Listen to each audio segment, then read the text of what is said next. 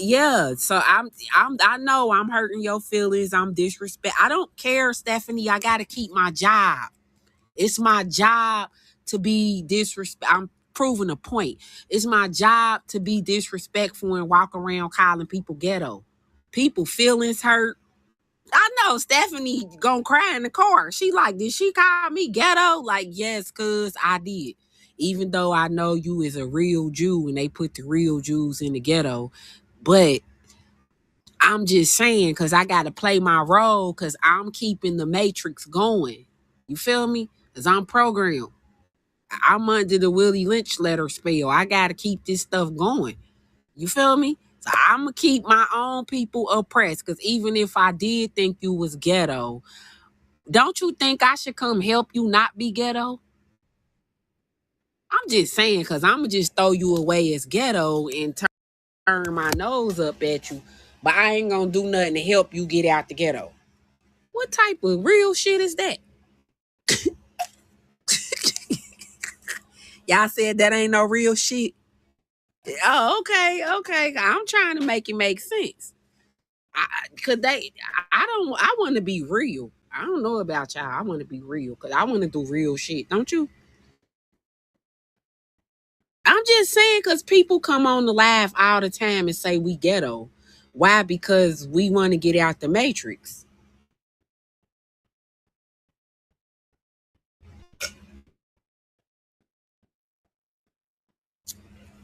We want to get out.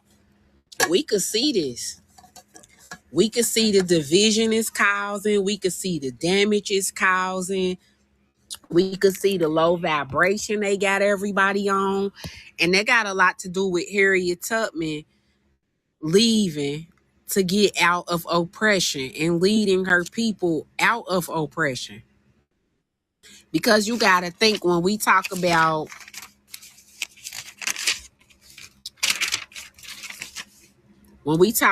Moses, because that was Harriet Tubman's name, Moses. Moses had a serpent.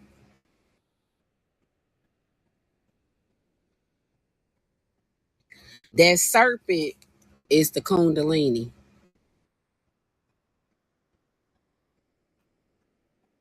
Okay, so Moses straightened out that Kundalini. So Moses was aligning chakras. Okay, Moses was being a Buddha, right? Because that's what the Buddha did. The Buddha was in the lotus flower. The lotus flower grows in the swamp like a lily. The lily grows in Mississippi and Louisiana. That's the state flower down there. That's not a coincidence. That's not a coincidence. Then you got the Buddha, right? So the Buddha is the enlightener. The Buddha is the one that raises above, comes out the murky water, right? Yeah, the Buddha, the serpent, Naga serpent, the enlightener. Yeah, yeah, the serpent that rises. Yeah, okay, Moses. Okay, so now we are Moses. We are raising our frequency, we raising our vibration, we're raising our kundalini energy, we're aligning our chakras, we're meditating, we're finding peace within, right? That's what Moses did. That's how Moses left oppression because Moses was going up into the mountains.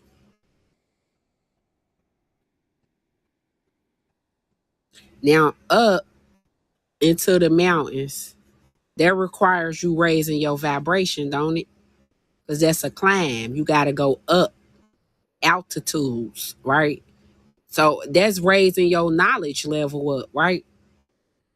I mean, for real, that's up. That's getting into the mountains. Some people could go up higher in the mountains than other people. It depends on how often you climb in the mountains. I know Marcus be climbing up in mountains, so I'm gonna tell y'all something about Marcus. Let's just say we went hiking with Marcus, and Marcus, the type of guy, he probably out here climbing Mount Everest every weekend. You know what I'm saying? Like this ain't nothing to him. You know this Mount Everest. And this us on the ground. You know, he climbed this out. This Marcus up there. He do this for fun. You know, me and you probably can't get up here. I'm just saying, cause me and you don't do this every weekend. Me and you ain't never been up here a day in our life. We would been broke our neck, cousin. We gonna be dangling off the little mountain and stuff. We gonna be scared for. We scared of everything on the mountain. We don't know what's on this mountain, cause we're not practicing climbing this mountain. So this is how when you raise your frequency and raise your vibration, you gotta do it all the time. You gotta climb the mountain all the time in order to stay on top of the mountain. You feel what I'm saying? You can't be down here telling people what, because this is what people be doing. This people in the chat, people be in the chat like, no, it ain't. You up here somewhere looking at some shit. No, it ain't. You can't even see from, you can't, you down there. How you gonna tell me and I'm up here what I see? And I'm up here talking to somebody on a higher mountain because they see stuff from a different perspective. They up here. They up here telling me what's up there. I'm telling you what's up there. You down here on the ground talking about no, it ain't. Ain't never climbed the mountain a day in your life, but you gonna tell me what's not up there. This is some people, for real, y'all. Y'all gotta think about this. People ain't never went nowhere in their life and be trying to tell you what's up there. And these people will have you afraid to climb this mountain. Yes, because they down there. Look at them. Don't go up there. He don't know what he talking about. Marcus up here like, come up here. Yeah, Stephanie up there telling Marcus to come up there and Dorian up there. I'm just saying, these levels to these mountains up here. But you got people down here ain't going nowhere in their life. No, it ain't. Matter of fact, it's a few of them down here because this a trend. It's a trend to stand down here and talk shit to the people that's getting out. This us getting out the matrix. And it's the people down on the ground talking stuff. Just no, it ain't. They don't want to look like us. They don't want to come with us. They don't want to do like us. No, we don't. We're trying to get out of there. We don't want to be down here. Yeah. We don't want to be down here. Okay. So now what we talking about though is Moses, aka Harriet Tubman. And we was talking about how she was the captain on the ship, right? And we also was talking about how she was connected to Nettie. Let me get to that so I could get ready to take me a break because I'm all this my knowledge. Look, y'all got me, y'all in my personal notebook right now. Look, I'm such a nerd, ain't I? I am such a nerd. I be doing this for real. I promise you. Let me, man. Ain't no telling what you gonna see in this. I'm just looking for just a piece of paper. Damn it. Okay, so man. But anyway, we're gonna use this piece of paper. So we got Harriet Tubman, right? And remember, I just was explaining how Harriet Tubman is connected to Mary, Queen of Scotland.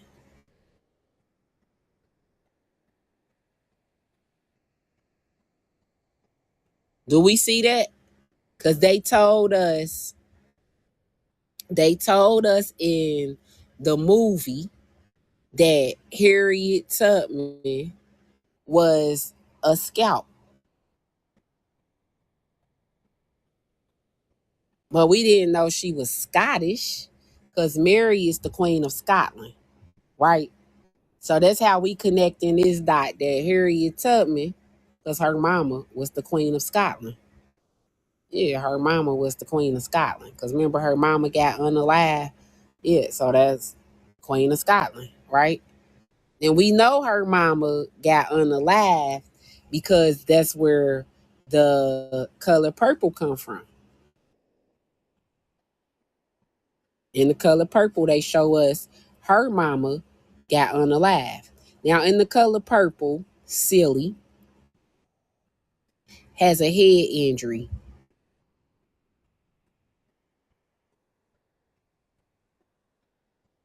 She got a head injury. And Harriet Tubman, she got a head injury. And then Harry Potter, she got a head injury. So she got the lightning bolt on her forehead here, the lightning bolt on her forehead here, and the lightning bolt on her forehead here. That ain't no coincidence.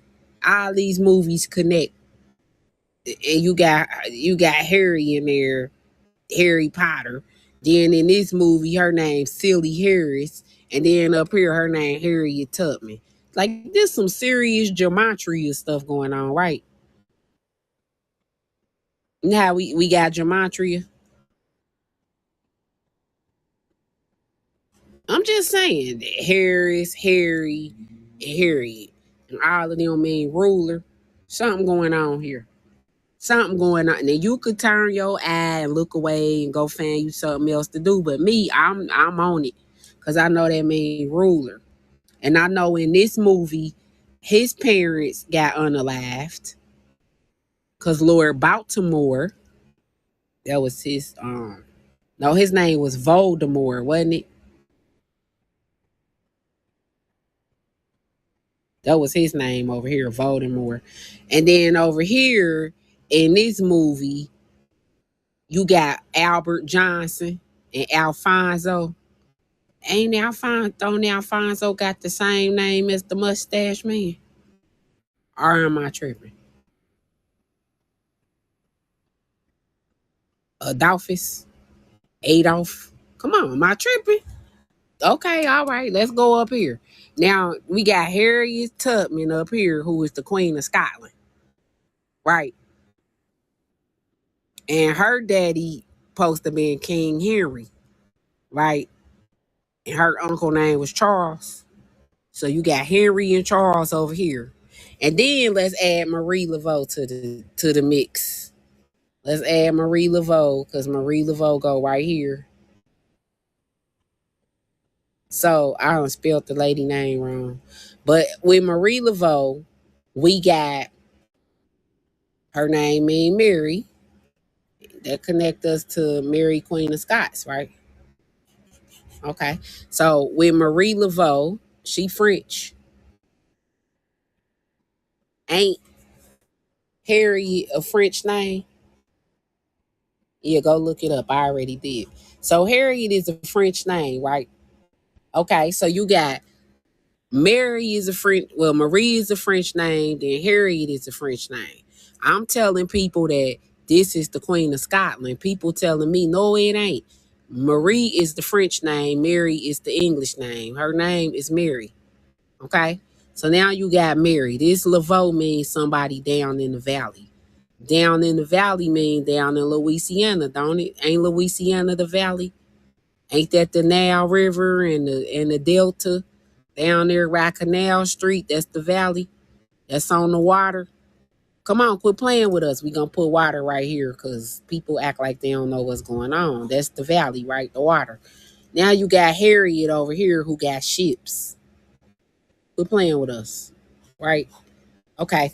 And so now you got Harriet Tubman, which was the ruler on the land. You got the Color Purple, which is connected to Carolina. And then you got Silly, who got the head injury. You got Harriet Tubman, who got the head injury. And you got, remember, she was having visions too. Harriet Tubman was having visions. Yeah, she was passing out having visions because she had narcolepsy. Yeah, so she was having visions and dreams and stuff. Narcolepsy, that's damn show dreams and visions. Right? Okay. And then you got down here, you got Silly, and then you got Marie Laveau, who is known as the Queen of Voodoo. Right? Okay, so is this connecting so far? Because Marie Laveau mama name is Catherine. Okay, Catherine. Her name Catherine Henry to be exact. Okay, so Catherine Henry mean Henry is also connected to Harriet, right? Because that means ruler on the land. So her mama was a ruler. Catherine was a ruler. Yeah, Catherine was a ruler right here. And she was French, and she was African, and she was Spanish. Yeah, Catherine right here. Katharina. Yeah, Katharina. All right, Katharina Henry. Yeah, that's her name, Katharina. Yeah. So we got, and guess who Katharina Henry was married to? We about to get real gangster for a little hot second. Can I have somebody throw some roses up there? We have to get a little gangster for a little second. Hopefully y'all could go with me to this gangster place I'm about to go. Hopefully y'all could go with me. I'm just gonna get a little gangster here, but hey, let's do it. So now we got Marie Laveau daddy, whose name is Charles. Now why we just talking about Carolina and Charles and how the color purple is made in the Carolinas, and we was talking about Charles, and we talked about the man who liberated Django name was Charles, right? Hey, this ain't no coincidence. His name was King Charles Schultz. He went over here and liberated. But remember when they went down here, he got unalived at the candy plantation, the Candyland plantation down here in Chickasaw, Mississippi. Right on the movie, you say Dr. Schultz, King Dr. Schultz got unalived down here at the Candyland plantation. Okay, where them the homies at. But anyway,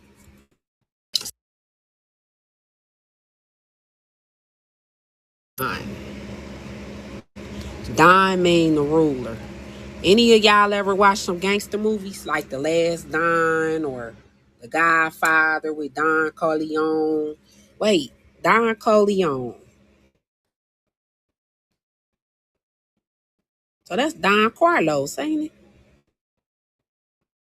That's Don Carlos, Don Corleone. That mean Heart of a Lion, right?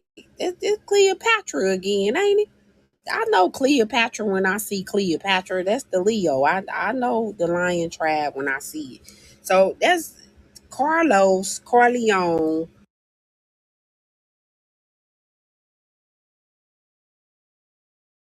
Father, doggone it. I seen the Godfather because he was at his daddy funeral. Don Adelini.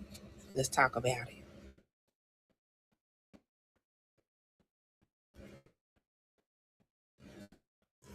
Adelini. Ain't that connected to Antony? Ain't that connected to Don Antonius?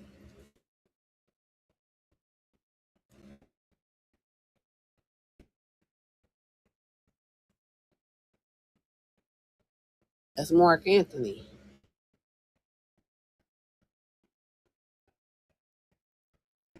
right? Antonius, Anthony, Don, Mark, Antonius, Anthony. So that's connecting directly to who we would call,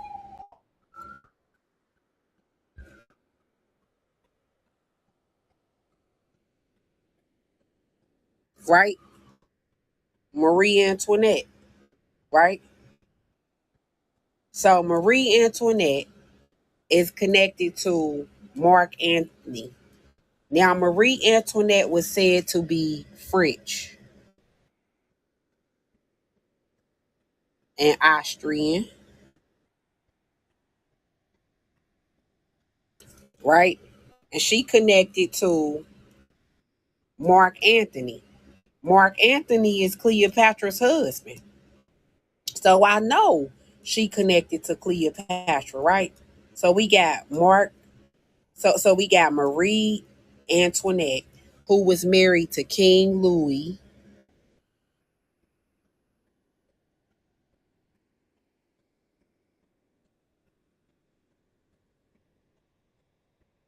how you what?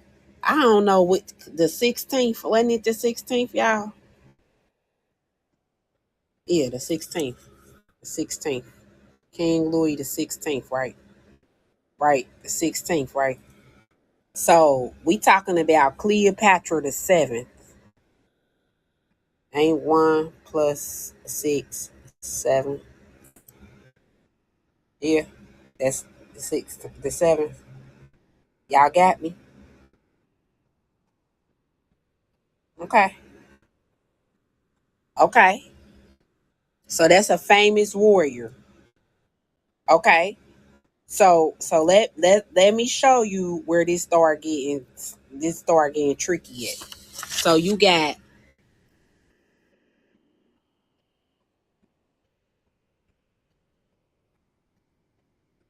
Lincoln, right? Lincoln is the what is the 16th president? The 7th. You got Washington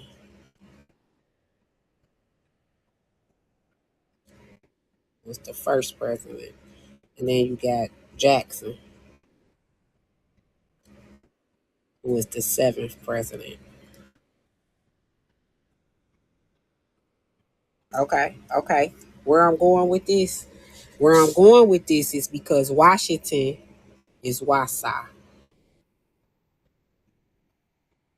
Them carpenters. That's them the Akan people. That's an African tribe. Akan go back to what?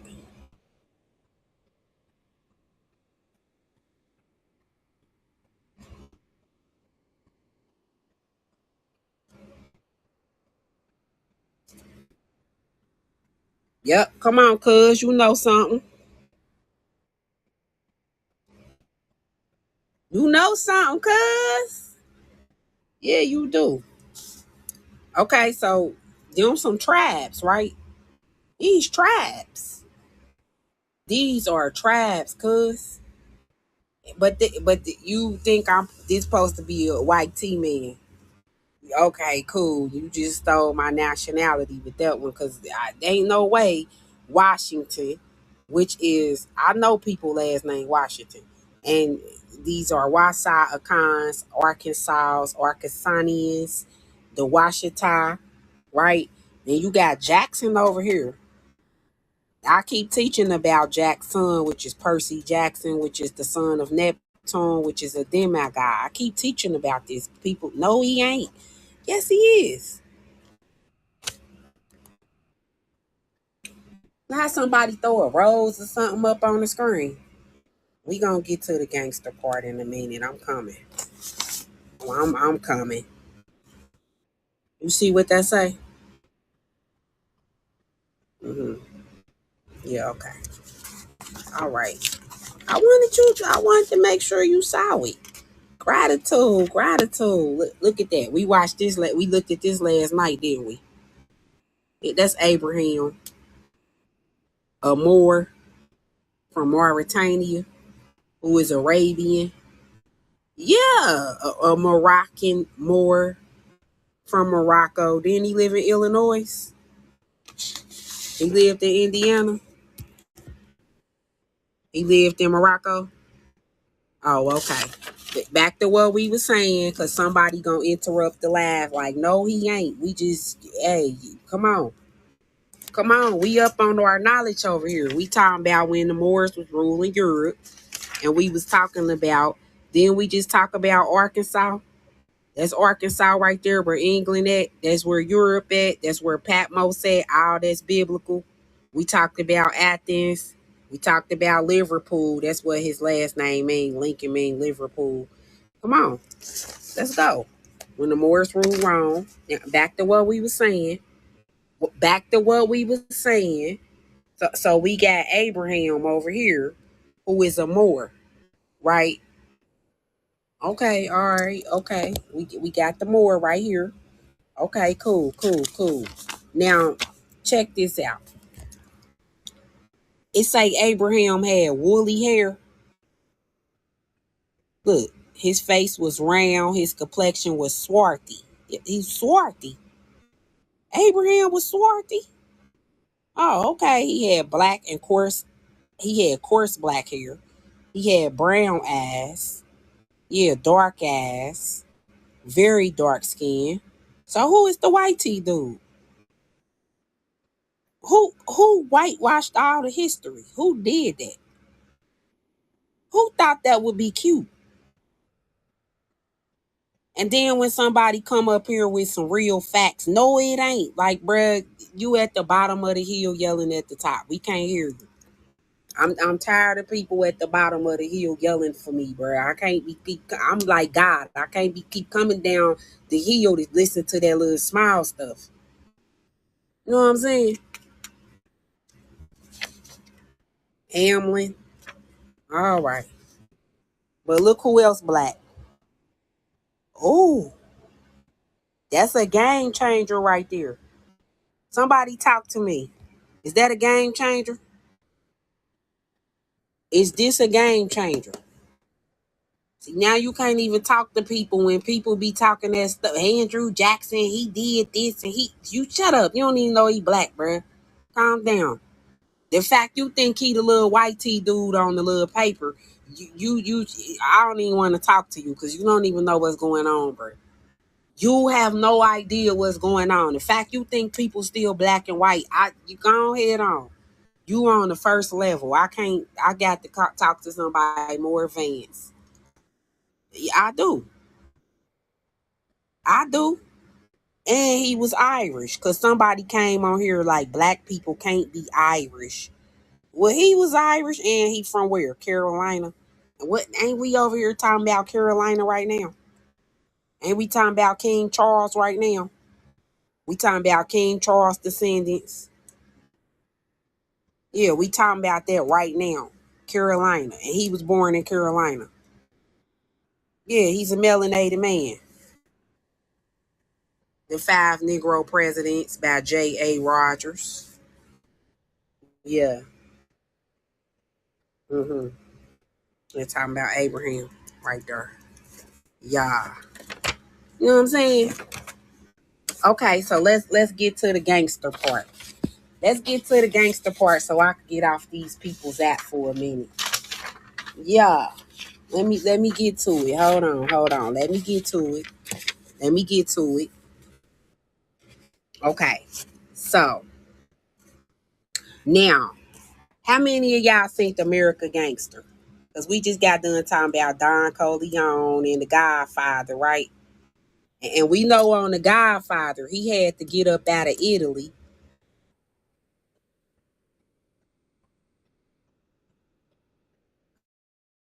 All right. He had to get up out of there. I mean, I don't know about you, but I had watched the Frank Lucas movie and I watched the Bumpy Johnson movie. I watched both of them. Yeah, because somebody lying. But anyway, on the American Gangster movie, that's about Bumpy Johnson, right? I mean, on American Gangster movie, that's about Frank Lucas, right? What's his name? Frank. Ain't we talking about Anne Frank? We talking about the Franks as the Germanic tribe. We talking about the Franks as in the free people. The Franks. What the man name is again? Because now people gonna get on here and be like, he was a snitch and he was, bruh, his name was Frank. You could do all that small talk on the ground, bruh. His name is Frank. I'm trying to have a deeper conversation here. I'm deeper with it. You on the surface with it, talking about who is who. I am going past that, bruh. Now, anyway, you said the man name was Frank. Okay, all right.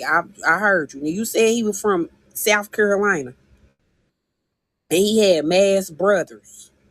So he came from Sparta and they had to get up out of here, right? Because the war jumped off down here, right?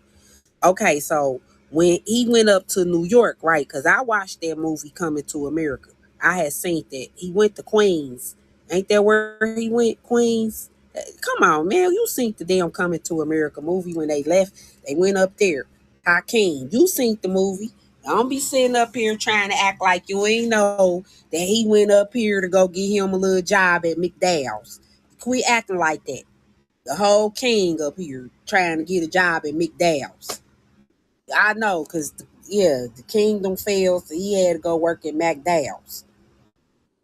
Yeah, I know. He was a goat herder, but he out here with goats and shit like King David. Now he got to go up here and work at McDowell's. Okay, but anyway, so yeah, he had to on some Anne Frank, cause then Anne Frank and them had to go to the ghetto too. Yeah, they was living in the little raunchy apartment in Queens. Y'all remember that? The little body outline upstairs and the rats and roaches and stuff. Remember, he was like, I need to look real poor.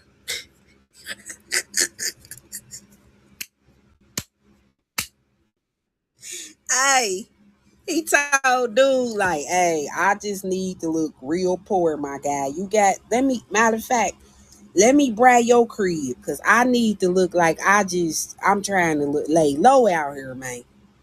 Yeah, I don't need nobody knowing who I am. I'm trying to blend in. You feel me? They gonna mess around and know I'm the king, brother. I'm just trying to, look raggedy. Just let me borrow your raggedy stuff, please. I'm just saying, we up here asking people, can we use your raggedy shit? We trying to blend in. Cause they is looking for nobility. They is out here doing stuff to the people that's noble and I got here. Let me get rid of this stuff.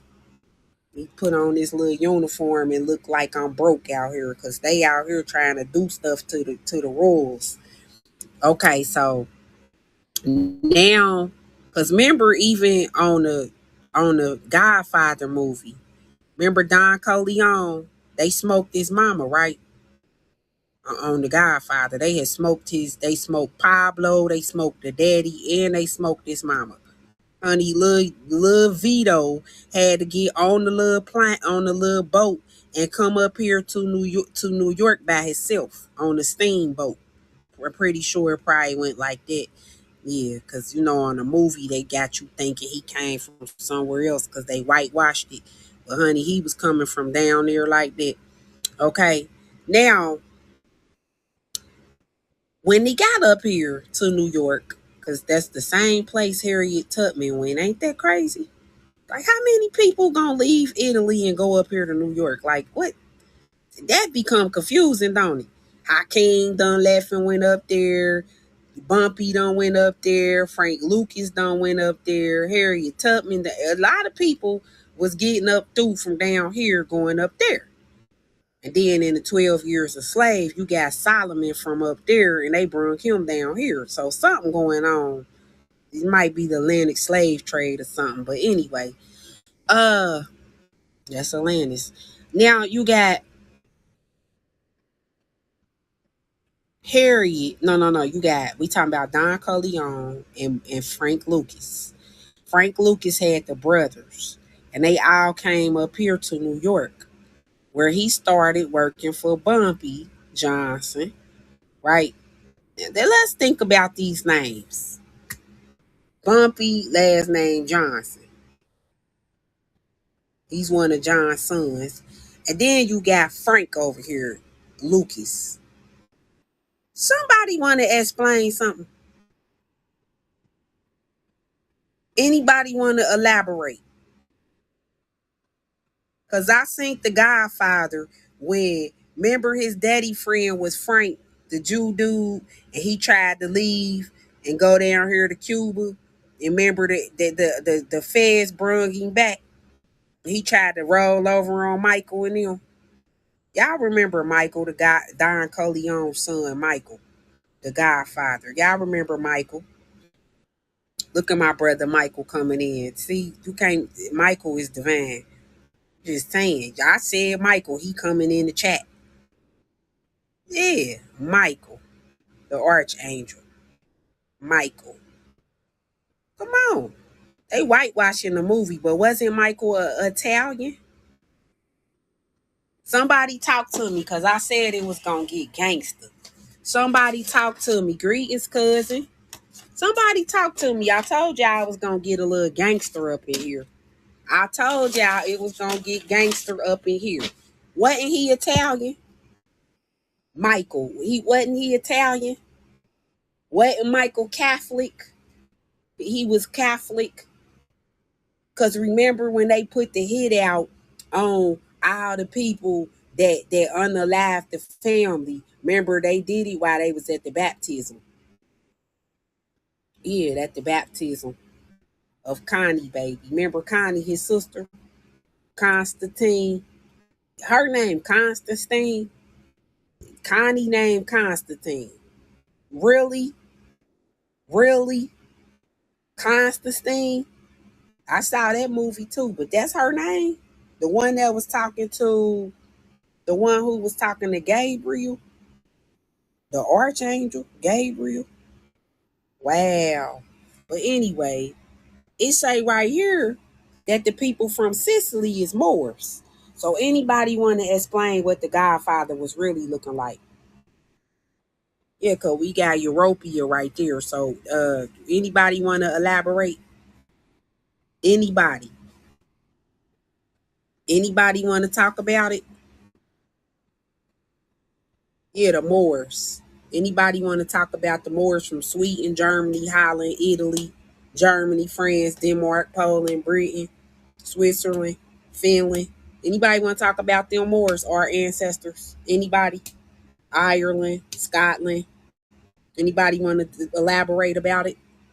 Yeah, because when I say we them people, no, we not. No, we ain't. Like, bruh, yes, we are. I'm Sicily. Yeah, baby, I'm Greek. I'm Roman. Baby, I am those nationalities. I am. I am. I am. I don't know what this more is. I don't know what that is, cuz I don't know what that is. But I'm just letting you know I come from Grenada, which is in Mississippi. And that's where the fall happened at in Mississippi, because you got the Civil War that was jumping off. Yeah.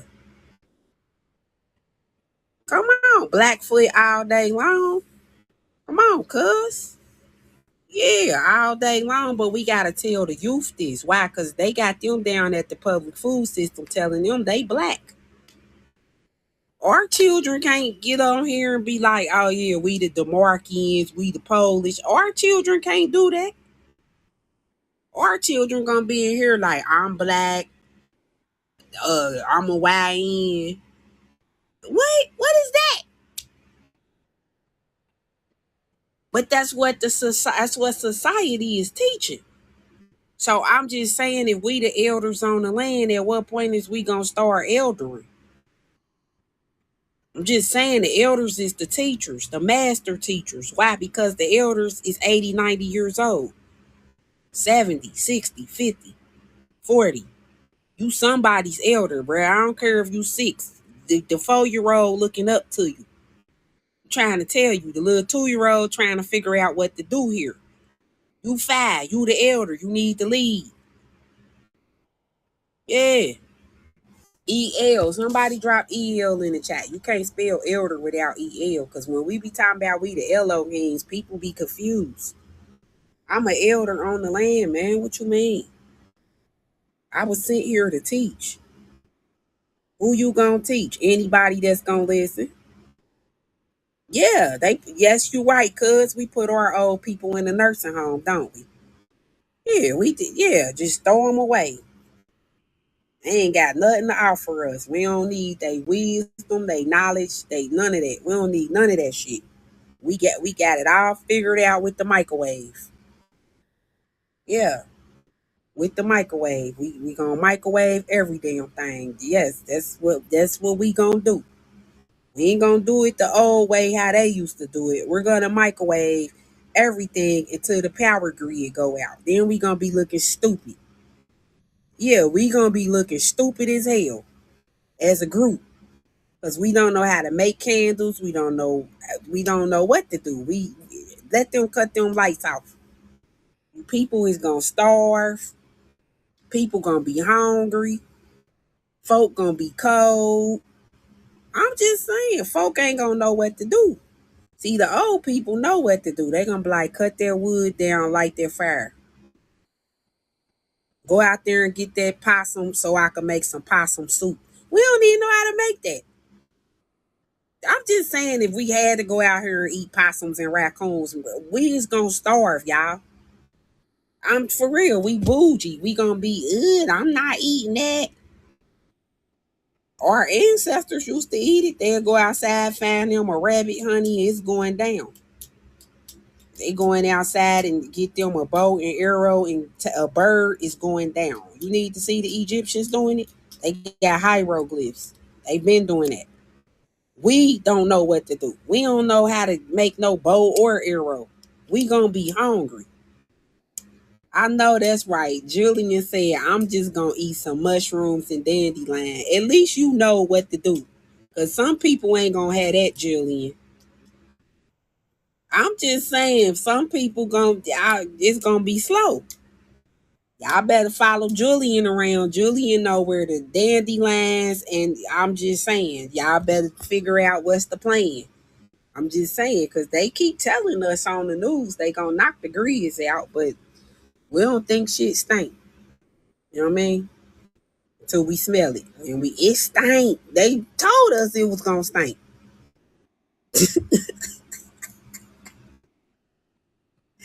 Yeah. Look at people going vegan on me. I'm not eating no squirrel. Okay, cuz I'm just saying, if the grocery store shut down and a natural catastrophe happened, bruh, if a rabbit jumped by, I'm telling you, we gonna be out here arguing over who gonna eat that rabbit. And I'm a vegetarian. I'm not vegan, but I'm vegetarian. I don't eat meat, so I'm gonna be out there arguing too. I am. I'm trying to tell you. You don't hear me talking about the weapons. You don't hear me with the crystals. I got crystals. I ain't tripping. I ain't tripping. I got me some obsidian. I got some flint.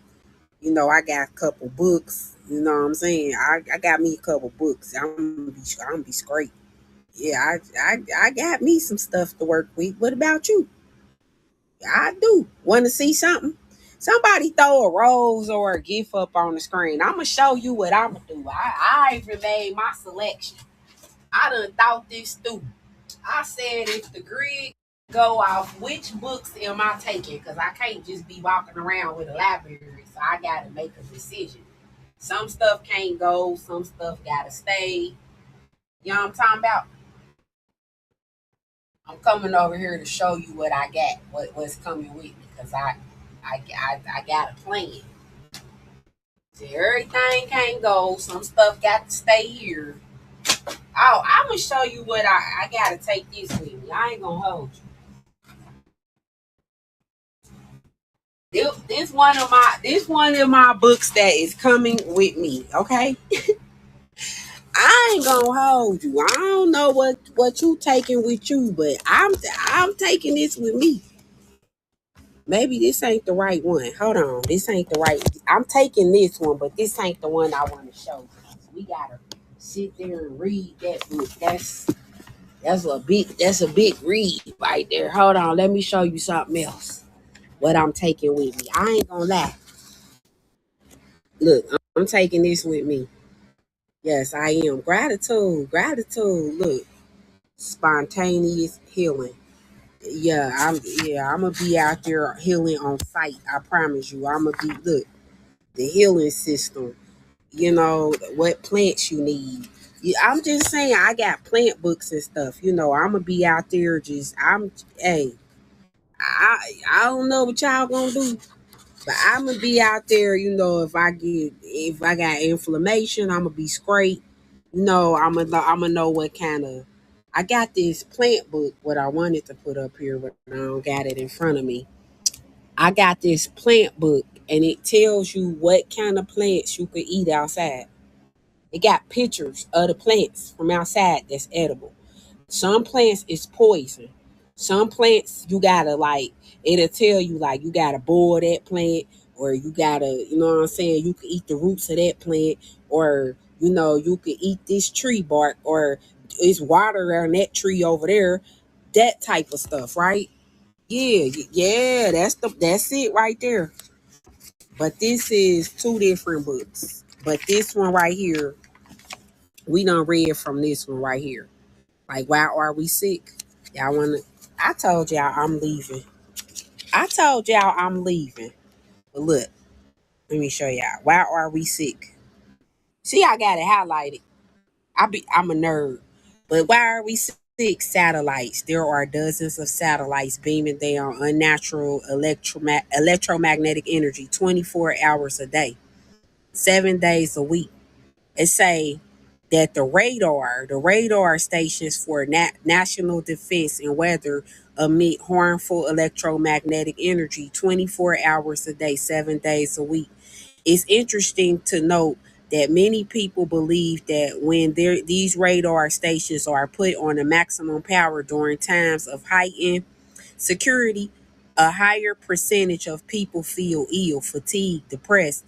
There is also a suggestion that those living close to these powerful radar towers have a higher chance of getting cancer, depression, and fatigue. That's real. That's real. That's so real. Why are we sick? Radar. Why are we sick? Cell phone towers. These towers push out powerful energy waves on a consistent basis. Cell phones. When cell phones is turned on, it produces power for unnatural electromagnetic energy as well as drawing in all the cell phone tower energy. If the cell phone is within a few feet of you, you are being affected. The high tension power lines. These lines produce powerful amounts of negative energy affecting all living things in a large area around them. Electric wiring.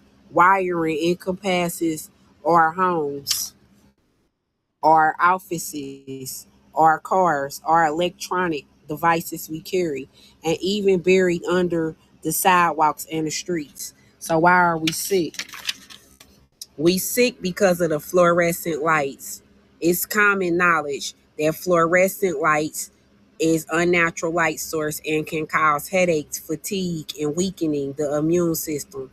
They are also emit large doses negative electromagnetic energy. Microwave ovens. The microwaves generate in these devices the electromagnetic structure of whatever is in the oven into the unnatural negative life draining product. These devices also can leak energy adversely affecting those around it. Other people. Other people. Every person emits electromagnetic energy. No, they don't. I said that earlier, didn't I? I said our electromagnetic frequencies can make other people sick. One people in the chat, no, it don't. Like, oh my goodness. Then I was like, take a look in the book. They said we too conscious to read a book. We too spiritual to read a book. All right. That's why you don't know you making people sick. There are positive and negative ions. Positively, gratitude. Positively charged ions have the health enhancing effect on the body. Running water such as steam, waterfalls, crashing waves of ocean emit large amounts of emits then wonderful negative ions. This is why most people wait a minute. This is why most people feel so much better when they are in these areas. Conversely, the wind blowing through all the tall buildings in cities and electric dryer emits harmful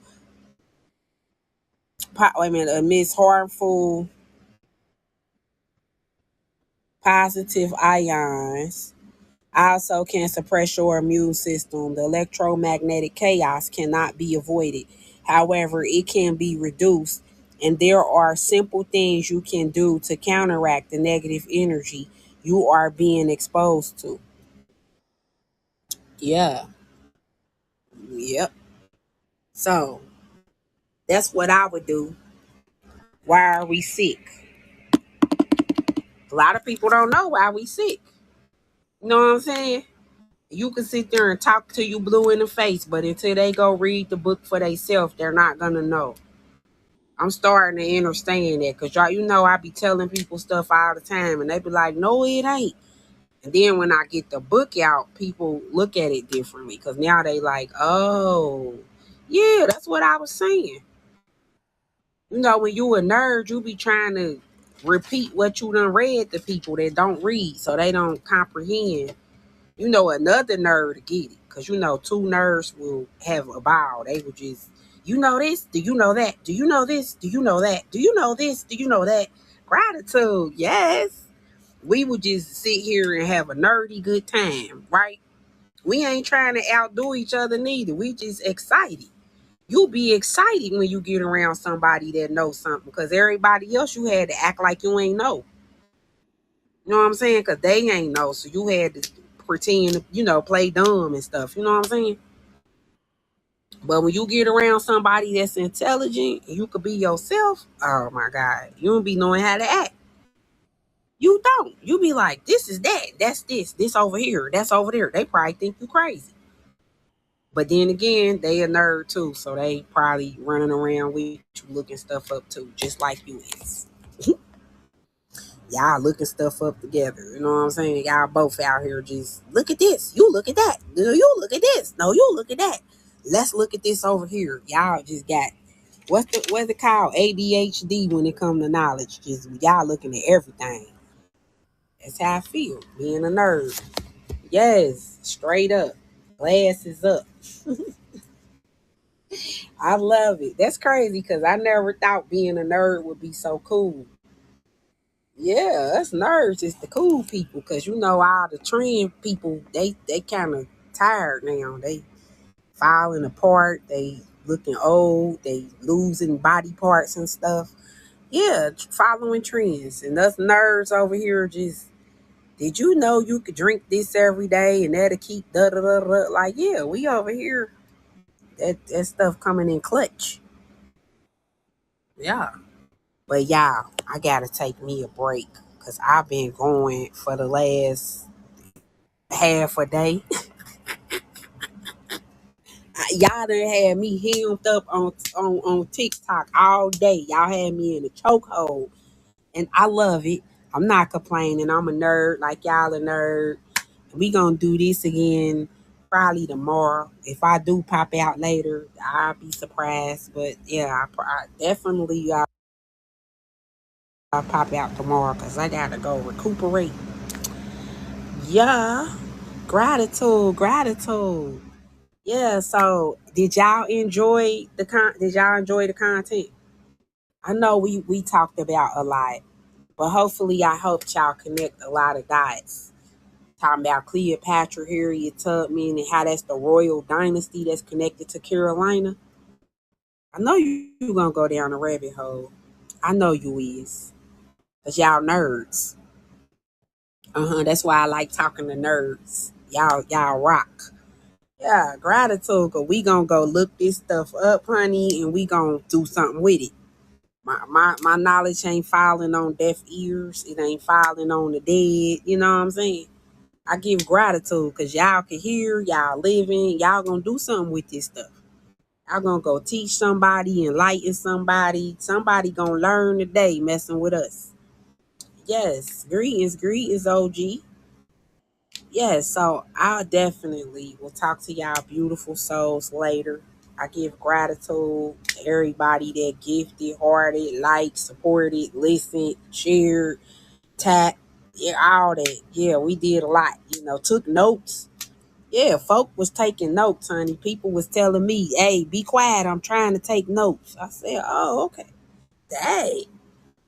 You was listening that hard. You told me to be quiet. I heard you. You okay? That you was all in. I love that. You got it. Yeah. I need to take notes. I need to write this down. I need to screenshot that. I need to look that up. Yeah, people gonna be up watching movies and some more stuff. I love that. Okay, so I'm definitely about to cut the button off and I'm gonna talk to y'all later. All right, y'all.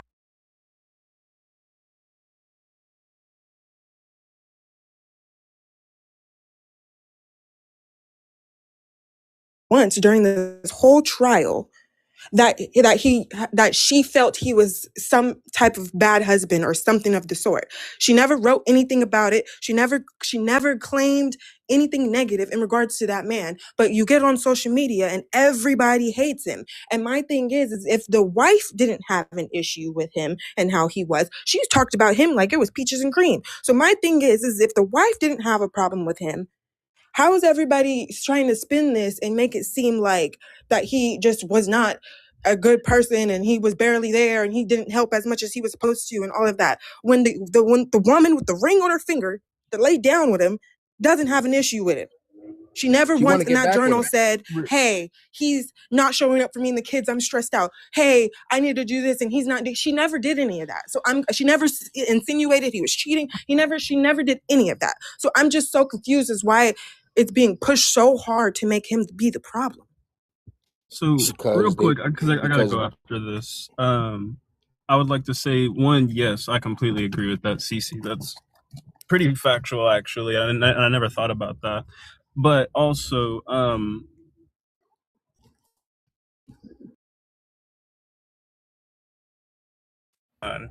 when do you ask that about Lindsay? You know what I'm saying? When she took herself out of that hospital knowing she was having those thoughts and feelings, you know what I'm saying? Is that not just damn near saying I'd rather kill my kids than be away from them? Because she knows that if she tells her doctors that, which she didn't, that they'd put on her 72-hour hold. But she didn't tell them that because she knew she'd be taken away from her kids. So it's obvious she has some sort of hold. She has some sort of hold on her kids to where she doesn't want to be taken away from them. And we can see where that's led to. Her wanting to be with her kids, even though she has these feelings, has caused her to kill them. And even if that is psychosis, I believe when you've been given so many chances, so many opportunities, because you can say like her doctors messed with her and fucked her up. I can agree the couple that she had didn't do her right, but she was doc hopping. You stay with one doctor and you figure it out. If you doc hop, the same shit's gonna happen over and over again. You know what I'm saying? But I'm gonna be real. I'm not tripping off of her going like doctor hopping due to the fact that the original first doctor that she got, that went on, the first one that she got is the main issue. That lady didn't know. That lady didn't know what she was talking about, what she was doing. She was only, mind you, she only had her license for 4 months at the time of her even getting Lindsay as a client. So she was just doing a bunch of nonsense. Giving 32 prescriptions in 4 months is insane. So I'll be honest, the start of this is Dr. Tufts or whatever her name is. She's a Looney Tunes. No, I can listen. Can I just say something real quick? But yeah, I gotta go. Can I just say something quick? Yeah, I'm about to leave. I was saying, but yeah, the main point is when is it her fault? When does she become the one who's at fault and becomes guilty without insanity? Because obviously she isn't fucking trying to get help. I don't know. But yeah, that's all from me. Thank y'all for letting me up here. All right, thank you for coming up. You too. Did Alexis get a chance to go? Oh, they're gone. I just wanted to say, to that doctor thing, y'all gotta understand, they gave her the medicine. When they checked her system, she didn't have none of the medicines in her system. That means she wasn't taking them. So you can't put that on the doctor. I could see if she had them 32 prescriptions and all of that, and she had them all in her system, she still bugged out. That's different. When they pumped her stomach and they checked her blood, she had none of that, and she barely had a Tylenol in her system. She had like with some mood. Are you talking about the day of what happened? Yeah, that's different, bro. No, okay, that's different. The reason why that doctor was brought up is because she's what led to the day what happened, is what I'm saying. So that's why we're focused on the doctor. We're not talking about the day of and her having pills and that being an issue. The pills that she was received over the course of 4 months is what led her to that day, is what we're saying. But and I'm saying the pills, and I'm saying those the doctor. Pills that was given to her for just 4 months ago. Listen, what I'm saying, them pills that they gave her just 4 months ago would have been in her system. Do you not know how drugs work? They literally can test your blood for this shit. But the thing you know, is, listen. You know if they pull your hair, even if you smoke like weed, they'll pull your hair and it's in your hair for Yes, 6 we all months. know this. We all know So this. what you Yeah. makes But So what what makes have you you I'm watched think it? what makes Have you you watched it every so day? yeah, I watched it. What makes you Every single think day? medicine? Yes, I've watched it. What makes you think the Mm, medicine is not going to be in her system from just 4 months? It's not a year. I can see if it was a year ago, then that's different. The medicine, they won't find it. But just 4 months, they would have found some of that medicine in her system if I she was get what you're taking it. trying to So say, you but you're can't blame the phrasing. I get doctor. what you're trying to say, but you're phrasing it wrong. What he's trying to say is she had, and also to add to it is, and I'm not defending the doctor because the doctor is wrong, but Lindsay needs accountability in this section as well, right? The doctor prescribed her pills for what she told them, right? All right, cool. She was prescribed the pills, she got the pills, and she ended up taking 7 out of 30. Then she went back to the doctor and said that it's not doing what it's supposed to do or whatever, I'm not feeling the effects. Keep in mind, the doctor told her you have to get like 4 to 6 to 8 weeks, something like that. I know at least 6 weeks. 4 to 6 weeks for you to start feeling anything, for it to kick in, for it to do what it's supposed to do. And instead of doing that, Lindsay told her, yes, I've been doing that. I've been, religious to taking the pills, to following the instructions, which is false. So the doctor prescribed her more and said, up the dose. Because you're not feeling anything, all right, up the dose a little bit more. And she prescribed her more pills and different pills. Lindsay again did not do what she was supposed to do or follow the instructions thoroughly, right? And then she started doctor hopping and going to other doctors and getting other stuff prescribed, all while not following the instructions. And if you guys are going to go by the she's a nurse, whatever argument, if she's a nurse, she should know that the medicine's not going to kick in after 1 week like that. Like, agreed. it's not exactly. So as much as the doctors did mess up, she needs to hold some accountability there because she was not truthful with regarding her symptoms. They even asked her, "Are you having any homicidal thoughts to anyone else other than yourself?" Right? And she lied and said no. Why? Because she didn't want her kids to be taken away. But if she was honest, they could have probably prescribed her something else, probably give her a higher dosage or something, right? But she lied, and the reason why all of that was in her system in regards to what you were saying on the day off is because she crushed the pills and took and put them in lemonade and drank it and whatever. That's why on the day all those specific things were in her system. But regarding before that, she wasn't following the instructions. So you cannot blame the doctors for that. If I go to the doctors and said I'm having a headache when I'm feeling something in my foot and it's probably cancer in my toe or something, they're going to prescribe something for my head and obviously I'm going to die to the cancer in my foot because I lied to them. I can't blame them for that.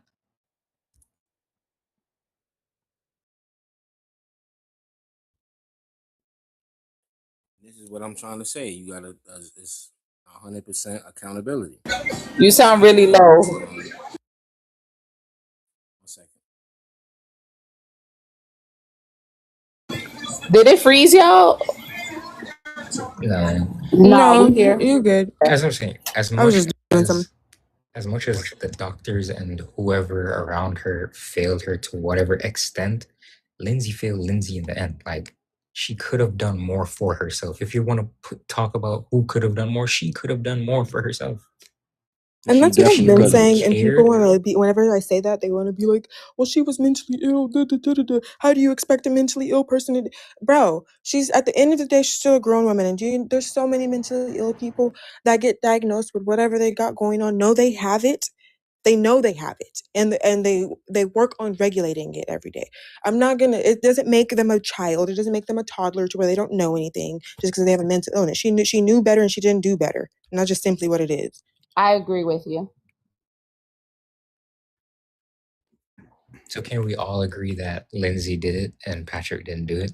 Patrick shouldn't be in jail. Patrick shouldn't be slandered. Patrick shouldn't take any accountability. Not at all. GG's, bro.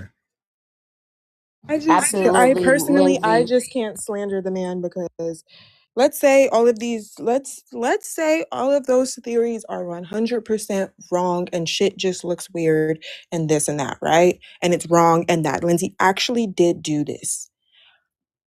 I just cannot get on the side of blaming him because if there's even that little bit of chance that he had absolutely no parts in it, he lost 3 kids. So now not only did I lose 3 kids and my wife and have to move on, I now am walking about in the world because this trial just went on and everybody is insinuating that I did something to my own children. Like, you get what I'm saying? I just feel like that slight chance that it really wasn't him and it was her. I feel like that's fucked up.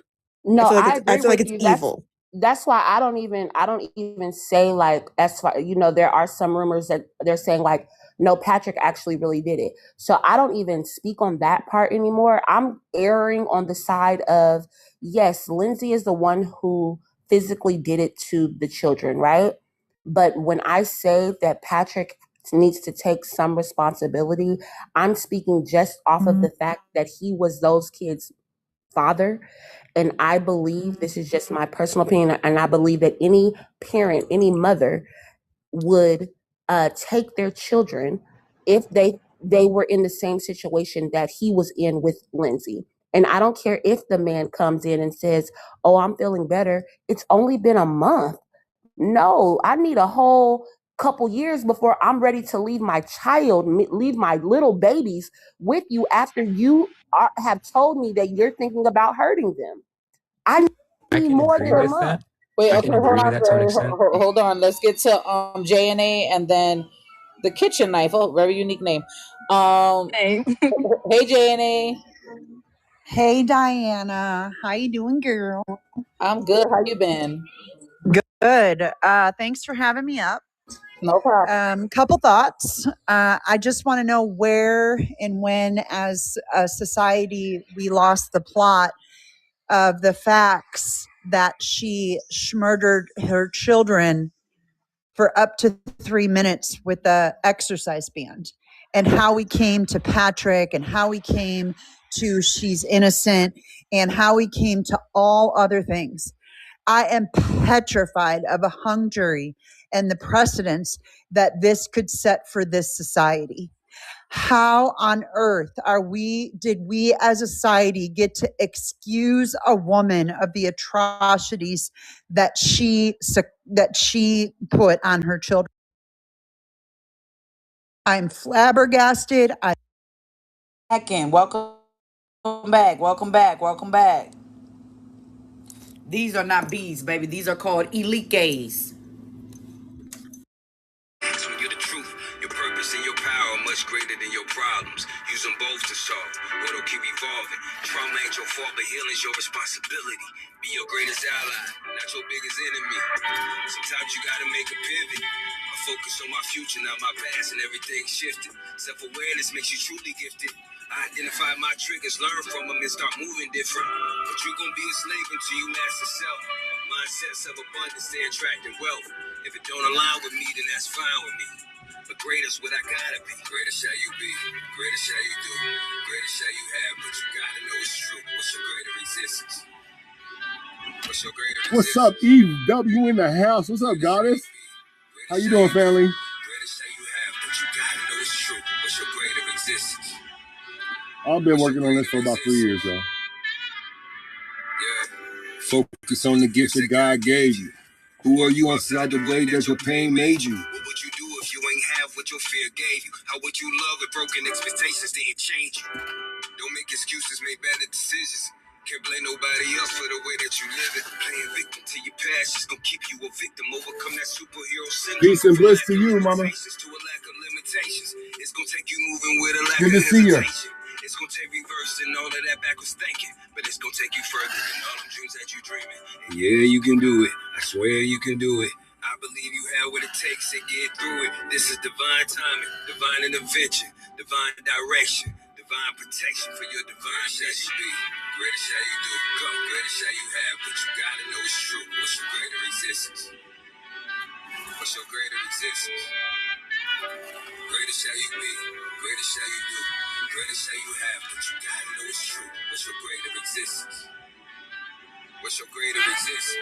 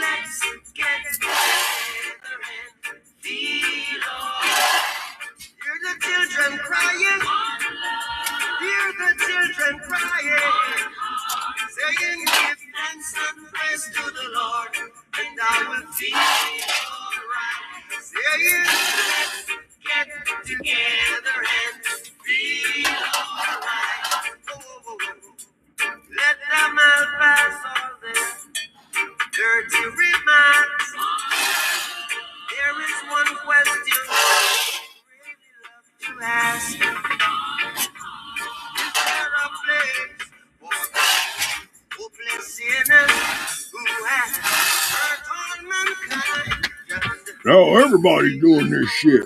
Now everybody's trolling shit. Robin Hood. Not all kinfolk, Robin Hood. We just enjoying life. The problem is you came in here to say that. That is a problem. That you come in here with negative energy, worried about what somebody's doing, having a good old time. Robin Hood. What the fuck? Where's your mindset when y'all do that to people's rooms?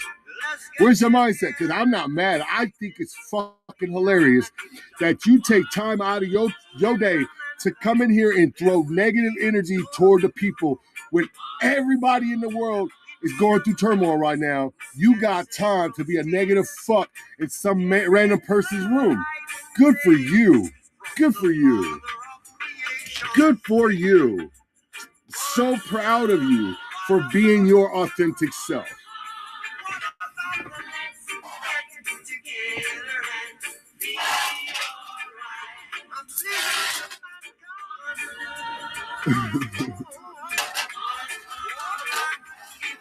What's up, Dick? How you doing?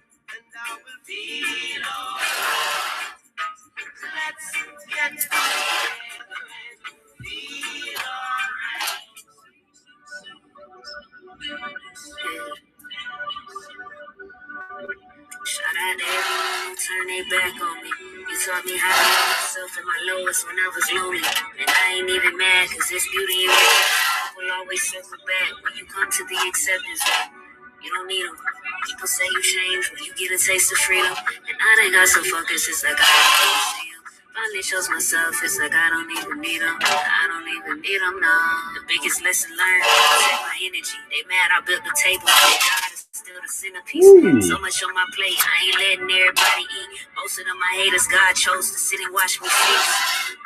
See, it's funny how the tables turn. Watching all of these bridges burn. I let the tears just water all of my lesson learned and never let the way somebody determine my worth. What's happening, Corleone? Yes, the beads on the wrist. You're right. It's the beads. Only show support when it's beneficial. But I've been moving in this place like it's residential. You don't need validation when you choose yourself. You can't build with everybody. Robin Hood's funny. Yeah, that just not funny. What you consider funny is not funny. I've been speaking truth that'll change them. Words carry way better, save them. Words carry way better. See, I don't even trip about it. I love people with an open hand.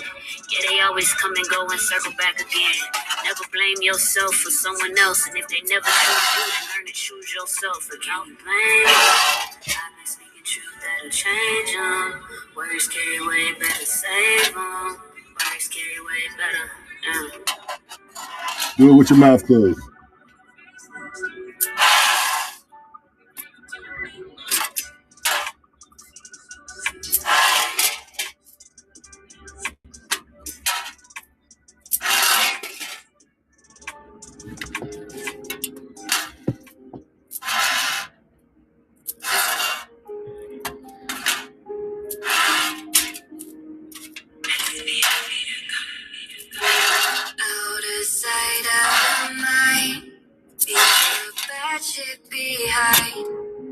Meditate, clear my mind.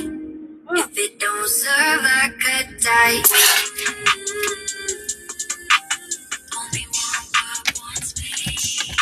Janice mine. Now plug my nose. See, all of I got it. Let's see. Let's have a guess real quick, y'all. The All-American Honeybee. I'm guessing we didn't learn about air in school? I guess we did. So you're not doing telekinesis? So come on here and show me that you can do the same exact thing. My boy, pick up a brick with air. Pick up a brick right now without your hands. You know that takes training, right?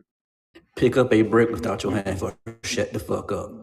Stop trying to act like you're doing magic, you Listen to dumbass. yourself. Nigga. Somebody hurt you, bro, in life. Somebody hurt you in life, bro. You come on there. You took your time out of your day to come in there and be You negative. take to your somebody. time out your day to play with empty I'm foil. having fun though. I'm enjoying being up on my knees, which I have bad knees for playing basketball. So I would love being Oh, up. you enjoy being on your knees. You are a negative. You say you enjoy being on your knees? Go enjoy being Nigga, negative. that's gay. You say you enjoy being on your You knees? have every right to be negative. You like anywhere. sucking dick. You You faggot. hear yourself? You's a fucking faggot. Don't look this way, bro. Listen to yourself. Listen to yourself. Didn't you say you like being on your knees? Bro. Faggot. You hear yourself? Show your face to everybody. Let's everybody see this face. Oh shit, you can go on my profile and see my face. Yeah, you wouldn't show your face now though, right? Well, no, I got my work clothes on. I won't dare. I won't dare. You're do that. whack. I got my work clothes on. Her. Wow. Love on light, man. Love and light. Let's have another one real quick, y'all. Let's go.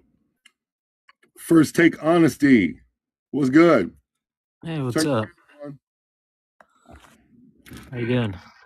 Turn your camera on. It doesn't let me turn my camera. Well, you can't be in here then. If you can't show your face talking shit, you're a coward. And that's the way it's going to be. Turn your camera on. Saluna.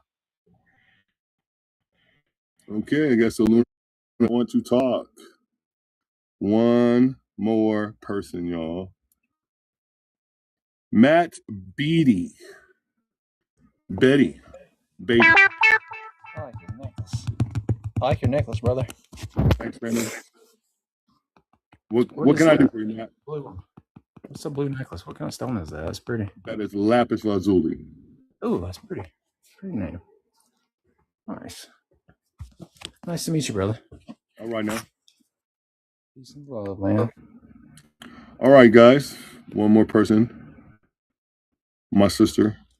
Real quick. Let's see what she got to say. I guess she just pushed that on accident. You ain't got to come in if you don't want to, sister. I was just saying, seeing what you had to put in there. All right, back to playing. Back to playing, y'all. Back to playing.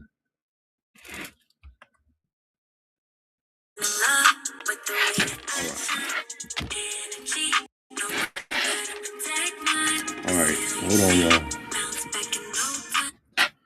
All right, I think we got another one here real quick. Hold on. Somebody coming in. Yellow. Turn on your camera. You probably can't, so. Yellow. Hello? Oh, wow. Yeah, the negative. Just, wow. TikTok ain't changed, though. It ain't changed. It ain't changed. It is not changed.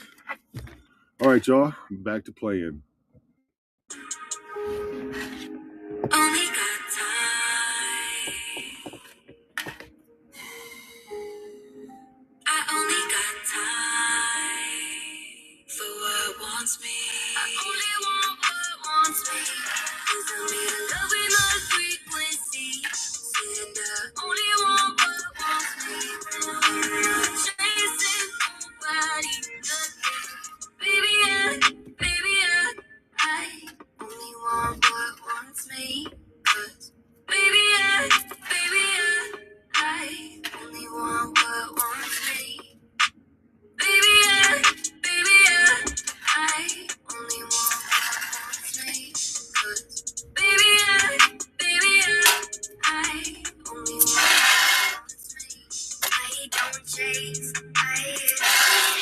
it's the things that hold me back. If it's not for me, I'm okay with that. I don't chase, I attract. Out of sight, out of mind. Leave the bad shit behind. I'ma meditate, clear my mind. If it don't serve, I cut ties. Stress I release. Keep my vibe, keep my peace. Keep it high energy. Only want what wants me. I only want what wants me. To the Only one but one me. Chasing nobody but me. Baby, I only want me. Baby, I only want me. I attract beneath the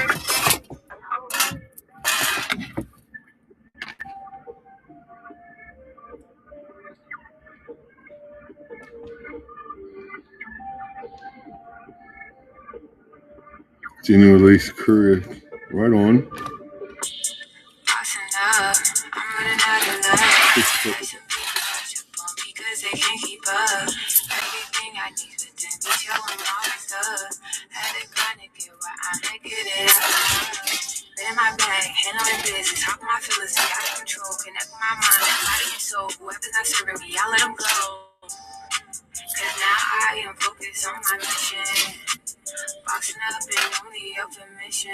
Bossing up, yeah, I'm bossing up. They've been wondering where I've been bossing up. Yeah, I'm bossing up, yeah, I'm bossing up. They've been wondering where I've been bossing up. Ain't no competing, that's me, straight from the streets, masterpiece, bossing up. By being me, I don't gotta play. The higher I go, the more it gets rough. You know that I'm tough, a flower that flourish, yeah, I don't know. I'm so abundant, used to be struggling, so now I'm adjusting. And to this new me, I started hustling and I will succeed. They can't beat me, but they can try. You ain't said shit, Patrick. Shut up. I'm just a vibe. Yeah, I'm in my head. I am darling.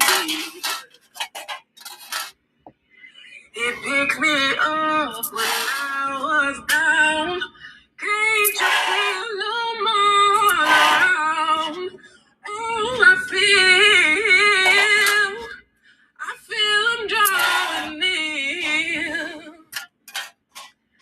Said he's a poet from my tongue. He's the moon in a rising sun. Oh, I feel him Drawing near. I bet you can. South Africa in the house. It ain't no flower without a little rain. Oh, I feel Wow. None of it. I am drawing near.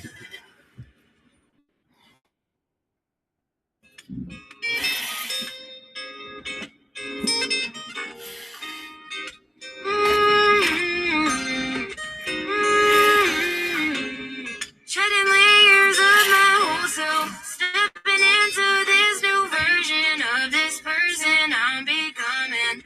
I'm growing out of the patterns we're born into. Time for me to start something that I choose. That's what I choose. You doing it all, GS Chi. What I choose. What I choose. Waking up and feeling grateful. Used to dream about this version of my life that I'm creating. Memories that I've been making with all of my friends. Late LA nights, all the places we've been. Finding the joy, even when things have been rough and it seems like no win. That's what I choose. What I choose. What I choose. What I choose. Finding the good in the bad moments, even when it seems impossible. Finding the strength to go on and keep pushing through every obstacle. Having the faith that all of these lessons will make me unstoppable. Crafting my pain with stories and melodies, making them beautiful. That's what I choose. Thank you, guys. Lots of practice, mother. Do whatever you do. Hit my inbox. We'll talk.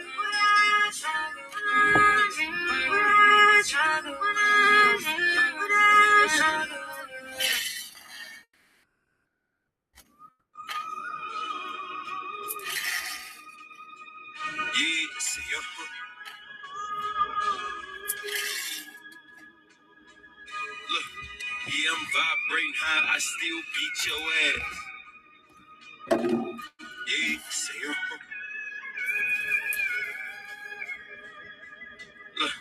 Look. Oh, now he vibrating high, he on some spiritual shit. He can't even fuck too much, cause this that spiritual dick. Burn some candles with some herbs, this that spiritual wick. When you know your words is power, this that spiritual speak. Accolades and head raps, this that spiritual fit. I'm divinely protected, I got a spiritual click. Manifested with my words, this that spiritual rich. He can't even fuck too much, cause this that spiritual dick. I know you don't take life serious, but it's really that deep. You better watch the words you say, your life exactly what you speak. And you are who you are based on the company you keep. Cleanliness is next to godliness, so wash my feet. I'm no longer human, I'm a god, I changed my living.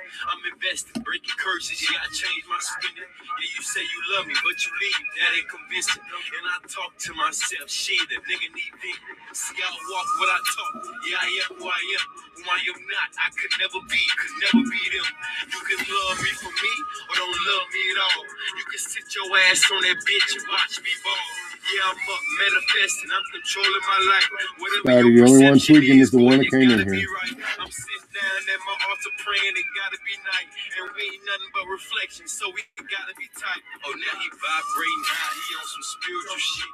He can't even fuck too much, cause this that spiritual dick. Burn some candles with some herbs, this that spiritual wick. When you know your words is power, this that spiritual speech. Accolades and head raps, this that spiritual fit. I'm divinely protected, I got a spiritual click. Manifested with my words, this that spiritual rich. He can't even This is fuck the too lyrics, much, cause y'all. it's that spiritual dick. It's that spiritual shit. Accolades and head raps, this that spiritual fit. I'm divinely protected, I got a spiritual click. He can't even fuck too much, cause it's that spiritual dick. It's that spiritual dick. Manifested with my words, it's that spiritual rich. Manifested with my words, it's that spiritual rich. Burn some candles with some herbs, it's that spiritual witch. When you know your words is power, it's that spiritual witch. Yeah. Manifested with my words, it's that spiritual witch. You can't even fuck too much, cause it's that spiritual witch. Yeah.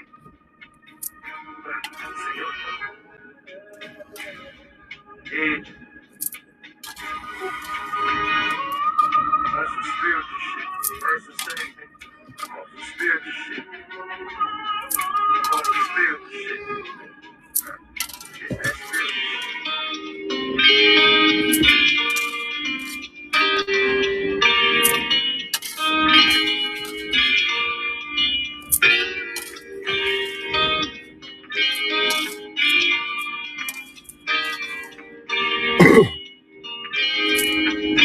Yeah, I woke up feeling grateful, thankful. Everything that I prayed for came so. I be feeling so grateful, got me feeling so grateful. Yeah, I woke up feeling grateful, thankful. Everything that I prayed for came so. I be feeling so grateful, got me feeling so grateful. Okay, I dream in color, but I live in moments. I see the world in stories, so I always told them. I think I always had a knack for love. Only thing is I ain't know it, but it's funny how it changed when you notice it. Or how you gotta let go to get a hold of it. Homie wrote a split up, feeling like I'm 6'1", even though I'm 5'8". It's a mind state, you know I'm 10 toes down for you.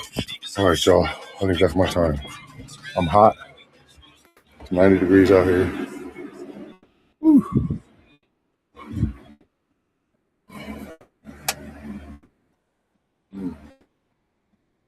What's up, y'all? Yeah, got my little training in for the day. Yeah. Who's all up in here? My Megan in here.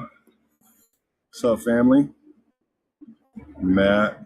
Oh man, he came in here. I'm sorry, buddy. He's still in here. That's what's up.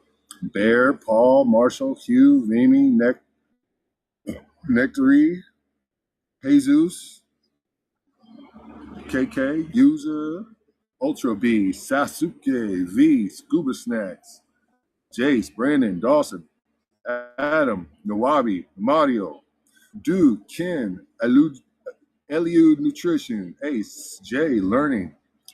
Don't know who that is. Joey, Cochita Mami, Billy Finley, Detroit Native, Run, Polo, Chicken Dust, Alina, Katrina, King, Matt, my sister Megan, and Elevated Warrior, the goddess herself. Love and light to y'all, man. I love every last one of you. I hope you all are doing amazing. Yes, I love going live. You know, saying I got a way to go live again, so you guys might see me more often.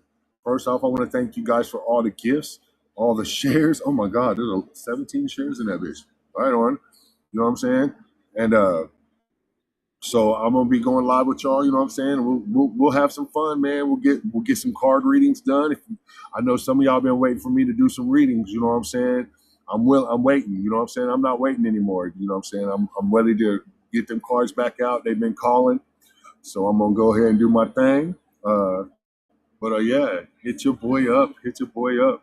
Hit your boy up. Hey, and y'all know that my readings don't cost. So you know what I'm saying? If you get a reading, it's gonna be free. If you donate, that's another thing. You know what I'm saying? But other than that, yeah, we're gonna do the thing.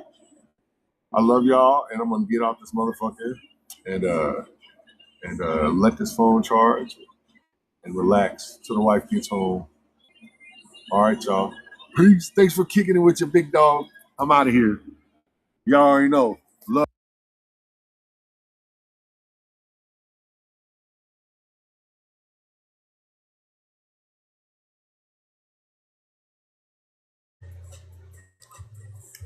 Yeah, I'm on stream too, James. What that's supposed to mean?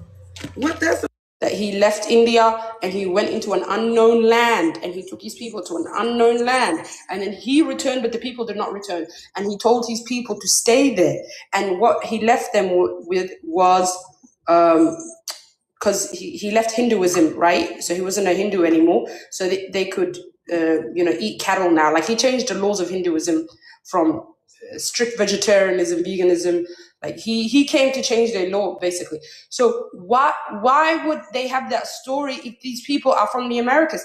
The Buddha, by the way, is not an old guy. He's not an ancient guy. He's a relatively modern guy in human history. So their story, it doesn't add up in iconography. It doesn't add up in structure. It doesn't add up in climate. It doesn't add up for their hair. Why would you have that hair in the Americas? How hot it is. It doesn't add up to the structures in the Americas. It doesn't add up to the food. They didn't even eat your people's food, bro.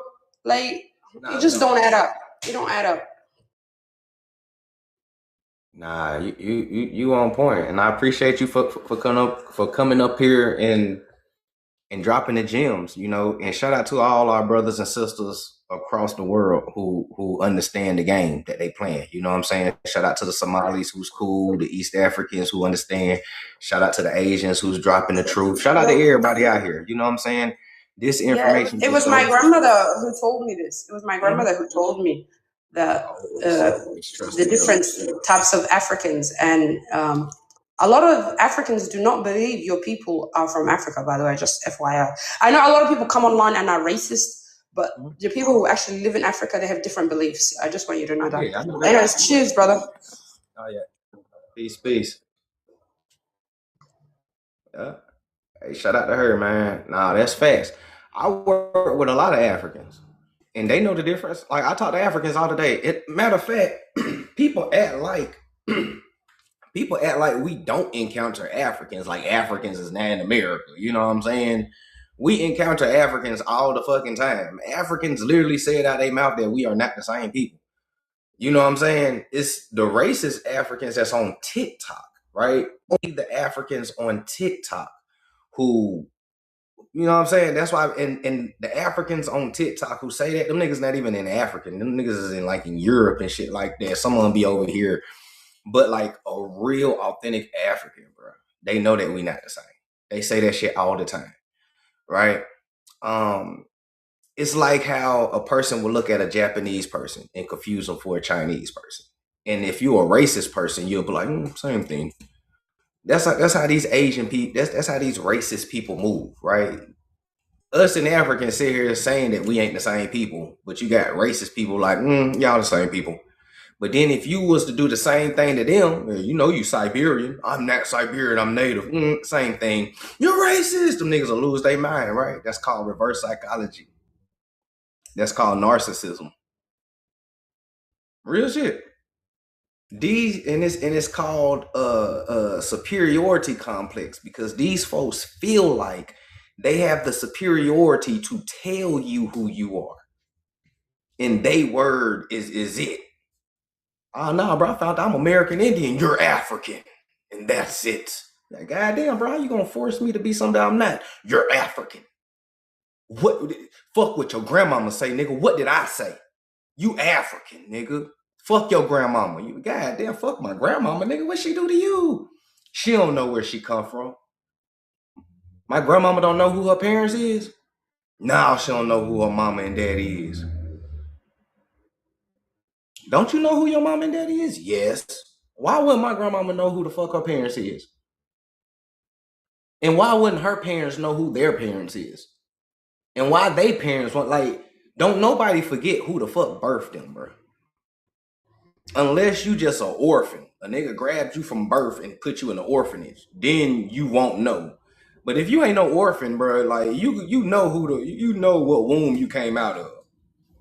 You dig what I'm saying? The problem with this shit, with the Pangoofies and the natives, they can't explain why do the native culture matches Siberian culture. And if the natives got over here 12 and 15,000 years ago, then who was already here 40 and 50,000 years ago building the pyramids and the temples, the apartment buildings, cultivated corn, squash, beans, hemp, tobacco? Because it wasn't them. And then we know that the pale skin and the straight hair recessive mutation gene mutated 6,000 years ago.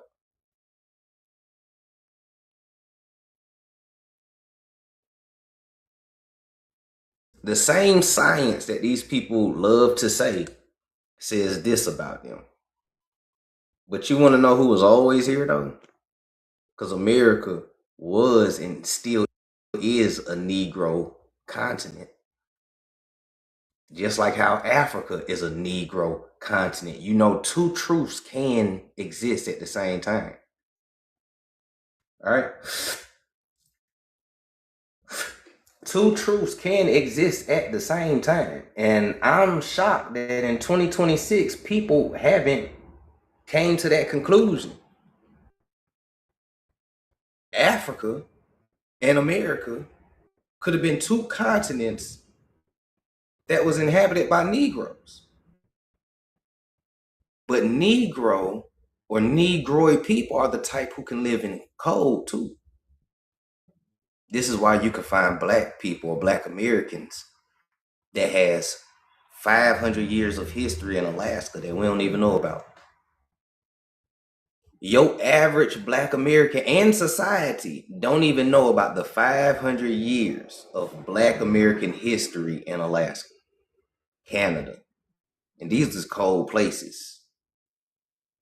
A lot of the shit that they do in Alaska, we invented it, believe it or not. A lot of the tools that they still use today in Alaska, we invented it 300 years ago, 400 years ago. You can go research it. Everything I say, you can go research it and come back to my live. Go type in Black American history, 300 years plus in Alaska. And it's going to pull it straight up. You know, Black American history in Alaska. And it's going to pull that shit straight up. And it's going to show you pictures of niggas in Alaska chilling, fishing, working on the ship deck, inventing, smoking cigars and shit. Like real shit. It's going to show you all that. Don't believe me? Go search it and come back. Shout out to everybody that's in here. We got 120 people. Shout out to Dallas who came in here. I hope you don't steal this information. Next time you steal some shit from me, at least give it 24 hours to cool off before you go live presenting it like it was your shit.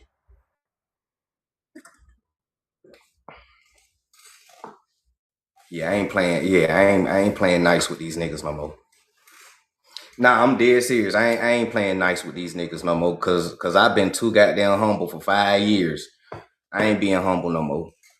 If you gonna steal my shit, at least wait 24 hours after I end the live to go live and present it. And don't use AI. Keep my tag on it, right? Keep my Signs Up for the Conscious Mind tag on it. Don't screenshot my shit, go to AI, and then come back. These niggas be lame on this app, bro. Y'all hate me, but you love the information I bring out. Y'all say my live's boring as hell, but you still be in this motherfucker screenshotting. And I still haven't blocked you yet because information is for the free, right? But at least give a motherfucker credit where you got the shit from, because you ain't doing your own research. Anyways, let's keep it going though. All right. So, do y'all know even overseas, they tell you the truth? Let's go to Germany with it, right? Y'all can screenshot this. See, y'all can screenshot this. You feel me? Let's go to Germany. Do you know that your history is overseas? This is why a lot of people, we call them foreigners, but a lot of foreigners can hit your panel like you just seen and be like, yeah, bro, we know that y'all the indigenous people. Why? Because they're taught this overseas. We're not taught this in our Rothschild education system. America has one of the poorest schooling systems, meaning they telling you nothing but lies. That's why it's so poor. Everybody else is not being taught the lies that you being taught. A lot of people is being taught real history, real mathematics, real science, real biology, real religion, a lot of real shit. You're being taught bullshit. It's called COINTEL, right? Counterintelligence. They don't want society to be intelligent. They just want y'all to work, not think. So why am I going to create schools that's going to provoke thought? I'm not. So it killed me when people come up here trying to regurgitate McGraw-Hill book and flaunt their degrees like they know some shit, but all you know is what they told you. Your degree, just let everybody know the degree of indoctrinated that you are. I got a master's, so you masterly indoctrinated. Okay, I know you ain't gonna think deep. You see what I'm saying? P game 111. We got 111 people in here. Let's get 111 reposts. Hit that repost button if y'all haven't. Shout out to everybody that's in here. Thank y'all for the likes, the love, the gifts, the coins. Now, inside this church, right? When you look at this church, it look like a regular old church, right? It look little old or ragged. You know, when you see it from the outside, if you walking on the street, you'll probably pass it and won't even think about going in it. But if you was to stop and go inside this church, the inside do not look like the outside, because the inside look like this, right? When you go inside this church, y'all see what that is, right? You see it. We in Germany with it. You see it, right? Y'all see it because I see it. All right. We're on the ceiling of the church. Also on the ceiling, what's happening, Dave? Also on the ceiling, they have the American and they have the African. They have the American and they have the African. They have the American and they have the African. They have the American and they have the African. I don't see no native on this ceiling in Germany.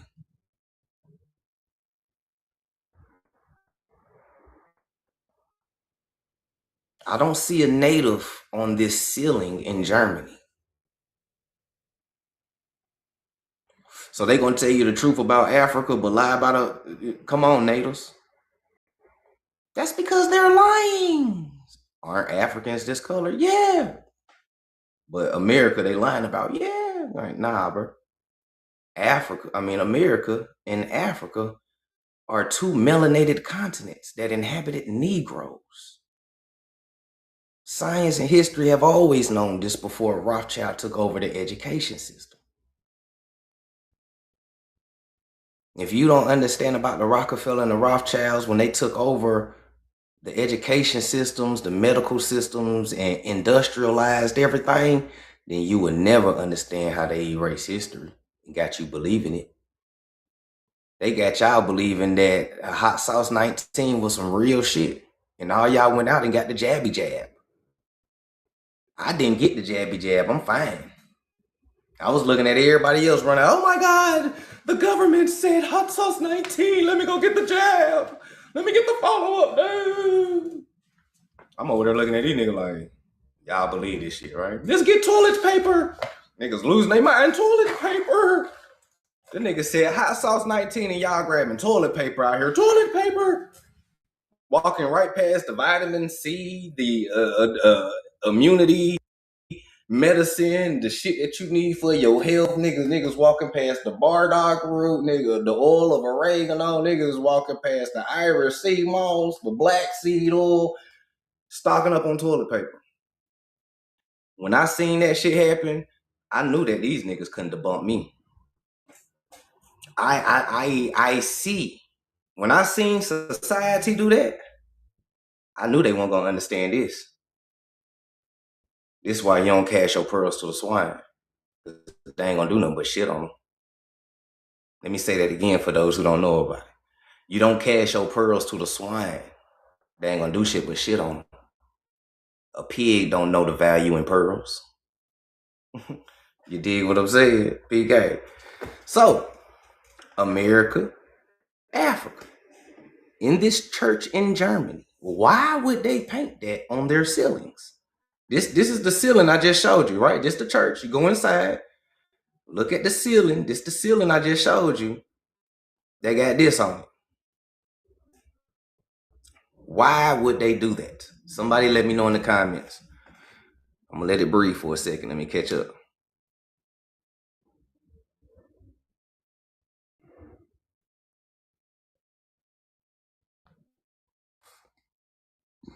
You silly as hell, Star.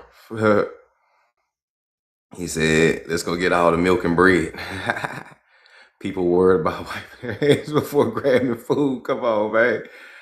Hey, come on. I lost a job because I wouldn't get it, man. Look, you had to stand 10 toes. Had to stand 10 toes. You want to say you're native? I ain't never said I was native, Jim. I'm not native. And it's crazy that I blocked you and you came back. That's wild. That's wild, Jim. I blocked you and you came back. How the hell you in here? How the hell you in my live, bro? I got you blocked. That shit crazy. Hey, shout out to him, though. I don't know how Jim doing that shit, but shout out to him. Hey, shout out to Jim. I don't know how you in here, boy. I blocked you like 30 minutes ago. That boy hacking, boy. Look, the fuck? That boy determined to be in my life. Who the fuck he think he is to block me? Let me go back into his life. You know what I'm saying? God damn, it's serious, bro. All right, so this is for the visual learners, this part of the live, right? So that's the church. They got you on it. Knowing that you in the South, right? Because, you know, alligators, crocodiles. So, you know, Southeast, Southern, West Indians, right? Remember, a Russian tune and a teepee is the same thing, and it originates in Siberia of Russia, northwestern Siberia of Russia to be exact. Okay? That's how you know that they're Siberian. For those who don't know or never seen this, we are on the money of the Confederacy. And Negroes owned plantations before the war. Then they told you that you were slaves. That's crazy, right? Your whole life they told you that you was a slave. You guys was nothing but slaves. I don't remember slaves owning plantations.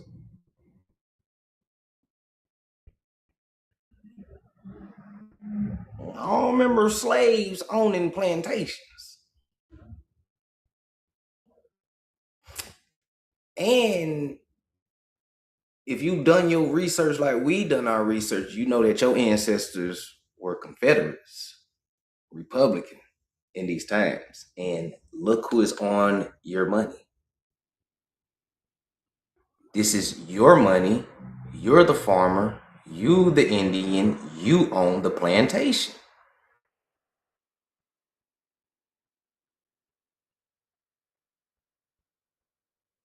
I'm still tripping how Jim is in my live, bro. How the fuck this nigga in my live? He is blocked. Hold on, man. Let me try to block this nigga again. How the fuck you in my live, bro? That shit say block right here. I just pulled it straight up. Them motherfuckers say block. You block, bro. How you block? Like, hold on, bro. Let me do this shit again. This nigga, FBI. And I'm gonna mute you too, just in case. Mute and block. You gotta mute and block those type of accounts. Cause nigga, how in the fuck? Nigga gotta mute and block a nigga.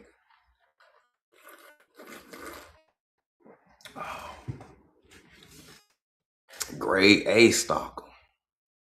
That shit crazy, man. They told you that you was a slave, man. Yeah, we were rich. Said, nah, I ain't find a slave yet. I ain't find a slave yet either, Adrian. Right? I ain't find a slave yet either.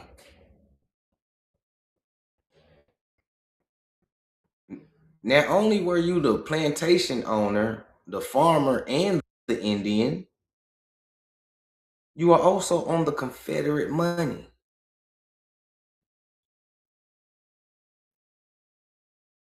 Y'all can screenshot this because I ain't really about to read all this for you, but you can y'all can screenshot that real quick. I'm gonna let Dave up before we keep it moving. Hey, Lo, salute. I don't know if you remember. What's happening, brother? I don't know if you remember, but I had them Pan-Africans in an uproar with this picture right here, brother. You don't remember? And another thing I want to bring to light. Do you remember? It was me, you, Rashad, Opium. Everybody was in this live. A girl came up and she said, "I want to show you something." And she went to a safe, opened it up, and whipped out some pearls and gold and jewelry and showed us. And she was like, "We were rich." Do you remember? Yeah. Yep. That shit was crazy to me, bro. Yeah. That's it. That's all I wanted to say, brother. I mean, I appreciate you, fam. Hey, and then too, y'all.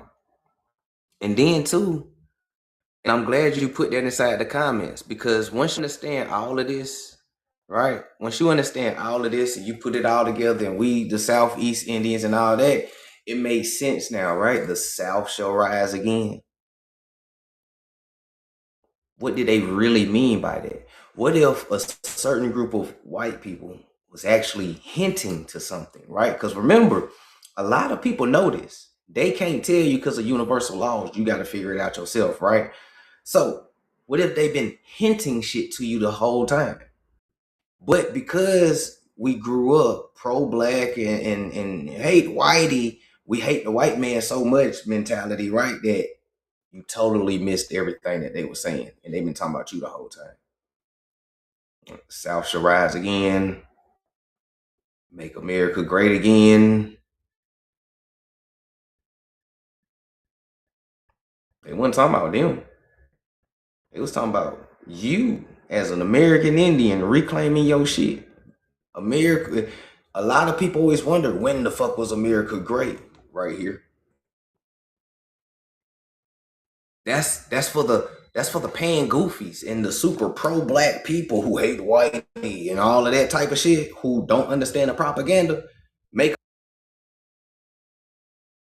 America great again. When was America great? When you control that bitch.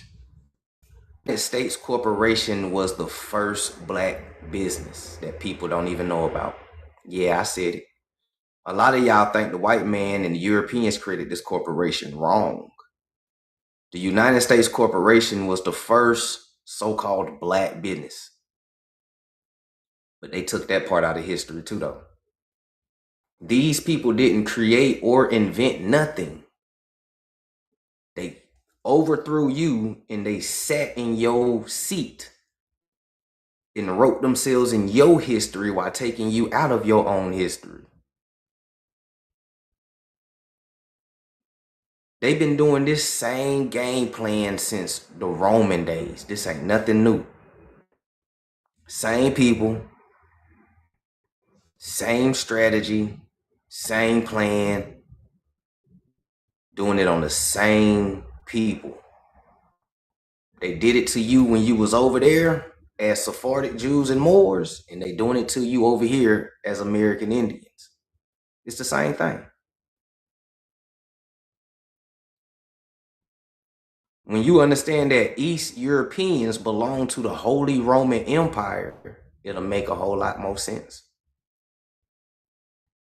When you understand that the East Europeans belong to the Holy Roman Empire, a lot of shit will start making sense to you.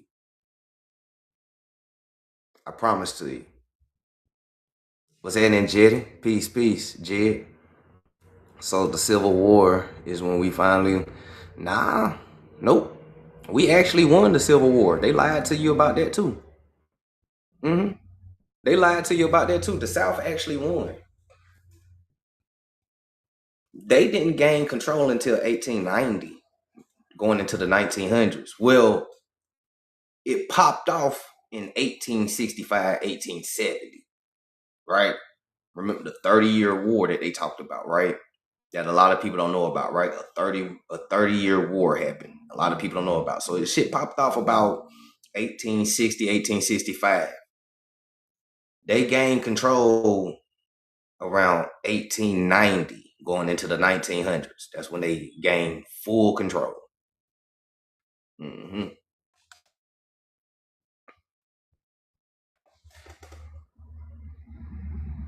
You said Rome didn't fall? Nah, Rome never fell. It just became a church. That's all it did. It just became a church. Rome ain't never failed. We are still under Holy Roman law, still to this day. You're still being religiously persecuted, still to this day. What's happening, Quan? Peace, fam. What's my opinion on the pyramids in Africa? Well, I don't really have an opinion on the pyramids in Africa. Some of them are real. Some of them they built. It just all depends on what time frame, what era, and what place you're talking about.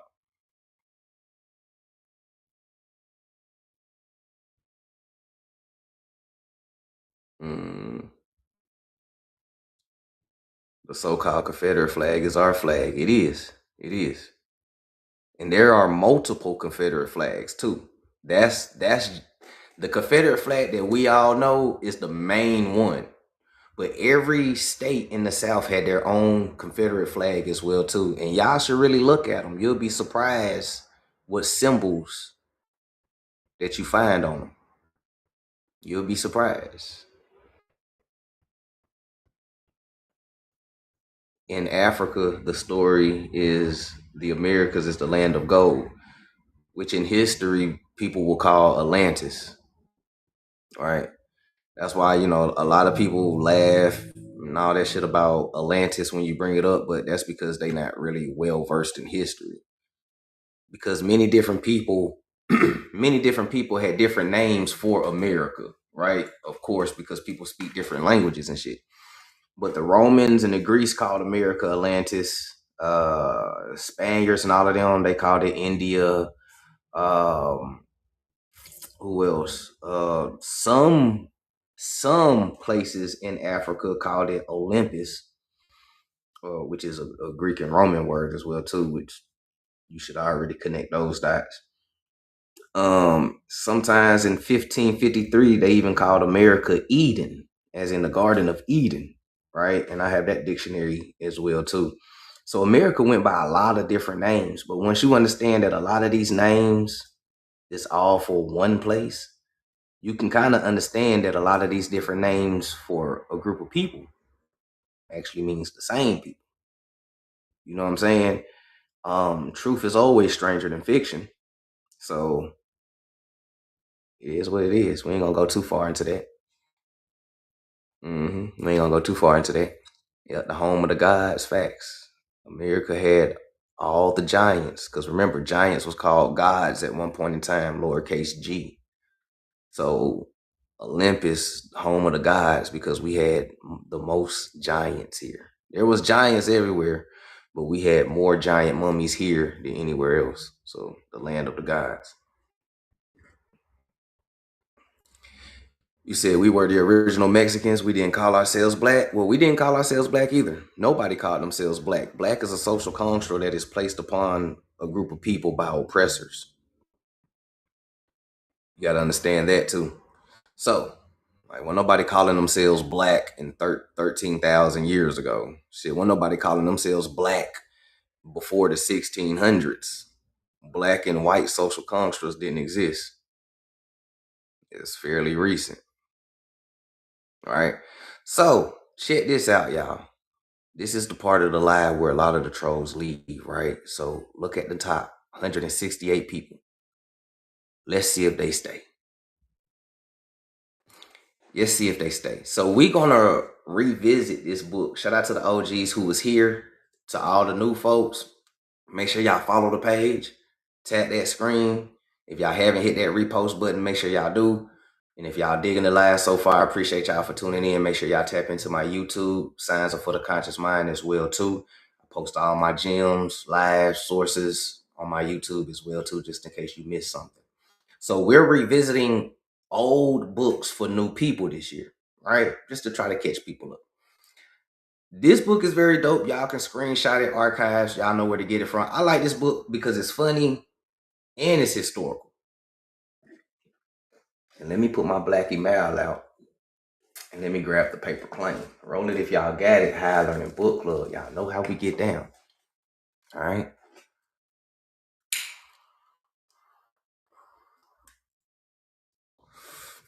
Now, I'm blazing my paper plane because in this book, it talks about when the Indians got the Europeans high for the first time. Yes, you heard me correct. You heard me correct. I mean, it got other informational and historical, you know what I'm saying, in it. My favorite part, of course, is when the Indians got Columbus and the other Europeans lit for the first time when they went to Cuba. And we're going to read that. We're going to read that part. Now, I wasn't no peace pipe. Now, I didn't want to smoke no peace pipe in the West Indies. If you know West Indians, we roll up in leaves. Them niggas was smoking blunts. Them niggas was smoking blunts. Yeah, you know, a lot of West, we roll up in leaves. Actually, real Indians actually roll up more than the peace pipe. The peace pipe was more of like ceremonial purposes, but on some chilling regular day, man, we rolling up in papers and leaves and stuff because we like to travel, move around, and whoop-de-whoop-whoop. Nah, Hidden Gems, I ain't see your comment.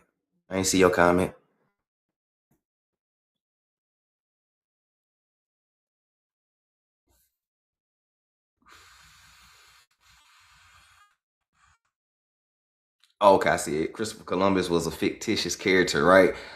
I would believe that Christopher Columbus is a fictitious person. And so I wouldn't go as, okay, so let me clear that up. I believe that Columbus is an allegory, right? I believe that name is a name that a group of people hide behind, right? And I do believe, and I do mean group of people. Why do I say that? Because when you research the ship names that they say Columbus came over, right? And that came with him, all those ship names is actually was the Pope's daughter's names at that time, right? So when you research the Pope of that time, his daughter's names was the very ships. So I believe that when they talk about Columbus and the ships and all this shit coming over, I believe all of that is an allegory for when the Holy Roman Empire invaded America. Finally, right? Because in most of the books and most of the stories that you read, it's always Jesuits, missionaries, and everything like that, right? That came over here and did the most atrocities to the indigenous people. And it's always them everywhere. So I believe that this story is just an allegory. And it's about when the Holy Roman Empire invaded America. So That's just my theory. All right. Hey, appreciate that difficult. Appreciate the gifts. Appreciate the gifts, y'all. Appreciate the.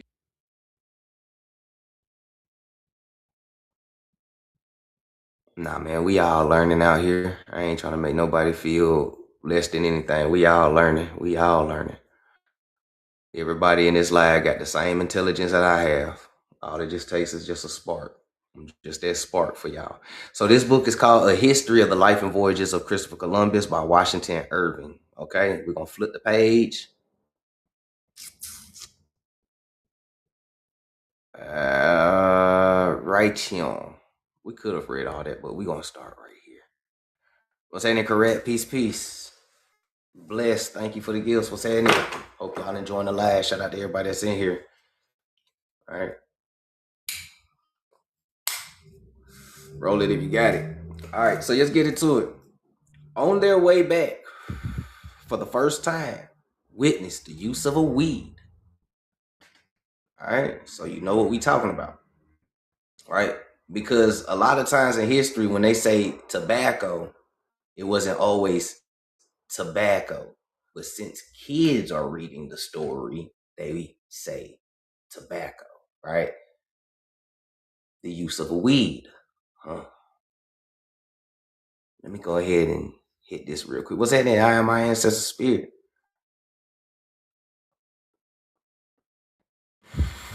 What they said?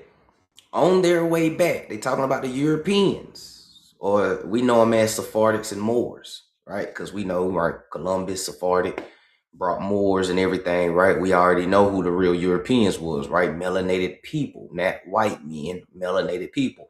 So these are melanated people, okay? So-called black Europeans, as you call them, right? These are melanated people, Sephardics and Moors, also melanated people. So try to visualize a smoke session in the hood on the green box. Y'all know how we was doing it back in the 2000s. Yeah, picture that, just melanated. So on their way back, for the first time, witnessed the use of a weed. Roll it if you got it. How I Learned a Book Club, indigenously. Which the ingenious caprice of men has since converted into a universal luxury. Trust me, this shit is a universal luxury right now, ain't it? Cash crop. Yeah, y'all know about that green box. I just told y'all my age. For those who was wondering, how old is he? Old enough to sit on a green box and flip off of it. Right? It is a universal luxury.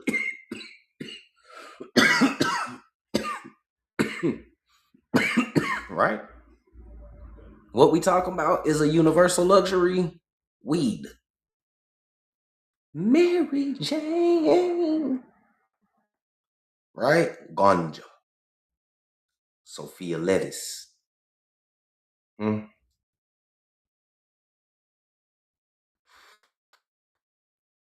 Which was converted into a universal luxury in defiance of the opposition of the senses. Right? In defiance of the opposition of the senses, meaning it gets you high. Right? It alters your state of mind, right? Psychoactive, it gets you high, right? In defiance of the opposition of the senses, right? They beheld several of the natives going about with firebrands in their hands. Anybody know what a firebrand is, right? Firebrand. Anybody know what a firebrand is? Just think about it. Indians going with firebrands in their hands. What is a firebrand? I give y'all a hint if you don't know. Well, I'm gonna wait for y'all to say it. What is a firebrand?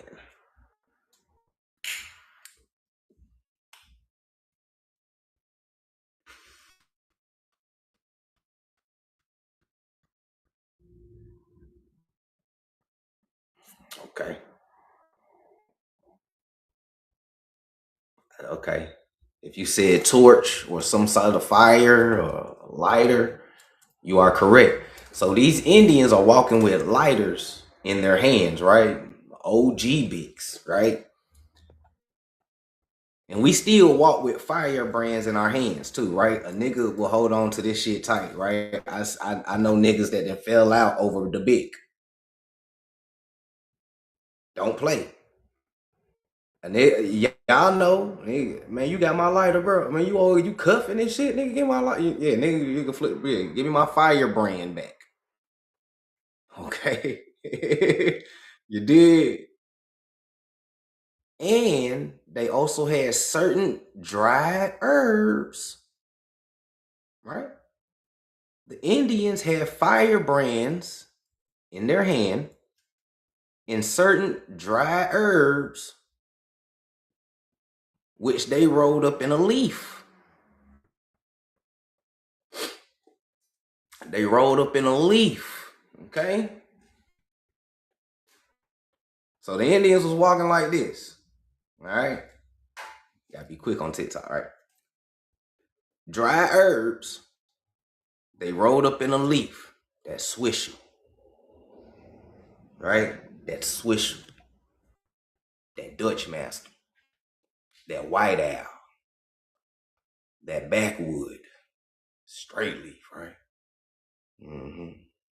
Some hemp papers, maybe. Fonto, right? They rolled up in that wood. Yeah. That backwood. Yeah, right?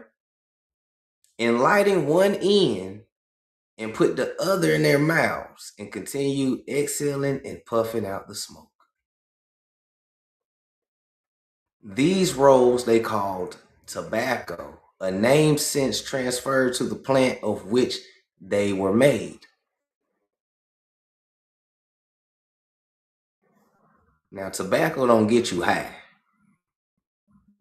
And the Europeans already had tobacco, or a form of it. And tobacco's not a weed, right? So we already know what the business is. All right? So we already know what the business is.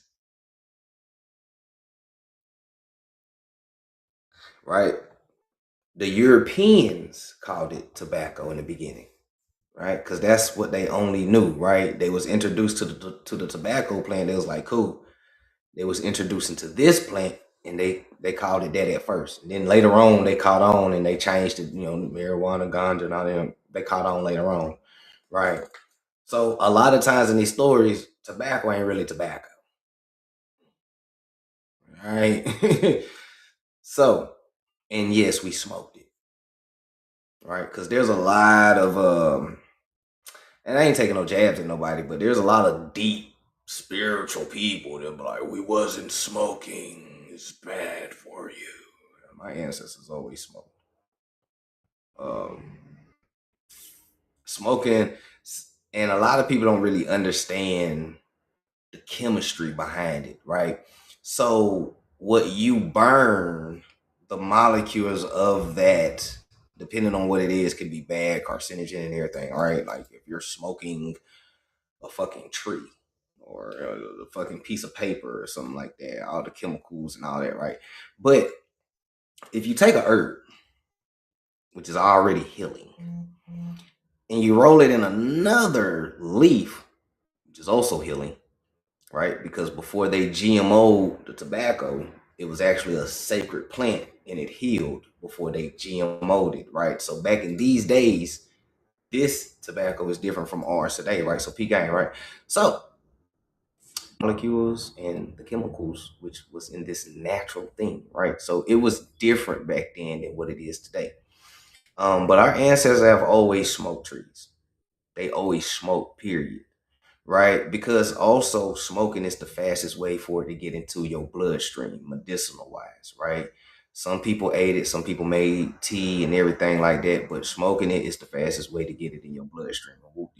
That's why you get lit fast, right? Saliva and all of that. We ain't about to get whole biology lesson. We ain't about to get into that probably next time. But we have always, right? The Buddhists, the Brahmins, the Indians, the Egyptians, the Moors, the Sephardics, we all smoke trees. We all smoke trees. I even got pictures of old statues of Sephardic Jews and Hebrew Israelites with the cannabis plant, just chilling. Niggas, they smoke too, yes. Serpent science. What if that tree of life?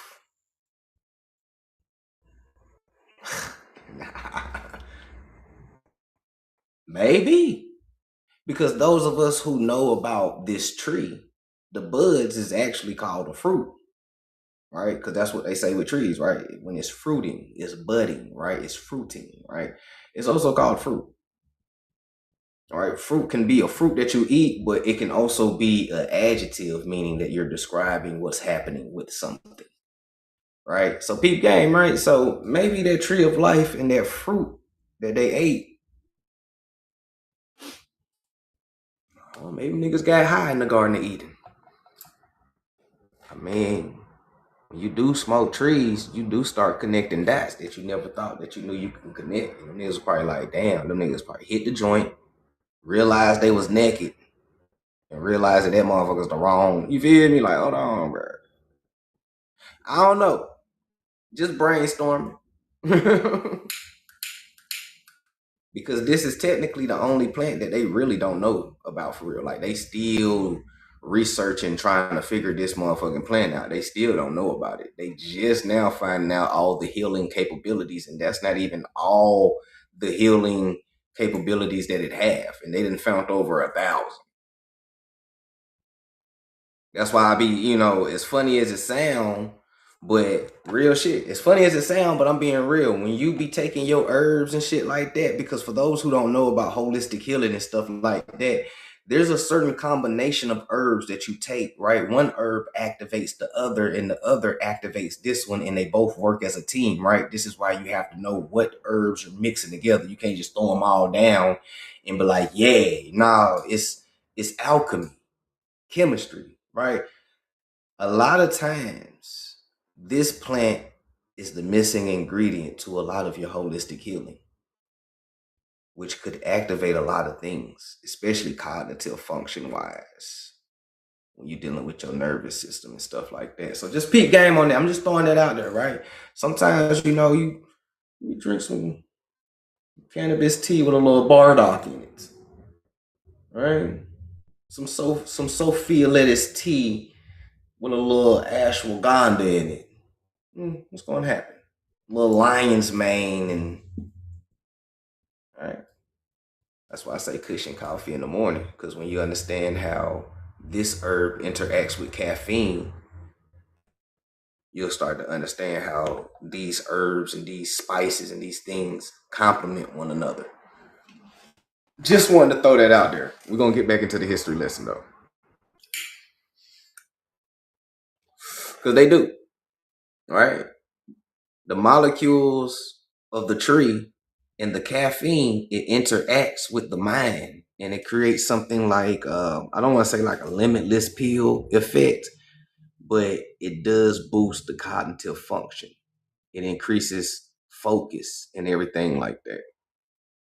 It does a lot, but it does a lot of good things for the brain. Y'all should research that whenever y'all get time.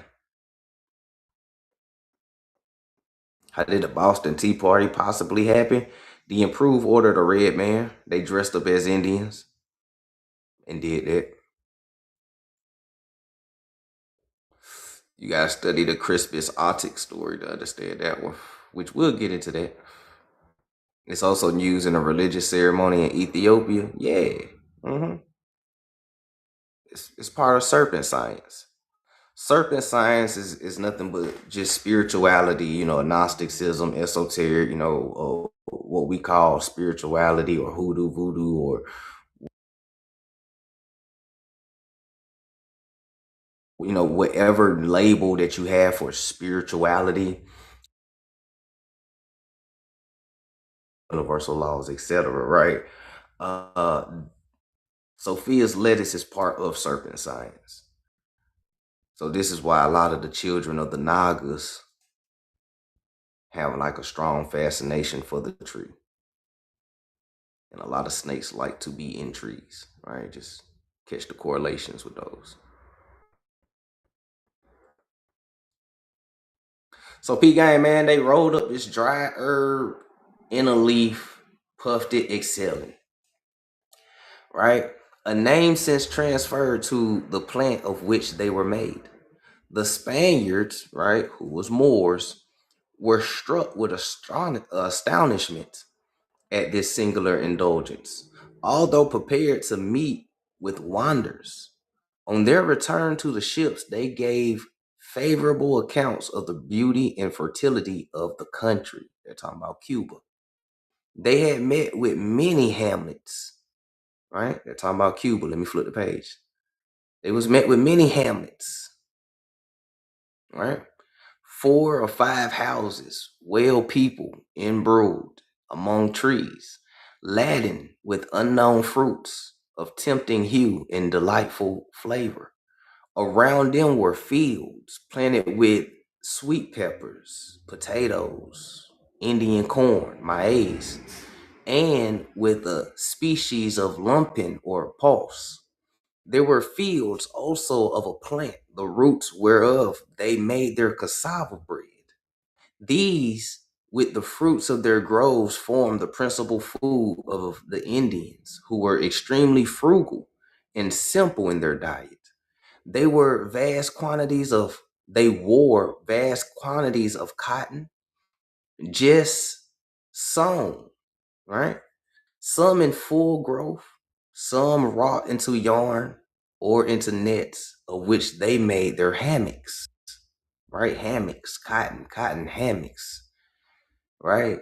I'm not going to get Africans to cultivate cotton. I'm going to get the Indians, since they're already cultivating cottons, right? All right. Of this there was a great store, both raw and unwrought, in their houses. They had seen many birds of rare plumage, but of unknown species, many ducks, several small partridges. And like Columbus, they had heard the song of a bird, which they had mistaken for a nightingale. All that they had seen, however, betaken a primitive and simple state of society, for with all its beauty, the country was in a wild, uncultivated state. Now that don't sound like an uncultivated state. What's that in Big Pen? Pren, my bad. Big Pren in the building. But that don't sound like an uncultivated state, right? They got sweet peppers, potatoes, corns, cassava bread, nigga, hammocks, cotton, trees, niggas smoking ganja, chilling, nigga. That don't seem uncultivated. That just, it seems like paradise, nigga, living for free. Ain't nobody paying no rent. You ain't paying for your food, no water, nothing. Everything good, pure. You can drink that shit and everything is smooth. Nigga wearing golds and shit, just chilling. Them niggas came over here. What are you guys doing? Shit, man. Chilling. Is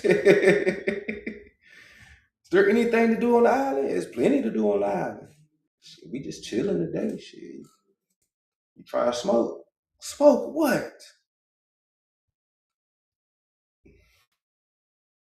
Tobacco. What is this tobacco? Oh, he gonna roll it up. He gonna roll it up. Hey, roll that shit up. You know how we get down. Stop playing. Nigga rolled up some of that. Kick back in the hammock. Smoking, eating cassava bread, Indian corn or Indian corn bread. And they just chilling, bro. Paradise.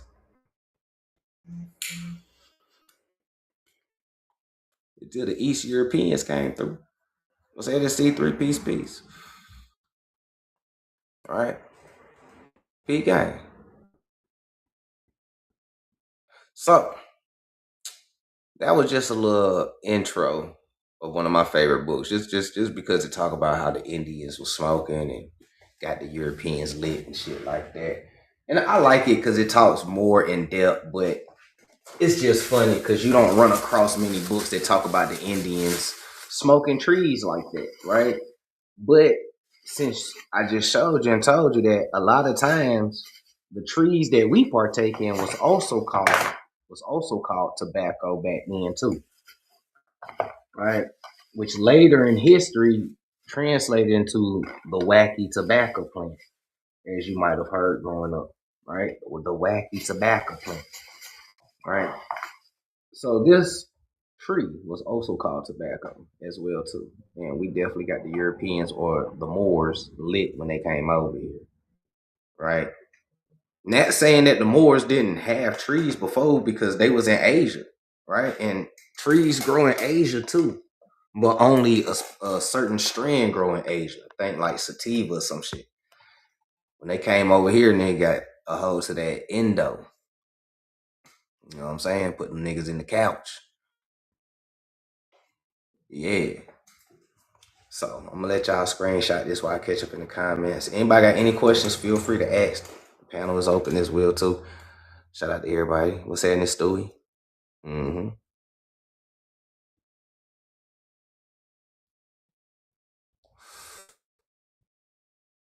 They were living with nature, not against it. Nah, facts. Facts. They was definitely living with nature. Mm-hmm. That sweet potato. Yeah. That sweet potato. I'm glad you caught that, right? That sweet potato is indigenous, ain't it? And who be making sweet potato pie? Indigenously. Y'all just seen it, right? Fields of sweet potatoes. We had regular potatoes and sweet potatoes. Who be making sweet potato pie? Damn, so ain't the natives. When the last time you seen a native make sweet potato pie? Indigenously. And they always be coming in here like earlier today. What tribe you in? What's your culture? You still be doing your culture? If you was a real Indian, you would be able to recognize your culture when you see it. I see I'm a real Indian. I understand that smoking trees is very indigenous. I understand that sweet potatoes and sweet potato pie is very indigenous. I understand that Indian corn that makes Indian corn bread is very indigenous. You feel me? Wearing golds in your mouth and wearing gold necklaces and all that type of shit and tattoos on the face and hands and just all tatted up how they found us, just chilling. Hella indigenous. All the way to the locks that I wear, nigga. I ain't met a nigga from Africa that got this. In 2026. I haven't. Have y'all? It's 117 people in here. When the last time you seen an African with locks like this, bro? In this style and shit. Looking beautiful. Not dry. Not matted up. I'm talking about this is my shit. Real Indian here. Like real Indian here. Ain't no 4C African shit about this. Nah, real shit. Ain't no African shit about this, boy. You see them roots. Ain't got no Kevin Durant. For real, nigga. Stop playing. You ain't never gonna see it. Cause you ain't African. Your features ain't African. Your food, your culture ain't African. Right? I just pulled out the American Indian contributions to the world. Shout out to C3 for bringing it out to everybody like 3-4 years ago. Your whole culture is in that book. And I done showed people plenty of times, and I'll do it again for the new people, right? But your whole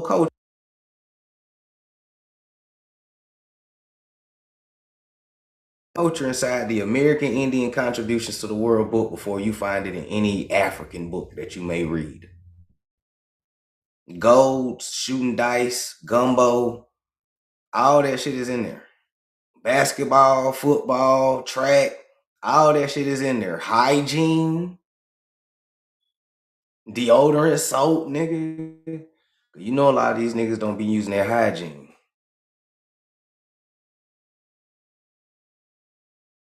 Stop playing. What's happening, soul? Appreciate that. Hey, appreciate that. You already know. Rhyming, chanting. We know who be rhyming. And we know who can't rhyme. We stop playing. Like, we know who be rhyming. We know who can't rhyme. All right. Your whole culture is inside the American Indian culture. I promise you. A nigga can't debunk that.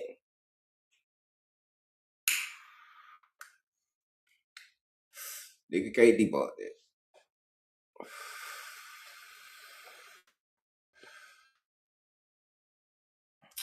Where else we going with it? Now, this is a news source for everybody. The new people, the OGs, the in-betweens, the newbies. This is a news source, so make sure y'all get y'all screenshot. Because if you remember a long time ago when I was breaking down, what's that in Copper? Peace. Yeah, I remember a long time ago when I was breaking down our language, right? The American English, and showing y'all how it's way different from British English. They evolved separately for more than 300 years, right? Remember I showed you that, right? And I also was breaking down how our Ebonics is very indigenously as well too, right? The way that we speak in our Ebonics didn't come from no goddamn Africa. Because if you understand the mainstream narrative of a lot of this shit, they always gonna equate it to slave in Africa, right? But if our Ebonics and our dialects and our accents come from Africans being enslaved and speaking broken English, then why in the fuck don't the Africans today who speak broken English in America sound like you?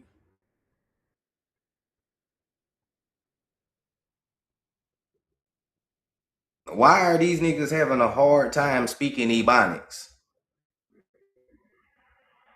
If that's true, if our Ebonics, our dialect, and our accent come from us being Africans who are enslaved and we speak broken English, then why don't the Africans that's in America who speak broken English like a motherfucker don't sound like us? It's clearly a difference between the way I say, hey, nigga, versus how they say, nigga. It's clear. There's a clear difference. Hey, my nigga, what's happening? Boom. You hear the rhythm, you hear the cadence, you hear the dialect, you hear the accent, you hear the Indian. Man, what happened, my nigga? Boom. One word. The African, nigga. I don't even like the way you say that, bro. Don't even say that no more. You black people. Don't even say black either. I don't even like that. The fuck is wrong? Why are you saying it like that? You don't have to see. This is how I know that Ebonics is just tied to us epigenetically, because it's something that just flows, bro. You don't have to force this shit. Right? Our American Indian vernacular English that we speak on a daily basis that we call Ebonics, because they called it Ebonics, because they were studying your shit.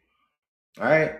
It's something that just flows natural, bro. Like, niggas speak like this since birth. We hop out the womb talking like this. Like, that's because you ain't African. And your Ebonics didn't come from Africa or no white man. Because even white people don't sound like you. It's a difference between Black American country, Southern Ebonics, the way that I'm speaking to you, and I'm from Georgia, versus a white man speaking to you, and he from the South, somewhere like Kentucky. Total difference. And we use different vocabulary and words. So you have to understand all this, and this is why I like breaking down the language, because it also proves how Indian you are. So when they tell you, what is your language? You've been speaking it this whole time. You know how you've been Indian this whole time? You've been speaking your shit this whole time. And you didn't even know it. Most people aren't aware of what are Indian words. So most people don't understand what is Anglicizing words, right? Once people understand what Anglicization of words are, you will understand how you still speak your language still to this day. You just speak an Anglicized version of it. right? And an anglicized version just means you speak a simpler form, right? It's spelled different, but it's still pronounced the same with the same cadence. They only change the spelling because they, who are dramatic people, spell and see and pronounce different, right? So they change the spelling so they can understand and come close to pronouncing it. You dig? But yo shit, we gonna get into it, man. Y'all get y'all screenshot real quick. Let me get off the screen.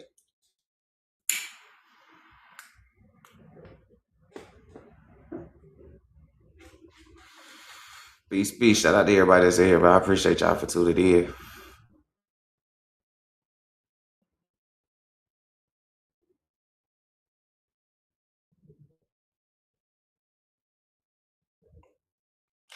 Percival. Boy, that is an interesting name, boy. Your mama called you Percival. I can't get offended by a nigga named Percival.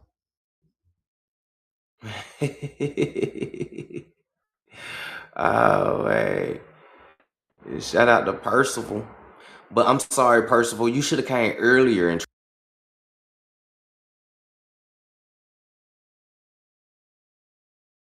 section. You got to come back tomorrow. All right, so we're just going to escort you out for today. All right, this is a coloreds only live. When the books come out, coloreds only. So,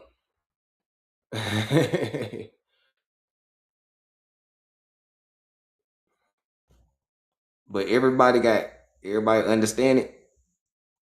Anybody got any questions? Feel free to ask me right now before we start getting into it.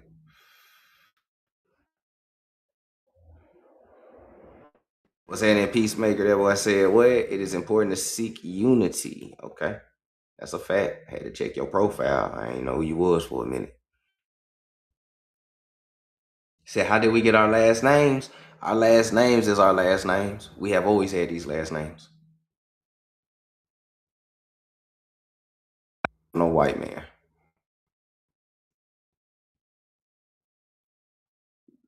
That's another lie that they tell you. The white man got their last names from you.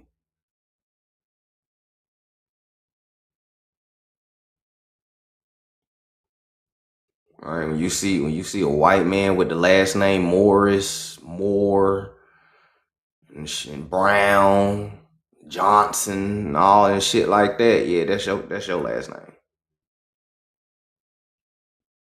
That's your last name that they got. And they got it when they came over here doing Angel Island, Ellis Island, Port Galveston, Castle Gardens. Yeah, they got your last names in the 1800s.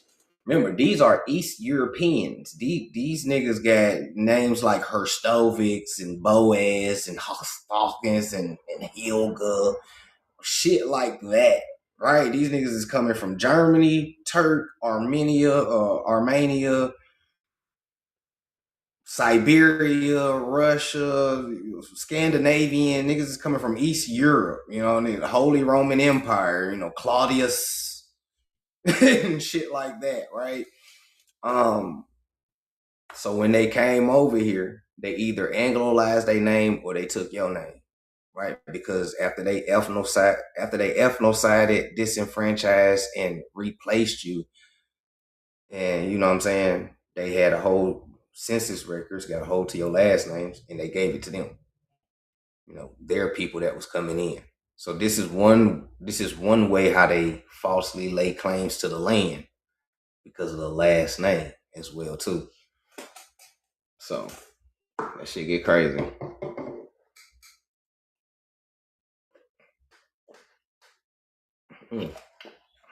My bad.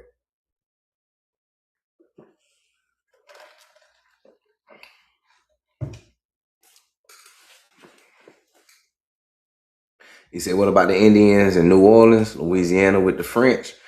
You know, some of the Indians some of the Indians in Louisiana they got Moors and Sephardic last names.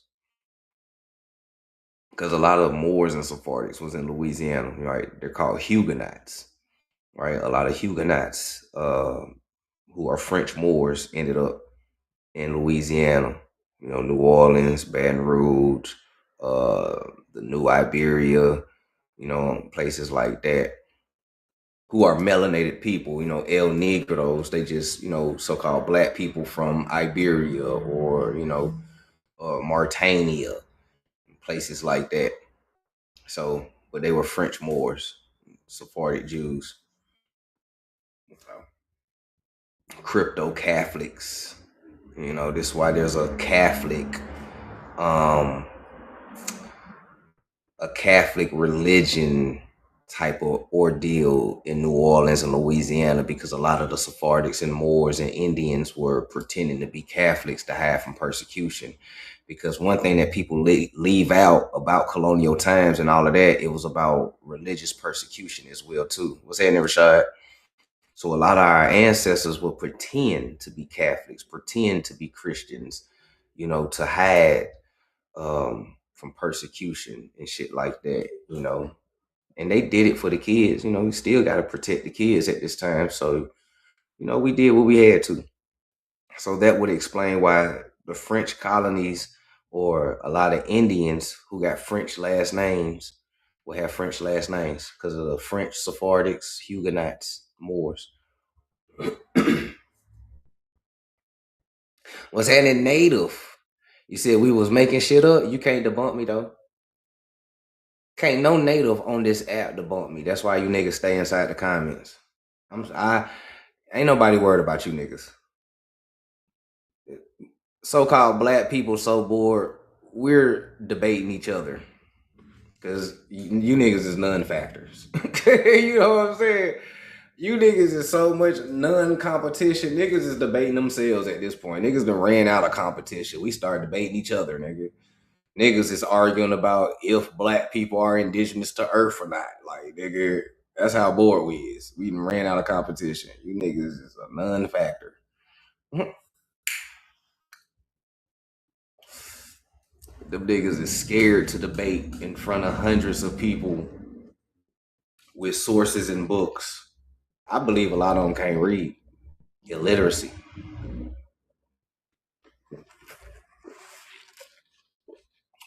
What's that in West Side? Peace. Peace, peace.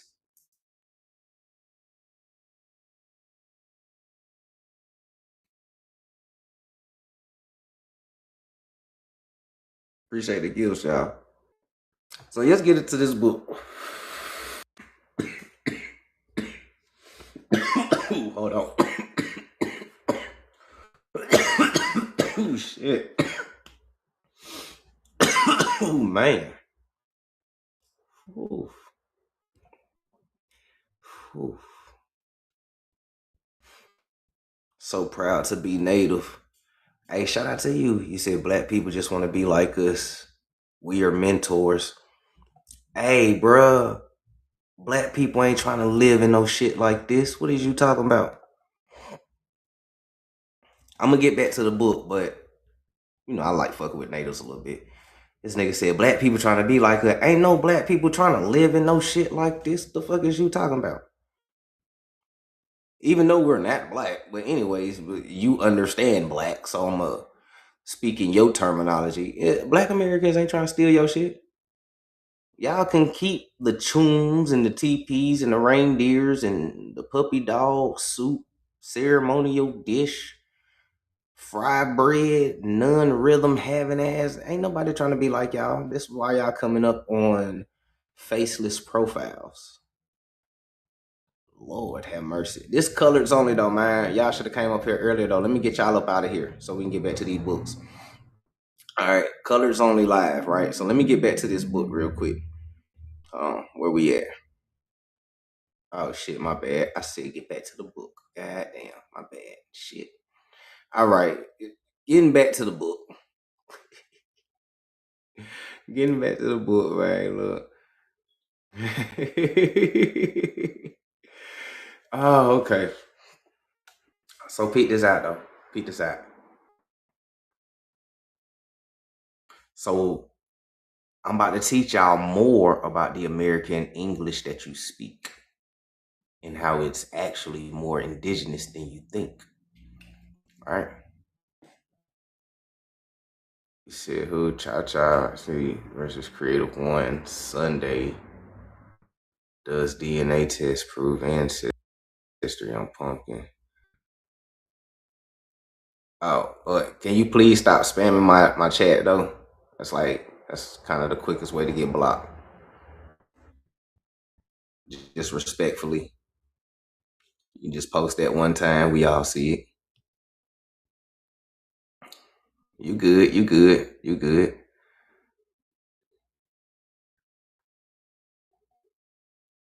So check this out. So we're gonna start up here. So thus, chickapin originally was a word for squash.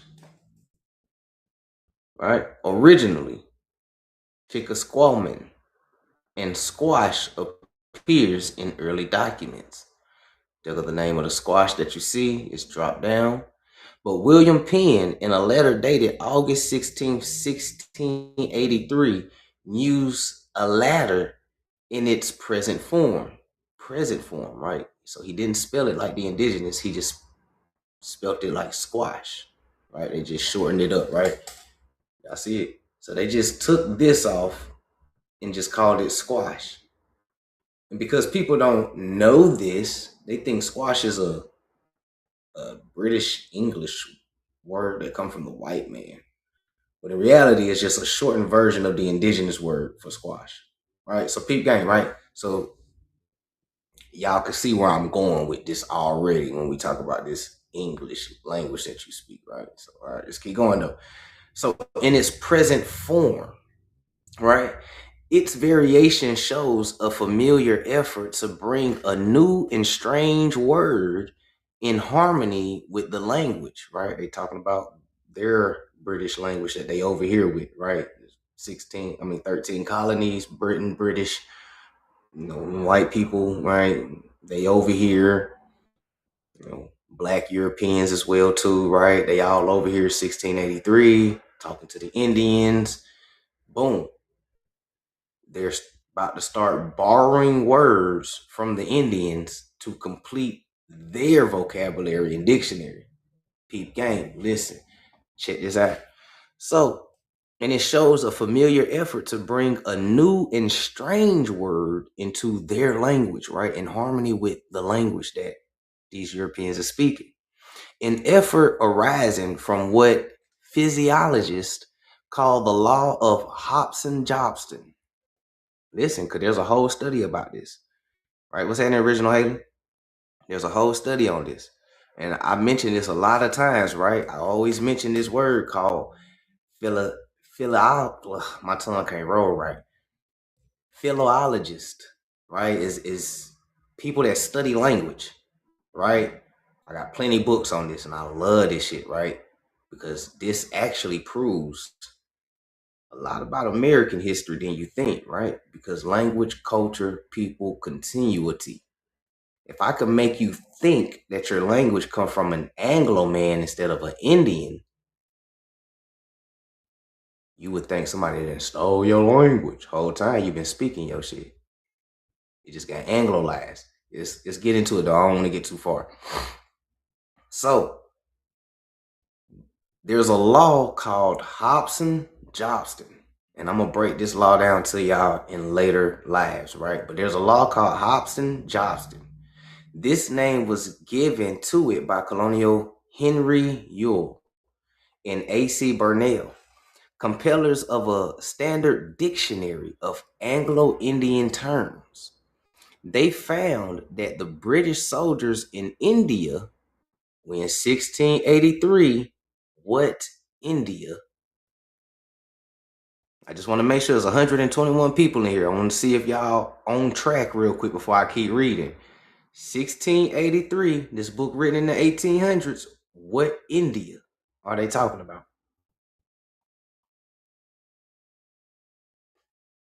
What this book is about? The beginning of American. All right. Okay. All right.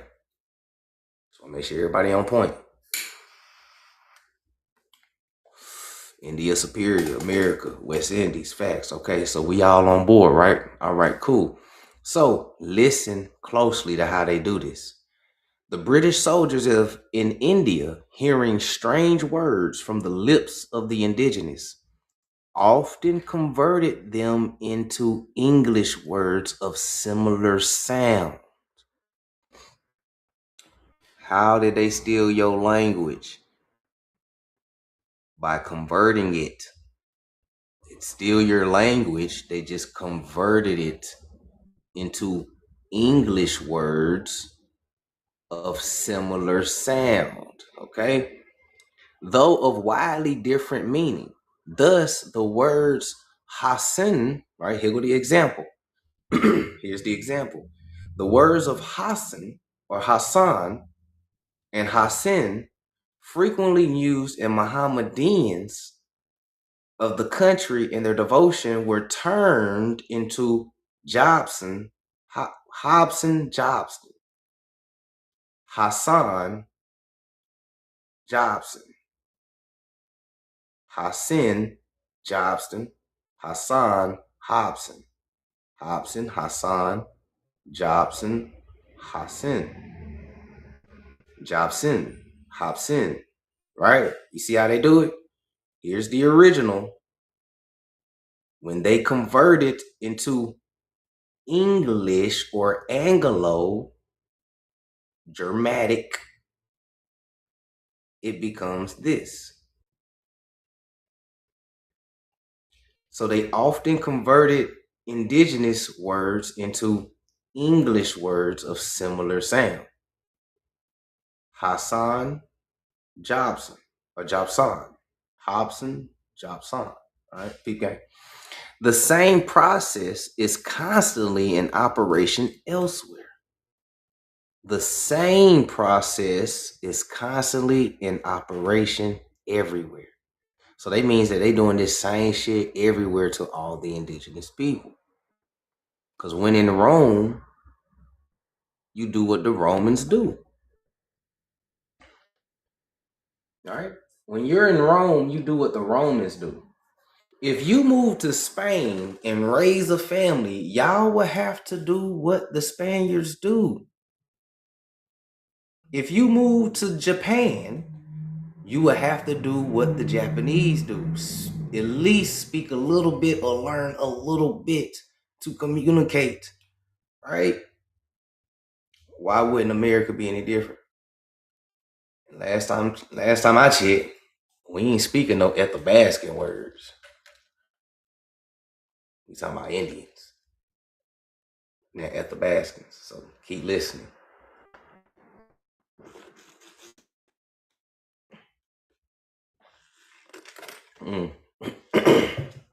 This is the reason why you good with words.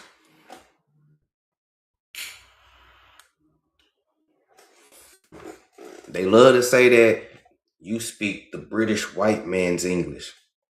Why can you play with this language better than the British white man? And what do I mean with it? You can flip the words, the meanings. We do a lot with these words. I can use the word wet, and that shit can mean a lot of different things amongst my people, though. Damn, that box shit be wet than a motherfucker. Boy, look at that bitch. Meaning clean. Or, damn, it's raining, nigga, I'm getting wet. It can mean how I mean, right? You know how we be doing with the words, right? That be nasty. Somebody who not familiar with us might think, ugh, gross. But to us, man, that be nasty, meaning that be nice. Right? You know how we be doing with words and shit like that, right? Why can't you flip this language better than the British white man? Why is the British white man copying off of you or trying to learn you and how you speak?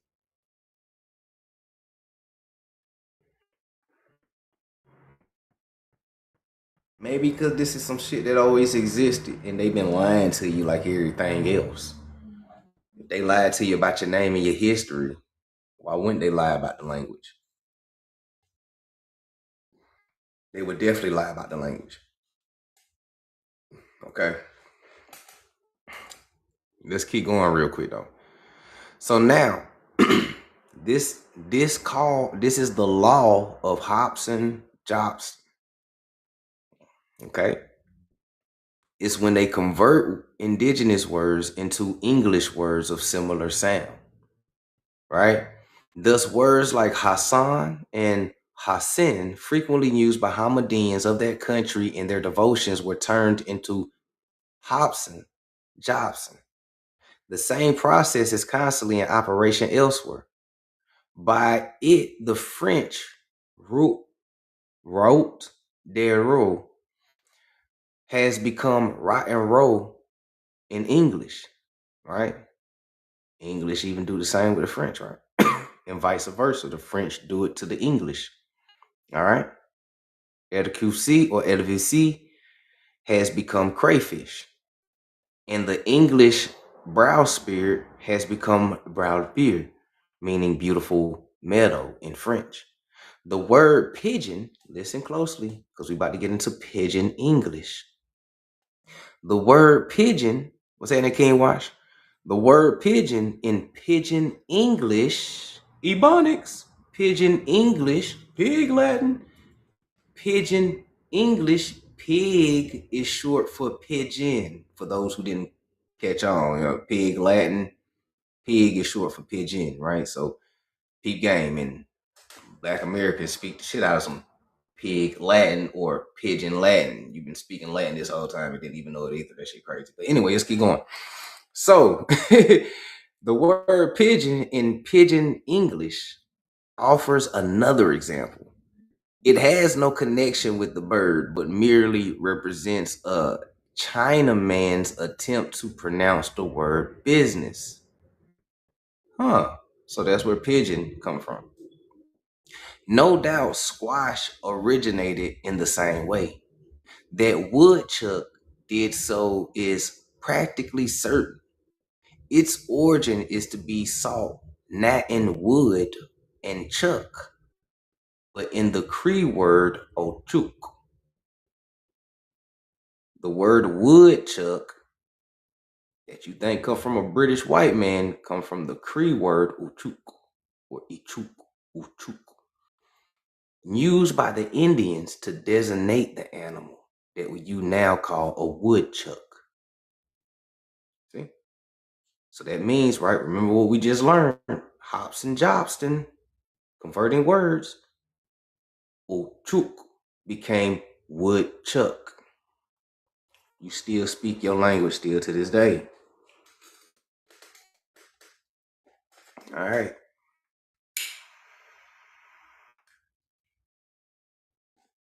Still speak your language still to this day. You just don't know it. Right? In addition to the names of natural objects, the early colonists, of course, took over a great many Indian place names. Right? Took over a great many Indian place names and a number of words to designate Indian relations and artificial objections or objects in Indian use. To the last division belong hominy, which is what we call grits, right? Hominy, prone, toboggan, canoe, topeka, moccasin, powwow, papoose, like the rapper, tomahawk, wigwam, scutish, right? Or sakutash, and squaw, all of which were in common circulation in the beginning of the 18th century, 1700s. Finally, new words were made during the period by translating Indian terms. For an example, warpath, war paint, pale face, right? The pale face, right? Pale face, medicine man, pipe of peace or peace pipe, and fire water, and what we just read in the other book, fire brand. The total number of such borrowing, direct and indirect, was a good deal larger than what people think. Majority of what you speak comes from American Indians. Because when in Rome, you got to do what the Romans do. You got to speak what the Romans speak. And if it's too hard for you, simplify it.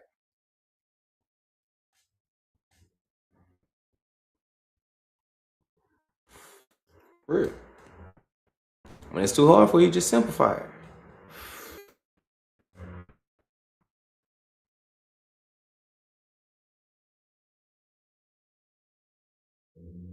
Gilbert M. Tucker has argued that only 70 of them were genuine Americanisms.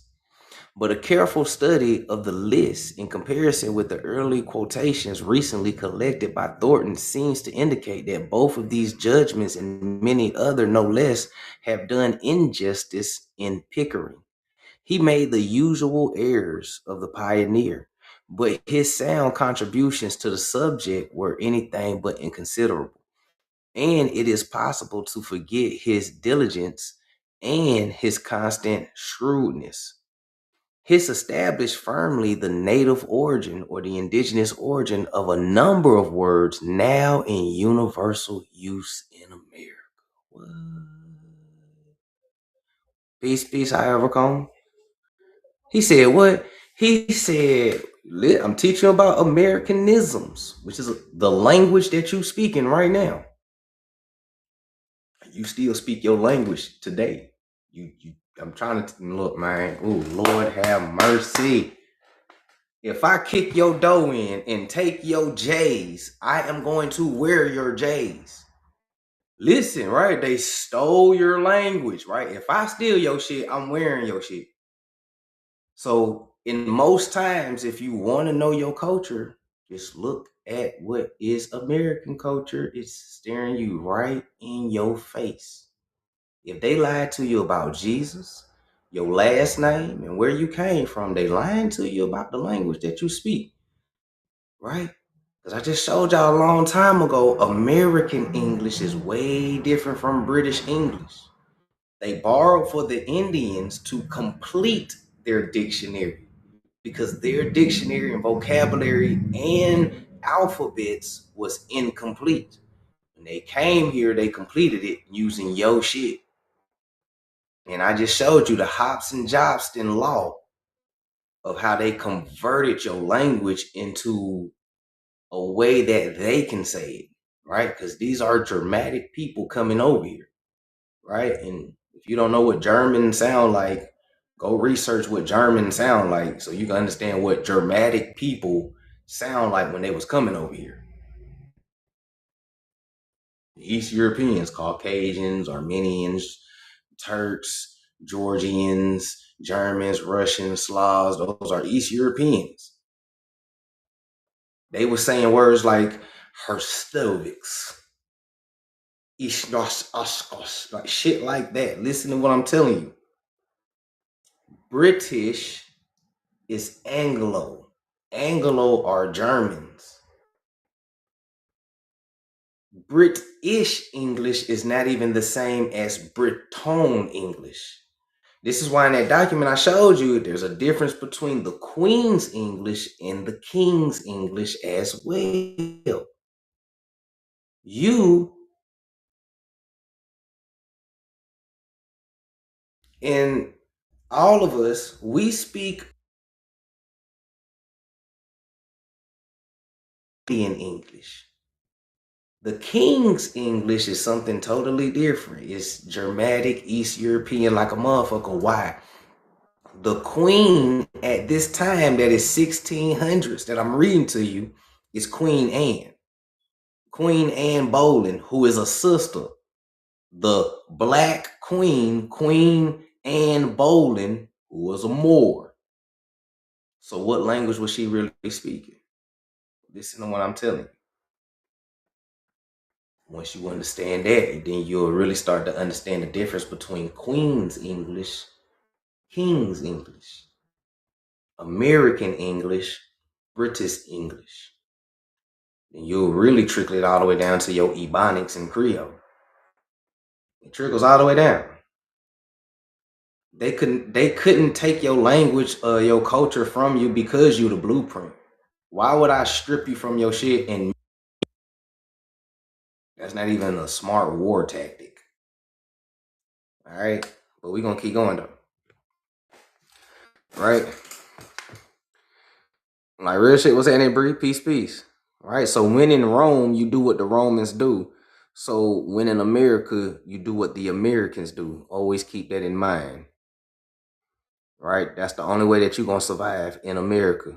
You have to do what the Americans do. Americanisms is what we learning.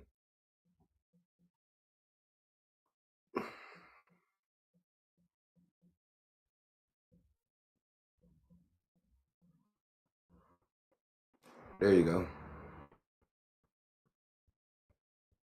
That's the law.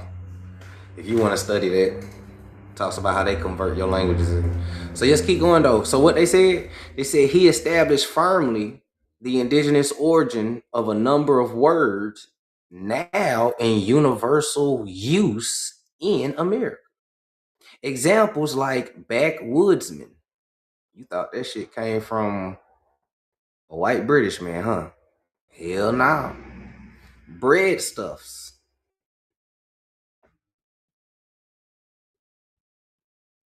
Okay. Is that caucus? That's my favorite one.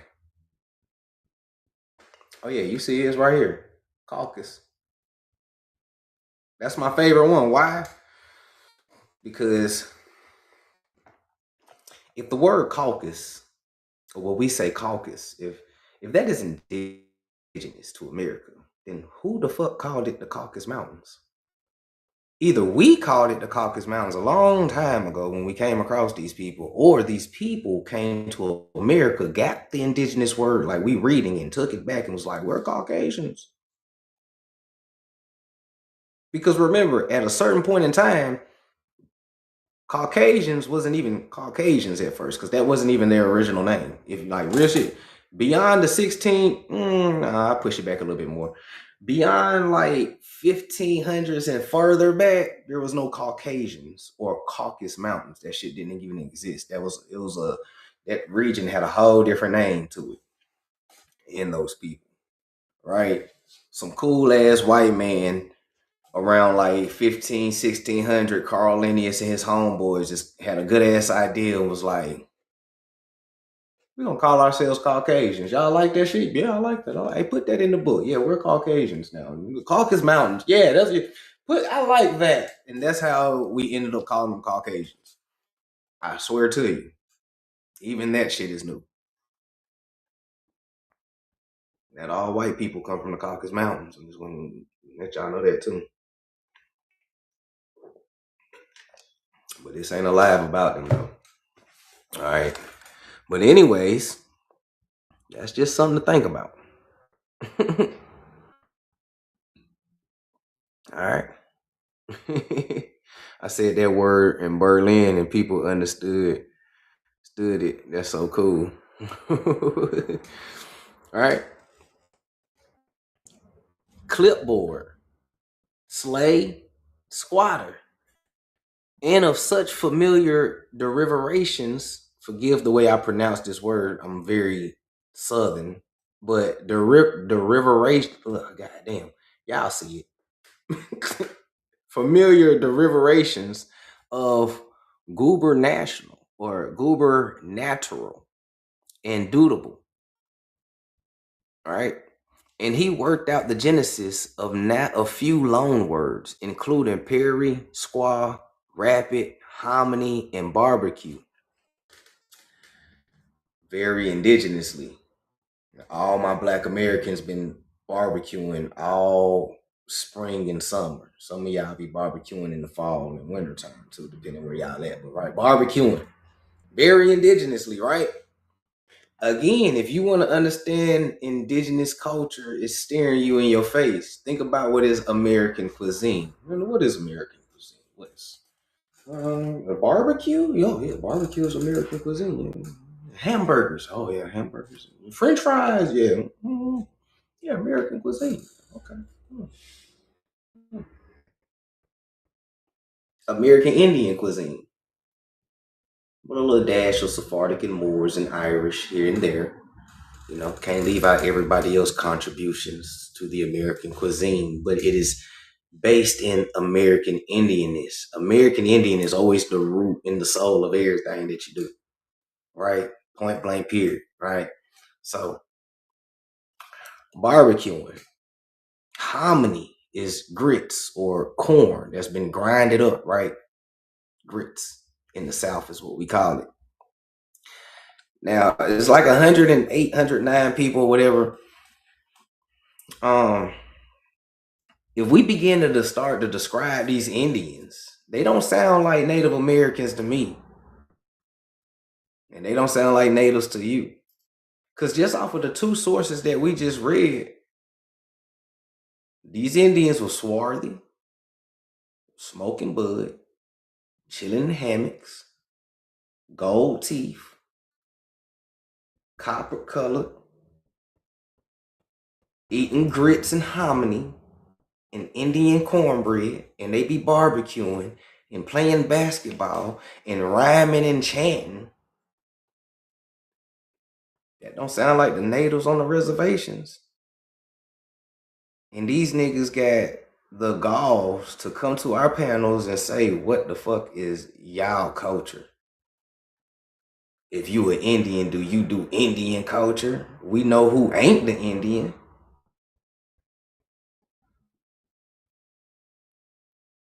We know who ain't the Indian. How you don't know that this ain't Indian culture? If you was Indian, you didn't grow up in the culture. Nah, you ain't grow up in the culture.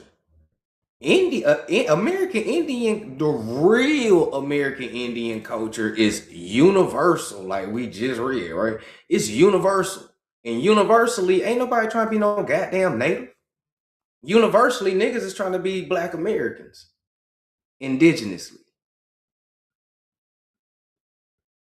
Black Americans ain't trying to be Africans. We ain't trying to be natives. We ain't trying to be Asians. We ain't trying to be nobody but Black American. Everything we do is Black American. Homegrown in America. The way that we dance, jig, dance, stomp-a-rama, battle with the bands, rock our goals, rock our hair, our locks, our braids, our tats, the way we barbecue, the way we hoop, the way we rhyme, the way we chant, the way we name ourselves, our spirituality practices, and everything gets homegrown in America. We are the Americans.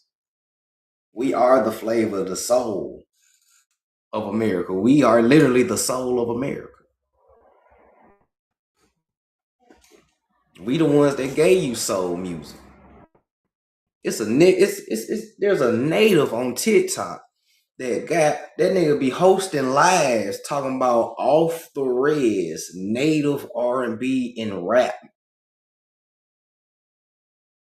But y'all got the nerve to come in my live and say we trying to be like y'all when you niggas be on live talking about off the res native R&B and rap.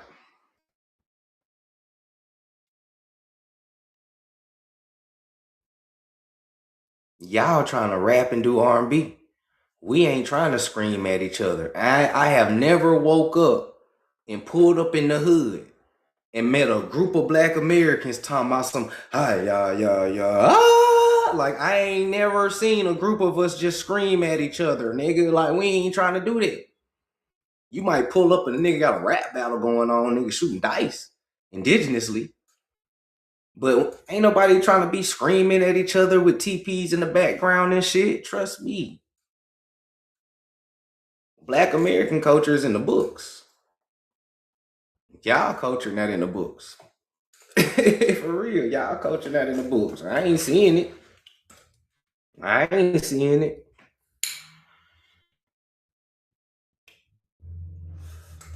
Hell yeah, we be shooting dice indigenously, man. P gang. So, anyways, though, these are loan and borrow words that came from indigenous words. Okay? Hey, appreciate that, Dark Mother. These are indigenous words, right? That's why they said loan words, right? They stole your words, right? Put the law of Hobbes and Johnston, converted it into a word that they can pronounce. But it's still your shit indigenously. It didn't come from Britain. It didn't come from no white man. It didn't come from slavery. It didn't. Sources of early Americanisms. The first genuine Americanisms were undoubtedly words borrowed bodily from the Indian dialects. What? Hold on, let me grab some water real quick, y'all. My throat is dry. Hold on. Oh, shit.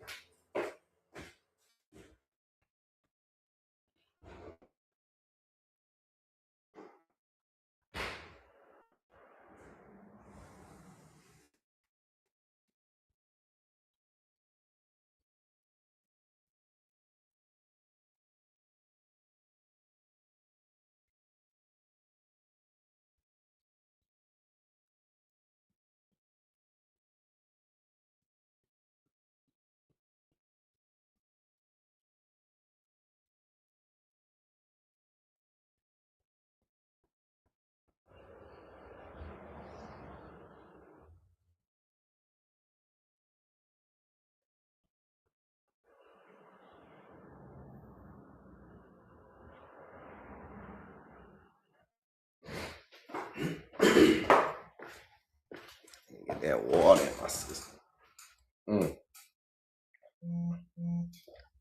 Big game. So before we keep going, are y'all understanding what we reading? How many of y'all knew this? Or kind of felt like you were speaking your language already? Appreciate the gifts, y'all.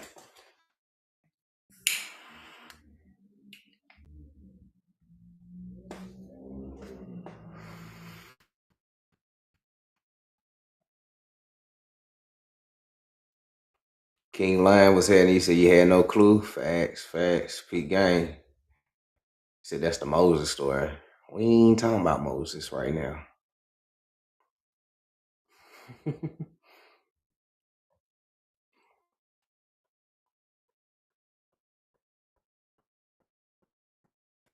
Anybody understand what we reading? Anybody got any questions?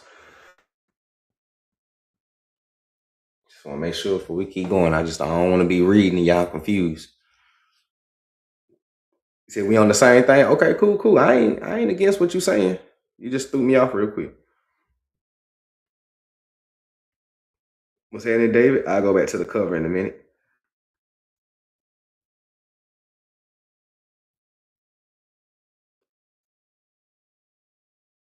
America was named after the feathered serpent Amaru, Kukulkan, Quetzalcoatl, etc. Fact, Shambo. Matter of fact, the name America is a good example of what we reading too. I'm glad you put that in the comments. You ain't gotta apologize. You good. You good. What's happening, Cosmic? You ain't gotta apologize. We good, man. It's High Learning Book Club, bro. It's all good. If you ain't trolling, you learning or adding, it's all love, man. You just threw me off with Moses real quick and osmosis, and yeah, that's good. But the name America is a perfect example of the law of Hobbes and Jobson, of them converting a word, right? Because America comes from Amaru, Amaruka, Amarukapana, Maru, Mora, Morakapana, Murderu, M-E-R-U, Murderu, very close to Heteru and Heteru. He gang, right? So, and then later it just turns into America. Amaruka, America, America, Rica, Ameri, French for soul. Rica means rich. America is the land of the rich soul, home of the soul, children of the sun. Soul, sun, same thing, right? Pete gang, these niggas know who the fuck you is. And now you know who you is. Like, it's in the name itself of who you is, right? So that whole Amerigo Vespucci shit, that story made up. Amerigo Vespucci ain't never even existed. The Vatican created him. Real shit. This is why I don't really think that Columbus existed, because I have books and documents that prove and confirm that the Vatican created Amerigo Vespucci when they start taking over the education systems. Remember, you're still being colonized by the Holy Roman Empire, right? The same shit they did to the Sephardic Jews in 1 AD and 7 AD is kind of the same shit they doing to you right now. Ain't nothing changed but the name on the mail. All right? Appreciate that difference. So, the word America is a perfect example of what we reading. Just keep going, though, because we got a couple of pages to get through. Right? So, the first genuine Americanisms were undoubtedly words borrowed bodily from the Indian dialects. Words in the main indicating natural objects that had no counterparts in England. They had no counterparts in England. And if you try to Google some of this shit, of course, they're going to give you a forced modern. This is one reason why vocabulary, words, and definitions is always changing. It's because they always stealing fucking words. When you look at the dictionary now in 2026, real shit. When you look in the new dictionary in 2026, half of your ebonics is in that motherfucker. Real shit. It's 115 people in here. I don't know if y'all checked out the new dictionary lately, but most of your ebonics is in there.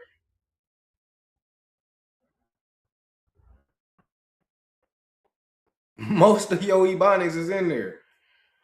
I'm a 90s baby. I remember the 1990s dictionaries, and I remember in 2000, I was like, damn, niggas put ain't in that motherfucker. Y'all told me my whole life ain't even a word. Y'all put me in speech class and hooked on phonics because I was using the word ain't. Later in 2000, y'all put it in the dictionary.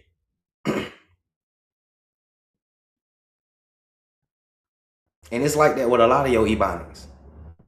Your ebonics is so deep that you don't even know that even the small hats is trying to mimic your ebonics. They got a thing called Jubonics. You can go research that right now and come back if you want to. It's called Jubonics. The small hats is imitating your ebonics while making fun of you for speaking ebonics. You know how that shit go. They love your culture, but not the people, right?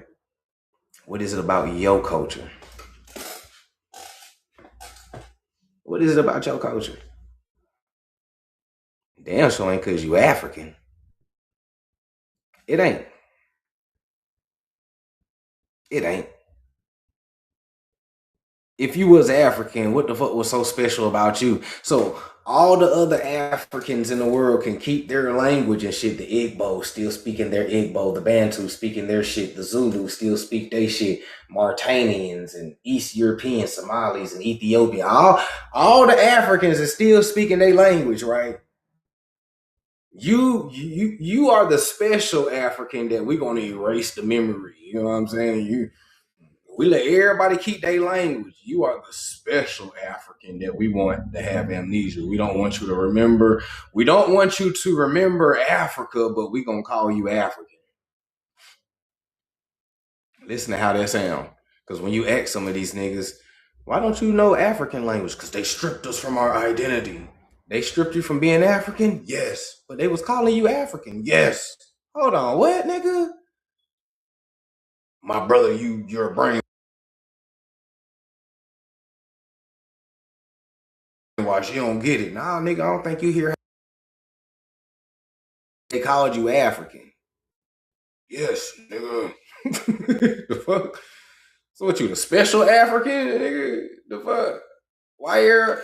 And the crazy thing, all them other Africans been through slavery. All them Africans been through slavery with the Arabs for like 1,400 years, nigga. They still got their language and identity and shit like that. The fuck was so special about you? 1,400 years being enslaved by the Arabs and they still know they shit. 200 years of enslavement, you forgot your shit. The fuck? How does we gonna get back to this, but how does that make sense? Real shit, go study Arab slavery on that continent that you call Africa today. 1,400 years. And they still know all they shit, even the language. They took Africans from West Africa and enslaved them for 200 to 300 years. And you just You forgot your language, your identity, and your tribe name. You forgot where the fuck you come from. Just mysteriously. Your family been in Africa since ancient times. In 300 years, you forgot. Not even a hint. The Africans was enslaved with the Indians, but the only thing survived was the Indian name.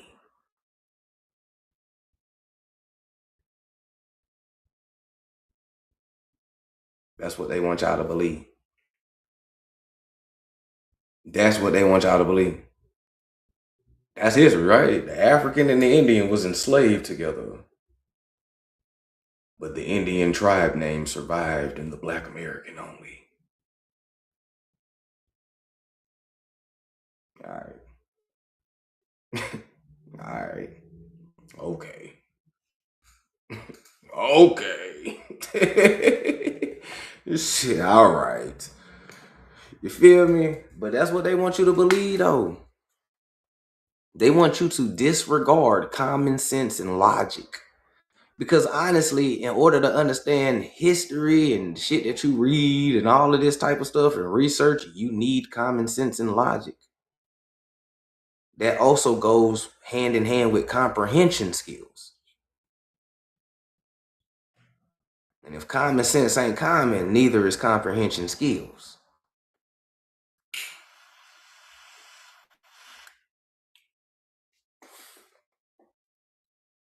People don't lose debates with me because I read hella books. People lose debates with me because they lack comprehension skills and they think they can debunk me without even comprehending what I'm reading.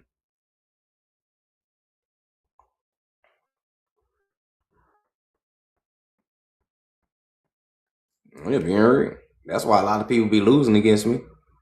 Because if people actually understood what I teach on my platform, you wouldn't even try to debunk me. Because believe it or not, I'm speaking for all Negroid people around the world. I'm just speaking from my history. Because what they did to the American Indian, they did to everybody else around the world. You just have to open your eyes and understand that. If you're a real indigenous person, we all got done the same way. Right? I'm just being real.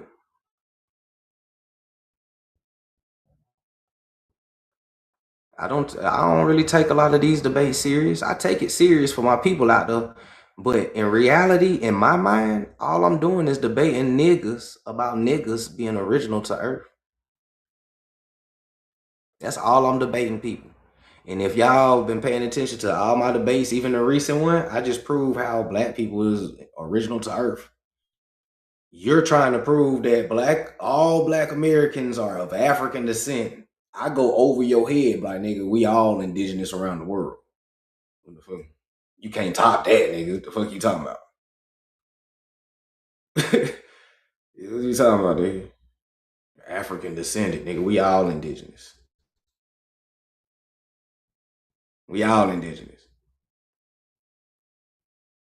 To say that I'm not indigenous is to say that you ain't indigenous. Because Negroes is the indigenous people. Black people, as you call us today, are the indigenous origines of Earth. That's why everybody got a little black in them. Because everybody got a lot of indigenous in them. They got you in their family tree. Nature Has No Color Lines is a dope book. Peep that game. Right? Yeah, that's a big ass Uno reverse. Until you can debunk that, you'll never beat me in a debate. I'm just being real. If you can't debunk that Negroes are indigenous to Earth and find a motherfucker older than us, you would never beat me in a debate. This is why I haven't debated in 3 years. But just keep going with this language, man, because this shit about to get deep, right? So, Pete Gang, we dealing with borrowed bodily words from the Indian dialect, okay? That has no counterparts in England. We find possum, right? The word possum, right? You know what a possum is if you're from the South. For an example, in the form opossum or possum in Captain John Smith's map of Virginia, 1612, and in the form of a possum in a Virginia document 2 years older. The word moose is almost as old as the word possum. These are indigenous words, not English. The word is borrowed from the Algonquin Musa. We might touch on that for a little minute. But moose is an indigenous word almost as old as the word possum. The word moose is borrowed from the Algonquin Musa, right? Musa. So remember, the law of Hobson-Johnston, converting indigenous words, Musa, into quote-unquote English words, moose, or Musa still, depending how you want to pronounce that E. P-game is the same word. So when you say moose, you still speaking Algonquin. So when a motherfucker say, what is your language? You speaking your language. It's American.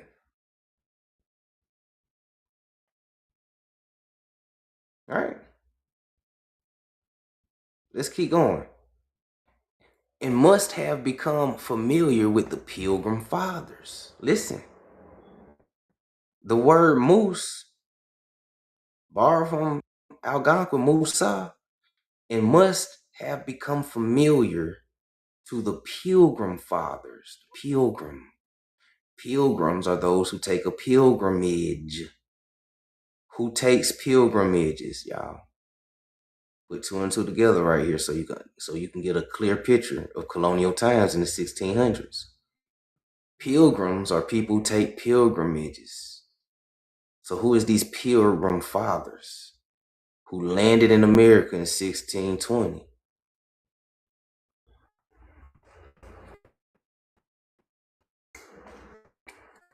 Sephardics and Moors, right? Sephardic Jews take pilgrimages. Moors, Muslim, Islamics take pilgrimages. Your pilgrims were Sephardics and Moors who was being exiled from England as well as Spain and the Iberia. I just told you Queen Anne was the English queen at this time, 1620, the black woman, right? The black sister whose daughter is Queen Elizabeth I. They were Moors. All right. So your English colonies wasn't so English in the 1600s.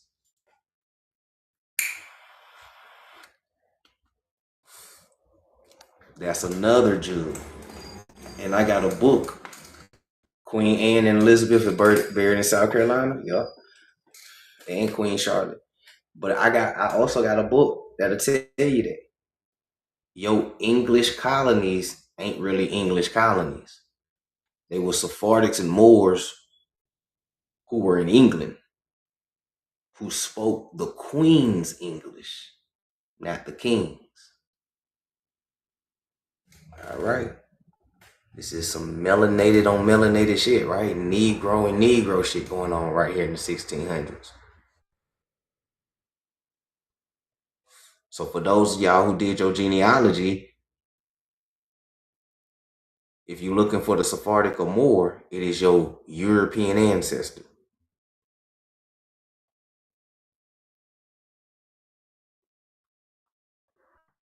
Moses come from the ancient word, Egyptian word, Moshe, synonymous with the birth or waters, which also goes to Moshe, which is what the Indians say.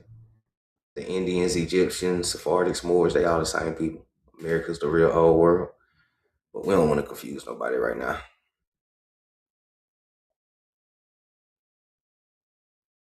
All right, so P-Gang.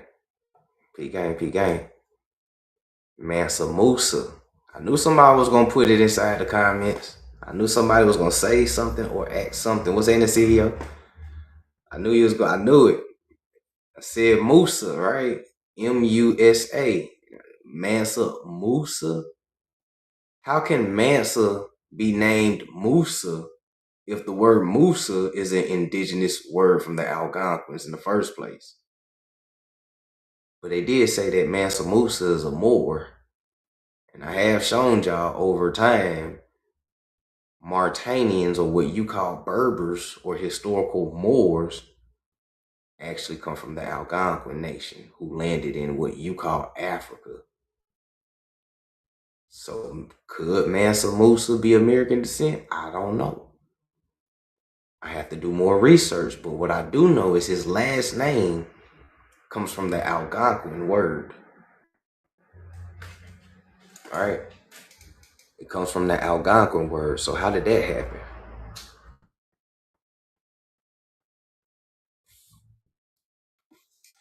All right, how did that happen?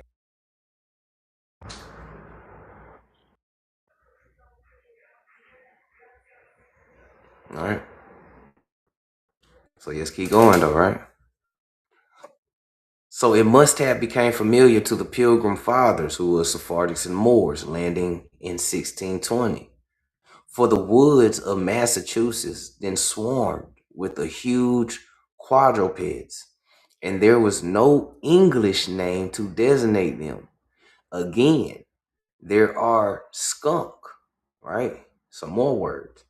Again, the word skunk comes from the Abenaki Indians. Skaku, right? Segaku.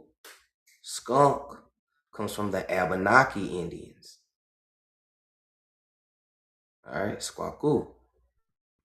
The word hickory, squash, powwow, raccoon, chinkapin, porgy, chipmunk, terrapin, catalpa, and Kruger. Of these, hickory and terrapin are found in Robert Beverly History and Present States of Virginia, 1705. Squash and chickapin and persimmon are documented of the preceding century.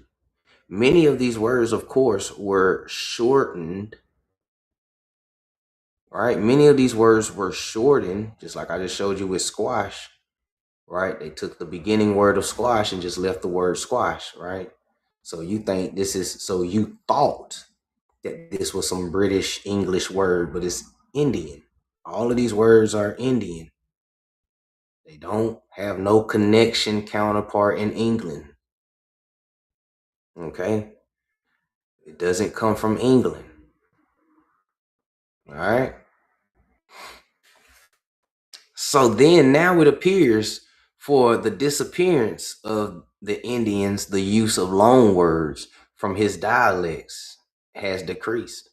In our own time, such words as papoose, secum, teepee, wigwam, and wampum have begun to drop out of everyday use. At an earlier period, the language slew off auklet, mantati, kulmit, supon, swamp, somp, and kulhog, or began to degrade them in the estate of parochialism. A curious phenomenon is presented by the case of maize, which came into the colonial speech from some West Indian dialect. Maize came into the colonial speech from some West Indian dialect, went over into Orthodox English and formed English into French, German, and other continental languages, and was then abandoned by the colonists. You see how they did it? They took maize from the West Indian dialect, they went over to Orthodox English, and from English, it went into French vocabulary, German vocabulary, and other continental languages. And then it was abandoned by the colonists. We shall see other examples of that process later on. Uh-oh, how did your American Indian language become universal? Whether or not Yankee comes from an Indian dialect is still disputed. In early authority, John G. E. Heckwilder Listen to the last names of these East Europeans. John G.E. Heckwilder argued that it was derived from an Indian mispronunciation of the word English. Certain later etymologies hold that it originated more probably in the Indian mishandlement of the French word aglis. Yet others derived it from the Scottish or the Scottish Yankee, meaning a gigantic falsehood. A fourth party derived it from the Dutch and cite an alleged Dutch model for Yankee Doodle, which is Dutch, during Yankered Deuce Doodle Down. That's crazy. Of these theories, that of Heckwilder is the most plausible. But here, as in other directions, the investigation of American etymology remains sadly incomplete. An elaborated dictionary of words derived from the Indian languages compiled by the late W.R. Gerard is in the possession of the Smithsonian Institute. Well, that's why that is incomplete right there. I'm saying that for Laney, peace. There you go, right there. Anytime the Smithsonian is involved, some bullshit is around the corner, right? The American etymology is incomplete, but they have a complete compound of Indian languages in possession of the Smithsonian Institute. But on account of a shortage of funds, it remains a manuscript. So they won't even release it, right?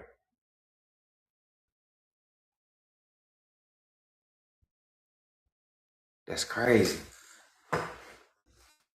Right? That's crazy. That's crazy.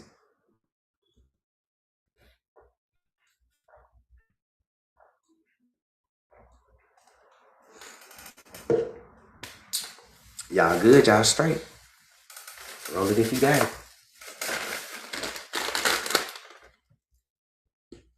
Hold on 1 second.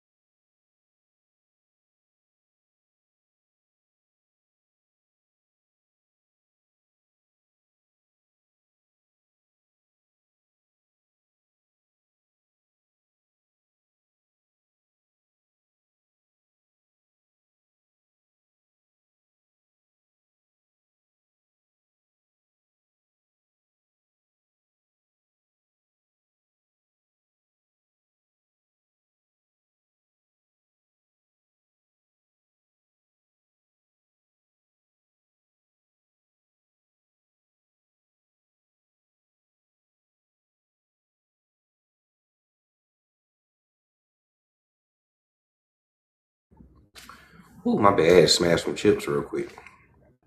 Real indigenously. Mm-hmm.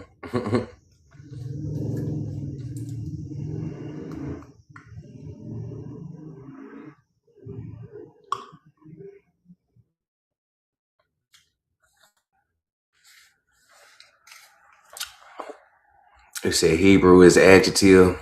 That means progressive. You're way off. What is an A in the alphabet and a B? Don't none of that mean nothing because America's the real old world. So if you don't understand that America's a real old world, then you're way off.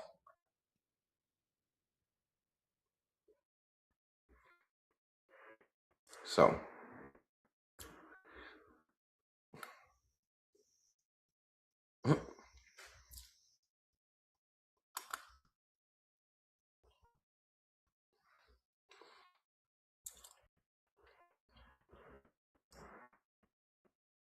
This man said a small water particle. What the hell is you talking about? We ain't even talking about water particles. We breaking down American English words and how they're indigenous. Try to stay on topic. Okay? I know it's kind of hard for a lot of people. What's that, NK? Real? Peace.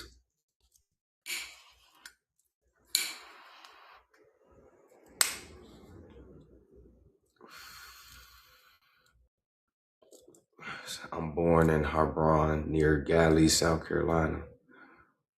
What they got to do with my lab, though? I'm trying to figure out what they got to do with my lab.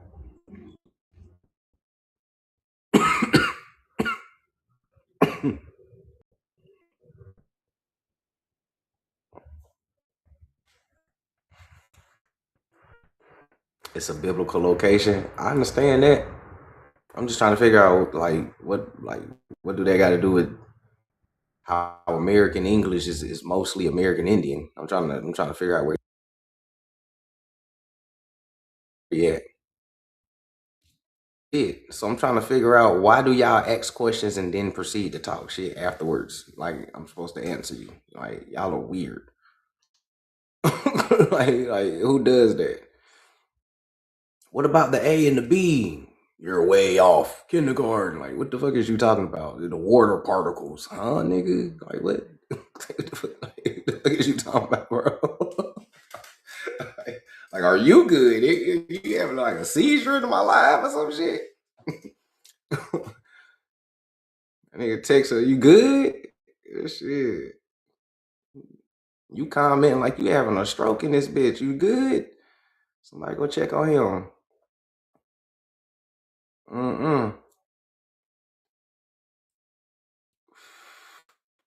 So, let's keep going though. Shit, boy. Let's keep going. So from the earliest days, right? From the very earliest days of English colonization, the language of the colonists also received accretions from the languages of the other colonizing nations. The French word partage, for an example, was already in common use before the end of the 17th century. And soon after came chowder, catch, caribou, vulgar, or voyager, in various words. All right? In various words that, like the last named, have since become localisms or disappeared altogether. Before 1750, Buru, gopher, batu, bogus, and prairie were added. And caboose, a word of Dutch origin, seemed to have come in through the French. Carryall is also French in origin despite its English quality. Okay? It comes by the law of Hobson-Jobson. From the French carryall, the contributions of the Dutch during the half century of their conflicts with the English include cruller, coldslaw, dominine for person, cookie, stoop, span, pit, waffle, hook, scowl, boss, summer case, and Santa Claus. Schlick de Verrier credits them with Heiberg, a corruption of Herberg or Horberg. That they established the use of bush as a designated for back country is very probable. The word has also got into South African English. What? South African English?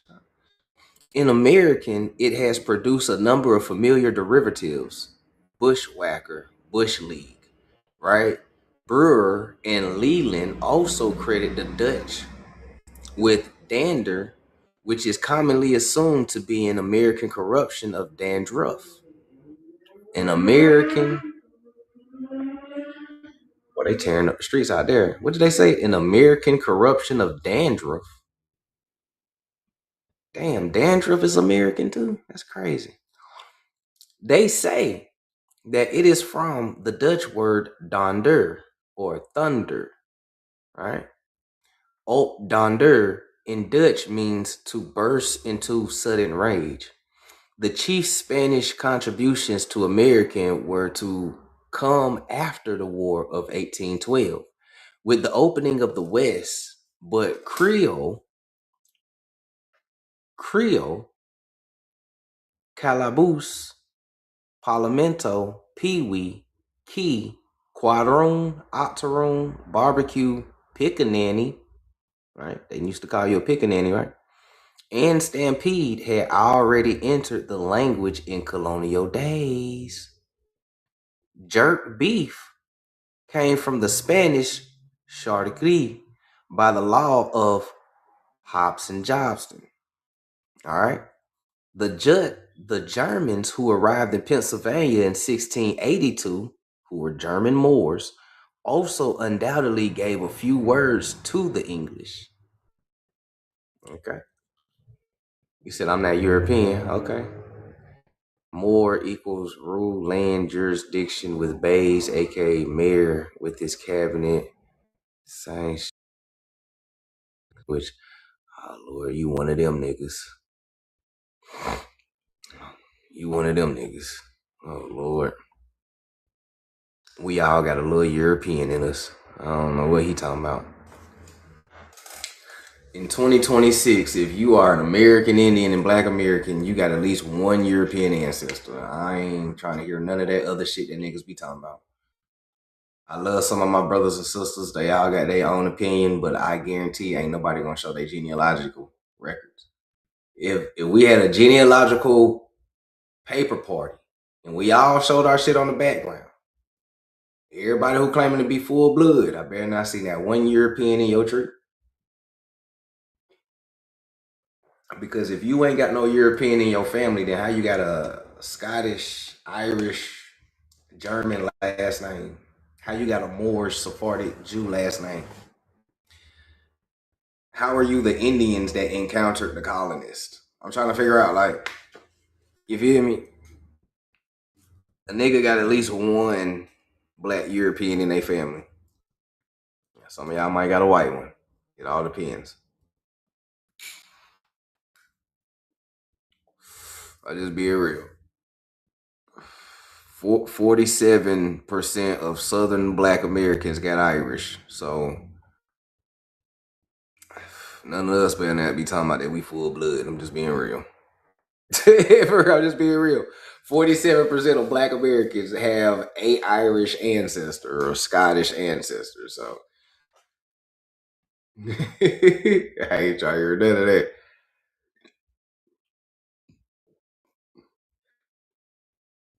And a lot of motherfuckers come from the South. What about coming from 10 generations of mulattoes? I mean, shit.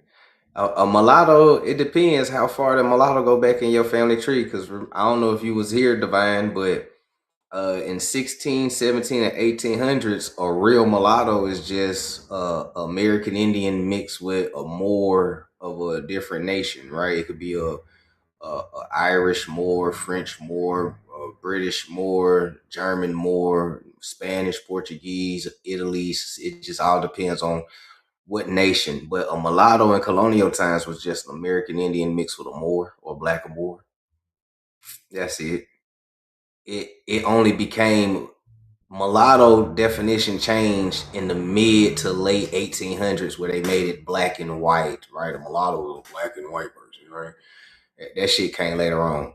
But before then, a mulatto was just an American Indian mixed with a Moor. You know, so.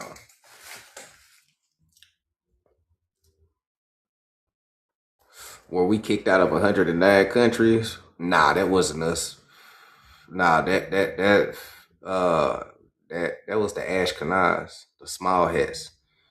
The small hats got kicked out of 109 countries because of the debauchery that they was doing to the kids. The hats got kicked out of 100.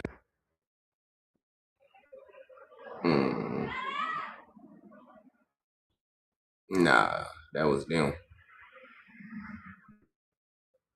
Yeah. Sephardic Jews and Ashkenaz are two different people. One is by blood, the other one is by conversion. So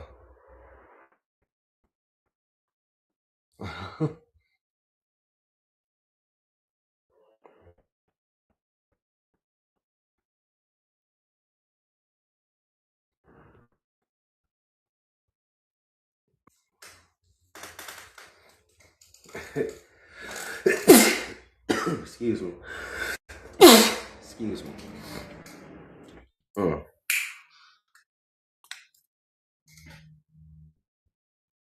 Peace, be for all. What's happening, KB? So Pete Gang. So till this day, is in almost universal use in the United States through rare in England, right? Our conveners in describing real property always speak of, quote, all that lot or parcel of land, unquote. Other examples of the application of old words to new purposes are afforded by freshet, barn, and team. A freshet in the 18th century English meant any stream of fresh water. The colonists made it signified in indentation. A barn, right? A barn was a house or shed for storing crops. In the colonies, the word became to mean a place to keep cattle. See how they changed it? A team in English was a pair of draft horses. In the colonies, it came to mean both horses and vehicle. Team. In 2026, team means something totally different. Same old word, new definitions. Right? Peep game. The process is even more clearly shown in the history of such words as corn and shoe. Corn in Orthodox English means grain for human consumption, and especially wheat. The Corn Laws.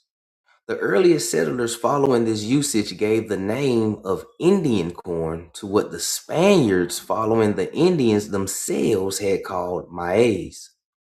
But gradually, the adjective fell off, and by the middle of the 18th century, maize was called simply corn, and grains in general were called breadstuffs. Thomas Hutchison, discoursing to George III in 1774, used corn in his restricted sense, speaking of rye and corn mixed. Quote, what corn? Asked George. Quote, Indian corn, explained Hutchison, or as it is called in authors, maize.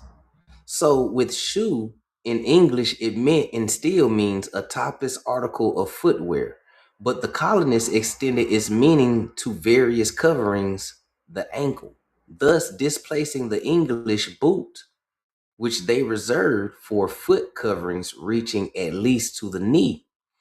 To designate the English shoe, they began to use the word slipper, right? This distinction between English and American usage still prevails, despite the affectations which had lately sought to revive boot, and with it is derivatives boot shop and boot maker, right? Store in America is called shop in England. Lumber, pie, dry goods, cracker, rock, partage, among nouns, and to haul, to Jew, to notify, and to heft among verbs after further examples have changed meanings. What? This shit crazy, ain't it? So what are you really speaking in today's language? What is this language that we speaking? Peace, Bree. Appreciate you for tuning in. So what are we really speaking?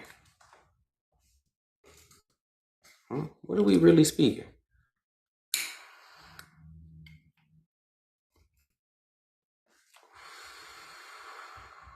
So the loan words, the Indians of the New West right? The New West. They talking about West Coast. The Indians of the New West. It was seen to have little to add to the contributions already made to the American vocabulary by the Algonquins of the Northeast. The American people, by the beginning of the second quarter of the 19th century, knew almost all they were destined to know of the Aborigine. What? The beginning of the second quarter of the 19th century knew almost all they were destined to know of the Aborigine. They're talking about you. And they had names for all the new objects that he had brought to their notice, and for most of his peculiar implements and ceremonies. A few translated Indian terms were squaw man, big chief, great white father, happy hunting, ground, represent the merge, fresh stock that the Western pioneers got from him. Of more importance was the suggestive and indirect effect of this polysynthetic dialects, right? Shout out to Swarthy, who was teaching people about polysynthetic languages years ago, right? Effects of his polysynthetic dialects and peculiarities of his vivid proper name. Rain in the face, young man, afraid of his wife, and voice like thunder. These names and other word phrases like them made an instant appeal in American humor and were extensively imitated in popular slang. What?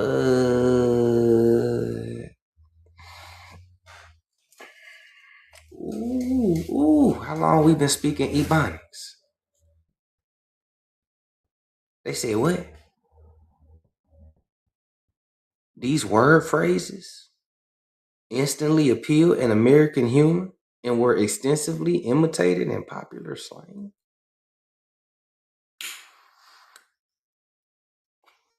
What is popular slang? This is 1800s, early 1900s. Popular slang? Well, we've been speaking like this. It's what I've been telling you this whole time. That's the whole reason why they tried to put us in speech classes and hooked on phonics classes, because you were still speaking indigenously. Dialect, accent, and ebonically speaking, you were still speaking indigenously. Those who had a deep indigenous dialect and accent, they definitely tried to put you in hooked on phonics in speech classes. I'm a 90s baby. They definitely tried to throw me in that motherfucker. That bitch ain't work. So, one of the surviving coinages of that era is Old Stick in the Mud, which Farmer and Henley noted as having reached England by 1823. That came from America, right?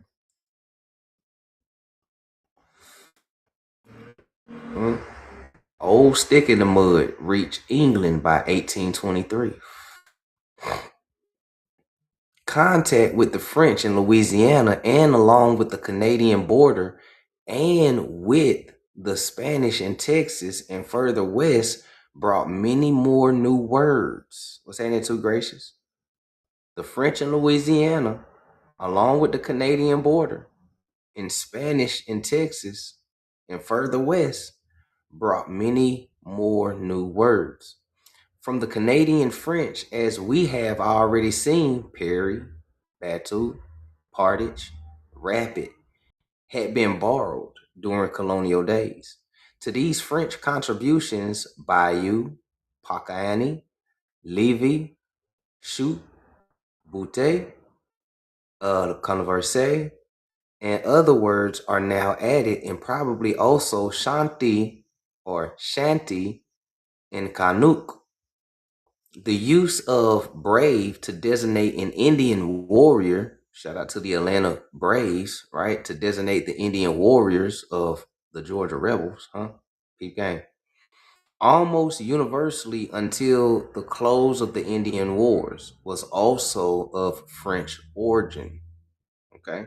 Because it was the French who called the Indians braves first, not the English.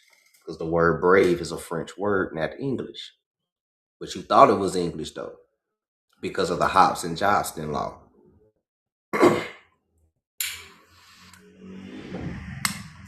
right?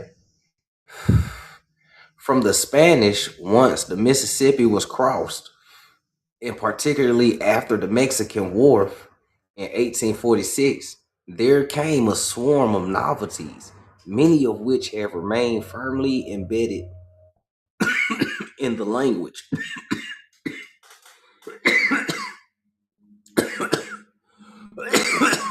You are distracting me.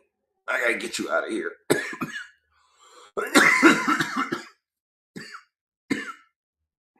Excuse me. Yeah, I had to get him up out of here. He distracted me. He talking about a whole bunch of nothing. This nigga said Jesus gives all the living the blessings of life via rain. Yes, Jesus. You know what I'm saying? Like, what are you talking about? Jesus in the clouds and just like our holy covenant. Like, this ain't got nothing to do with what I'm talking about. That ain't got nothing to do with what I'm talking about.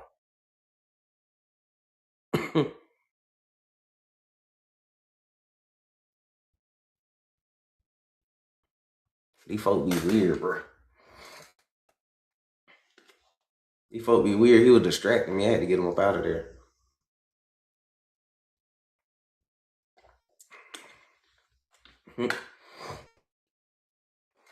Man, shout out to everybody that's in here, man. I appreciate y'all. I don't know, Dev. What's happening?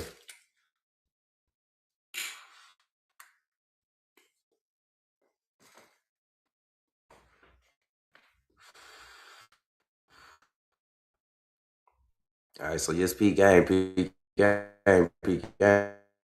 right? So from the Spanish, once the Mississippi was crossed, and particularly after the Mexican War in 1846, there came a swarm of novelties, many of which have remained firmly embedded in the language. Among them were numerous names of strange objects: Larat, lasso, ranch, loco, meaning weed. All right, L-O-C-O, loco, meaning weed.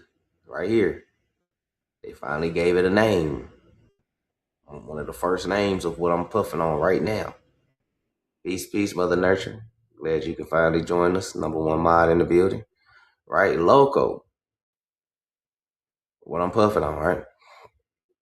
Strange names. Right, Mustang, Sombrero, Canyon, Desperado, Poncho, Chuparel, Corel, Broncho or Bronco, and Plaza, and many more names. What's that in 700? And many more names. Right? Peon, Cayuse, Burro, Miso, Misa, Tornado, Sarah, and Adobe.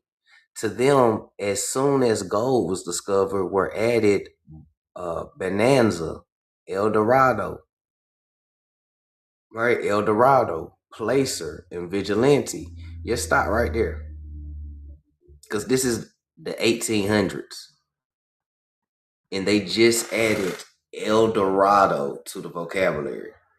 So they couldn't have been looking for the lost city of El Dorado in the 1500s because they didn't even have a name for it until the 1800s when they struck gold. Just want to let y'all understand that, right? Let's keep going. So, cinch was borrowed from the Spanish cincha in the early Texas days, though in figurative use did not come until much later. Ante, the poker term, like ante up, though the etymologists point out its obvious origin in the Latin, probably came into American from the Spanish, right? Thornton's first example of its use, its current sense, is dated 1857, is when Americans started using the word ante or ante up. Damn. So a lot of y'all Wild Wild West movies is a lie. All right, but anyways, we ain't gonna get there right now. So, but Bartlett reported in its form of anti, A-N-T-I, in 1848. Coyote came from the Mexican dialect of Spanish. The Mexican dialect of Spanish, right? Coyote, Right? Its first parent was the Aztec Cayota, right? Okay. Tamale had a similar origin, and so did Freloge, or tomato. Okay. Adobe, red bricks, yeah. Pueblo. None of these is good Spanish, right? None of these is good Spanish. So it's like corrupted Spanish and shit, right? So as usual, derivatives quickly followed the newcomers among the peonage, what's that? Bronco Buster, Ranch Man, Ranch House. In the verbs to ranch and lasso, to curl and ante up, and to cinch. To vamoose from the Spanish vamos, let's go, or vamonos, came into the same time. So did sabe. So did gazabo. Gazabo.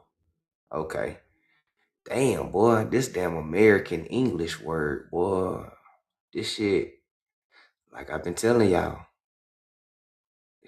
what you speak didn't come from Britain, right? Let me go ahead and stop right there for a second. What you speak today in America, right? American English didn't come from Britain. As we seeing and breaking down, and this shit as early as the 1800s, they still forming the dictionary and all of that type of shit, right? There's no such thing as proper English. We're gonna go ahead and start right there, right? Before we keep going. Right? When people say speak proper English, there's no such thing as proper English, right? Because English is a pidgin language. It's corrupted anyways. So there's no such thing as proper English. Go ahead and stop right there. There's no such thing as enunciating your words or pronouncing your words right. It's all corrupted. No matter how you try to flip it, it's still not the original word. It's still not the original word. No matter how you change your dialect and your accent to sound more like this, you're still pronouncing every fucking thing wrong that comes out your mouth. Because it is not in its original form. Right? It's not coyote. It's coyote. No, it's not. It's coyotol. So even when you say coyote in that weird ass accent that you think is proper, you're still mispronouncing the fucking word. So there's no such thing as proper English or speaking proper English. It is a pidgin language. It's a combination of a whole bunch of shit. American Indian, French, German, Gaelic, Latin, all jumbled up into one. And they gave you the first official dictionary in like 1900s with Webster. Whenever Webster dropped his first dictionary, that's when, okay, we got the first official American English vocabulary, Webster dictionary and shit. Real shit. Oxford Dictionary, 1800s and all of that. Right? But this American English gumbo or cocktail couldn't been made without the American Indian. Everything else that they telling you, the Spanish, the Ireland, all of this is just little sprinkles on top. All right, remember what, do not forget, we're going to cover this shit more, but do not forget what we just read. Right? In this gumbo of American English that we speak, the main root of this dish is American Indian Algonquin Abenaki. Not Athabascan, not Arapahoes, not none of them niggas. Southeast, Northeast Algonquin. Right? Mississippians. Alright, peep game. That's the main dish. All this other shit is just a little sprinkle on the top, right? Little oregano. Cool, right? Little oregano, you know, little spice, little, you know what I'm saying? That's all that other shit is right here. All right, so this is how they made the first pidgin language that you call American English.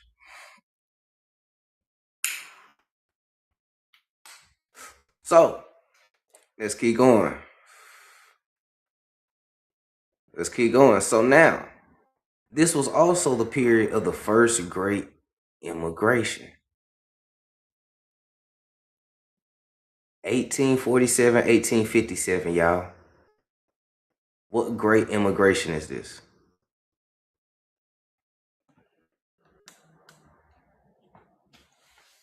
$86 people in here. Somebody got to know. 1847, 1857. What great immigration is this? This is the same time where the great immigration is happening. What is the first great immigration?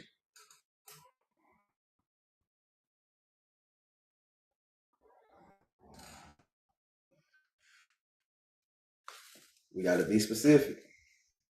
Not Ellis Island. Not yet. Ellis Island came a little bit later.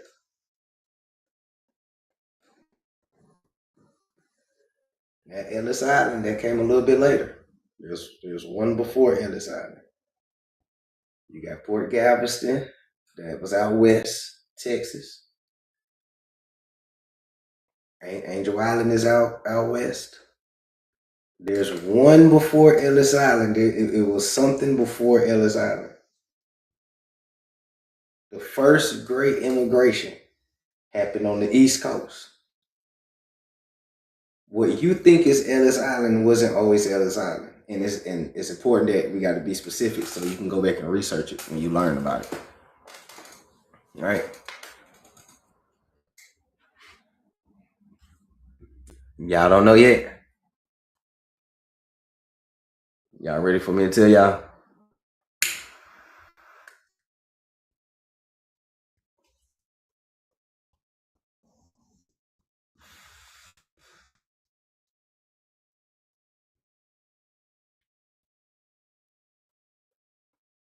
Mm-mm.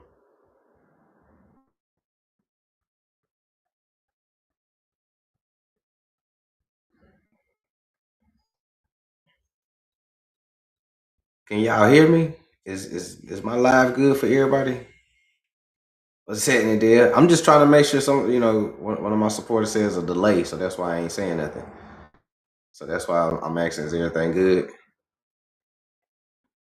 Okay, cool. So before Ellis Island, it was called Castle Garden. So if you want to go research that, you can. It's called Castle Garden. Before Ellis Island, it was Castle Garden. Castle Garden became Ellis Island, right? Castle Garden was running for, I think, like 3-4 years. Then they shut it down, reopened it as Ellis Island. But your first immigration was Castle Garden, and they sent mostly kids through.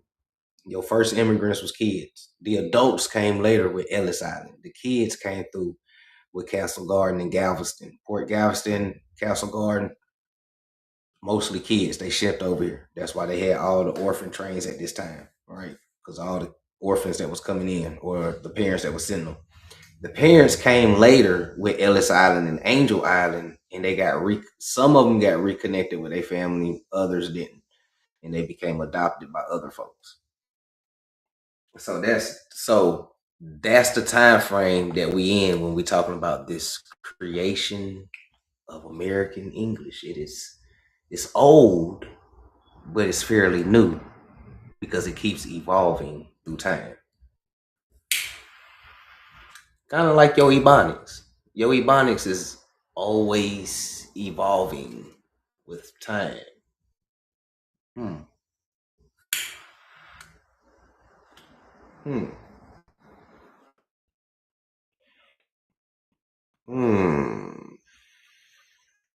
There's a connection to that.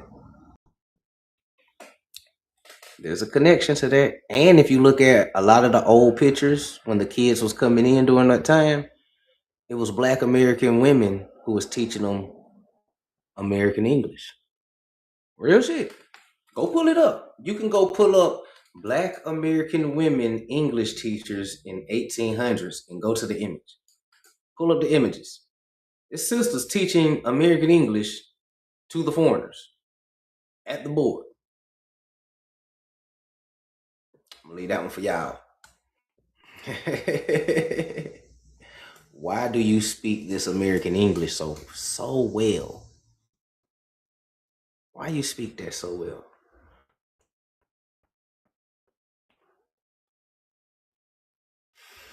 So this was also the period of the first great immigrations.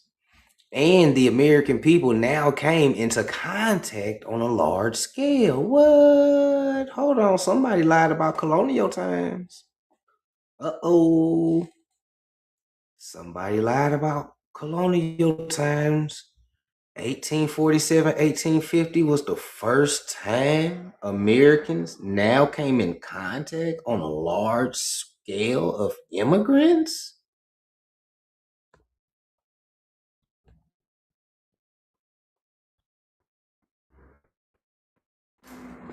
Hold on, let me put the trees down real quick. I gotta think about something. Hold on. This was the first time on a large scale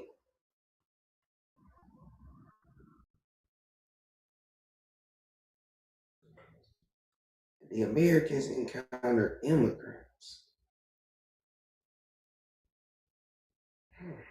Who is these Americans that's encountering the immigrants? Once we figure out who was the people from 1492 all the way up to 1840s, when you find out that population, you will figure out the Americans who was being met by this first wave of great immigrants for the first time on a large scale. Right? Think about it. Benjamin Franklin told you a lot of swarthy Europeans was coming over, right? So-called Black Europeans, American Indians. Black Europeans and American Indians. The white people started coming in on a large scale at this time in the 1840s. So the colonial period is very swarthy. Then the pale skins start coming in. 1847, 1857, 1860, 1870,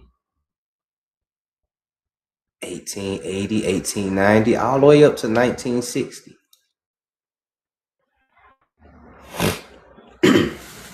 Right? But we're going to get there, though. We're going to get there. We're going to get there, though. Peace, peace. So, this was also the period of the first great immigrations, and the American people now came into contact on a large scale with peoples of divergent race. The American people, what is the definition of American in the 1820s, 1840s? The American people came in contact on a large scale with people of divergent races or race, particularly Germans, Irish, Catholics from the south of Ireland. And the Irish of colonial days were descendants of Cromwell's army and came from the north of Ireland. The Picts. The Pict Moors. Remember the book I read to y'all? The Eurochardes? Uh-oh. Remember the Eurochardes? These north of Ireland Cromwell army? These are the Pict Moors, the Pictish Moors. The Pictish Moors became Catholics because of what? St. Patrick. Huh? Okay. Divergent race. What is a divergent race? Germans. Black and white Germans. Black and white Irish. Divergent. Diverse. Just because it says European doesn't always mean it's white. But that's what they want you to think, though, right? Let's keep going, though. and on the Pacific Coast Chinese. Oh, there you go. Black and pale Chinese. Divergent race or races. So early as the 20s, the immigration to the United States reached 25,000 in a year. And in 1824, the legislature of New York, in alarm, passed a restrictive act. The Know Nothing movement of the 1850s need not concern us here. Why would you say the Know Nothing movement don't need to concern us here at this moment of, you know what? We shall find out in later lives. Right? Suffice it to recall that the immigration of 1845 passed the 100,000 mark, and that of 1854 came within sight of 500,000. These new Americans, most of them Germans and Irish, Anglo-Saxons, Germans, Germanic, Siberians, Russians. Most of them is Germans and Irish. Did not all remain in the East. A great many spread through the West and Southwest with other pioneers. Their effects upon the language was not large. So these new people who was coming in, they didn't have a large effect on what was already created here that we call American English. Right? So we was teaching them our language. They wasn't adding nothing in. We already got everything situated. Boom, boom, boom. But we gonna teach y'all the language since y'all coming over here, right? So boom. Understand that. So perhaps, but it was still very plausible. And not only in the vocabulary of words of German origin, like sauerkraut and noodle. It's crazy, right? You thought noodles was some Chinese shit, huh? You eating ramen noodles. Do that even sound like a Chinese word? Y'all ramen noodles? Noodle is German. But just keep going though. Chinese people, we ain't about to get into it. The food is Asian. The name is German. But anyways, German origin like sauerkraut and noodle, as we have seen, had come in during the colonial period, apparently through the so-called Pennsylvania Dutch. There we go, the Moors, the powwowers, the Moors. There we go, I knew it. I was waiting for them. The only Germans that was here in colonial times was the Pennsylvania Dutch, who are the Moors of Dutch, the Dutch Moors. Powwowers, as they were called.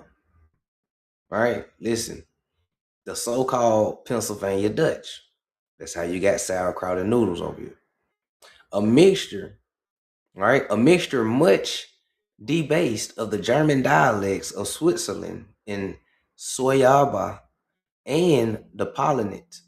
The new immigrants now contributed the word pretzel, pumpernickel, Hosferu, lager beer, pinochle, Wienerwurst, Dum, Frankfurter, Buck beer, Schnitzel, Blutwurst, Rothschild. Who is saying these words, bro?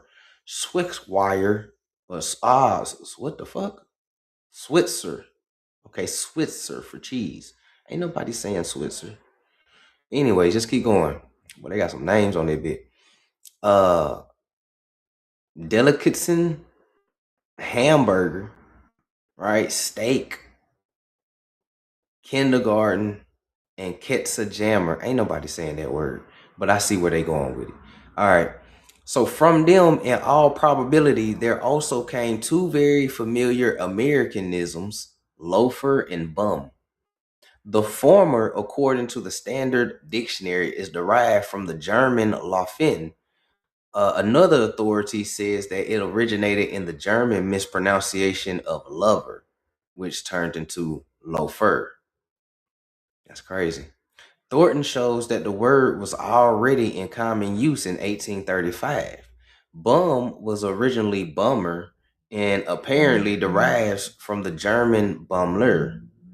Both words have produced derivatives, loaf as a noun to loaf, corner loaf, or loafer, to bum and bum. Adjective, bummery, and not to mention on the, and then we got to flip the page. But the footnote is very interesting, right? I got one more page. We're going to wrap it up for today. I don't want to get y'all everything, you feel me? So the majority of these words, it will be noted, related to eating and drinking. They mirror the profound effect of German immigration upon American drinking habits and the American cuisine. It is a curious fact that loanwords seldom represent the higher aspirations of the creditor nation. French and German have borrowed from English not words of lofty significance, but such terms as beefsteak, roast beef, pudding, engard, jockey, tourist, sport, 5 o'clock tea, cocktail, and sweepstakes. The contribution of England to European civilization as tested by the English words in continental languages, says L.P. Smith, are not generally of a kind to cause much national self-congratulations, nor would a German, I dare say, be very proud of the German contributions to American. Thornton offers examples of this form ranging from 1856 to 1885 during the Civil War. The word acquired the special meaning of looter. The Southerners thus applied it to Sherman's men, looters. The Southern Historical Society Papers, page 420, Richmond, 1884.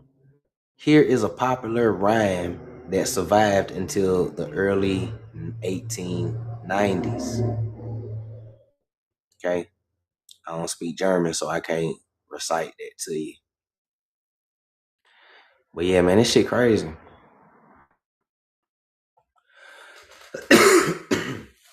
And we're gonna wrap it up with this page right here because I gotta save some stuff for tomorrow too. You feel me? So I've been talking about Americanisms this whole time. Some of y'all probably like, bro, what the fuck is no Americanism? Is he ever gonna tell us? So Americanism, the definition right here, so we can all understand what it is, right? So as Americanisms may be defined as a word or phrase, old or new, employed by general or respectable usage in America in a way not sanctioned by the best standards of the English language. By definition, that sounds familiar.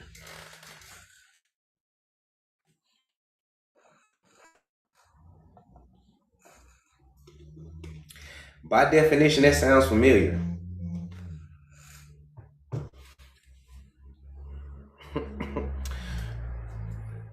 Repetition, the father of learning.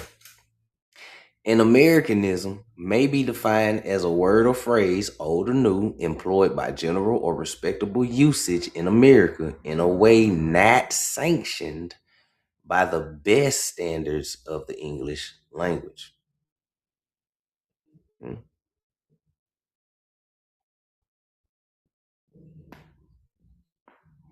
What's that in American? Peace, right? Pig, right? Pig Latin, pigeon Latin, pig English, pigeon English, aka Ebonics, American Indian Vernacular English. As a matter of fact, however, the term has come to possess a wider meaning, and it is now applied not only to words and phrases which can be so described, but also to the new and legitimately born words adopted or adapted to the general needs and usage to the survival of an older form of English then that now current in the mother culture, and to the rancid, pungent vernacular of Western life. He then proceeds to classify his materials thus: 1. Words and phrases of purely American deliberations, embracing words originating in American and Aboriginal life, pioneer and frontier life, the church, politics, trades of all kinds, travel, afloat and ashore. That's the root. Number 2, words brought by colonists. Words brought by colonists, not slaves, including the German element, French, Spanish, Dutch, the Negro, lowercase n adjective, the Negro, right? Colonists, Negro colonists. Who is them? The Chinese. Who is these Negro colonists? Okay.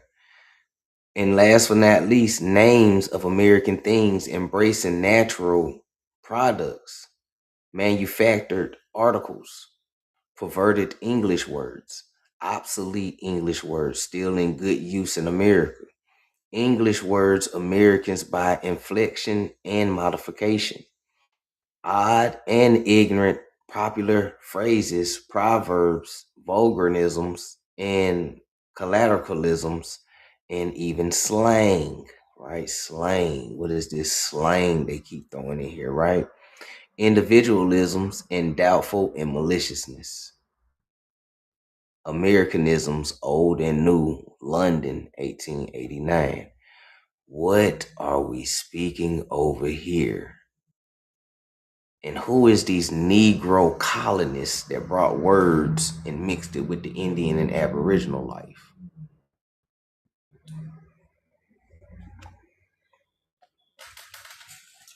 That's an interesting one.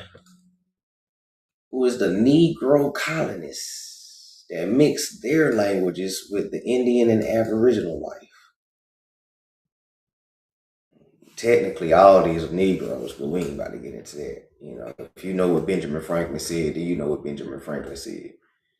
You feel me? And if you know about Sephardics and Moors, then they're pretty much telling you Moors and Indians, right? Because remember what we learned. They all the same people.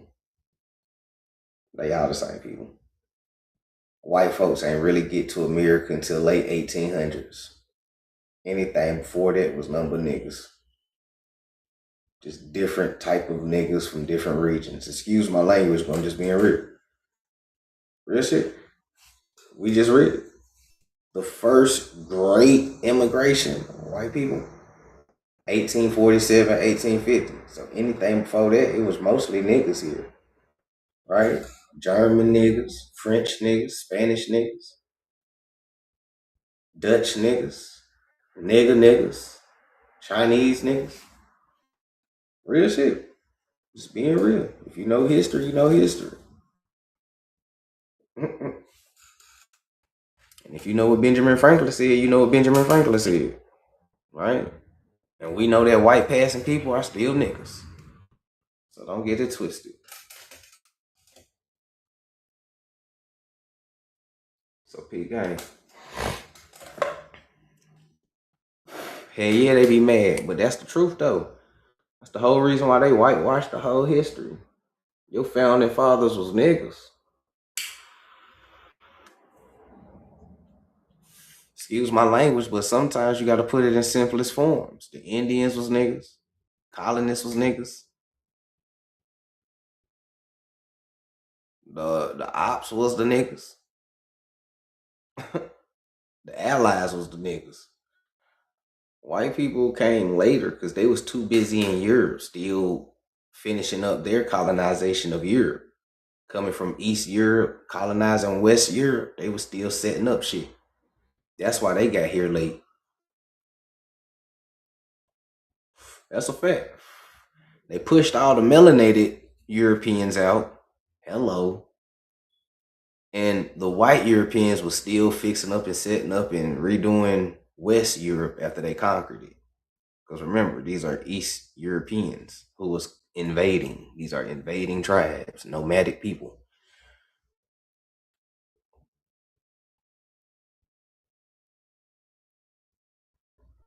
That also means that they lied about us being outnumbered by white people back then. Yeah. They always lied about the numbers. White passing people was always counted as white people. Right? And because most of people tend to forget that white passing people exist even back in those times, actually all through history, a lot of times that white person ain't a white person. That's just a white passing Negro that you're looking at. And a lot of them was just light-skinned Negroes that you thought was white, or they painted them as white. But, you know, pay attention. You know, a lot of times they be having the hidden hand going on. A lot of times it'd be like, you know, white passing or whitewash portrait. Like, this is really a Negro. You know what I'm saying? You know, hidden hand, though. You know, whitewash them. And I always found that as a common pattern, because I got a whole whitewash series and a hell of books, and every last one of them that you look up, they all hidden hand and they standing there and shit like that. But when you read the books of that time, they was swarthy, light brown, you know what I'm saying, black. Like, hold on, bro. So, you know, and a lot of them was runaways too, right? Benjamin Franklin, he was a runaway, right? Andrew Johnson or Andrew Jackson, one of them, they was a runaway. Abraham Lincoln was a runaway. I think George Washington was a runaway a little bit, or he tried to, or some shit. Like, all of these was like runaway slaves, or what you call indentured servants.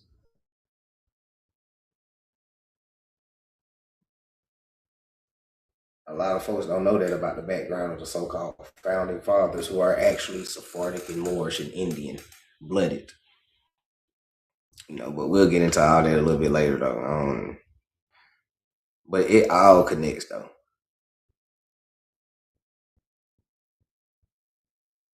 Right? And understand that all of this is during the same time this shit going on. That's why I like following the timelines, right? 1850s, 18 and all that, right? This is 1830s. So who's the Indian?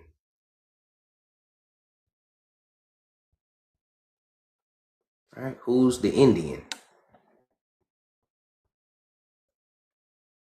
Who's adding the language to this American English? And why do you speak it better than you think you speak it?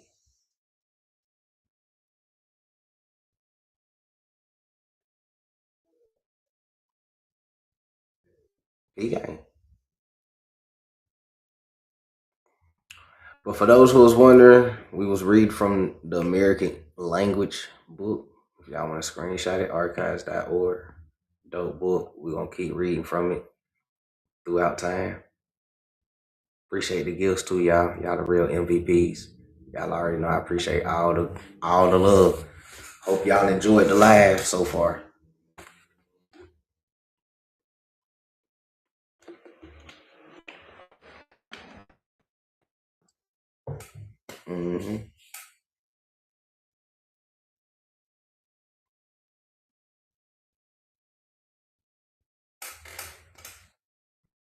I appreciate y'all. What's happening, KLS? Peace. Yeah, the truth teller.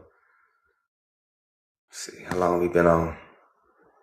Oh yeah, we been on 4 hours. We hit the limit, y'all. So with that being said, I hope y'all enjoyed the live. We right back into the books. We right back teaching. We right back dropping them gems. You know what I'm saying? We back to our regular scheduled program and everything like that. I got a lot of stuff for y'all. Y'all haven't checked out my YouTube page, Signs for the Conscious Mind. Make sure y'all check out the YouTube page, the videos, like the live. Like the video, share the video, hype up the videos. You feel me? If you want to subscribe, to my YouTube membership, so you can already have access when I start dropping member-only videos and we start doing member-only lives. Go ahead and get a jump on it now, because you know when we take it to YouTube, we're gonna try and limit the trolls, and I want more of my people in there. You feel me? And we're gonna start stomping with the big dogs on that platform real soon, real soon. So make sure y'all stay tuned. Appreciate y'all for tuning in. Thank y'all for the likes, love, the gifts. Hope y'all learned something today. And I will clip up this video and post it for y'all tomorrow on my page.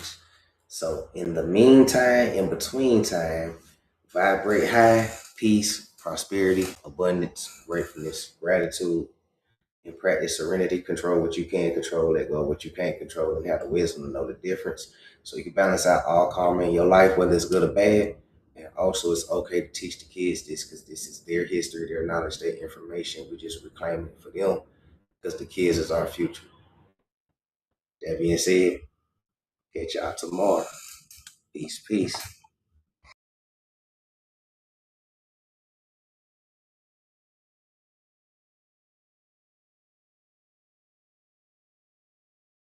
Follow that down, sis. Yeah, sis. Follow it down. Follow it down.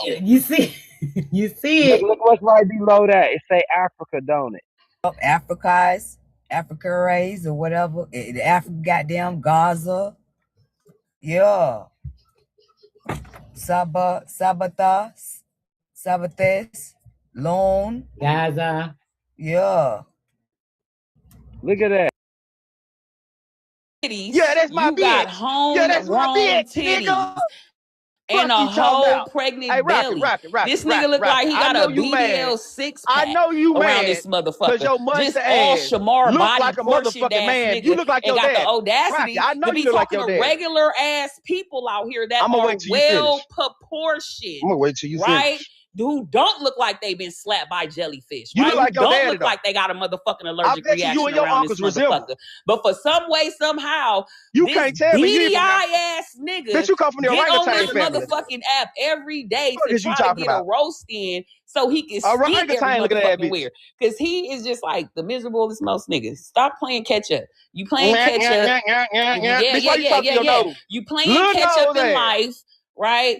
Because you Fuck went you from talking about? looking like that. So whatever you Ain't look no like motherfucking way you now, talking. you think you the shit because you Bitch got got a some little football African for ass head. Fuck bitch you over talking there about? that you be tearing her fucking life up the fuck apart. Probably, Fuck is I'm you tired talking of you about? Hey, I apartment bet ass she look better than your motherfuckers. motherfucking And then ass. I don't care I what guarantee you you she look talking better than about. your motherfucking ass. I don't give a fuck On what my you mama. talking about. You I look don't like give your she's family stupid came as from fuck for slavery. fucking with your On ugly my ass. mama. I know that much. My You nigga look look like better a than big you. slave So baby. no matter what the fuck you talking about, You Darkwan, talking about? nobody cares. Ain't Like I nobody. Hey, said, come you on, are man. the What the most fuck is you getting? disruptive ass Looking like nigga. that. Let Hold on, me watch see this how shit. Watch long this your shit. bitch hair is. Right. Is she a bald headed bitch? What is going on? Like you want to compare fucking lives and shit. You're dumb as fuck. Niggas is talking about history, bitch. You in the wrong life. Weirdo. Well, what else you gonna say about my pretty ass? What else? Because water does the body good. Minding your business does the body good. Mm-hmm. I think you're very Hey, sexy. Cha-Cha. Hi. I think you're very beautiful. Thank you, Cha. You're welcome. I've been dealing with malnutrition Bitch, niggas your like chin him don't all even my exist, motherfucking stupid life. ass. Fuck is you talking about? Little chin All having my ass. Bitch, you lost your motherfucking motherfucking life. mind. It's Bitch okay. ain't got no chin, bitch. God ran out of chin on this stupid ass bro. Fuck is you talking about? Bitch, you lost your motherfucking mind talking to me. Give me the Vacuum big chin having ass, screen. bitch. Fuck you Ain't talking nobody about? lost You their lost your Shut the motherfucking fuck motherfucking mind, up. bitch. Give me the big screen. You just Somebody put me on weird. big screen. Like we Put me on said, big screen. you Put me a on big weird screen. ass nigga. That's all. talking about. Shut your Fuck ass you up. talking about. Finna Like clip I y'all said, you still mustache. look like you been Fuck slapped wrong by a with your motherfucking ass. jellyfish No and you chin been having taking that Benadryl bitch. since you was Bitch, 5, somebody must nigga. have pounded your Shut shit your in, stupid ass. Your unproportioned mama ass must up, ain't shaped nigga. your face. Like I Ain't nobody said, shaped nigga, your face, you look stupid ass like you girl. got a whole On my BBL mama. 6 Look like pack, they ironed bitch. your shit. Flat face Shut ass up. bitch. Fuck you talking Put your about. whole Bitch got body her on the face. screen, Yeah, bitch got her Darkwan. face pressed. Put Stupid your ass bitch. Fuck you talking whole about. On body your on the ass. screen, Flat I little screen man. face did. ass bitch. Fuck I you talking did about. Little for man. On you. your ass. I Little Fuck wrong with man. did. your ass. I'm Exactly. on your ass. Exactly. Yeah, you got my picture. I You be know why skeeting you all on that mad. shit, huh? Fuck you You be talking about. skeeting all over my It pictures ain't a all lot of in how your you gonna phone, skeet on huh? this shit. Yeah, we Your chin know. too little. We know, How you gonna skeet Darkwan, with on your that little chin? freaky deaky Bitch, you froggy gonna miss ass. that Yeah, chin. that Fuck you chin, talking he be about. over there Bitch, your little getting off chin. on that chin right there. That bottom lip, You be over there Good, hold up. geeky, I'ma let all you on look them at this ass chin. pictures, right? Yeah. All I'ma with let my you look pictures at in this your chin. phone, Darquan. Nobody give a fuck about what I'ma y'all let you look freaky at weird this niggas chin be and talking tell about, me bitch. I'm You getting got out to like this fucked little up ass chin. around here, nigga. You I ain't gonna lie. this You body can't tell me ass I'm getting out to this nigga. little ass Nigga, chin. you're Ain't no 5'2". motherfucking Look way. like you're I'm pregnant 6 as foot. fuck, nigga. I'm We can 6 see foot. your whole rib 6 foot cage, 250. nigga. It looks 6 like foot somebody 250. blasted in your That's motherfucking right. stomach, nigga, and have to Yeah, sew 6 your foot shit back 250. together, nigga. Look like you got a whole Man, embodied y'all fluid ass cooked, in man. your motherfucking body, like Man, we about to y'all lay ass your ass cooked to up. rest around this bitch. Like we about to put you 6 feet under, nigga. Man, y'all You ass nigga, your body fried. is so Done. bloated, bitch. Nigga, fuck you Fried mean? You the need some bitch. It's enzymes, over. nigga. Fuck wrong with you? Why are you It's that over. bloated, bitch? Fuck It's out of over. here. Fat You was ass fried nigga. before you started. What you know? For the fuck you start, nigga. What is you talking Right. You was about? fried You before got you the started. audacity to get on It's here over. 5'2". Look like we You about to done. lay your ass to fucking rest like you in a casket, Hey, nigga. Darquan, it's Just over chest with, all, bro. just Yeah, it's bloated and over with, shit, bro. nigga. It's What The you over roast with. is talking done about? for the night, bro. We It's ain't doing over no with. more. R.I.P. We ain't doing no Darquan. roast tonight. Yeah, What you it's talking about? over, Yeah. bro. Yeah. Fuck out of Yeah, here. it's through. Yeah, it's through. I'm done. TB said it's done. I'm done. Fuck. Mm-hmm. I bet it is. Like and share the live, y'all. Stop, man. You see that Chinese bitch came over here and ain't say shit, huh? Told you, got the little bitch on mind control. Hey, man, leave my partner alone, bro. I done All right, told you, my bad. I'm saying I left him Hey, alone till he came no, up. bro. No. Hey, Then the bitch I look. didn't say nothing. You know what I'm saying? Hey, look, I thought you were finna come up here and goddamn be Zillow on your ass. I was I like, swear to God, I look, got get mind this control over Get Debo. up. On Jesus Nah, Christ, I bro. got mind control over Debo. Man, you got Zillow fucked up. I'm gonna tell you that right Man, now. that You nigga ain't got an do my African dog. grandparent. How the fuck I got him fucked up? It's the truth. Truth Nick, will set you you know free. what? You just mad cause he can fuck the bitches that you wish you could. Wish I could. Come on, man. Do I look like I don't get pussy? Do I look like I'm left out bad and bougie? Do I look like I'm left out bad and bougie? You actually do look like you don't get Man, pussy. you don't even believe You that. act like it too. You don't even believe that. Yeah, I'm through. Let's not make it too personal. You know, y'all shot there like y'all would really sit here and Man, roast I each swear other to God, they all finna have a fucking night. surviving Like, corn bro, panel. bro, like They finna have literally, an bro. A&A meeting. Y'all Americans are when it come to jiving, bro, it's non-ending. Like y'all will jive until there's no breath left in the body. Like I don't even know if people fight that hard. God, Hell nah, but we damn. grew up How doing long? this shit though. You know how that shit go, nigga. Niggas sitting on the steps, How get long? their ass roasted all day. Well, it been roasting since like 5 or 6 o'clock. Y'all started off with my what a little young nigga name is? Bill and OG them on that boy ass like that. That's Bill Nye the Science Guy. Please don't do that. That's who? Nah, the Science Guy. And if y'all don't know who Bill Nye the Science Guy is, I don't know what to tell you. I don't, but shit. Niggas, I do. Them niggas ain't growing with cable. Oh, I know exactly what to shit. tell them.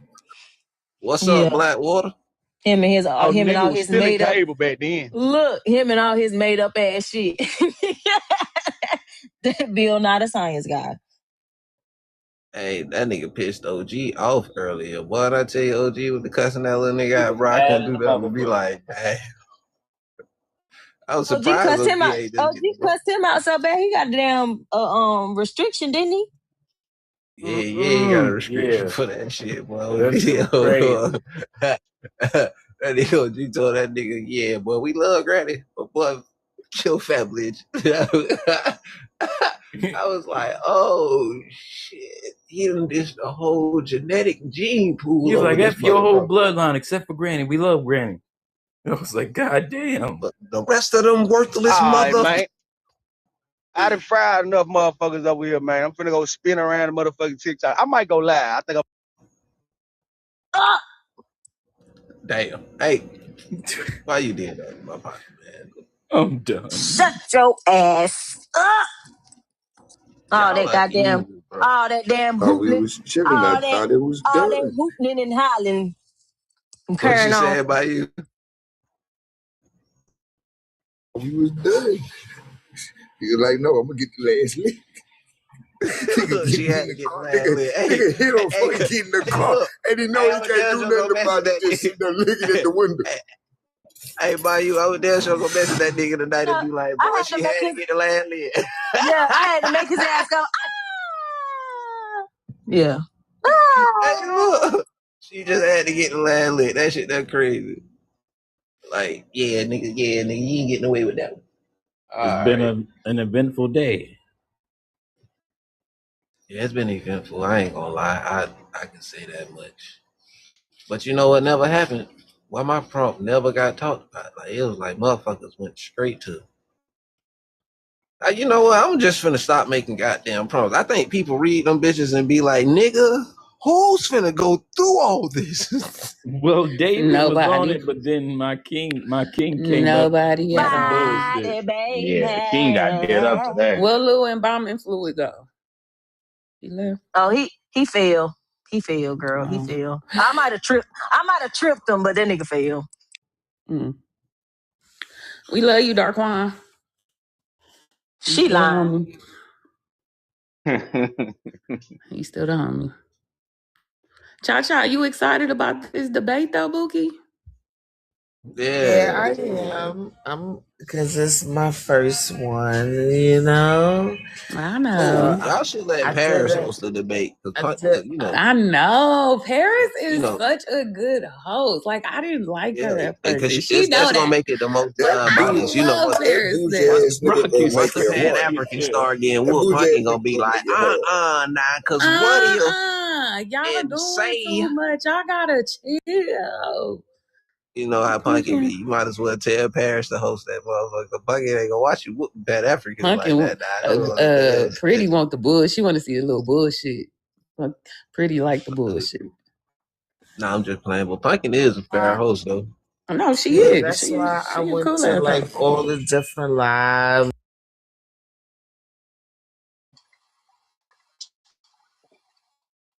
Okay, so Because what would you say about energy? What? Yeah, I'm talking about information. Yeah, I don't Yeah, I ever just get gave that. you the sauce. Why do we gotta And it wasn't on you. attack each Anybody other? listening should have got the message. Personal life. Why do we gotta attack each other's personal life about information? Why can't we just keep it about the facts? No, he took it like that. It wasn't that. It wasn't that. Information. No, I'm just saying, like, we don't need to do that. Hold on, We just Rashad, stick because to you the asked the question. information. The reason why is because he's giving information out of doing, and if he hasn't done it, then that's fucked up to be giving information that could get somebody locked up when he ain't did it himself. All right, so I do have lien on the property I got another already question. notified the owner, Not real, and they haven't upkept their properties. No, but Have think you about done it.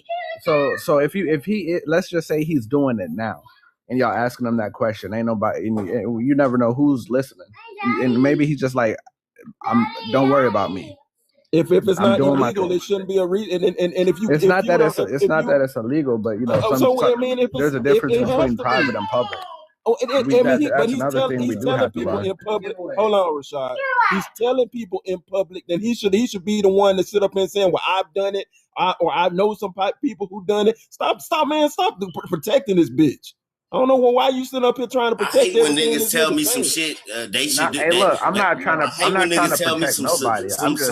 No, I'm just saying. I I hate like when to. niggas I tell like me to some shit protect that they logic. ain't even done. I like to protect logic, though. You feel me? That's all. That's all I'm doing. No, the most logical thing is don't give a nigga advice on some shit you ain't never done before. Hey, Swarthy, I plead the fifth. I don't listen. I would never tell. I would plead never. the fifth. Hold on. Listen. Can I do that? agree. Can I do that? Hold on. You can plead whatever you want. You can plead the 5th, 6th, and 15. So listen, I would never, ever, ever, ever tell a nigga what to do in his shoes. Cause I ain't in his shoes. I'm in my own shoes. I can't control what another nigga do in his shoes. But I could tell you how to tie them or tell you to tie your shoes, and I don't have to be in your shoes. Not necessarily, because New York niggas don't tie their shoes. They wear their Air Force New York Ones with the New string York hanging. niggas wear boots in the summer, so I don't really want to. So like, you can't tell everybody what to do. Them niggas don't count. They Tell wear everybody boots and what to do. jackets The best you can do is do in the you. summertime. And look, when you do you inspire niggas without even knowing you inspire niggas. Like I'm gonna give you an example, Rashad. When you wrote your books, you inspired me to write mine. But I didn't have no conversation, really a deep conversation about writing a book with you. But I watched you.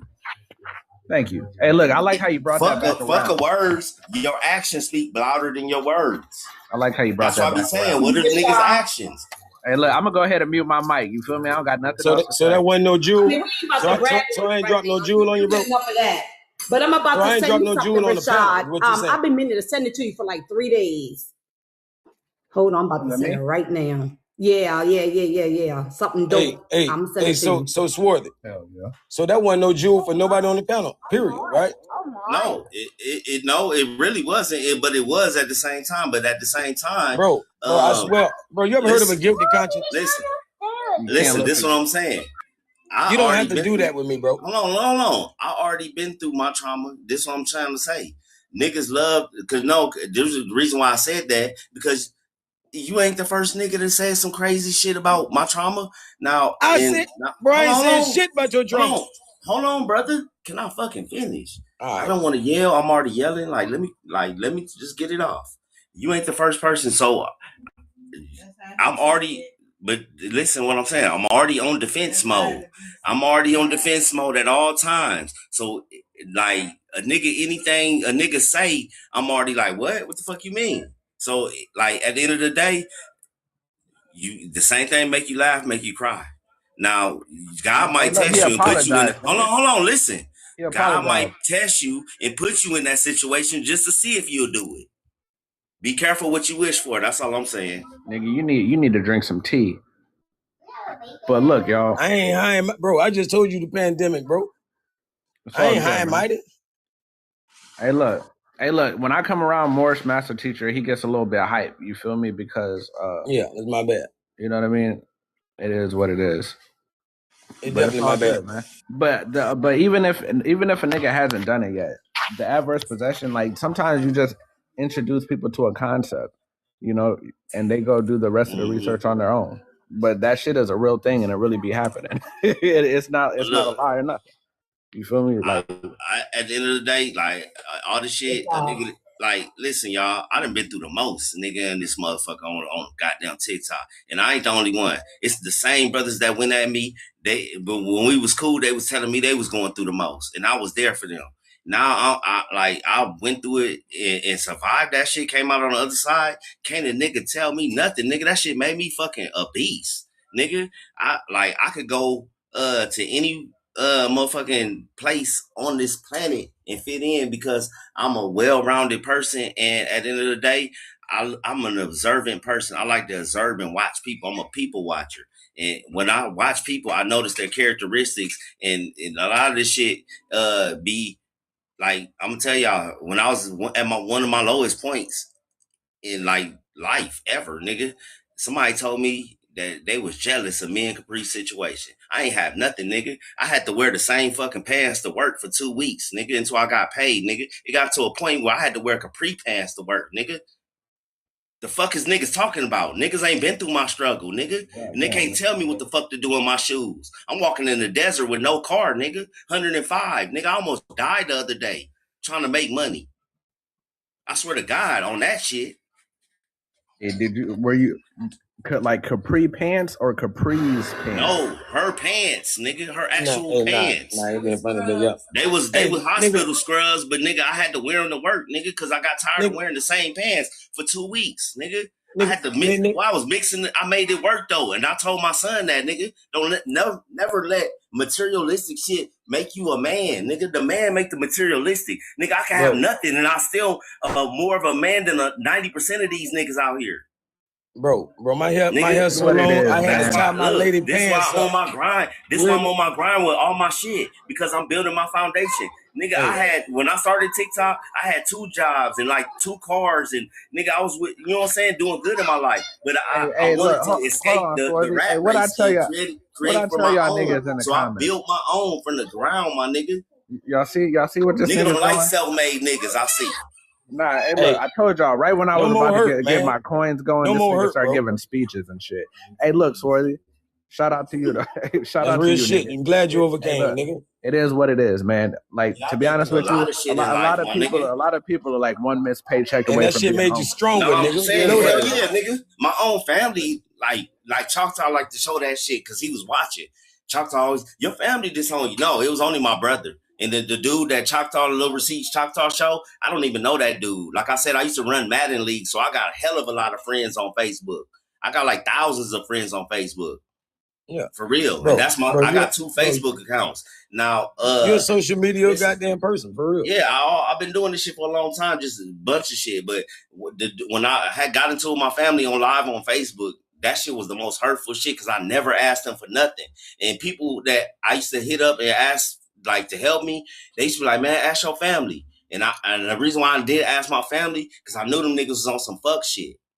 Nigga, I got motherfuckers in my family that's millionaires. Nigga could have changed my life instantly, nigga.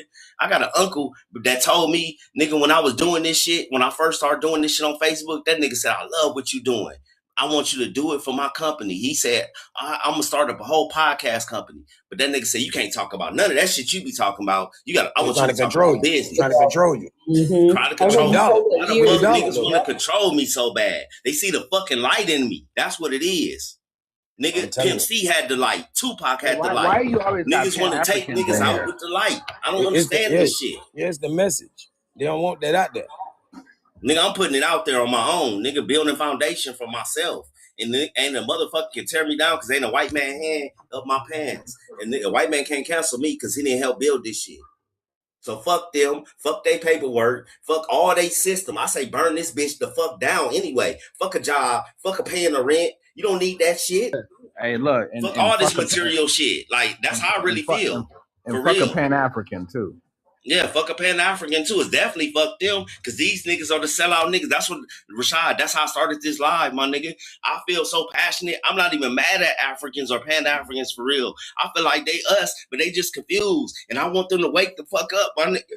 I want them to wake the fuck up bad. And this shit is hurting us that these niggas won't wake up, that they self-hate niggas. I'm asking these niggas, how many niggas did you mentally take down? How many niggas is you responsible for destroying their egos and crushing their egos? How many hundreds of niggas? Like Django told that Steven nigga, how many niggas you need? Like, you know what I'm saying? How many niggas came through here that you destroyed? That's what I asked NPM. I'm about to start asking all these people that. Because at the end of the day, what is your purpose, my nigga? If you ain't helping, you hurting. That's how I fucking feel. This is why we can't progress. Because we got too many niggas ready to tear another nigga down. That shit hurts. And I fear for my children that's going to have to deal with this shit. It ain't going to end with us. They deal with this shit. My son get bullied. This nigga go to the playground and be getting in trouble because he be having to fight all the time. This nigga he ain't scared of them little kids, but they bully him because he don't have clothes, or the girl came to our door. I swear to God. This shit, real shit. No, a girl came to our door and gave this little nigga some shoes, but he rough on shoes. The shoes he had, I just had got them motherfuckers, some brand new white Air Force Ones. He had just got them a couple months prior, but he rough on shoes. And the lady seen his shoes and the kids picking on him, and they brought him some shoes, some brand new shoes. Like, that shit, like, God got me, my nigga. Like, real shit, my nigga. I'm on a different mission than other niggas. I don't know. Like, I don't know. Real shit. My shit spiritual. Oh, yeah, he got some black forces. He got 2 little forces and shit. He got some black forces, but no, you know, but this shit is real. I'm saying all this because this is all the shit I went through. Nigga, we went through, what, like 2 Christmases in that hotel? I remember the first Christmas we went through, and I don't even celebrate Christmas, but it's just for that little boy that was there with us. Like, nigga, he had to suffer. And, like, nigga, I went through that shit.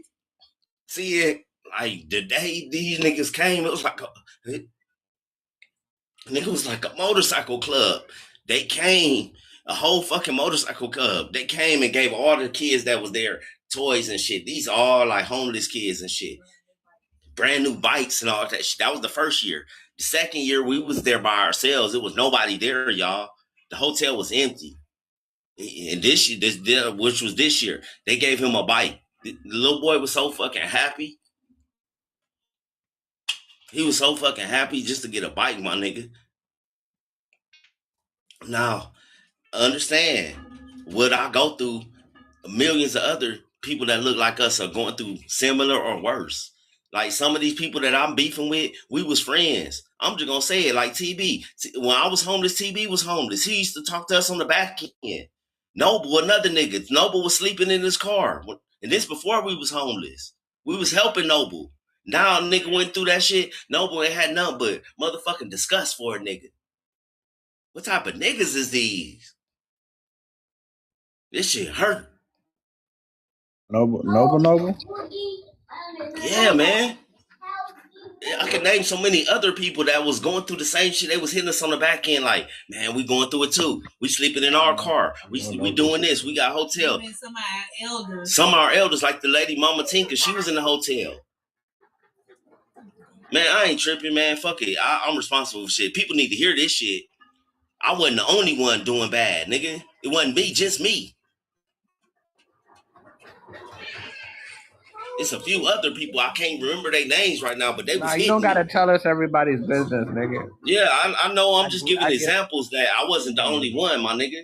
And for me to get all the hate and the ridicule and like, damn, and I used to think about it like, damn, this shit hurt. But then I thought about it like, damn, I must be a great ass person if niggas always use that. They don't tear my intelligence down. They tear my materialistic gains or what I have.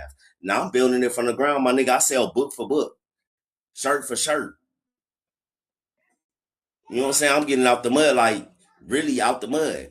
And like this shit ain't easy, my nigga. None of this shit was easy. Ain't nobody give me a motherfucking goddamn manual or brochure to learn how to do none of this shit. I always wanted to do this shit. I'm living my dreams. And I always tell Capri, even though we don't got it all right now, but when we do, you're gonna look back on these times and we're gonna laugh like, damn, remember when we didn't have this? Or remember when we, cause nigga, I'm building a foundation and my shit gonna be great.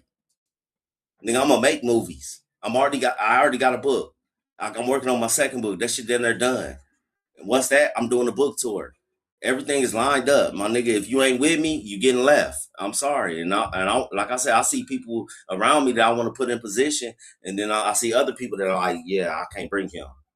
Everybody can't go though, because this nigga might sabotage what I got going, because he's secretly jealous of me, or he secretly don't like my ideas. And like, nigga, if you don't like my shit, do your own shit. That's what I be saying. I don't. Yeah. We all go through our own shit, man. Everybody's situation is different. Everybody deals with like different kind of situations. I like to be transparent with shit for real, because it's too much fake shit on this app. Everybody acting like they millionaires and got it good, and nigga, why the fuck we subjugated to you? No, but you got to think about it, man. Sometimes people act like it's all good because they have to trick themselves. You know what I mean? It ain't even about you. Some people come on here and this is like their getaway from what the fuck ever they dealing with. You know what I mean? Where you just come here and talk shit all day. I don't even know. It ain't always fake. Sometimes it's just like, man, this is an escape. See, but you know, but Thought is highlighting the people that only come on here because they get a kick out of kicking others. You know what I'm saying? Like they don't got no knowledge, bro. That's what I'm talking about. The destroying. That shit hurt me to see Black First get done like that, my nigga. Nah, that shit was crazy though. I ain't gonna lie. That Black First. I felt for that nigga. I swear to God. And me and Black First, we cool, but we ain't like friends. But I have compassion for people. I have empathy for motherfuckers. Yeah, you can feel their pain. Yeah. That I wouldn't want to be done like that. Yeah. That's why we really got to stop absorbing a lot of this shit in social media. Like even in videos, like seeing people go through all this tragedy, people becoming numb. You know what I'm saying? Because we not supposed to absorb that. You know what I'm saying? That's why we can feel it. We like some shit be like, damn. You know what I'm saying? Like you're not supposed to be watching this shit like this, bro. Hey, look, you know that's why they put that shit on TV so much. Yeah, because the same shit they were flashing in people's eyes and fucking in your whole scrambling brain. We watching in slow motion, bro. Facts. And it makes you numb to that shit. That's why, like, you could watch it unalive, and we gotta stop that, bro. Crazy. Fuck GTA. I don't give a damn about that. I swear to G, I don't. I just don't. I don't give two fucks. I don't know why we just afraid to love each other. Like, if I see one of y'all doing good, I'm so happy, my nigga. I love to see that shit. I love the shit when the nigga accomplish a goal in their life. But niggas, man, I don't know why niggas wanted like I said, this shit is like, damn. Hey, I'm gonna make a live about fuck GTA, bro. I might get banned. No matter what a nigga They got do, too much niggas money not behind that taking it. motherfucker. That's like going against Black Panther. Hey, nah, that's the realest shit though, man. I don't know, like hating on niggas is crazy. Like I do like to see people successful. You know, that's what I prefer to see. I always had a I mentality: if I win, we win. If you win, I win. You know what I'm saying? If you know what I'm saying? If we hey, look, but hey, therefore each other. Kanye West said it best. What did he say? He said, "There'll always be haters. That's the way it is. Hated niggas marry hated bitches and have hated kids." You know, it is what it is. That was a real bar. That was a bar. That's one of the realest shit I ever heard. And it just is what it is, man. These people just exist. But like there's also a book that says evil exists in order for you to show the power of the Most High. So it is what it is, man. Like, you know, all the people that hated on you or whatever the case may be, you know, you're not even tripping off that, but I'm tripping off it's just like a crescendo of motherfucking hate just being brewing and just building up. And all of a sudden, like, nigga, this shit just too much, my nigga. This shit is like, wait a minute. This I see exactly how the fuck we lost everything. How we got colonized. I see it. Who was enslaving who was making deals with who. I see it because it's still happening. It never fucking stopped. I see the fucking, and then I look at people that's supposed to be our people. Like 05, I see the demon. I see a devil in him. When I was debating him, I swear to God, I saw the devil face on the fucking screen when that nigga jumped on the screen. I didn't see that nigga face. That nigga was like the devil to me. That's why he was going in. Them Pan-Africans, they gotta have demons in them for real. That nigga looked like the fucking devil, my nigga. I saw that shit. I didn't want to say nothing because y'all would have thought I was crazy. I saw that shit. That nigga face changed. That nigga whole fucking face changed. I swear to God, now I'm thinking about it. It was when that nigga was playing that fucking African ass song. That nigga was playing that weak ass African song. That's a fucking spell, my nigga. We were saying it in the comments during the debate. Like several of us were saying he sound like a demon in the comments. Nigga, it's spiritual. It's fucking, we fighting against motherfuckers in high places. I swear to God, we fighting against some straight crazy shit. Some fucking movie shit. This shit sound fucking crazy, but some of these niggas ain't human. It don't sound crazy because it's the truth. I mean, you're not the only one that feel that, bro. Promise you that. That shit fucking, like my grandma was a pastor. My grandma prophesied all this shit. She used to give prophecies about shit I used to laugh about as a kid. Like, grandma tripping. She said the dinosaurs is demons. When that show Not the Mama with the little babies, be like, Not the Mama. I never got to watch that shit because my grandma didn't allow that shit. And she used to be like, those are demons. And she was right, nigga. She was right about a lot of that shit. And she used to tell me, she was like, when you get older, you're going to see that it's demons in people. She used to say that. You're going to be able to see it. Because she was like, because I got a bulb by my eye. She was like, you got the gift of sight. And she used to always touch my temple where that mole at. She was like, baby, you got the gift of sight. You can tell they got you can tell they got like demons, man, because if you go to their pages, all it is them just hating on everybody. Not even just us. It's just they hate everybody. Everybody. The whole page is full of hate. No information for real. Just this person is that. I hate this person. This person did that. Yeah, I know what you mean. That should be crazy. Shit I've been on the man. pages. That's wild. Because like I said, during the debate, we were in the comments to a demon, nigga. Like a demon.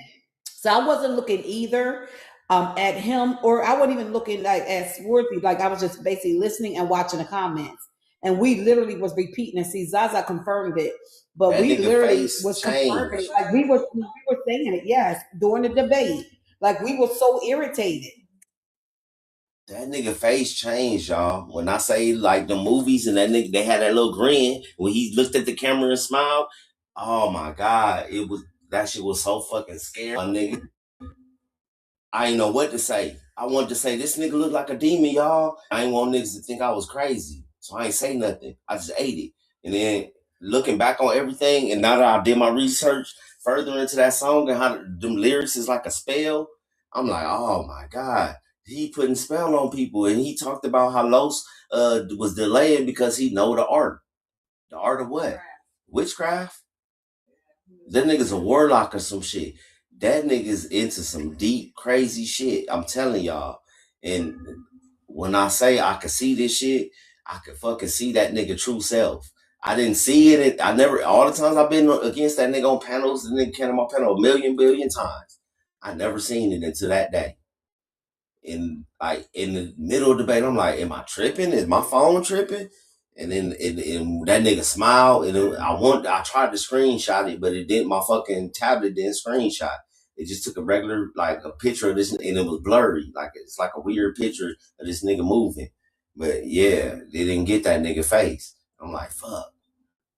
But yeah, that nigga face changed. I'm like, boy, this some evil ass shit. And he kept playing that fucking song. And I'm like, what the fuck is the significance of this song? Cause nigga, that ain't no Geechee song. Ain't nobody in fucking Alabama, Georgia, South Carolina, or Florida playing that fucking song. You should know how people got an ear for music. Yeah, I'm like, where did I know this? Like a few seconds to be like, I know that. And then that's why I hit him with the Joseph Apollo shit, because I knew he was going over that from the gate. If I would have let Samuel video play longer, it would have showed that song. That song, Samuel put that song in his documentary as well. But I cut it because I didn't want to play that song because that shit didn't sit right with my spirit. So that's why I cut Samuel documentary where I cut it at, because I just wanted them to say Joseph Apollo.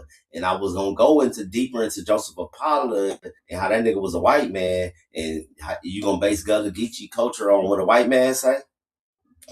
And that nigga was in the Peace Corps. This nigga was working for the United States government. And he just happened to go to Senegal, Sierra Leone, and work in the rice plantation. And then after that, he became an archaeologist. Get the fuck out of here. I know government agent shit when I hear it. PSYOP shit when I hear it. But yeah, that nigga's evil. That nigga's evil as a motherfucker. And then I really seen it when he did the Black First. And then him and Sutton had that conversation that I got on my video where him and Sutton even said it too, nigga, you selfish. That was the demons coming out that nigga when he was arguing with Sutton too. He was like, I have a apology, but not in front of the Pretendians. So your pride comes before, and y'all know the saying, pride comes before the fall. Watch this nigga fall. Watch this nigga fall. I'm calling it now. Watch this nigga fall, and it's gonna be ugly too. It's gonna be ugly. And he's gonna run. He's gonna be on Clubhouse or some other shit under a different name. That's what these niggas do. Pride come before the fall. He showed you that he full of pride. Even Black First out there, he was like, "Sure, you humiliated me in front of everybody." Your own mans. And that showed that we different from them. Cause if, like, you know what I'm saying? If that shit would have happened to me, it would have been all bad because at the end of the day, that shit would have like tore down the community. Niggas would have been like, you know what I'm saying? Niggas would have been like, whoever did it would have been like, nigga, hold on, this nigga Sworthy been around longer than you. You know what I'm saying? And that's how I feel about 05 with Black First. Black First was around longer than 05. So how are you running things and telling me what to do? But that's them over there. That's their hierarchy, and that's how they get down. That shows the difference between us and them. We built on love. They built on the hatred for us. That's why they can link with Native Americans, white people, everybody but us. Against us. We all we got. In that debate, my debate showed, if y'all didn't learn anything, fuck all that information I showed, fuck with 05 shit showed. What you should have learned is they'll come together to hate on one of us. Because that's what the fuck you saw. Nations. Repeating itself. Exactly. Yeah, I'm just passionate. So, like, you know what I'm saying? I don't give a fuck. They're gonna be like, Swerthy was crying. Yeah, nigga, because I'm human. I'm real, nigga. You niggas don't cry because you an alien or some shit, nigga. You don't got no sympathy for niggas. You hate niggas. That's why you don't cry and show emotion.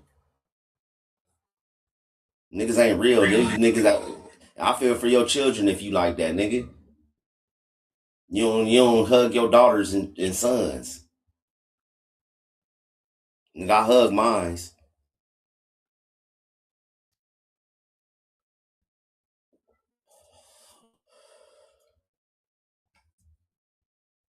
No, I ain't crying about nothing that happened to me. I'm just crying about all the shit that's going on. No, we do that. They don't know, Copper. We get emotional over here. Remember that New Year's Eve? Crying. Oh my God! Yeah, I remember. That was the most emotional live.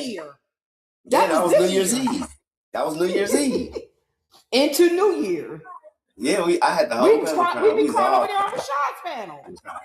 Everybody was we be on Rashad's live crying. We could do that to when a he was nigga going too. live all Rashad the make a time, we be nigga over there cry crying too. all the time too.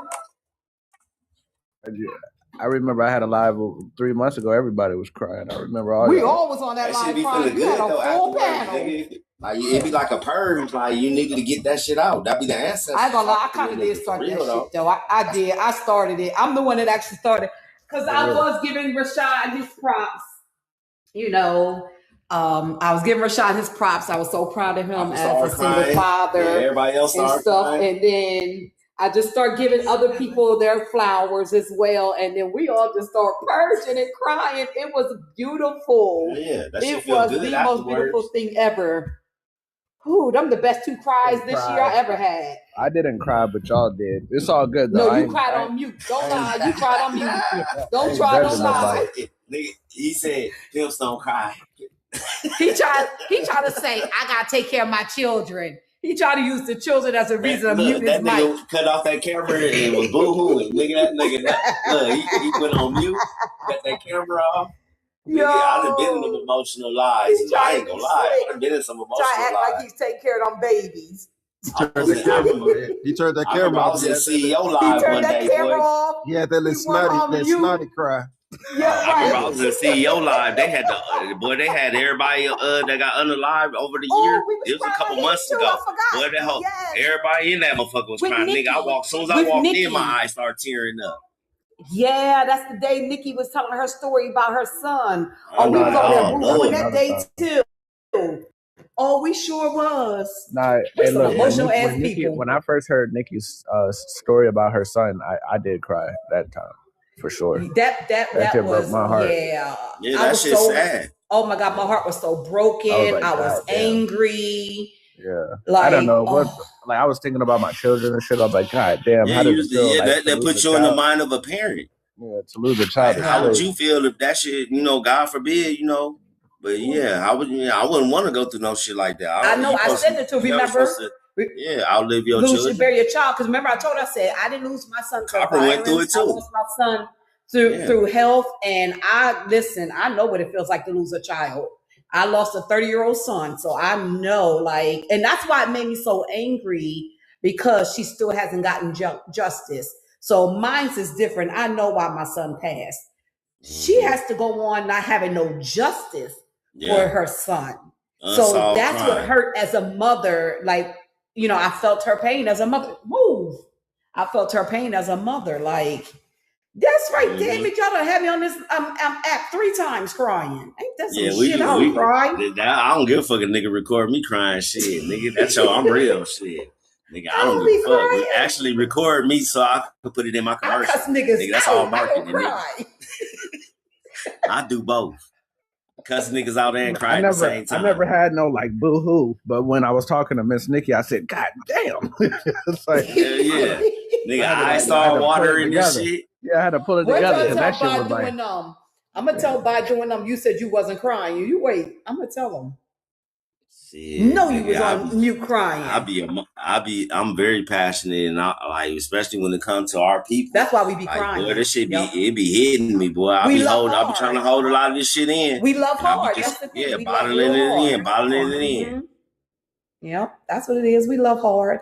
damn, 3 times on this app this year crying. 3 times. That's Yeah, some we started shit. We started this year off We crying. started New Year Eve. Yup, you started that shit Yeah. off. Hell yeah. I don't know. I don't even know what we was crying about. I think it was emotional. I don't That even lot know was either, emotional. but we was crying hard. Hell yeah. And look, we went from crying to laughing, back to crying, back to laughing. Boy, that shit was an emotional roller coaster that night. But it And I felt good think though the next Rashad was morning. around April. I think his was around like April because his was before I left the islands. So I think his was around April. CEOs, I think, was in earlier April. I think they were same month. Jeez. Because Nikki's was in when I was in the islands too. Damn, ain't that something? No, those were some beautiful moments though. I'm not gonna lie. They were beautiful moments. I'd be like, damn. Nigga had some good times, some bad times, some sad times, some happy times. I remember one time this was on a Sunday morning. I scrolled in the C3 lot. This was about a year ago. And it was I don't know how this shit happened, but it happened. It became a roasting live. Me and her was roasting the fuck out some Africans. They was going back and forth. And then it was more people kept joining. And then Nike, the Creek Nike, he joined in. He was roasting the Africans, and the Africans was roasting him. Like the whole live, we was roasting people for like 6 straight hours on C3 Live early on a Sunday morning, like 6 in the morning. From like 6 in the morning to like 12 in the afternoon, we was roasting.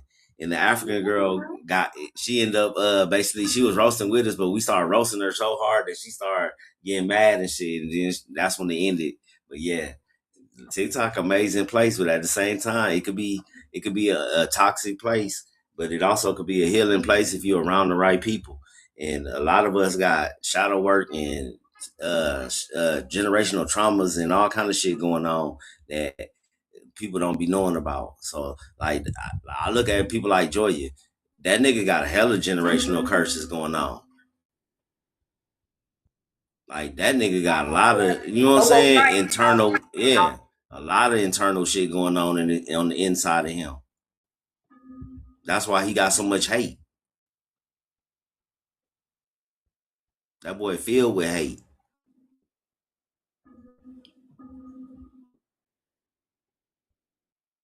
So you gotta watch these. Like, hey, golly, my new campaign. I'm going at niggas that only tear down other niggas all day long. They don't never go at these white supremacists. They don't never go at these fry breads. We had this one nigga named NPM. I don't know if he in here, but NPM, his job is to go around destroying other niggas for fry breads. He said he be on the front line for fry breads. What? Oh, you talking what about type that? Of shit yeah, the NPM nigga. Nigga from last YouTube. night. His name Lucky on Facebook. I mean on YouTube. Yeah, that's the nigga that lied about being Sierra Leonean and shit, nigga. Like, remember that's the one I looked up. Once you left, a fucking fry bread came up, and when the little At the Basket came up and shit, we started talking to him. Some sumo wrestler looking at the basket came up and shit. Then Buddy dropped as we was getting into the Sierra Leonean shit. He showed one little shit that said something about Isaiah Johnson, and then you know me. I try to walk you down. I want you to answer these questions and shit. Mm-hmm. So I started asking them the questions or whatever, and cuz slid out the back door when the fucking At the Basket started talking and shit. I'm like, oh yeah, you gotta start asking.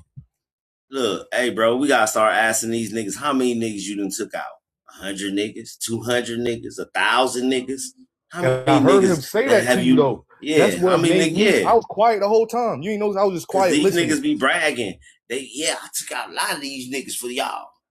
Like, well, hold on. Oh, nigga. Well, that makes sense. Why he was talking shit about y'all earlier. He was on live, somebody's live earlier talking shit about y'all. Yeah, because I called that nigga out on that shit last night. I was cracking up. Oh, yeah. He was talking shit. Yeah, he got quiet when I started hitting him with that real shit. Up. All this. Yeah, when we started talking about his genealogy, he started talking about, oh yeah, my people came from Sierra Leone. First he said his grandma is a descendant of the Sierra Leone that was born in 1940. And then we was like, all right, when they grandma came over, then he switched it up. It was like, oh well, my great grandma, she was born in 1903, and then but they generations that came in 1790, that's the ones that came from Sierra Leone. I'm like, damn, how the fuck is that, Sway? In the Because 1700s, 1790s at that. Hold on, because we remember American Colonization Society, right? It's popping at this time, rampant, taking American Indians to Sierra Leone, not the other way around. Exactly. So if you saying that you got, but he didn't show none in the paperwork. He just showed one person said Isaiah Johnson. Then after that, he did. Boy did. So that boy is cap artist. And the Johnson surname is indigenous to America. So if it's over, and it is in Sierra Leone, and it's in Liberia as well. But however, that's it's not there even because a name. it was taken He said there. that's from Sierra Leone. That's not even a name he said it's from. He said it's a name called Kappa. Yeah, somehow they name changed it to Johnson, but it was Kappa or some shit like that. Hey, Creative D, Sierra Leone. come up, Creative D. We heard you debating our sister Cha Cha. Matter of fact, who was on the Easy was on the live last night. She know it. What you say, Easy? Oh yeah, you too, man. Yeah, hell yeah. With the fat sumo wrestler nigga couldn't fit his face in the screen. I said that he only came up there to give Lucky a way out. Mm-hmm. He did that one time before. I know who y'all talking about. That sumo wrestler did it before. He probably texted him like, "Hey, bro, did it before. He did it before. Come to this live, come to this live for me, bro. Yeah, they own me. Come help. He did it on C3's live. That same no. It was your live when I was driving back home from Delaware. Yeah. Mm-hmm. Look, yeah, it was your live. Are you ready for a debate with anybody? You got Rashad on your page. He said he had Los on his page too. I ain't see that. But I seen him have Rashad on his page. You feel me? And I'm like, damn, and you trying to debunk cuz, but nigga, you debunking yourself with your own answers, cuz. That nigga told us he just trying to build a name over here. So you clout chasing like Don Dollar said. But that's what he does. Don Dollar said the same thing last year. I literally watched this whole debate that he had Lucky on YouTube talking about Albert Perry. That girl cooked him. And the first question, he was asking her questions, talking about DNA and all this other type of stuff, talking about does Albert Perry match to any archaic DNA? And I'm like, why is you asking a question like that, knowing that the DNA can't go back that far, and knowing that they don't have that type of he knows they don't have that information to even do that. So I'm like, he was cooking himself the whole debate. Mm-hmm. That shit don't make no sense. Like him, no more pseudo. 05, no more pseudo. What's the other nigga name? Don Dada. Blackwater. All them niggas use the same tactics of misinformation and acting like they showing you some receipt, and then when you look at the receipt, it don't say the same thing that they say that they're claiming it says. Like, are they government agents or something? Because this shit is getting weird. And like I said, when that nigga start playing that African song, boy, I seen that nigga eyes was red, that nigga face turned up, that nigga face changed, and that nigga kept repeating this shit. I'm like, why is this nigga repeating this song? Okay, we get your point. Now I know that nigga was putting a spell on niggas. That was a funeral song, nigga. So you trying to wish my unaliving, my nigga? You trying to do hoodoo on me? Umar does played it 3 times. That's how that number 3. Go. That's better. Much better.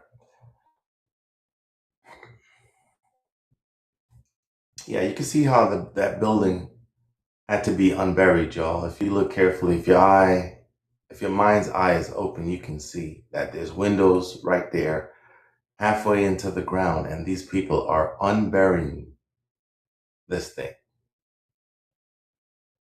So this is actual proof. If you can use your mind, use that third eye to see what happened, it's going to tell you like, yo, mud didn't fly from the sky. These places are plateaus. They're flat plains. And you got to figure out what happened. If mud doesn't fall from the sky and these places are plateau, then what's the next thing that it could possibly be? Solid liquefaction or soil liquefaction. They used a resonance device, hit it in the ground, and this ground was able to resonate to the part where it makes the ground act like it's liquid, causing the buildings to sink under. That's just the best way I could put together to explain it to you. These buildings sank under. Some of them sank underground. And you know that it's a targeted device because some buildings are still intact and they're perfectly fine on that level plane, and then other buildings all the way under. Certain places like DC, these places that has like hills and then you can see the houses halfway under the earth, these places got hit. And then you have that big portrait with George Washington standing with that device underneath his arm. Like, yes, I did it with this. I'm gonna pull it up for you guys, yo.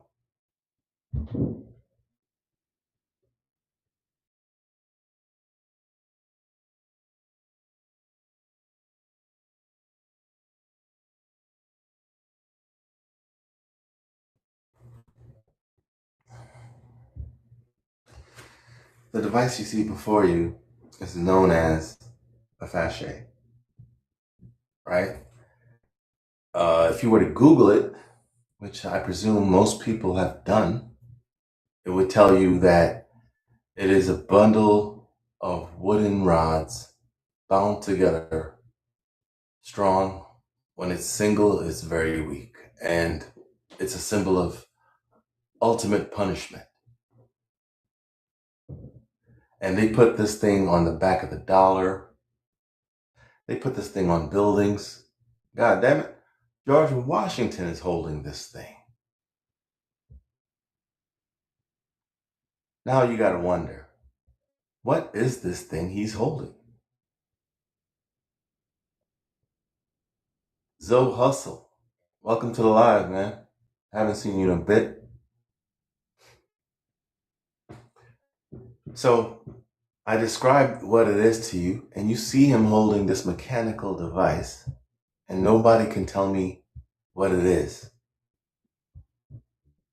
He just found some sticks from a bush, and he happened to put like a tin on top, and he said, let me put my jacket over it and take this picture, this molding, if you will. I mean, this thing it's in Congress. Like, they show it to you on the wall. If they revere this thing so much, and there's evidence of houses halfway under the ground, there's evidence of petrification, people being petrified, animals being petrified. You got to ask yourself, what could do such a thing?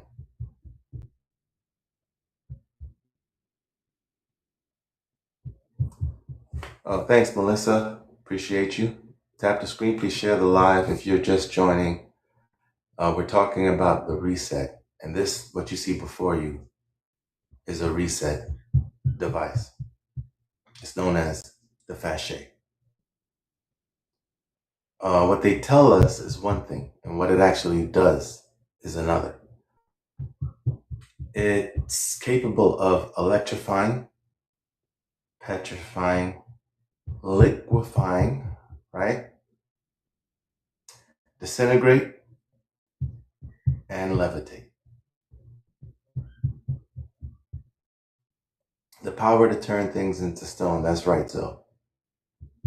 That is right. You know the story in the Bible about Lot's wife? That's a story of instant petrification. The story said that she turned around and boom, became a pillar of salt. Right there in the scriptures, there's a story about petrification.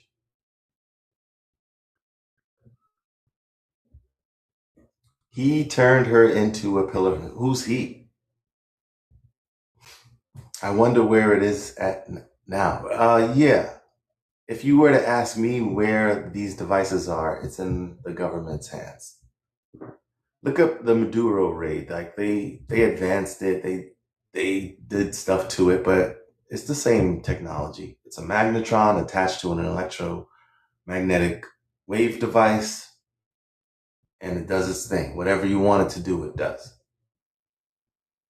The Maduro raid is crazy because you hear these guys. It was 20 guys that jumped out of some Apache helicopters, right?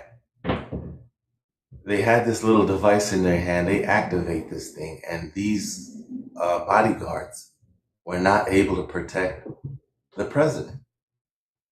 They said that they felt like it was the worst thing they ever felt. They started bleeding through their eyes. They felt like they had aches, headaches. Their nose started to bleed. Insane. But that right there is evidence of a modern day electromagnetic device. This right here is more ancient, but it is responsible for many resets.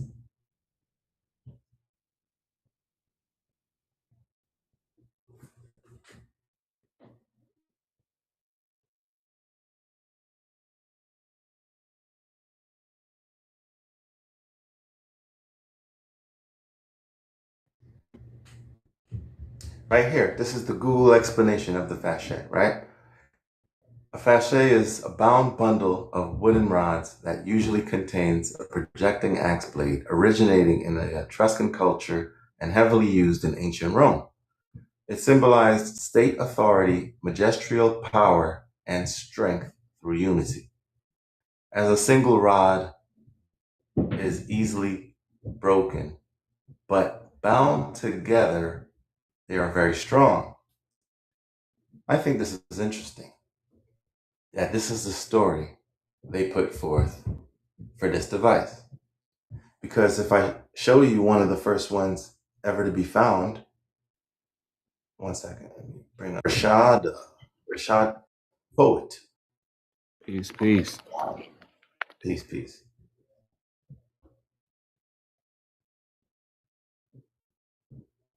Okay.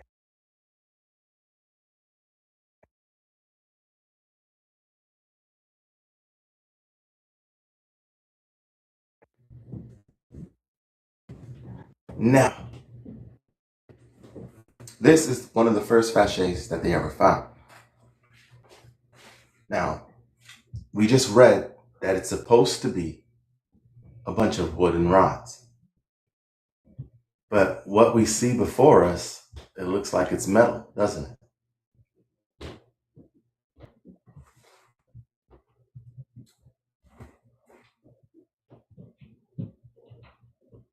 So what I'm trying to do here is help you guys to connect the dots, because I see a disconnect.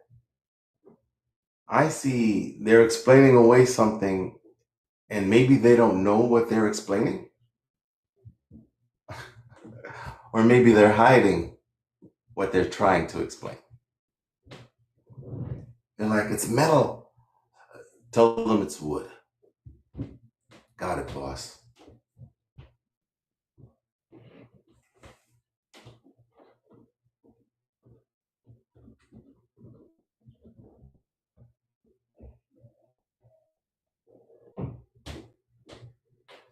Is it Ava? All right, Ava didn't mean to come up.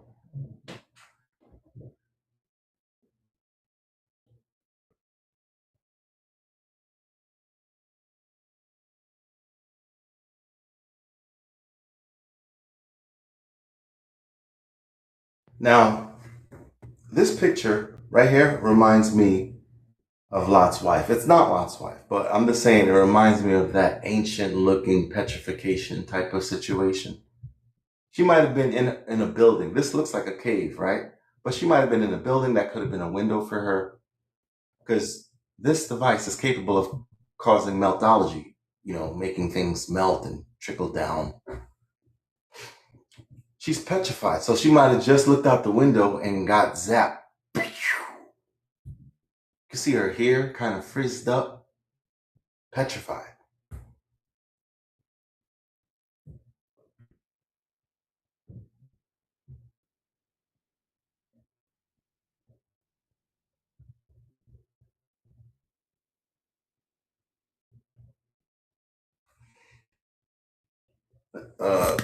You can put yourself on the big screen. There you go.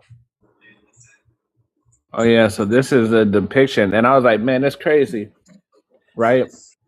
Because the whole pillar assault thing, but it's like when I was younger and I heard pillar assault, I really thought just like a pile assault, or like just a pile of like her body or whatever the case may be. You know what I'm saying? I never thought of it like a pillar, as in like the pillar to a building. Am I the only one in here that, like, when I heard pillar assault, it's just like a pile? That's what I thought about when I heard the story. When I read the story, when I heard the story, that's what came to mind. Yeah, at first you think a pillar of a building, but I think it meant like something that stands. Right. You know what I'm saying? Right. I mean, I didn't even think a pillar, like when I was young, because the first time I ever heard the story, I was young. You know what I mean? I don't know how old I was. I was like a child when I first heard it. And I just thought like, oh, it got turned into sand. Like, you know what I mean? Like a pile of sand. That's a pillar of salt, I mean.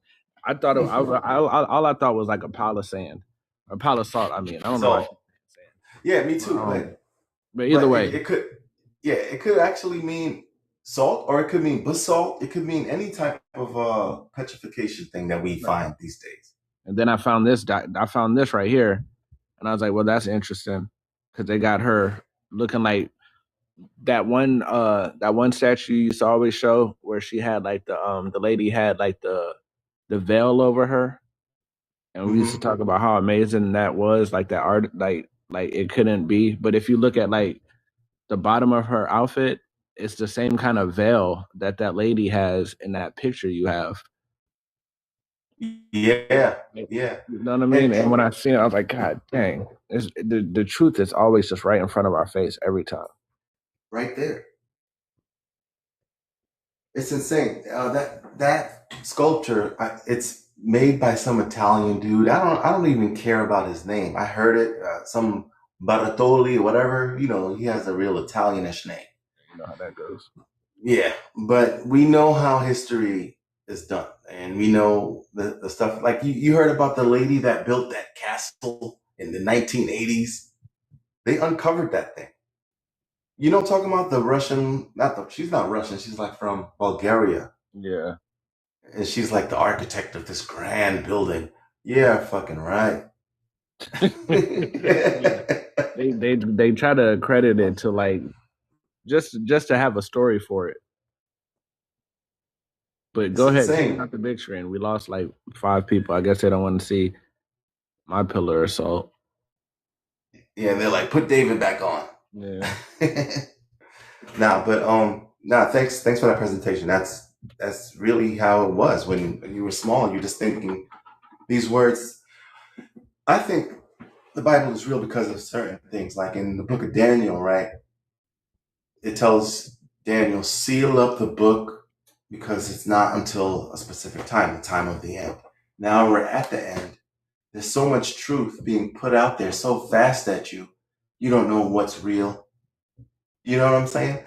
So I'm opening up the book and I'm finding evidence of what we know as a resonance device in the scriptures.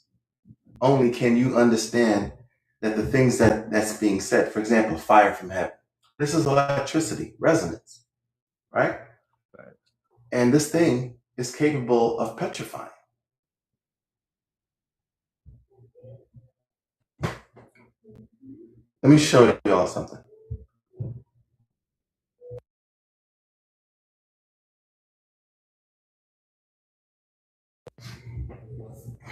This right here is in the book of Psalms, right?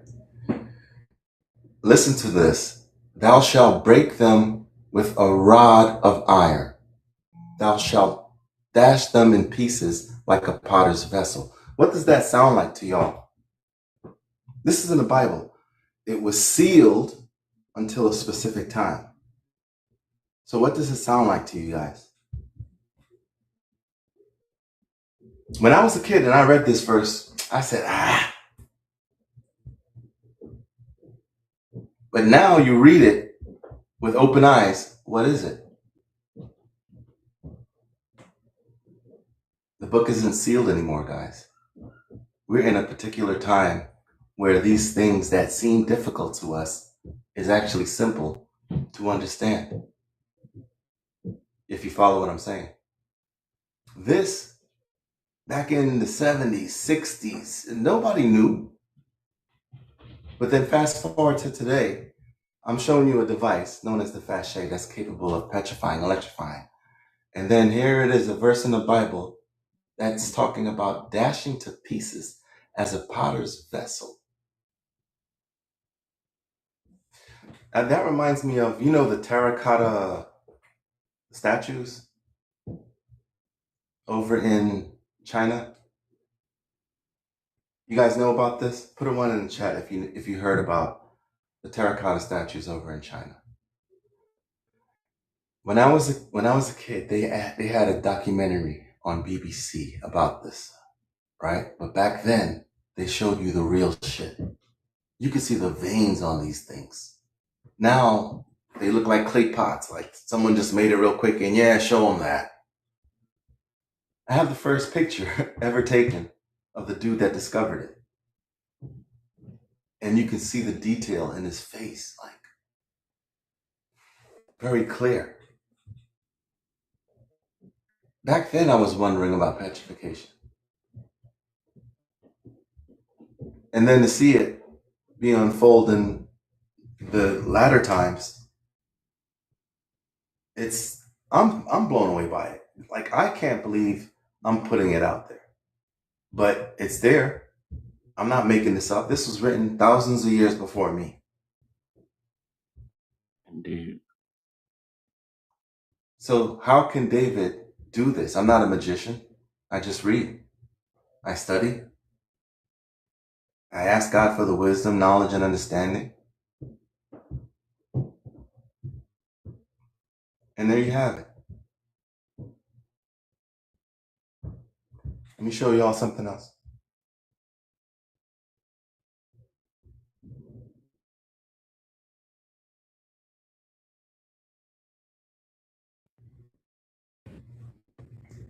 The book of Psalms was the Old Testament. This is in the New Testament. And he shall rule them, right? The Fachet is a symbol of rulership and power, right? He shall rule them with a rod of iron. As a vessel of a potter shall they be broken to shivers, even as I received of my Father. That's Christ talking, right? About a device of iron and petrification, being dashed to pieces as clay. That's the Lord and Savior talking. He said, even as I received of my Father. So this is why I say to people, this isn't fallen angel technology. I say to people, this is angel technology. This is technology that's up there. Highest technology.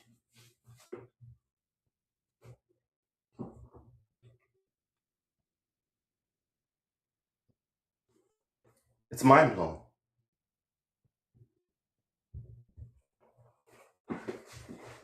Yeah, there's also melted cities. I study meltology. That's how I came to the conclusion that the buildings of Tartaria, as well as the buildings in America that's halfway underground and in parts of Europe, was solid liquefaction. Himalayan salt is giant blood. No, it's petrified giants. I could say that. It's not blood as we know it. It's crystallized, petrified. The state of it that it was, as you know it as blood, it's not the same. Now it's just pure mineral. Let me put you up, Rashad.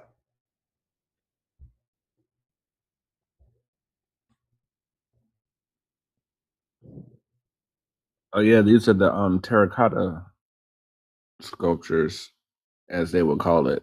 But there's something about this shit, and it's in the details. Like they all look different. Now I don't know how much time somebody could ever possibly have on their hands to make every single one of these statues be a different person. But that's crazy. Even today with modern technology, they'll like if you play a video game, whether like let's play football, they don't even take the time to make the people in the stadium look different. You know what I mean? There might be 5 different faces all throughout the stadium of the fans in a modern game where they have technology. So I don't know who was out there sculpting each face one by one. You know what I mean? Like That's just crazy. completely Yeah. different. Their buns are in different locations. Their faces are different. Their heights are different. Their stances, their body posture is different. It's crazy. For sure. For sure. Some of them had horses. They, you know, like, and they were like in a battle stance, like they were getting ready to come out for war. And it seemed to me like they got blasted with one big blast, the whole entire regiment. Exactly.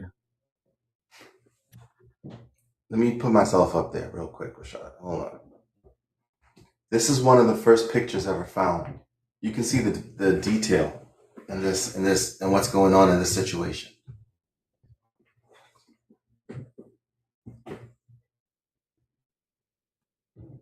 They look petrified.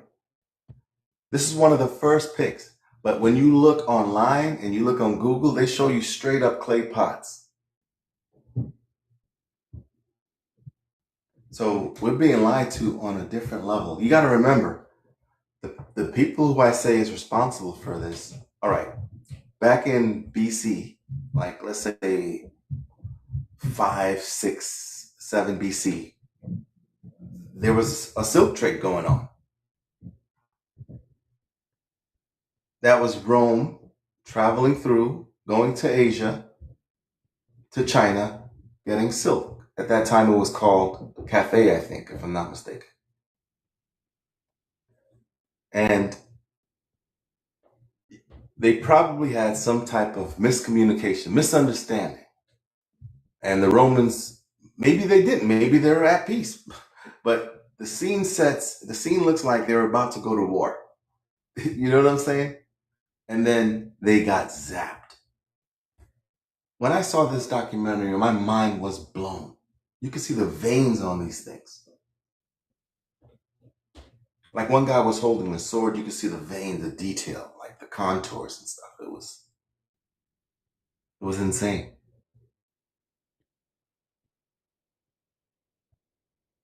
So I'm just trying to put together the dots. Everywhere that you see Romans go, you would see solid liquefaction. You will see petrification. Don't listen to the modern day internet that's telling you it's just a bunch of wooden sticks, but it was a symbol of power. Put it on coins. The president had it. I could go on and on. It's in Congress, but it's just a bundle of sticks. Don't you forget about it, kid. So this is called like deep dive in history. It's not like they just give you a simple explanation and hope that you don't even look that way. This is look at it. When I was in school, right, about, like how people believe in the ball earth, the earth being a ball that's spinning, stuff like that. When I was in school and I was learning about the ball, right, I stopped my teacher from speaking, right? I was like, hold on. Because I was wondering if you would dig a hole into the earth, right? And in the middle, if it would be gravity or would it be zero gravity? And he didn't want to answer me at first, my teacher. But I said, would it be zero gravity all the way in the center, or will it be, still being pulled? And he said it would be 0. I said, but that showed me like I was thinking on another level. You know what I'm saying? Like thinking back at it now, it showed you like you're disconnected from the system in some way at a very early age. And that helped me to learn to see the lies, you know? The things that don't seem right. Yeah, go ahead, Rashad, man. Like, because I'm running out of words to even articulate to these people. No, but that's what that's what it's all about. That's the whole critical thinking aspect of it, right? Critical thinking, asking the right questions, or just even asking questions in general, which is like what a lot of people don't even do. A lot of people, they just get something and they just, oh, okay, that's cool. You know what I mean? But you got to keep it moving, yeah. You got to really start to look at it. And when things intrigue you, there's a reason. You know, when things like really catch your attention like that, it's meant for you to dive deeper and figure out what the hell's going on. Because they'll tell you anything. I'll have an open forum, guys, but let me know if you guys really want to come up. I don't want to like push the button and then you guys are like, oh no, you get scared and you jump off the panel. We don't bite. Like we yeah, like let me know. You guys trying to come up or you're just like, nah, just messing around. They show that kind of power in the new He-Man movie. I didn't see the new one. I saw the old one with, I think it was Dolph Lundgren that was playing He-Man. It was a really bad movie. It was horrible. But the cartoon He-Man was pretty cool. And yo, if you remember He-Man, you know Skeletor? As a kid, he used to say some shit. Imagine the stuff that Skeletor used to say to transform. You remember the words, right? Ancient spirits of evil, transform this ancient body, right? The shit that he would say is like, yo, what the fuck? As a kid's cartoon. Yeah, we're just sitting there with our legs crossed, like, yay. Word, bro. Summoning demons in our house. Summoning demons. These people had that shit down to a science. So like, here's what we're gonna do. We're gonna show them a kid's cartoon. And we're gonna put He-Man in there, but we'll put the villain as Skeletor, and we'll have them saying the same phrase over and over. Ancient spirits of evil. Bro, they really do shit like this. They do brainstorms. Can't make this stuff up if I try, y'all. You don't believe me? Go look up He-Man and Mumra's monologue or whatever he would say to transform. This shit is deep. And they know it is deep. And the thing is, they know you're gonna copy it.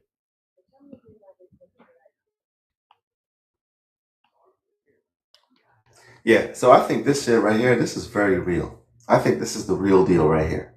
One picture, but the rest all made of clay on Google. Guys, there's tons of evidence of petrification. You don't really need the terracotta statues. The terracotta statues, they wanted to be covered up. And the fact that they put holes in them and you can see them with broken. They weren't broken when I was younger. You could see like if it was cracked, but it wasn't like broken. Now you look at them like some were broken and like, these people are pulling your leg. Yeah. The Faché is the only thing that you can even devise in the mind that can do such a thing. And we know that they had a silk trade with Asia, right? The Romans had silk going back and forth, right? So, and then it doesn't surprise me that a whole military, regime just zapped. They looked like they were getting ready to, they were waiting for the general's orders. Like, they were waiting for that. For real. That it never came. He lifted up his hand and That was it. I like this picture right here. Hold on.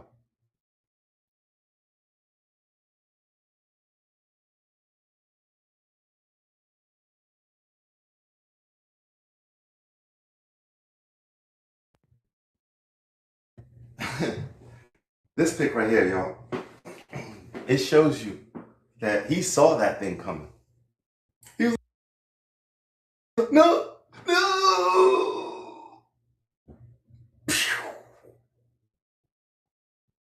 Instant petrification.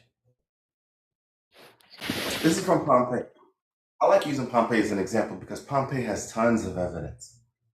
And they said it was a volcano. They had a disagreement. You see what I'm saying?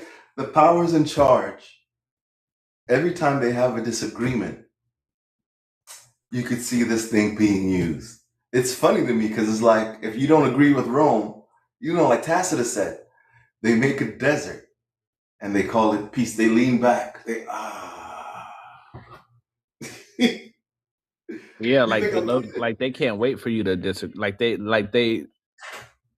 give you an ultimatum, but they don't mind you saying no. Like like go tell them that Emperor blah blah blah said this, and come back and tell me what happens when they come back. And say, they disagreed. The Emperor will be like, perfect. Bring in the fasce. Exactly. That's exactly how it was. Yeah. That's exactly how it was, y'all. You think I'm kidding, but you don't even need the story. Like, I can pull the stories in ancient classical texts and stuff, but you don't even need that. Like, if you want to know the stories, go to my page and look for a video with the fasce, and it tells you a little bit of the background of this resonance device. It talks about Tullus, an Etruscan king, trying to operate this during a ceremony, right? But this must have been a party of some sort. He's like, guys, check this out. I've got this serious weapon. And he must have been drinking. And the text says he got struck by a bolt. So, you know, there's evidence out there. If somebody thinks, oh, it's fake, and I'm going to go and do the research, you're not going to find anything that says that it's not. Making it up to be an axe blade, it's not conducive to fighting anybody in war. You can't maximize punishment with this big axe device. Now, put a beam in front of that bitch. Instant petrification. Because, like, if you look at a picture of it, like just the average picture, and even like the one that you showed, the rusted one, like there's no holding that in battle. Like, who do you got to be? Like, you probably got to be like the size of a Samoan at least. Everybody, and it'd still probably be like uncomfortable trying to utilize that tool. Like in actual combat where things are happening fast. You know, like how do you utilize that weapon for real? So it had to be for something else. It couldn't have just been a hand-to-hand combat. There was the messenger. And guys, if you remember correctly, right? Who's the dude responsible for harnessing electricity?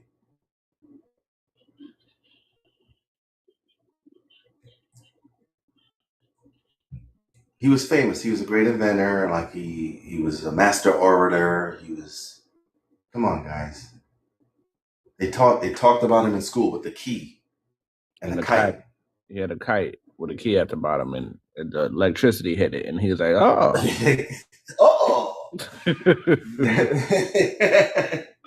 Basically, explaining to you that these Masons knew about the resonance device. They knew about power and electricity. But they had to put it in a reset. So they had to say, where are we going to start society from? Where are we going to tell them about this power and electricity thing? Benjamin Franklin, I got an idea. Here's what I'm going to do. I'm going to take a key. I'm going to tie it to a kite.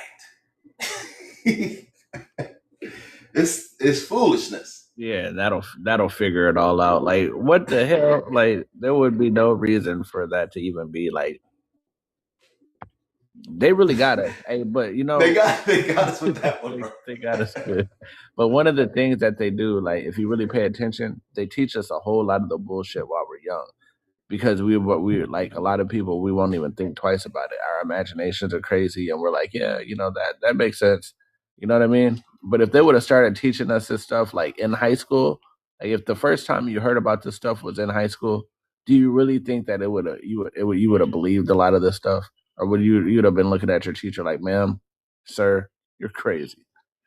Facts. You remember when I first started? You remember the ops that I used to have, and then after a while, the ops became the number one warrior. They become friends. Like I see some of them talking about this shit on their own time. Yeah, like they sit in my live, you know what I'm saying? They're like, it's probably a bunch of lies. And then next thing you know, they're like defending, like, nah, that's the fact show. You kidding me? But the thing is, like, think about it. You can only deny the truth for so long. For so long. We're in the age of awakening, and I know a lot of people are hearing a bunch of stuff that's incredible. Air being water is one. Like, a bunch of incredible, crazy things. But you got to pick and choose what's more correlating. What can resonate with your truth, and you understand this wholeheartedly. Not just one person, multiple people. Can you guys all understand what's going on here? And if it's that many people, then somebody's telling the truth about something and someone is telling the lie. You know what I'm saying? It's the awakening. Marco, did you hit the button on purpose, Marco? Yes. What the fuck? You have an idea you want to talk about? Yeah, radio check. How do you read me? Over. You sound good. Oh, Lima Charlie. I'm just listening to you guys, just by accident. You know, just what do you call it? Scrolling through. Just scrolling through. You guys sound interesting. Anything you want to talk about with me? Well, you're the one that interrupted the talk, so I thought like you had a particular question you wanted to ask. You know, why the hell would there be something we want to talk about with you? Like, bro, I tell you, it's true, you don't even know me. You're right. Sorry about that, guys. Hey, I introduced myself, eh? I could be just a taxi driver for you, know. Anyway, I introduced myself. I'm from New Zealand. I'm an Indigenous Māori, for starters. So that's deep down in the South Pacific, getting close to Antarctica. So do you guys know where that is? Of course. I've been to Brisbane. Okay, cool. Well, yeah, we're not Australians. They call us Kiwis, but I'm native Māori, so I'm indigenous to what you would call New Zealand. Mm-hmm. I'm just looking at your topic there. It kind of cracked me up a little bit. You're talking about school and how you're indoctrinated at school at a young age. I agree with you 100%. When I was at school, I can remember being like 12 years old at what we call primary school at 12 years old.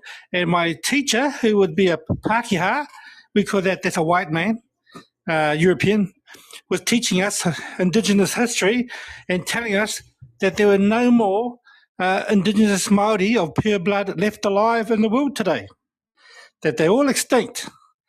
I had to put my hand up in the classroom and say to the teacher, "Excuse me, sir, but my grandmother is still alive and she's 100% Indigenous Māori bloodline."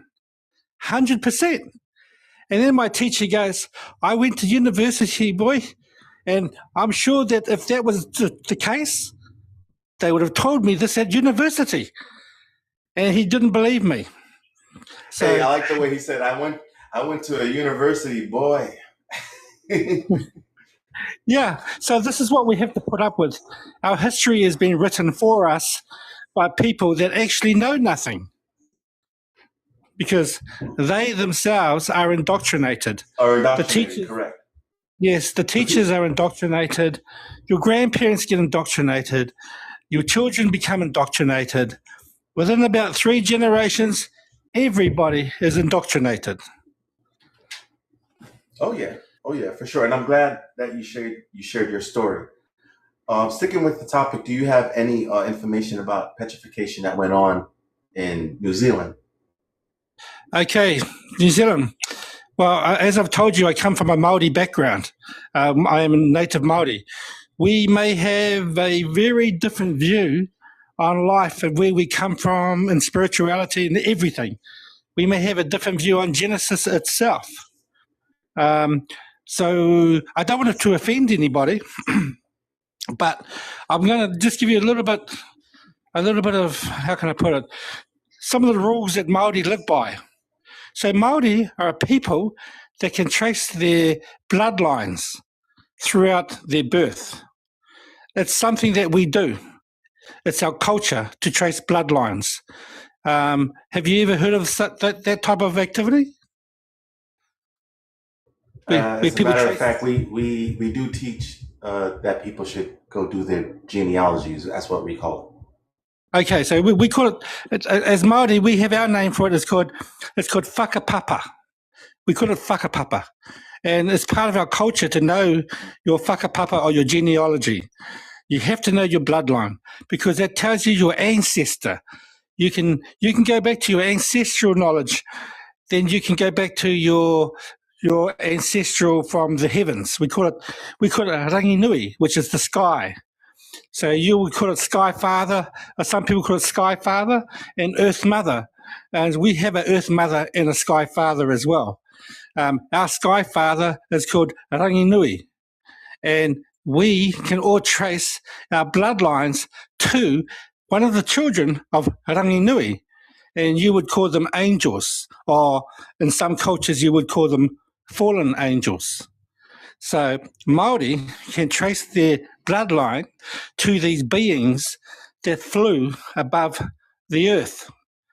And in our genealogy, some of those beings went to the ground and plucked up females that were made of the earth and interbred with them and created bloodlines, which Māori came out of. Okay, so what do you think of that? It's a fascinating tale. But you gave us a bit of your background in history and culture.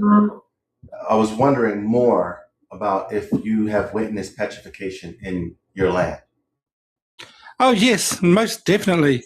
If you're talking about petrification as in animals that are embedded in cliffs, sides of cliff, oh definitely. Whales up at 2,500 meters altitude. Now, I've seen whole whales. Snakes, serpents, most definitely. We've got them embedded in our stuff around us. We've also got stories of giants embedded in the hillsides as well. You would call them titans and things like this. Would you? Yeah, I understand you completely. Yeah, I understand. We always touch on things like these, because we dive into like the hidden history, the things that they don't want to tell us about. Like giant tree roots, giant tree stumps, and things like that of that nature. I haven't hosted a full live. I might have glazed over it, but I haven't hosted a full live on petrified trees. But I know it's out there. By the way, petrification, it's not necessarily over the timeline that people think it is. Petrification can take place over a relatively short period of time. Do you know that? That's what we're discussing in my life. Okay, yeah. It does not take millions of years. It can happen depending on the environmental factors involved or the technology used. Mm-hmm. I think so we're probably both on the same page in knowing that there were other civilizations before us that had way more advanced technology than what we are seeing today. Would you agree? 100%. Yes. Yes, the evidence for that is all around us. That's part of what I do. I look for what I call the footprints of the engineers, is what I call it. That's what I do when I look at terrain formation. When I look at structures of terrain, I'm actually looking for the engineering footprints of the ones that created the environment that we live within today. Because everything was created for us. Would you agree? We are not an accident. It's what I call intelligent design. Indeed.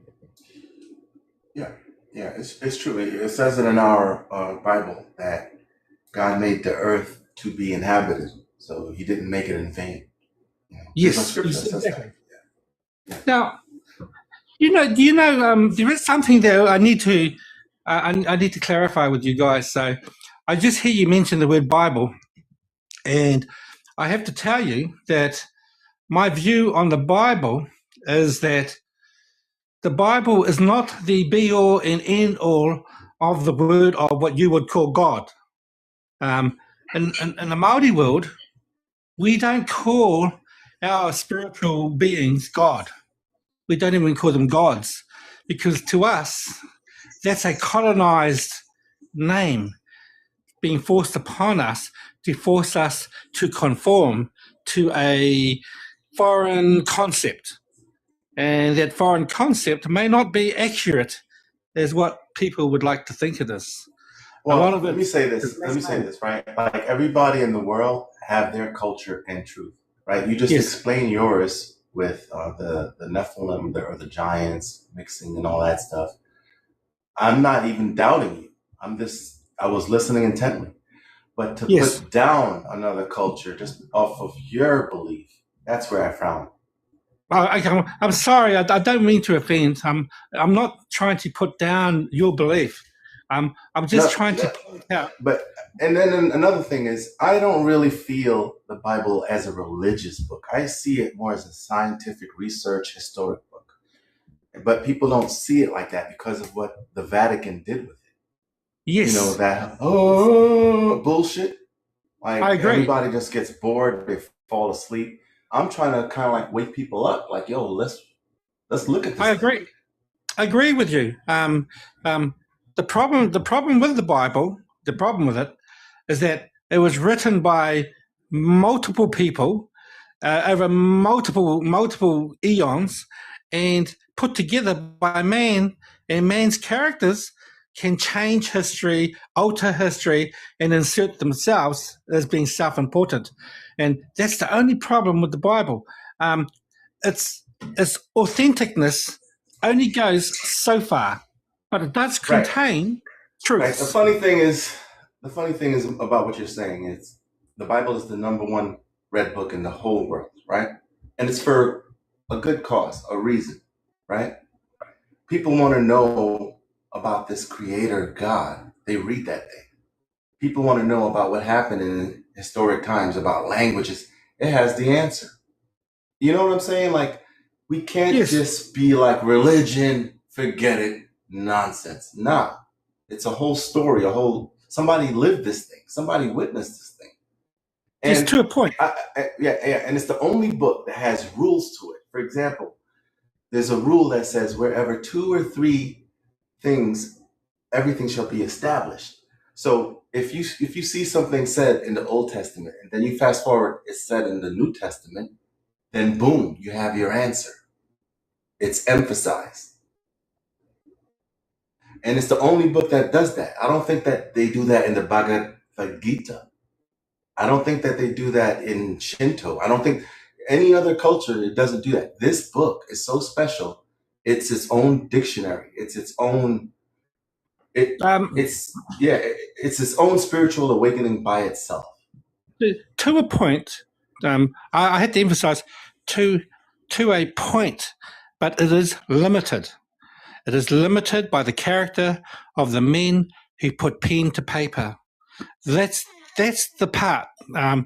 That's the part that limits things, by the character of the men that put pen to paper. And some of the characters of those men, they were not nice characters. Some of them were evil, some of them were deceptive, and some of them worked for the opposite side, the dark side, if you will. And so you just had to have a bit of discernment. Like you had to have a bit of discernment to be able to unpack some of it and understand human nature and what human nature produces. You speak truth, Marco. Respect. I respect that. Yeah, but so what I say there is because in my culture, we didn't have a written word, a book. Everything was handed down through whakapapa, which is your bloodline lineage. Everyone had to learn it as you're growing up, and you had to learn it, and you still have to practice it today. And everything was passed down through what we call waiata. Waiata is what you would call a hymn or a song, a prayer in a musical form. So we had these songs, ancient music, ancient songs. And everything was passed down through our kōrero with our ancestral, from our ancestral times, through our elders to the children, from the children to their children, and so on and so on. We also had a peer review system among tribes. So you have what you call a tribe, and in each tribe have what they call sub-tribes. So you might have one tribe, and that one tribe would have maybe 5 or 6 or 7 sub-tribes, and those are called hub. So the same thing that you said, there's scriptures in it that says that, the commandments is your life, and then you have to pass it down from generation to generation, and it's dealing with tribes. So everything that you said, I'd have to agree with if I read the Bible. Yeah, that's true. But what happened here in New Zealand is when the colonizing education system started to make an impact, they had to outlaw our spiritual guides. So you know how you have a priest or a bishop or something like that? So in some countries like Russia, they had shaman, or you could a wizard or whatever they have for their name. But they were the keepers of ancient knowledge, the keepers of spiritual knowledge, and the keepers of what we call bloodline genealogy, and we call atua. There was more than one what you would call demigod. Some people would call them demons. Others would call them angels. We call them atua, demigod, atua, the children of the Creator, the Supreme Being. And then we have a God. We don't call it God. I don't like using the word God, because to me, God's a colonized term that was passed down to all indigenous people around the world, that they must use this word God. We do not. We use the word atua. And so we have a supreme being, and the supreme being is called the one with no mother and no father. That name is Io Matua Kore, the parentless one, the all being, the all supreme being. Io. All right. I would like to hear a little bit about what Rashad has to say about this picture that we have, since the topic is really petrification. Oh, petrification. Yeah. But he looks like he was done. That was done to him alive. Yeah, for sure. He got and the thing something is, poured like, on top of him. 2,000 hold on, Marco. 2,000 years old, and the condition is amazing to be that old, caught in the act of whatever's going on. But what is Pompeii supposed to have? What was supposed to have happened in Pompeii? The volcano. You know what I'm saying? Like, what would be happening during a volcano eruption to allow you to get caught up like this? You know what I mean? Yeah, I love it because it's like it gets you to open up your eyes. Like, this dude still has his clothes on. I thought clothes burn. Yeah, like you could look at his feet and tell he has shoes. Shoes on. And he's just sitting there thinking. He was probably sitting on the dock of the bay watching the clouds roll away. You feel me? And it's just, and next year, zapped. You got to get hit with something. It got to be quick. It can't be nothing that's rolling in or anything like that. Yeah, you would see the lava coming. You're like, lava, wake up, lava. Yeah, you get the people roused up. Yeah, come on, y'all. Let's keep it real. We humans today, just like they were humans back then. Would you sit around and watch the lava just come in on, you know, in a fetal position like this? Just wait for anything to happen. Absolute foolishness, if you ask me. Look into Michigan. What happened to Michigan?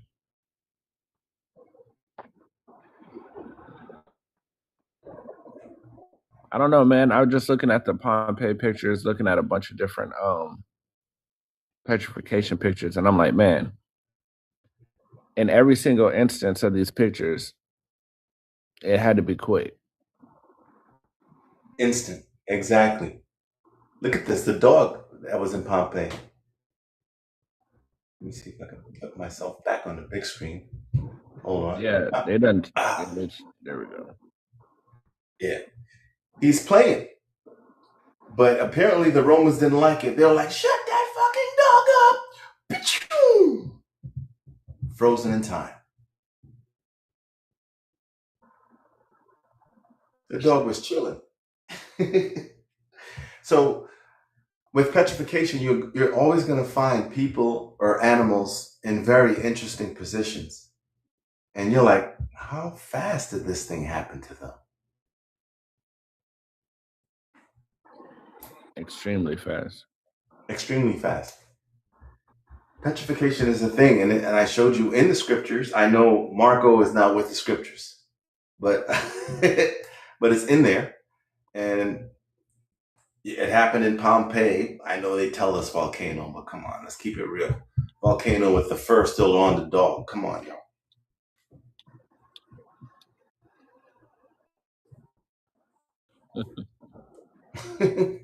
They be making shit up, man. That's all they do, man.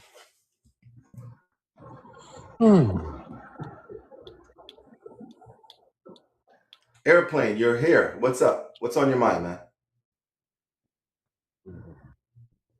I just like listening to what you have to say, man. It's awesome. Oh, thanks, man. I appreciate it. I found you a couple days ago. You did that video on the fascia device and how all the buildings were just sunk. And then you see the video of them digging out the buildings in Chicago, and I was like, "Holy shit, that makes sense." I was thinking it was a mud flood, but there ain't no way it was a mud flood. On level ground? Yeah. Airplane? No. Exactly. Fucking bullshit. That was bullshit. Mud doesn't fall from the sky. Nothing. Yeah. So there's only one conclusion. Yeah, like the Chicago World's Fair. Yeah, all those temporary buildings, bullshit. Bullshit. They dug all those fuckers out of the ground, then destroyed them. Fucking assholes. You got it. You understand what happened. Yeah, they had to drain the swamp. That's the story. Yeah. They dug them out with Solid shovels. liquefaction. That building sank, and they went to dig it out. Yep. And then they had to, get that spray paint that they so boast about. Unbelievable. A few days ago, I had no idea how that happened. I still believe that the mud flood happened. And then I saw your video, and I'm like, holy shit, that's what did it. And I see that fascia in Congress. It's on their fucking walls. Unbelievable. People are so stupid. Have you ever heard of a guy, because I'm not the only one that teaches or talks about it. Have you ever heard of John Levy? No. Yeah, he's one guy you need to look into on YouTube. He talks about interesting things, petrification, the old world tech, all types of stuff. Nice. You should look into it. Can you spell his name for me on your thing? Yeah, it's JON LEVI. Oh, John Levy. Okay, I'll check them out. Definitely. Definitely. Man, I'm just so glad you woke me up. I was sleeping. I love it though. I was into that whole moon conspiracy thing and went down that rabbit hole. And then I'm like, holy, wait a second. How did that happen? And then I asked my Alexa about the mud flood. And she just basically lied to me. So, yeah, whatever. But I think that's powered by what? Google or Powered by. It doesn't even matter. Right now, you're happy in the awakening, and that's what's important. You know what I'm saying? You got to imagine the people that came across my video, and they were like, "Wow, it makes so much sense." You know? It does now. I mean, especially look at the dog. It still has a collar on it. If that was lava, that fucker would be toast. Toast, yeah. Still got his skin, his hair, his nails, his everything. You know, he's chilling. Yeah, and he got zapped instantly. He got zapped. He's probably barking too much. Shut that dog up. Yeah, I need one of those for my neighbor's dog. Oh, what happened? I lost you. No, he's probably gonna change the picture. Oh, wow! Look at that. Yeah, this kid still has his shirt on, as you can see, because that's not skin. Holy crap! That's unbelievable. Well, it's believable now. Yeah. A couple days ago, it was not. It was not. Yeah, it's written in the Bible first off. So that's your first standpoint. Like, yo, if petrification is in the Bible, then you go from there. To be honest with you, I've never read the Bible because I was really against organized religion because we forced as a kid to go to church and hated it. But I'm not I religious, just started my man, picking up. but I wanted to know history. So, and I asked my mom. I was like, "Is the Bible real?" She's like, "Yeah." You know what I'm saying? So yeah. And, I didn't have religious parents. They didn't believe in that shit either. They just passed it on to their kids. So that's where it came from. Yeah, but I didn't want to miss out on knowledge. You know what I'm saying? So I didn't neglect. Like I even read the Bhagavad Gita. I read the Hindu book. Like I studied. I've even read the esoteric book, the one with what's the guy's name? Thoth. The Emerald Tablets. Oh, so I wanted to make sure, like, yo, I don't want to be lied to, so I wanted to find as much information as I can about every little thing. You know? Yeah, I just read the Book of Enoch, and that kind of opened my eyes about the whole giant thing. I didn't know that, and I'm like, why are these giants petrified? Now makes sense.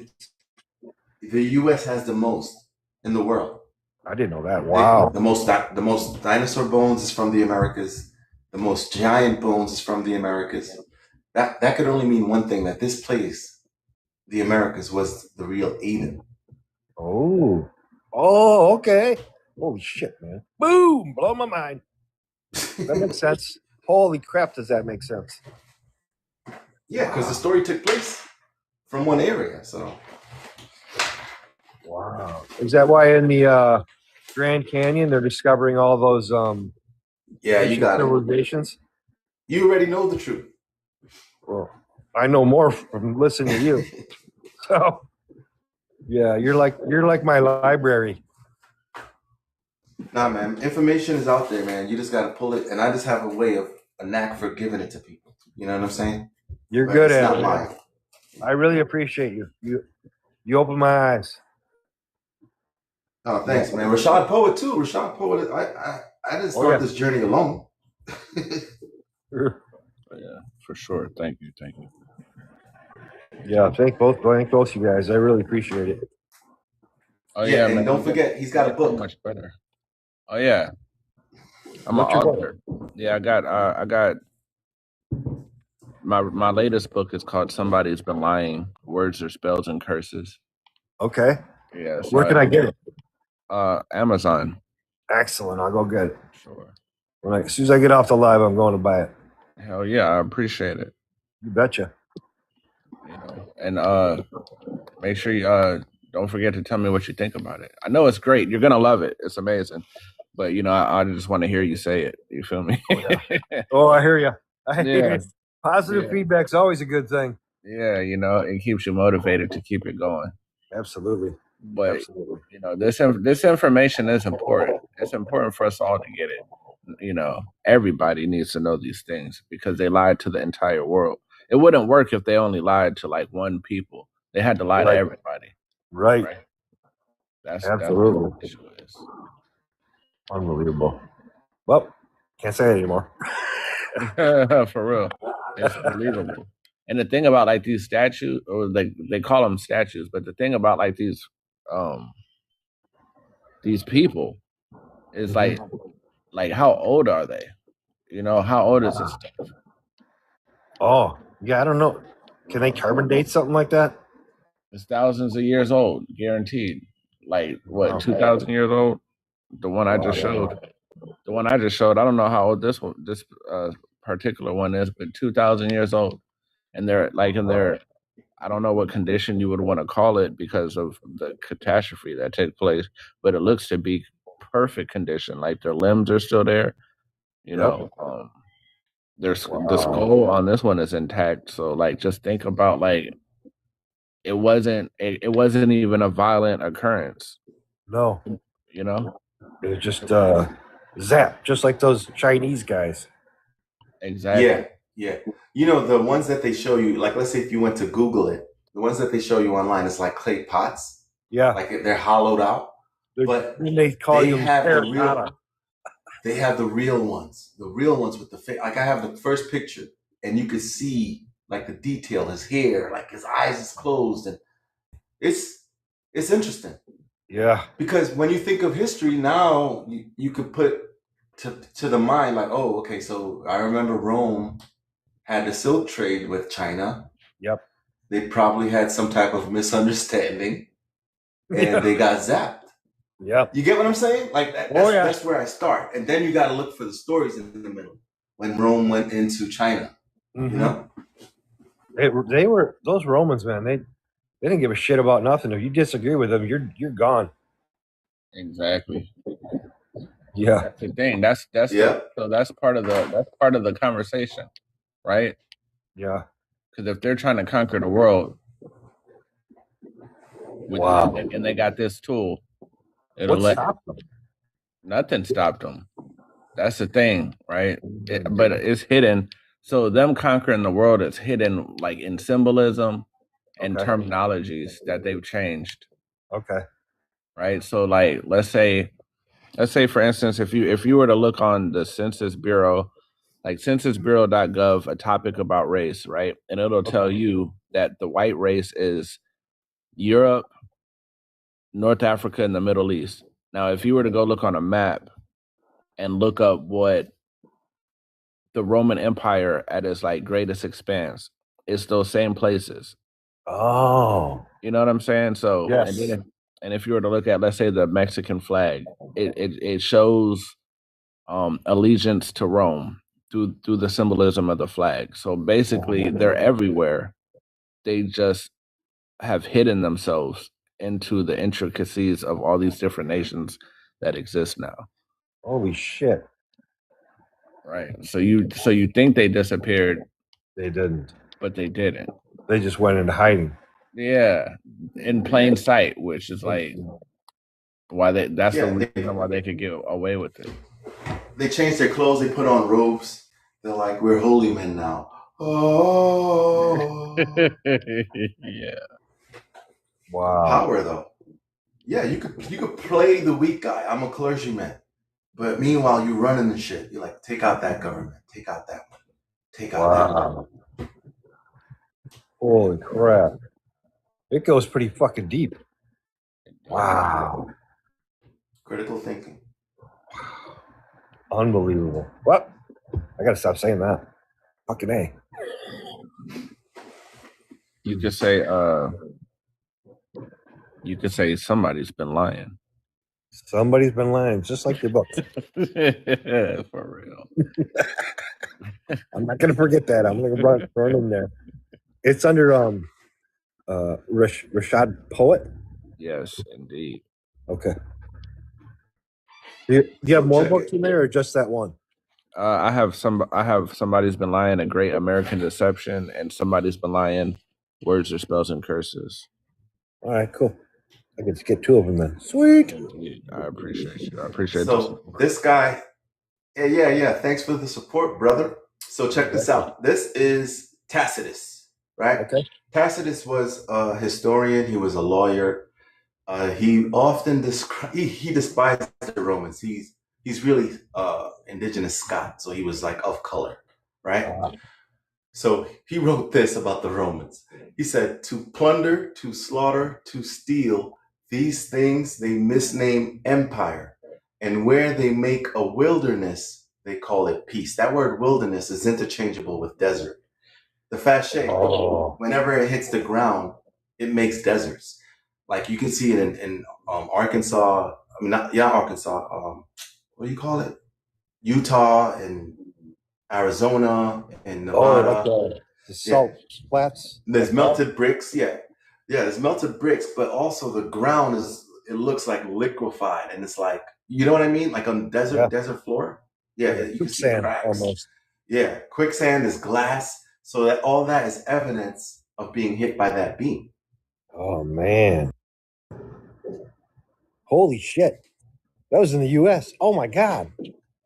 Yeah, and this guy wrote about them. He was like, these motherfuckers, like this is like him talking to his buddies.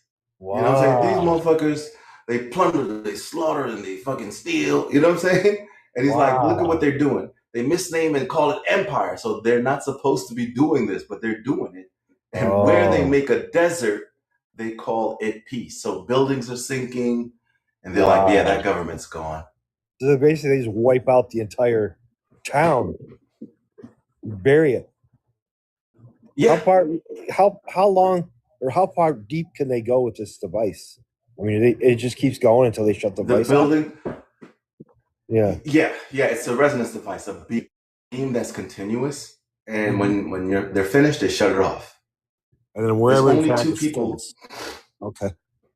Yeah, it was a weapon that was yielding protection for the emperor or governor or senator. Okay. And it was held by two lictors.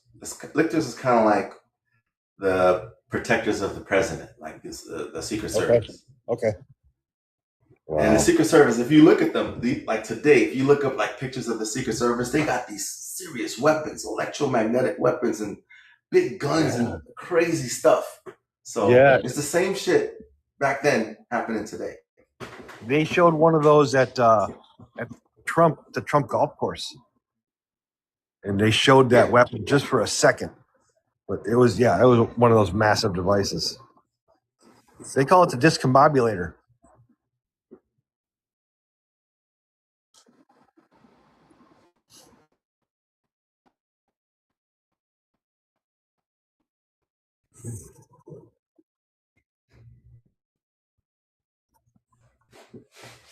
So wow. You know, like airships existed, right? Yeah. Oh yeah. Like they had to do it from high up. They couldn't just do it from the ground. They had to do it from high up. You know, like Tartaria had airships. Yeah. Exactly. Wow. And they put it, oh man, they mounted it on an airship. Holy shit. They were badass. Yo, Romans, they could do anything. They built the bridge like in a couple days, bro. What? They're insane. Yeah, like you read their stories, they built like Caesar, right? One of his stories was on the come up, he built like a bridge and shit.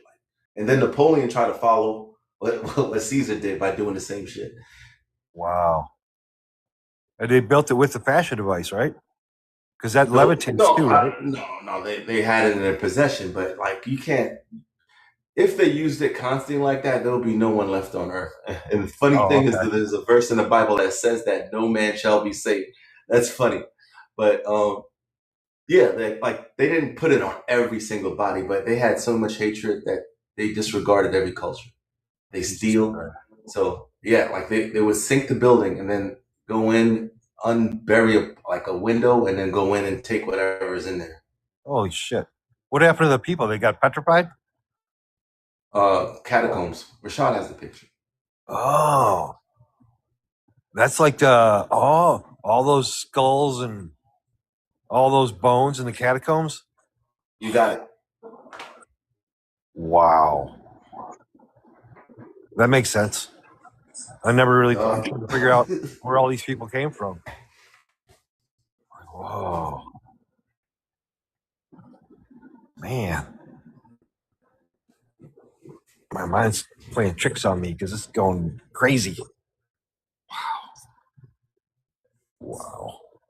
Yeah, this is like the theory of everything. Like, if you want to know about resets, this device is the very thing that causes resets. Wow. How many resets have they been on in the world? I could show you like 2 in America. You have George Washington holding the fasce underneath his arm, and you have Abraham Lincoln sitting with 2 underneath his arm. So it's like we did it twice to him. I remember the Washington picture.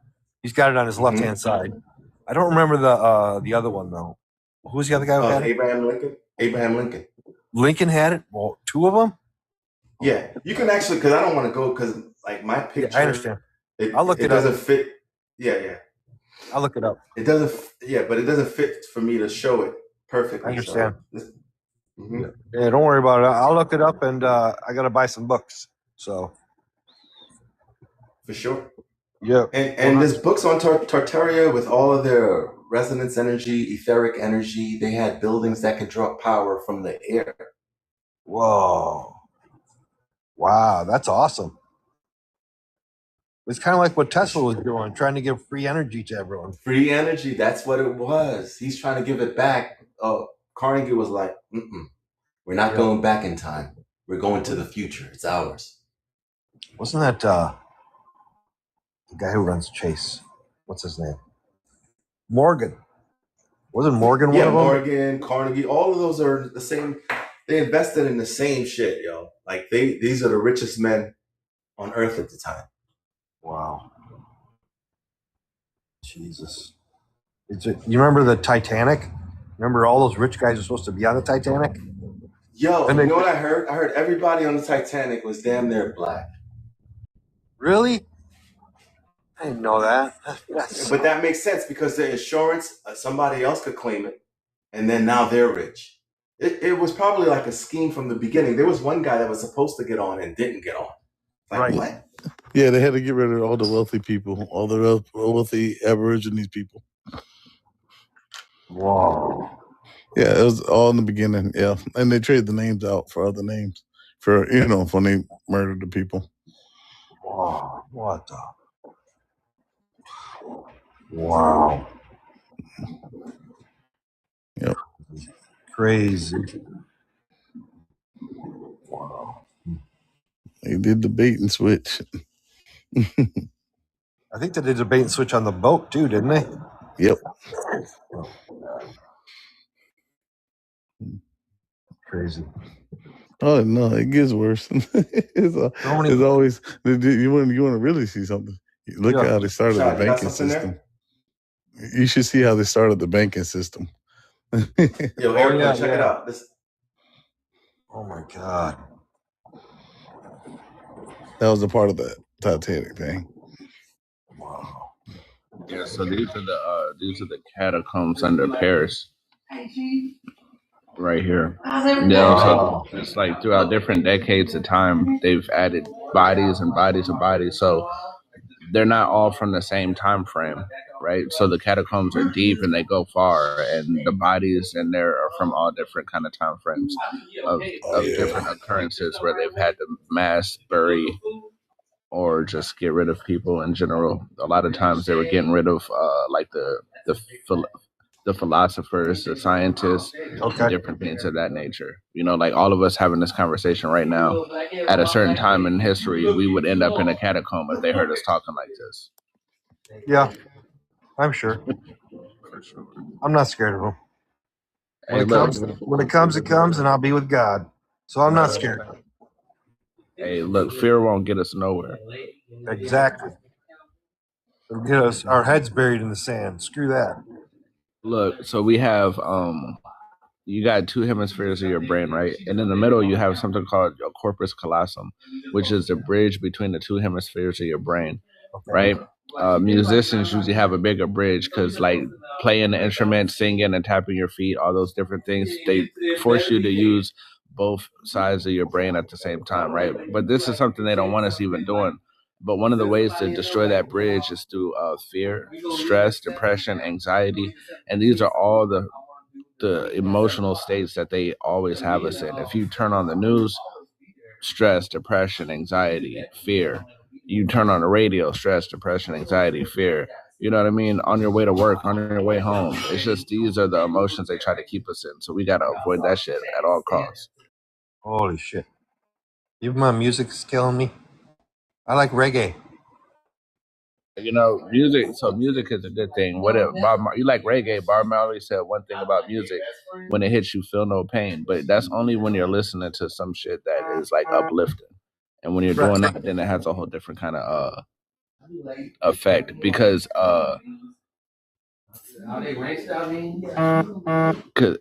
it's not your nervous system, but it does play an effect on your nervous system, like the music that you listen to.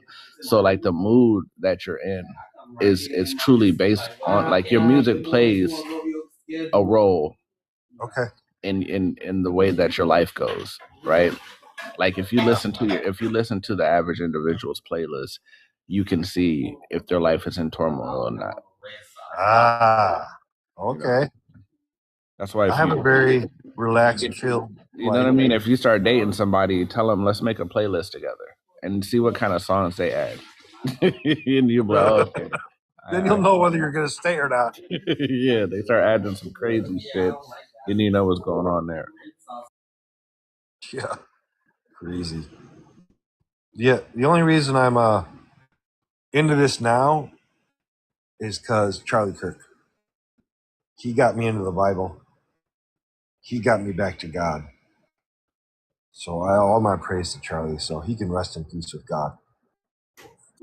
Yeah, that's how I started my journey. I mean, listening to those ancient texts and finding out what really went on. And, you know, it just helps you to understand, like, yo, we're being lied to in a level that's beyond measure. Yeah, way beyond measure. So many people are still asleep, though. How do we wake them up? Yeah. So instant petrification. I'm just showing you examples of instant, like happened right now, like now. Oh, wow. You can see this woman was giving suckle to her child. You can see like there was some type of a toy, a wooden toy on top of her. The child is gripping her clothing, and you can see the clothing is petrified. You can see her veins. Wow. So she has a watch on. Yeah. Wow. Could be a bracelet. Could be a bracelet. It looks like a watch to me, though. Yeah. It's like a smartwatch. Nah, let's not go that crazy. But yeah, instant petrification is a real thing, and it happens. And you know, there's a video I put out recently. It hasn't gotten much traction, but it talks about how in Maui there was a petrified frog. The guy was talking about other animals he saw petrified. Yeah. And then he showed you the frog that was petrified. He held it up and he's like, this thing in mid leap. Like, I think I have the picture. Hold on. Wow.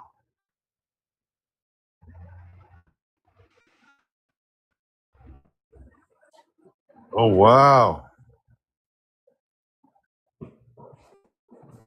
That's crazy. It's crazy, but and that was when they were getting hit with what?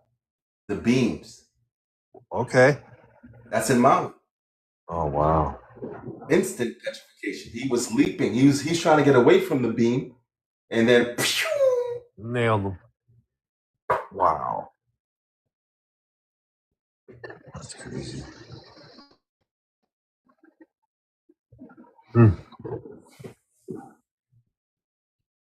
Yeah, instant petrification, it's a thing. And that's what I'm saying. Like, if you could suspend your disbelief, you get to understand that this thing is real. They have this device.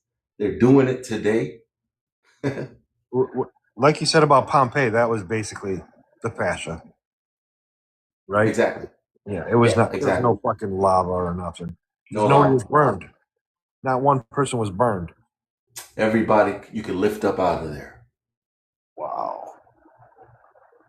It would have been different if you found bones melted, like, half skin, half bone. That's not what happened here. You see, with an electromagnetic resonance, the whole body, once you get hit with this beam, the whole body is resonated to that frequency, turning it to be petrified. It's not like one part of the body, the whole body. Okay. Water and like all cells all connected. I see a lot of people on TikTok selling those frequency devices. What do you think of those? I have no idea. They're like You mean like the harmonics? Yeah. The ringers. Oh, okay, yeah. Yeah, that's like a big thing now. And to me, when you say frequency, to me when you say frequency, I'm thinking destruction. No, I think it's like 480 hertz is supposed to open your pineal gland, your third eye. Yeah, I know about that.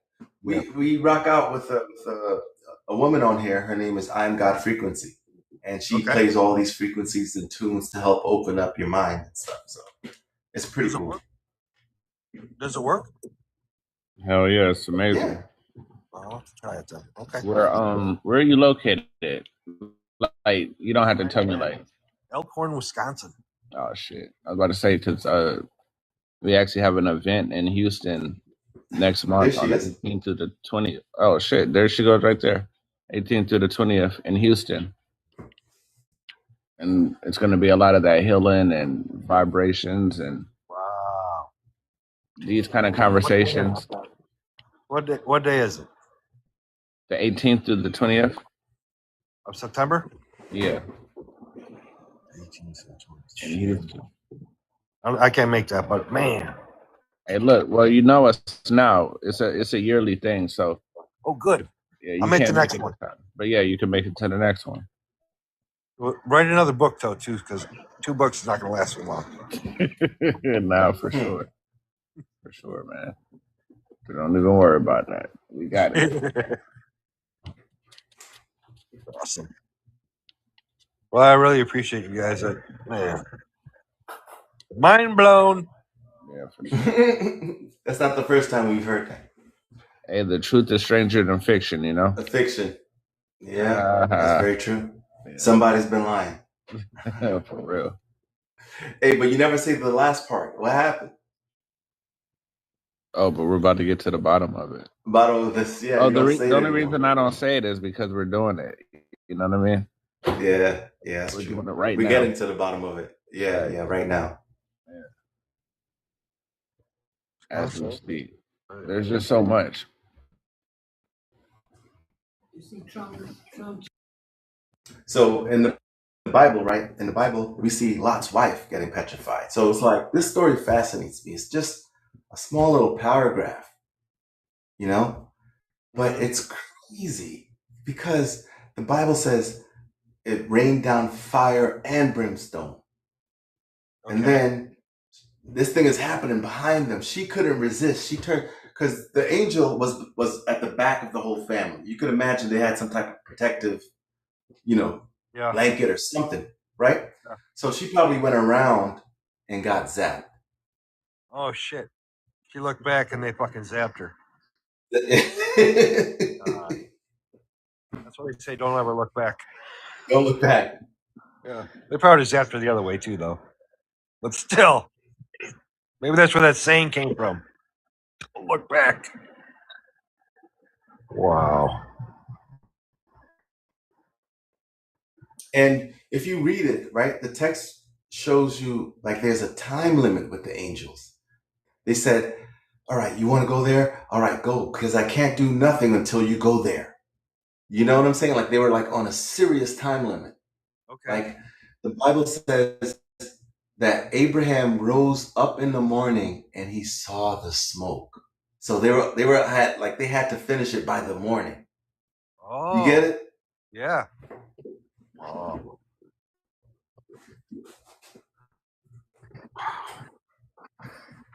The details are there, but is your mind open? So, yeah. I've been watching a lot of The Fittest Flat Earther, and he does all those comparisons of the fallen angels and how the fallen angels are still here today, and they're mostly celebrities and leaders of countries. So it's his is a little mind blowing too. Oh, there you go. That's a good picture. Is that an angel that's petrified? Or is he just an angel? The angel's protecting. The angel's protected. She stepped away and she couldn't forget. You remember Jesus spoke about it. He was like, remember Lot's wife. And then he goes in to break it down. He's like, two shall be in the field, blah, blah, blah. And then he's like, remember Lot's wife. So it's like, something is going to happen in the last days that's similar to what happened there. He's comparing stories and he's saying like, yo, you're going to be taken away and then another one's going to be left. The one that's left, what happened to them? I don't know. What happened? They probably got petrified. Oh, okay. Because it's a rescue going on. He's like, one shall be in the field, one shall be two in bed, and and then like one is going to be taken away. It's like a quick rescue, a lightning rescue. And then the beam comes. Okay. That's just if you imagine what the story he's telling, like what he's comparing it to Lot, how Lot was running out. He even went to the daughter, the husbands of the daughters, and he was like, quick, they're gonna destroy the city. The angels are gonna destroy the city. The Lord is gonna destroy it. And then the book says that he seemed as one that mocked. So Lot was like, I'm not gonna worry with them. I'm just gonna take my daughters out. And he took his daughters and his wife and left. And then Lot's wife, during the journey, she heard all the booms and she couldn't believe her home was being destroyed. Turned around. Okay. They had to push on in tears, y'all. Lot and his two daughters. Who killed Lot's wife? It's not who the Lord. It said that the Lord rained down fire from heaven, fire and brimstone. Okay. Right.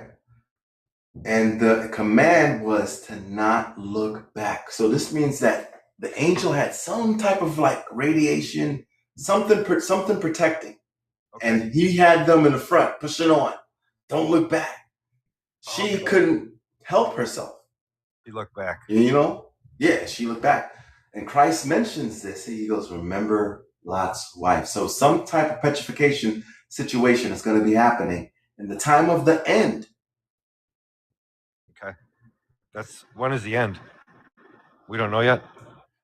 No, the last days. Like we are in the last days. We're living in the last days. So it's going to be some type of invasion, whatever it is, some type of crazy shit going on. Okay. And then he's telling you what's going to happen. Like two is going to be in the field. One is going to be taken. The other left. Left is not a good thing. Oh, shit. Okay. Flat Earth, the life. Well, flat Earth is the real life we're living in. It's not a spinning ball that we're living on. No one has ever seen that spinning ball. I'm a pilot, so I know it's flat. All right. Well, thank you for that. You know what I'm saying? Like, letting us know. Yeah. All the pilots pretty much, they're all on TikTok. I think they're famous now, these pilots. Are they? They tell the truth. Yeah. If we were like, just take an example. If we're spinning at 66,000 miles an hour or whatever, and you take off the ground, there's no way you'll ever get to Hawaii. Right? All right, Leo, no problem. Leo's like, I just shared the live, so don't come for me. No, it's a good thing to share the live. Guys, share the live. Please tap the screen. Let's get as many people in here. I want to get to 1 million likes. 1 million likes is my goal tonight. You're saying if the world was spinning like that, we would be constantly chasing our destination and never actually reaching it? Yeah, exactly. If the world is spinning and you take off the ground on an airplane, the world's spinning, you'll never get anywhere unless you go east, because that's where we're spinning, right?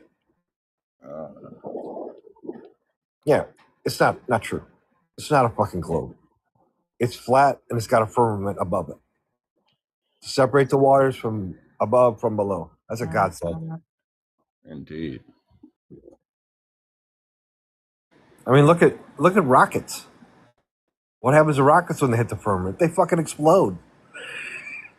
They're like, oh, it's a technical problem. No, it wasn't. You hit a surface. You can't go through. Crazy. Yeah, we kind of got into that topic Was that on your live, David? I feel like it was. I think it was. I don't know if it was mine. It might have been. No, I did a video on it. I did a video on it. On the rockets shooting the firmament. Did you know that Hillary Clinton and her little band to be? Hey, what's up, Leo? What's going on, bro? David, They shot nuclear weapons into the firmament. What'd you say, Leo? No, I just was greeting the page. What's up, David? Okay. Yeah, man. I'm not even used to not having anything to argue about. Like not to like agree with everybody in the room is so weird to me. Can't argue with you. You're telling the truth. Yeah. Word. That's good to know, though. Yeah. You know, TikTok restricted me for talking about the Bible. Isn't that crazy? They banned one of the lives I was arguing on. They said they were like they banned my live because of your mental health. That's never happened before. And the whole thing just shut down. I was doing pretty good. Because like I've gotten the guy was like, yo, they just restricted my live or whatever wordage he used. He said, because of your mental health. Oh my God. He was like, that's never happened before. And then it just went cold. I mean, I hit appeal, but it's just ridiculous, man. Like TikTok just makes everything so fucking hard. Yeah, right.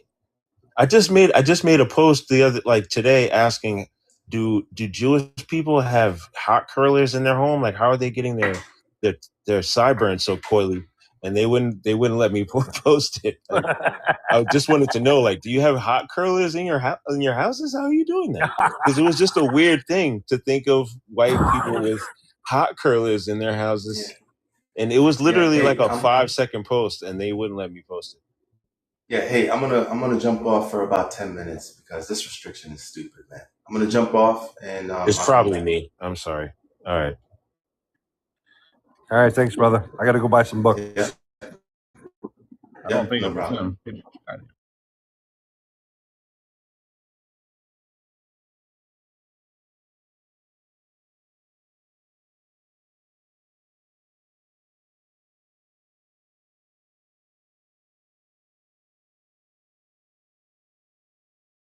Here go your reading. Here go your 3 cards. Yeah, that the Wicked Witch chart.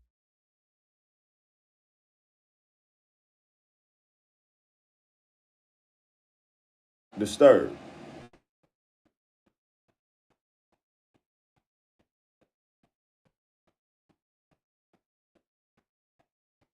Somebody in here. Gratitude for y'all joining in, family.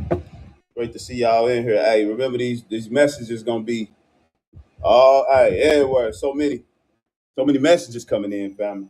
It's a collective reading, so if it resonates with you, it's for you. If you feel it in your soul, you feel it in your body, you feel the chills, you feel it's for you. It's for you. If not, don't try to make it fit, family. Don't try to make it fit.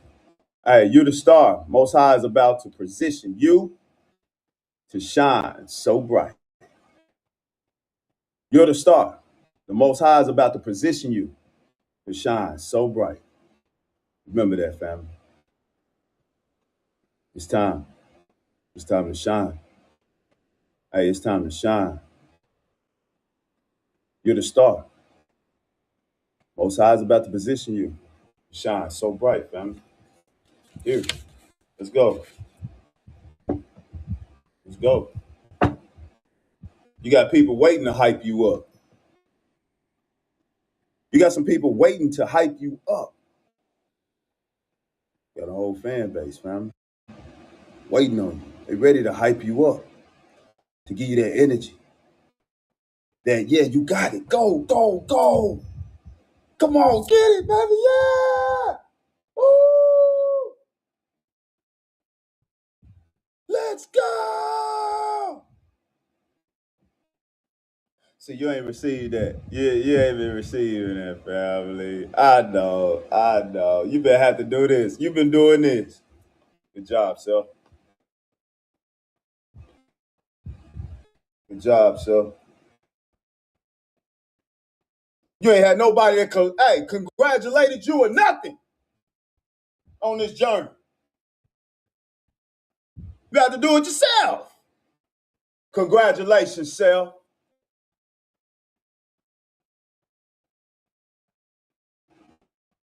Congratulations, self. Now it's time, baby. It's time for you to be celebrated. Woo! It's time for you to be celebrated. Yeah.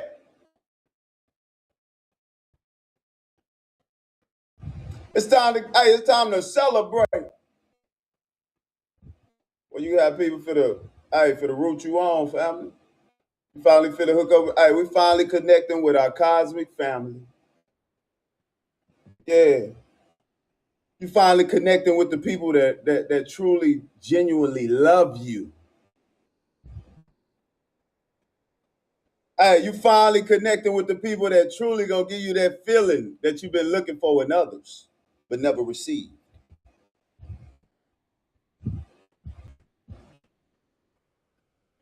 You finally connecting with the people that's gonna push you. They're like, go, you got this, family. Yeah, go on, you got it. It's gonna give you that good feeling when you're around the family. Not always seeming like they're in competition with you. In secret competition with you. Period, Pooh. Shit crazy. Feel me? And they always want to compete where they don't compare, though. That was the crazy thing. Dude. Huh?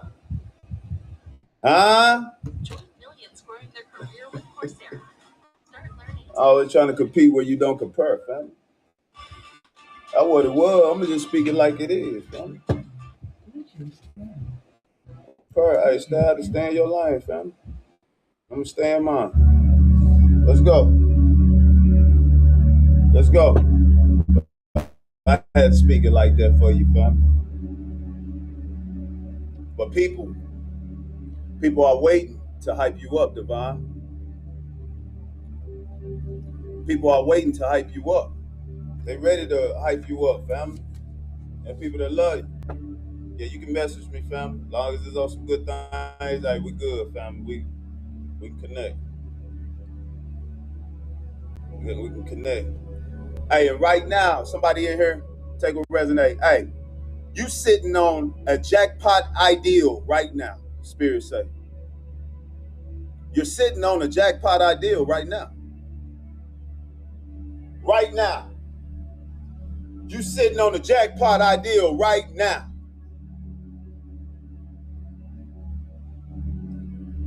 Time to release it. Time to release it.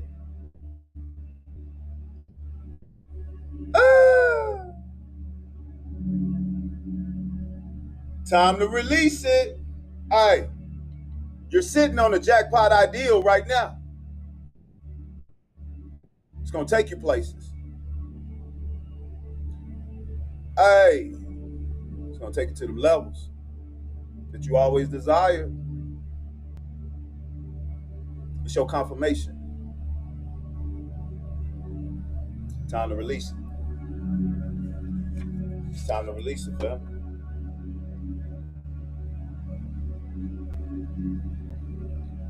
Somebody in here, hey, take a resonate.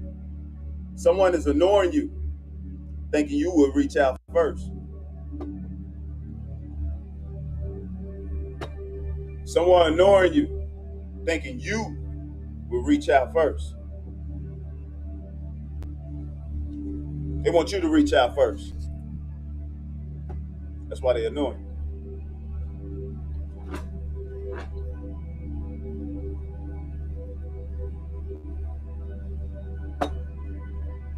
Okay. Okay.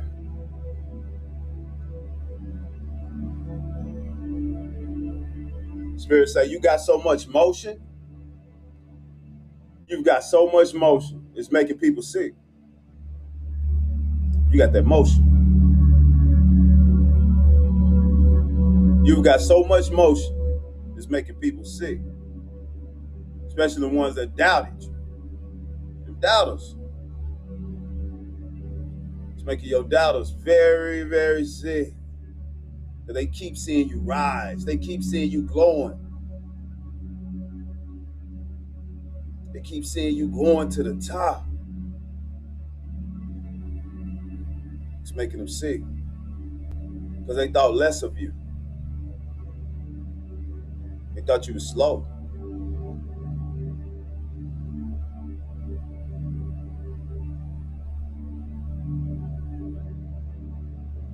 You know why they thought you were slow? You were very observant. You was quiet. Didn't say much. Just smile. Watch everything.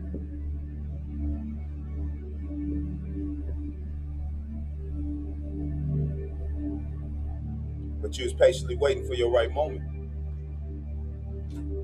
For that call. Hey, it's time. Turn up. Now look at you.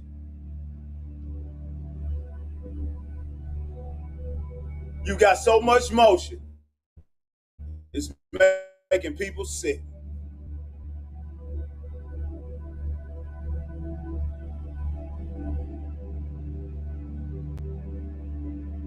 You got so much motion. It's making people sick. All right. Take a resonate. Someone is afraid of you. Someone is afraid of you.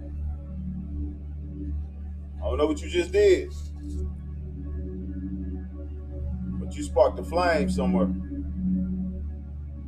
They left it right there in front of their house burning.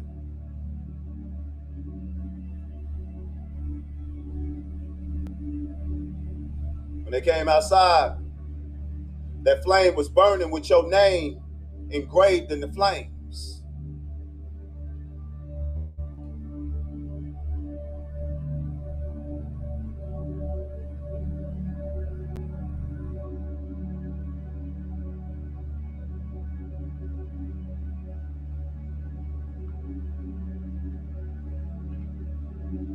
That's powerful.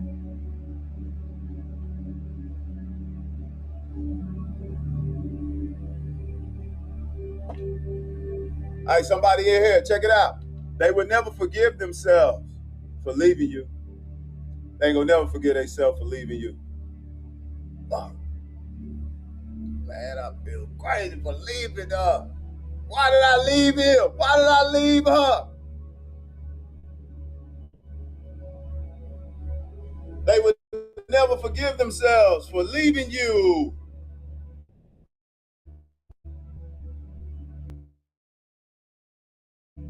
Why?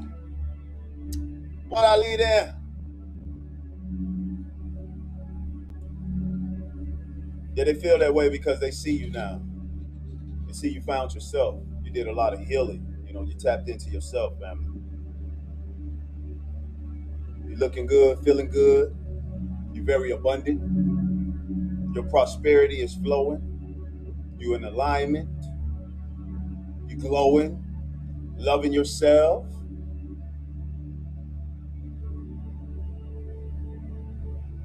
Head on straight, you way. You're attracting.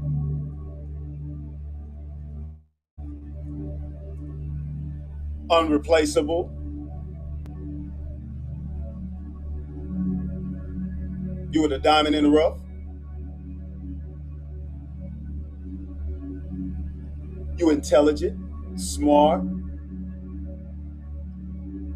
Hey.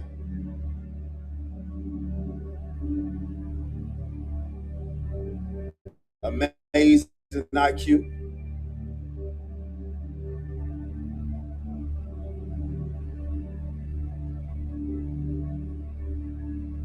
They'll never forget themselves, family, for leaving.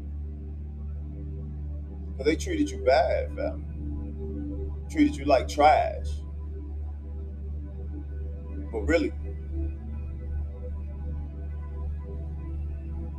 Use that beautiful crystal, the diamond.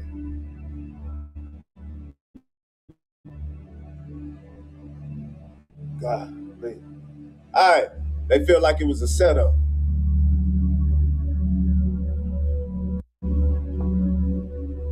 And you coming out of your cocoon of healing. That's what Spirit said. You coming out of your healing. You coming out of your healing journey. You coming out, family. You coming out of your cocoon of healing. Blossom.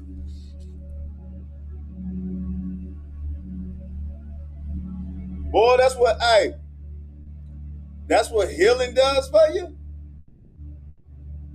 Dang. I think they need to try that. You making them think that. They like, hey, I need to try healing, family. Look at it. Look at the collective. Look at the collective. Look at them. Look, this is when I used to know them. They showing a picture of you when you took a picture with them 5 years ago. They comparing your videos, your pictures of now, right now, in the present moment, to the pictures 5 years ago, and seeing the difference within you. Seeing the glow up, seeing the change. You don't even look the same. What is the collective doing? What did the collective do? Heal, went within, love myself, went pour love into me.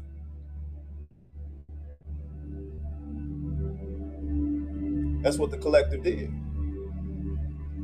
Collective was fed up. Wasn't you, collective? You got tired of the bullshit. You said, enough is enough.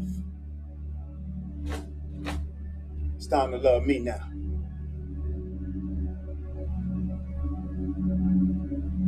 Yeah. Yeah. They hurt you pretty bad. And now they are figuring out how to approach you again. They want to approach you. But they hurt you so bad, family. And now they're trying to figure out how they can approach you again on this new version, this new level.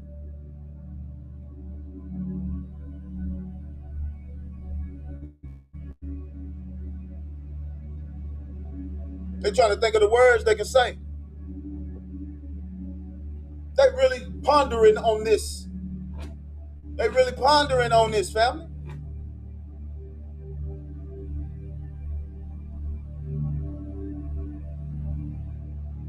They want to come back and apologize to you. Gratitude for the gifts, family. Grab your heartbeat as y'all in, family. Follow me over here. Follow me over here, Rahar Key. Come on in, family. We're here reading. I got these cards. I'm pulling cards for the whole collective. Take what resonate, leave what don't. Don't try to make nothing fit, family. But if you feel it in your body, if you feel it in the chill, you feel it in your soul, it's for you. It's for you. Spirit speaking to you, family. They hurt you bad, family. Now they're trying to figure out how they can approach you again. That's what Spirit's saying.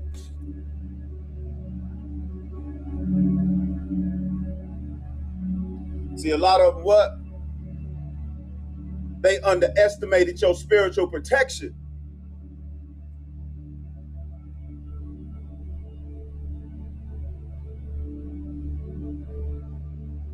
Type shit.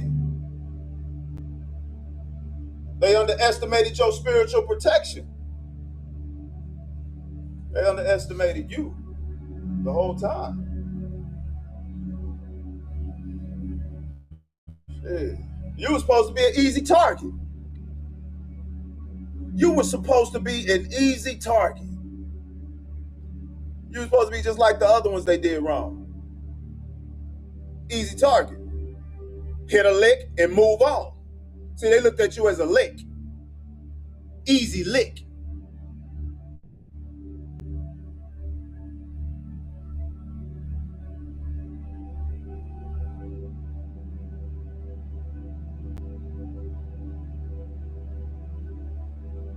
Ran up on the wrong one.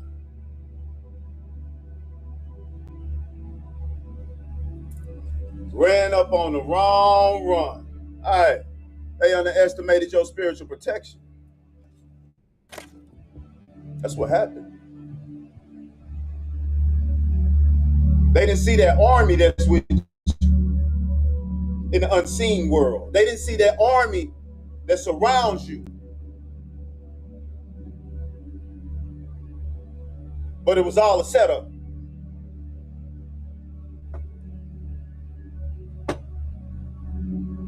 It was a setup.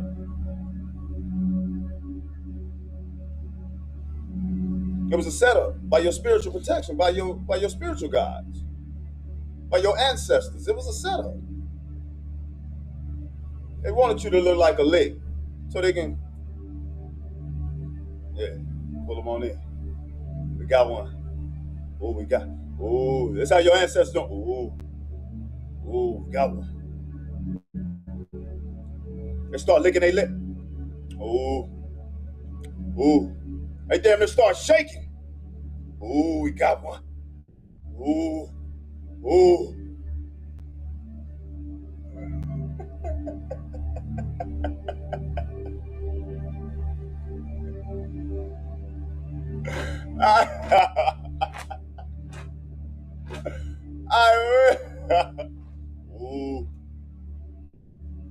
We got us one. Put the collective out there so we get them. We tired of how they do these people. We tired of how they do these beings out here. They just don't give a shit. They just want to go destroy people's lives. And no. Bring them over here though. Bring them over here. They gonna think about this one. Yeah. Got him. Yeah.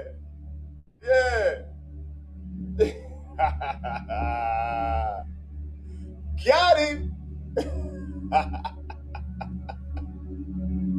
Nah, for real. That's what your spirits are saying right now, family. See, you've been through enough. You've been through enough. This difficult chapter is finally coming to an end.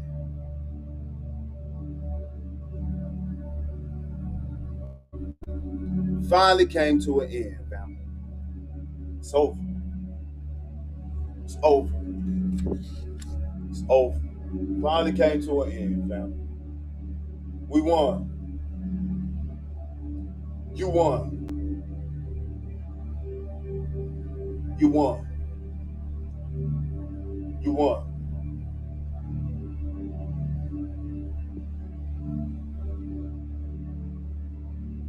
People wanting to dump their problems and issues on you. They could resonate. People wanting to dump their problems and issues on you because you're so strong. You're so quiet.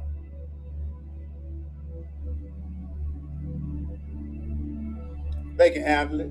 That's what they thinking in their mind. They can handle it. Let me go over and vent. Let me go over and vent.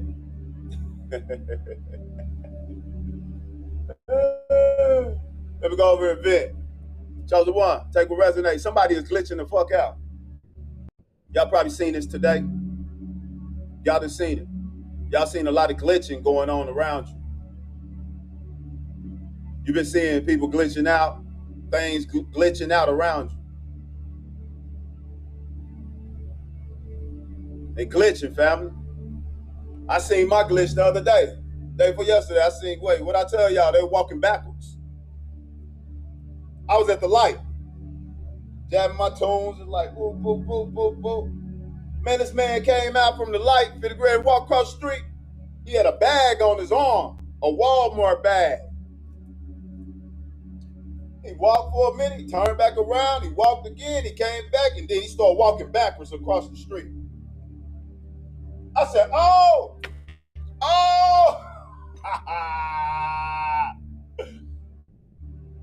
The Matrix.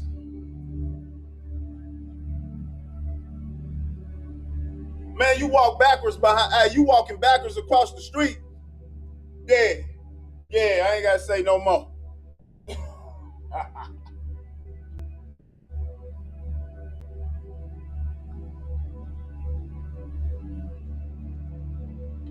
Somebody's glitching the fuck out.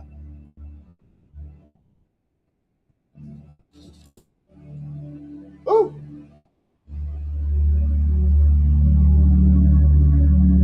Take a resonate. Hey, this narc played themselves trying to play you. This should resonate with somebody up in here. This narc played themselves trying to play you.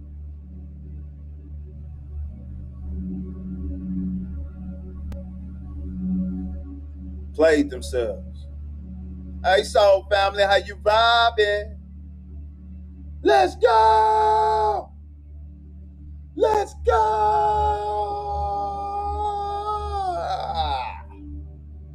Hey, I love y'all, family. Boy, I love when y'all come up here. Boy, I want to dance with you.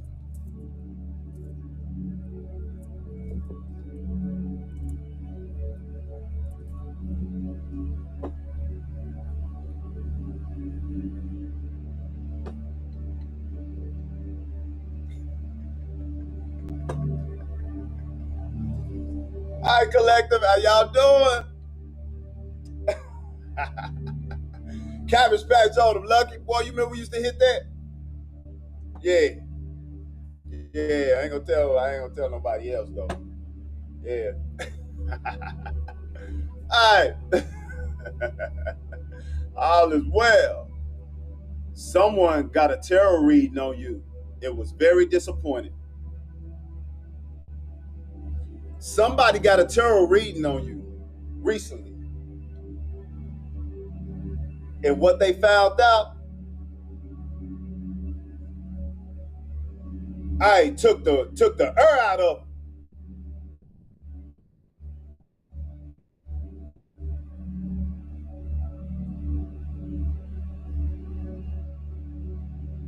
Say, what they found out about you?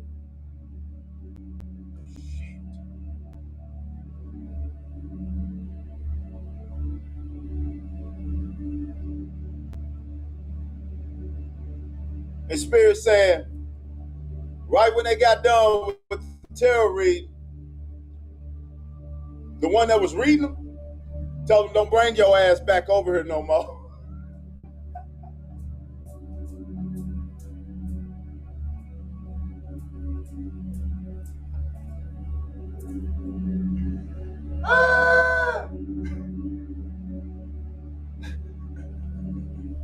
Hey man, don't bring your ass back over here no more. Hey, hell no, boy.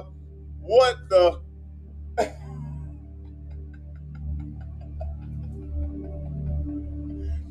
Hell no. Boy, do you know who you getting the reading on? All right, team, bring it in. Competition is out there. Say, man, don't do me. Don't even come back over here. Don't even come back. No. You can keep that $33.33. Keep it. I don't even want your money.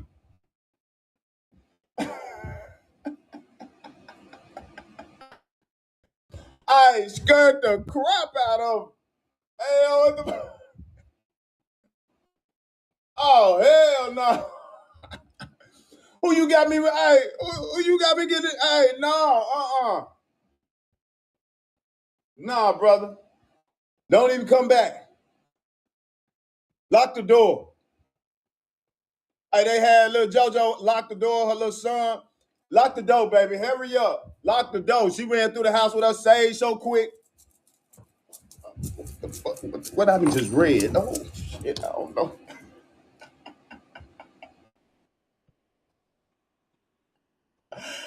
Oh, hey, the practitioner was, nah, for real. This is serious though. I know it's funny how I'm describing it, family, but it's serious. It's for real.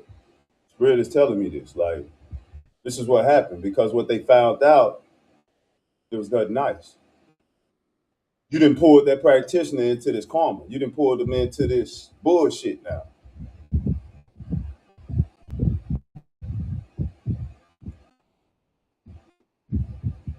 Now they fear. Now they got fear for their life.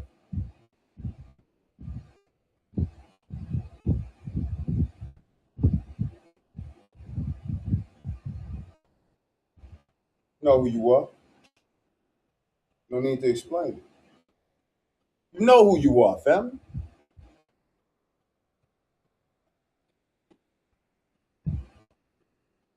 Period. When you come to handle business, they gotta leave you alone.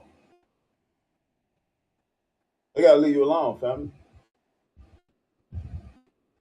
But I had to, put that out there like that because it's the truth. And to take It's us what it down, is. but I've never had a team like this. They'll never do that again. They'll never do that again. They'll never do that again. Yeah, they'll never do that again because, they underestimated your spiritual protection.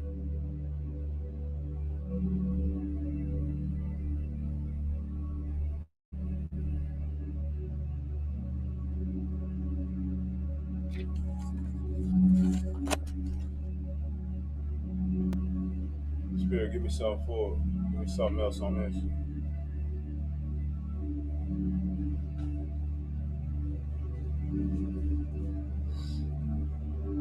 You at peace now. You at peace now. Let nothing bother you. You at peace. You have a protection cloak over you. You have a protective cloak over you right now.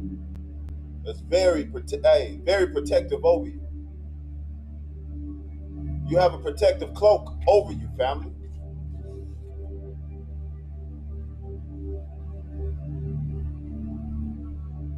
You covered. You covered. Gratitude for the followers.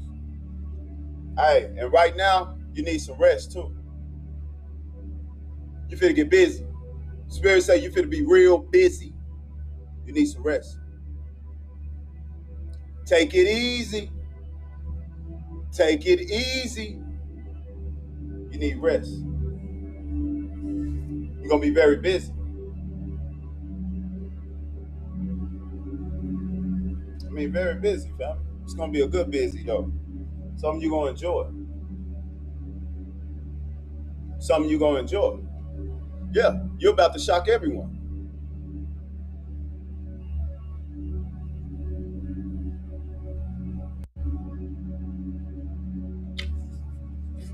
Need rest.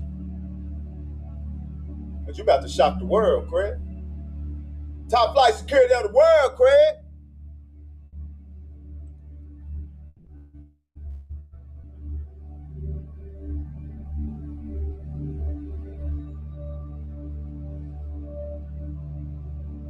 Yeah. For real, fam. So spirit, like, you need some rest, like, for real, because you about to be so busy. You're getting your money up.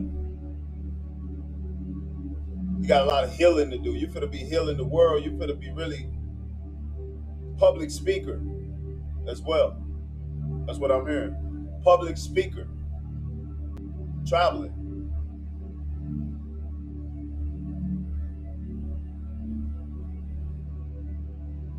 Hey, and you have arrived to your abundant timeline. You've arrived. You've arrived to your abundant timeline. Big bags, big check, big flex for you. You have arrived to your abundant timeline right now. Right now. It's coming in, flowing in, flowing in. Give me something else, Spirit. Hey, what's up, family? I see you up in here. Peace, family. I see you. I just know that situation is in your favor. Somebody been wondering if a situation is in your favor. It is. It's in your favor, family. Something happened. Something happened. It happened in your reality. Something that happened these few days ago. and somebody in here, and you was wondering if the situation is gonna be all right, you're gonna be all right. It's in your favor. Remember, think positive about it. Put positive thoughts in your mind about the situation. It's gonna be all right. You're gonna be all right. It's in your favor. It's all up to you and what you think, family.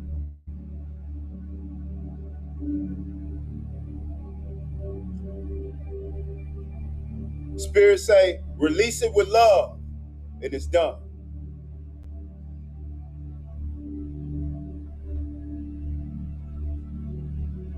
Release it with love, and it's done.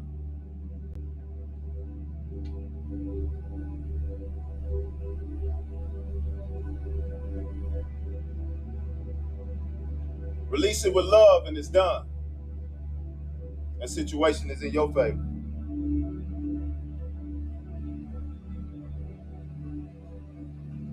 Somebody in here, hey, they very angry, they couldn't stop you.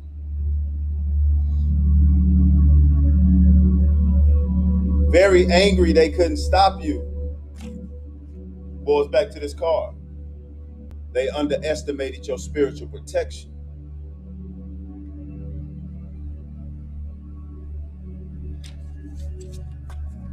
They underestimated your spiritual protection. Spirit, what else?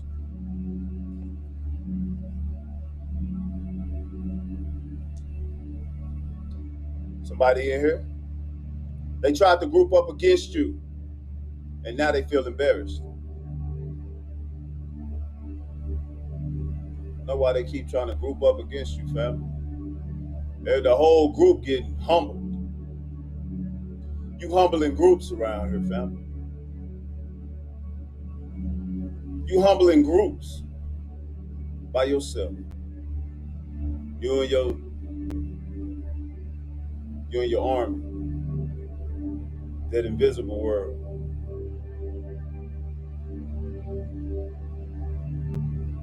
They tried to group up against you, family. And now they feel embarrassed because you see them. You've seen them.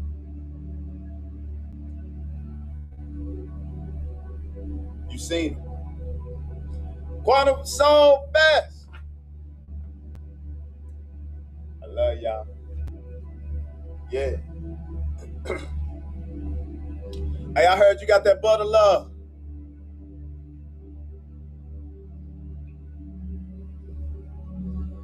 I heard you got that butter love. Fellas, I heard,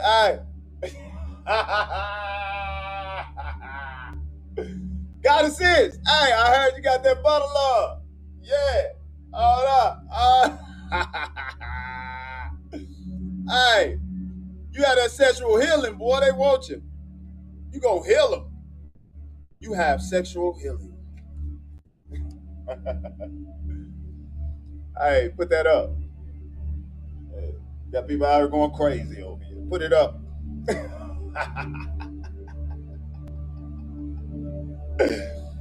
Hey, put it up, y'all. Put it up. Hey, it's healing time. But not that healing right now. No, not that healing. Heal yourself. Praise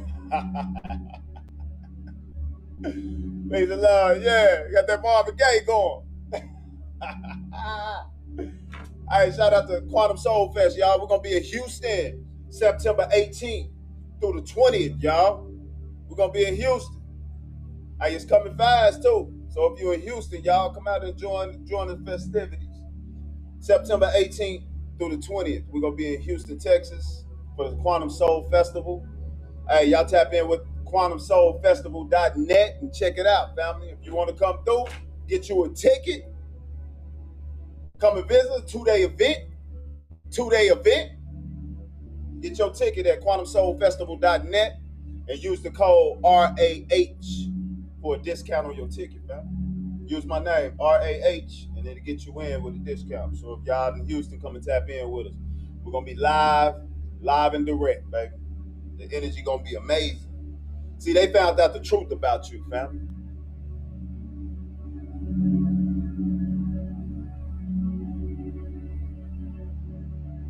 found out the truth. Woo.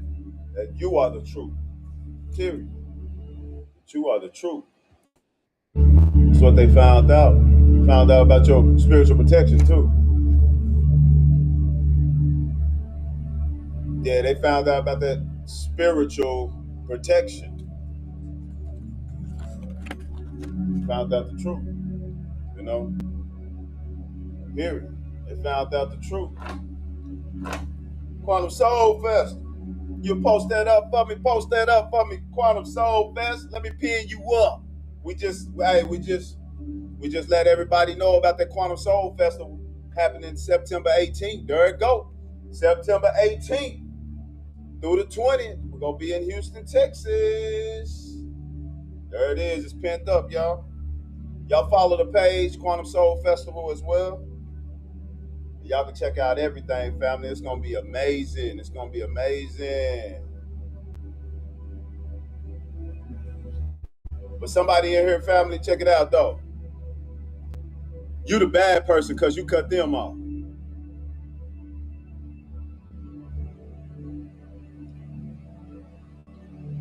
Oh, so you the bad person. You the bad person. Hey, well, we'll take it. Well, we'll take it. Yeah, you the bad person because you cut them off. No, you just protecting yourself, family. You just protecting yourself, for real. You just protecting yourself. Yeah, y'all visit the website, quantumsoulfestival.net, and check out the event. Check out the event, family. Use my code RAH, and it'll get a discount on your ticket too as well. Houston, Texas, September 18th through the 20th, baby. Oh yeah. We're gonna have boots out there. I'm bringing the crystals. I'm out my own crystal. We're gonna have a crystal boot. I'm bringing all the crystals, family. Come get you a custom piece by me. Yeah, it's just gonna be so much. I'm gonna have a workshop as well. Sound bowl healing live. You can get into sound bowl healing live.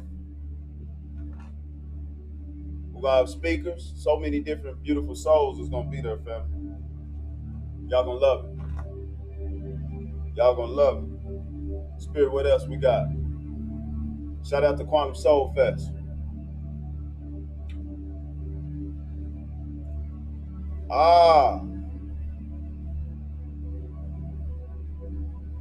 Hey, the person you cut off though, you had a past life with them.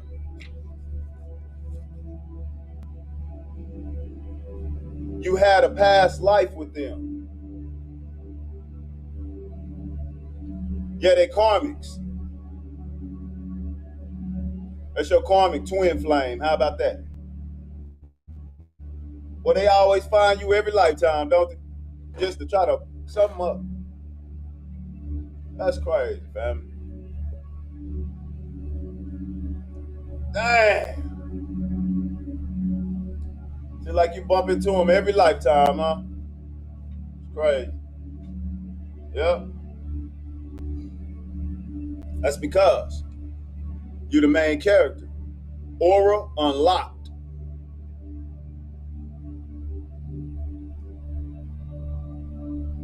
Main character. Aura unlocked. Shine, baby. Shine, baby. Shine bright. Shine bright. You're the main character. Aura unlocked. Period. You're the main character. Yes, you are. Yes, you are. And Spirit say, hey, they spells not hitting on shit. Stop doing it. Please stop doing it. Don't you do another damn spell. Don't do another damn spell. The shit ain't hitting on shit.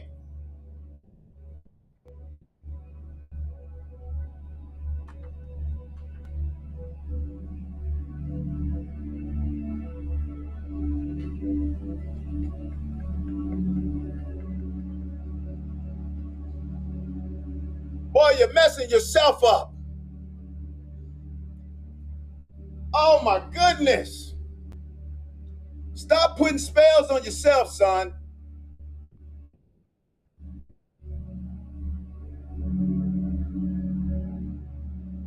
Soon as you do it, it's coming right back to your dumb ass.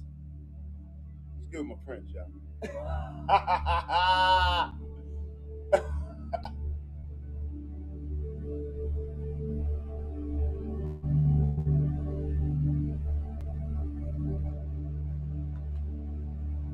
The collective is good.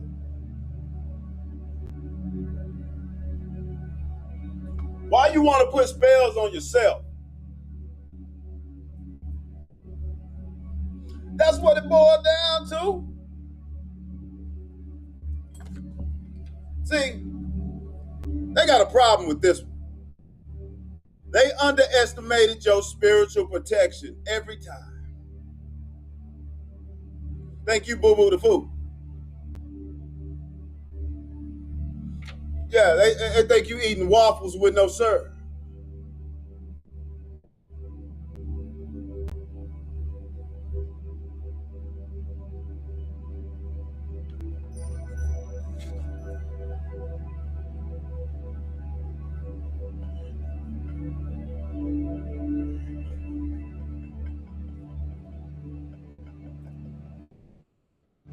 All right.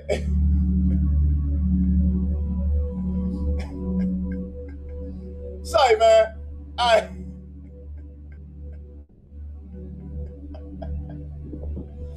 right, see, listen. All right, your ass is invisible. I'm trying to tell you, man. You might, all right, I'm going to just call it like it is. Chosen One, you invisible. You a whole cosmic glitch out here.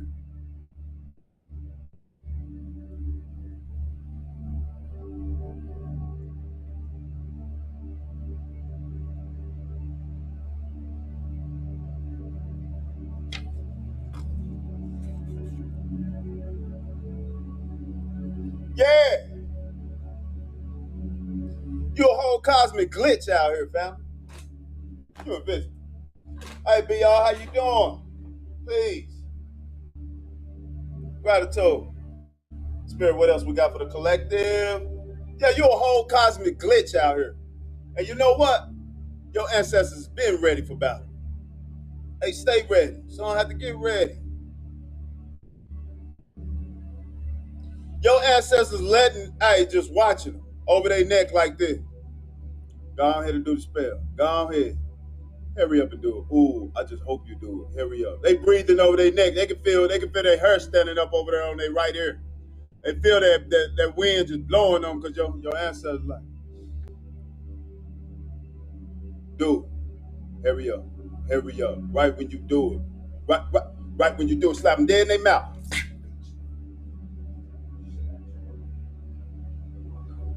Woo.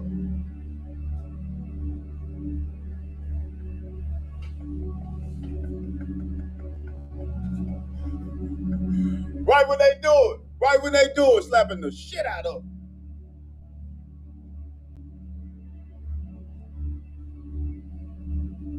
Yeah. Yeah. Right, breathing on their neck like, do it. Right when they try to do it, right when they getting ready to do it. Oh, what the fuck was that? Oh, that was their spells backfire coming right back to your ass.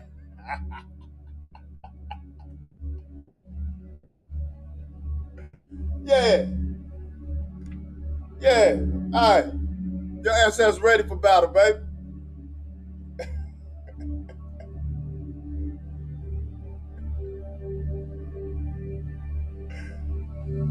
Yeah. I mean, hey, it is what it is. Better do for these followers, family. Y'all gonna love it over here. Come on over here. Come on over here and follow, family. We have fun over here. We make this spiritual journey so fun. I'm trying to tell you, we be in here having fun, family. We be doing the Cabbage Patch.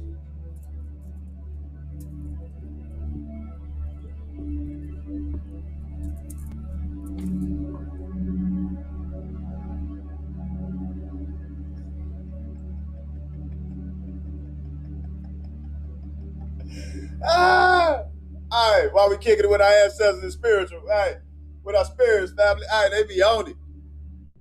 Hey, you giving CEO type energy right now. CEO? Yeah. You giving CEO type energy right now, family. I'm trying to tell you. Yeah. You in that CEO energy, family. Big boss. You bossed up. Golly. You in your fire. You in that fire right now. Yep. You in that fire right now, that Aries and Leo type energy. You know what I'm saying? Yeah. That Aries and Leo type energy right now. You know what I'm saying? You in that fire. You ain't playing no games.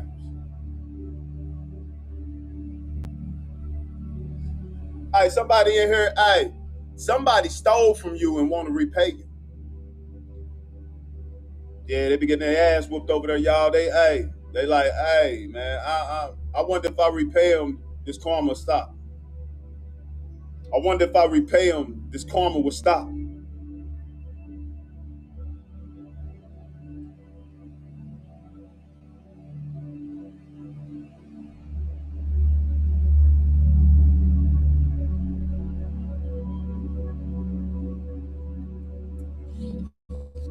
That's how much karma they receiving right now.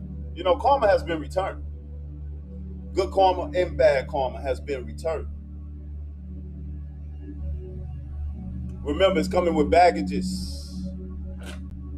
You put out that positive energy, hey, positive karma is coming to you, family, with baggages.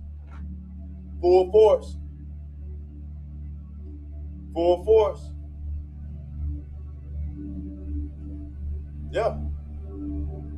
Spirit say the one that stole from you, though, and want to repay you, they going through a lot of drama right now. They drama queens and kings right now. I ain't even for the label them kings and queens. Hey, they drama karmics.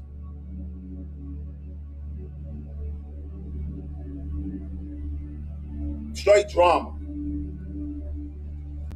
Period. Yeah. They mad because what? It was a failed attack.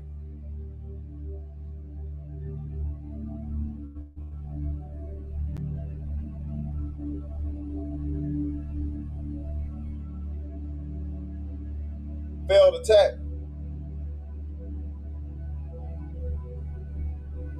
Alright. You ain't gotta like the collective. They ain't gotta like you, collective, but they damn sure go respect you.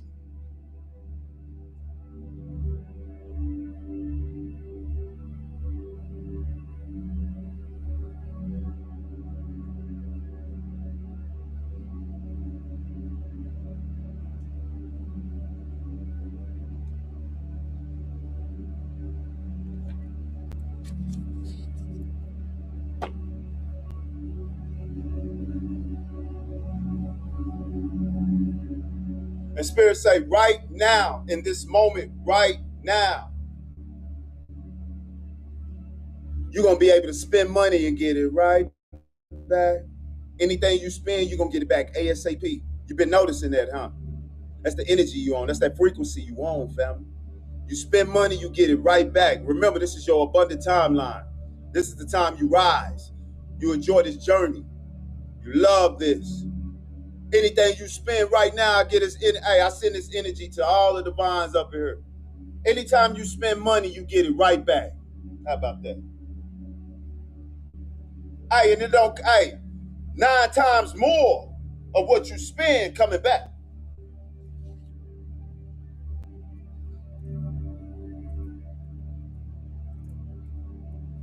Spin that shit. Spin that shit. Spin that shit. Spin that shit. Spin that shit. Spin that shit. Spin that shit. Spin that shit. Spin that shit. Spin that shit. Yeah. Yeah. Boy, I'm gonna turn y'all up over here. I'm gonna turn y'all up. Yeah. Feel good while you're spending that money. Because it's coming right back. Hey. The energy you bringing right now, it brings in a lot of wealth. Spin that shit. Spin that shit. Spin that shit. Spin that shit. The energy you bring will bring in a lot of wealth.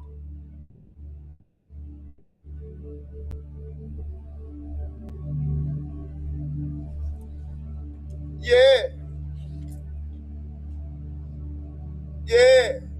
Let me tap in with you. Yeah. Huh?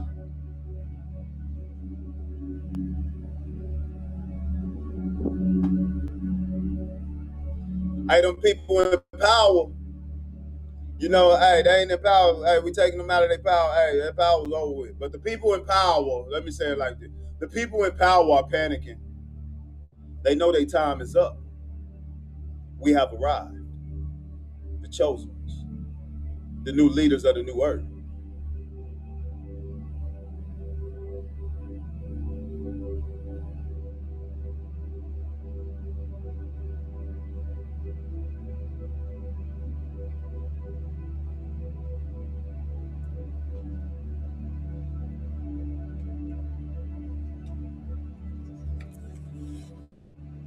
Woo.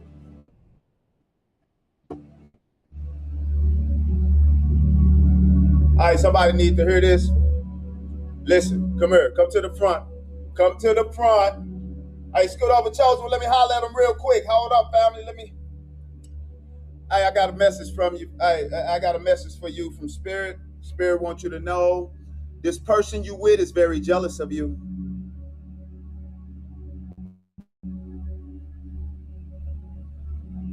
I know you see it. I know you seen it. Yeah. I know you've been seeing it. I know you've been seeing it. You've been seeing it too. It's your confirmation. Yeah, they jealous of you. Spiritual hater. Mad at your spiritual gifts. Because you rise and they not. They chose the other route. But they see you rising, glowing, family. They real jealous of you. Keep all 9 eyes on them. You really ain't got a trip. Hey, keep all 9 eyes on them.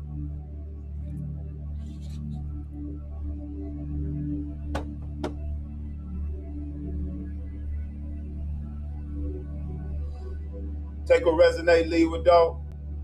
It's for somebody up in there. It's 193 people up in there. 193 beings in here right now. Yep. They jealous of you. Damn, they been jealous. 1994. Take what resonate, leave what don't. Since 1994. Oh, baby, they had to go along. What you been doing, collective? Hey, it's time for you to get up out of that. Somebody in here been going through it. You so sweet. You got a big heart, family. Listen, baby. Enough is enough for you.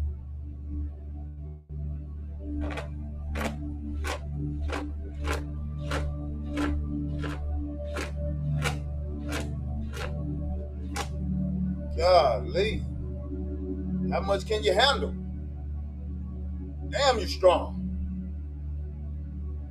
Hell no. You deserve happiness, family. These motherfuckers hating on you. Damn it. They about to leave the collective. Hey. Spirit say, right when you, hey, do what you do. Look, new house and new car. Come on now. New house and new car coming for you.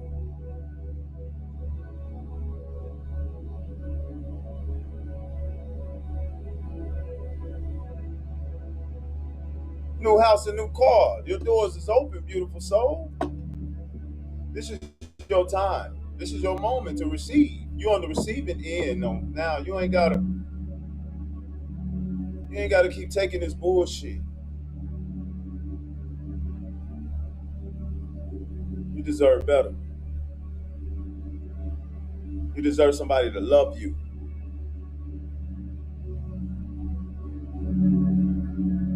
To love on you.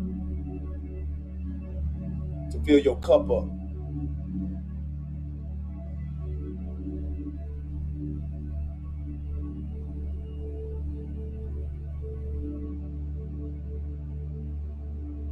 Yeah.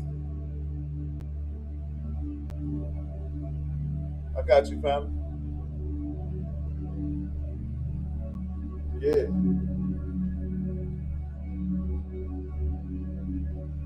Period. Unconditional. That's right. With no conditions. Nothing attached. Hey, I just want to love you. I just want to love you for you. Period. I love you being you. That's what made me love you even more, because you.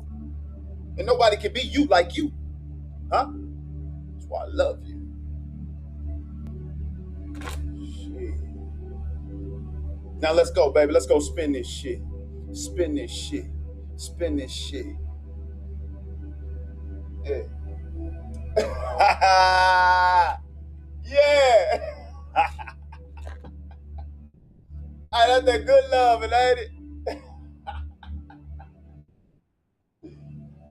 All right, let's go grow some vegetables together. All right, that's the type of love. You feel me? Yeah, you got somebody, hey, they want to spend time with you.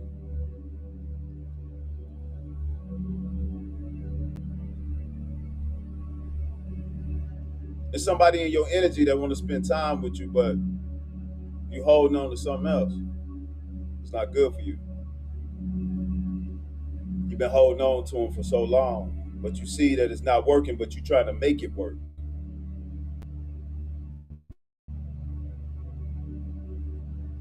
You're trying to force this relationship with someone that you don't match with.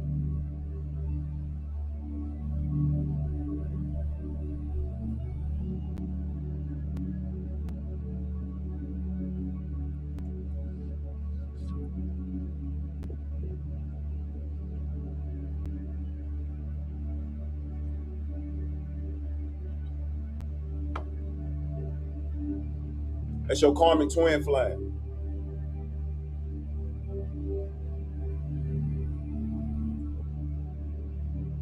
That's your karmic twin flame.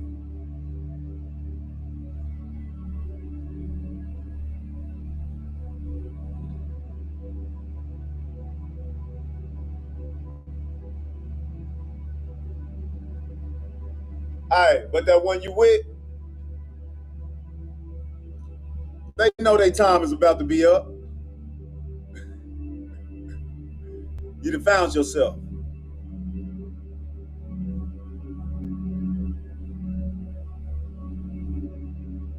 You done healed yourself. Now you see clearly. You know your worth now.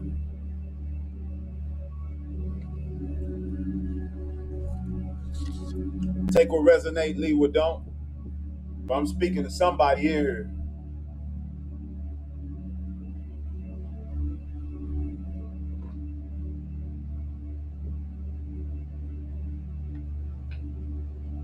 I'm speaking to someone up here, the spirit speaking to someone because they need to hear it, family. It's gonna push them. It's gonna help them to step into their powers. You know?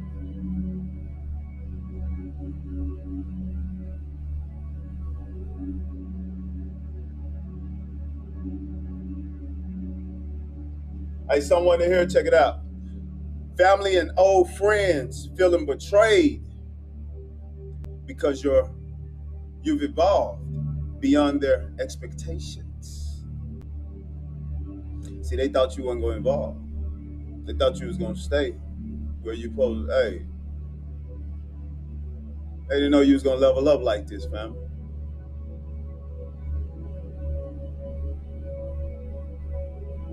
They didn't know you was gonna level up like this, and you shocking every last one of them. Family and old friends feeling betrayed because you've evolved. You evolved beyond their expectations.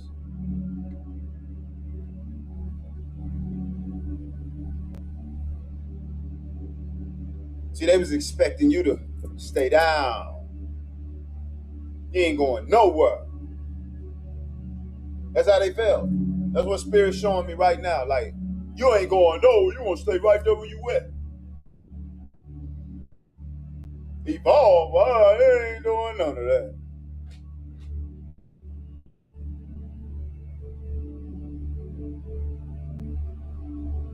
But you did your thing.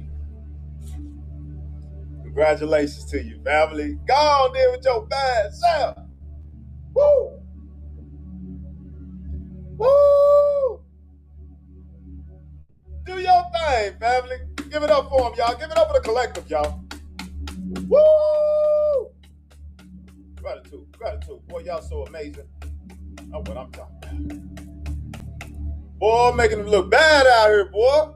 They got us messed up. Hey, you think less of me, boy? You think less of your damn self.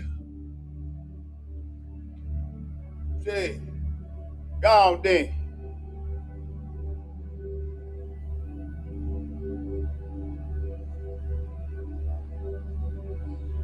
We all won, baby. For real. Now, you the talk of the town. Everybody talking about you. Talking about how you done rose up. You done glowed up. Boy, they face looking different now. Oh, look at they hair. Look at they ether.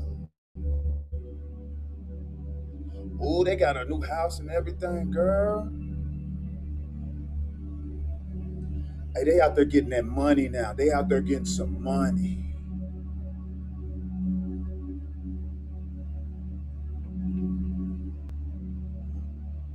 What did they do?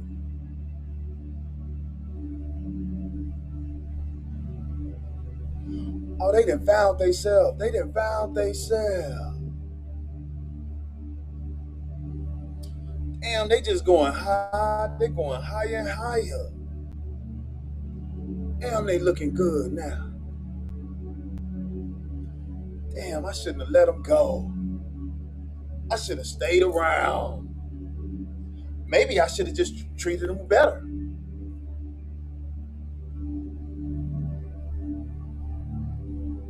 Damn.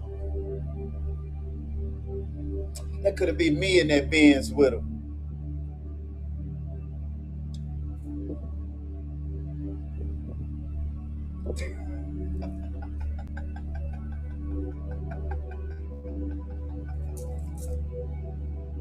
Yeah. I got you, family. I got y'all. Hey. Come over here and get charged up, family. I'm going to charge you up here, family. We're going to charge you up. Fill your cup up. Because you deserve all this greatness. Gratitude, D. You deserve this. You deserve this. You deserve this charge up, this love. You put a lot of work in with yourself. I need to pat you on your back. Oh, you ain't got to do it by yourself no more. You ain't got to pat your own self. Hey, I want to pat it for you. Come here. Let me pat your back. Good job.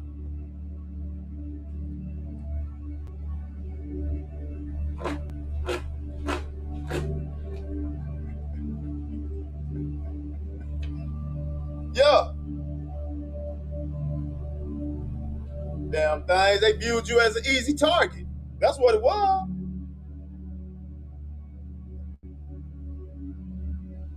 Viewed you as an easy target, boy. Ah, there go that card again. Damn. Dang. Whole thing. Whole things. Thought you was an easy target, boy, because you was so quiet, didn't say much. Yeah, let me get this motherfucker, boy. We can get him. Ooh, we can get her.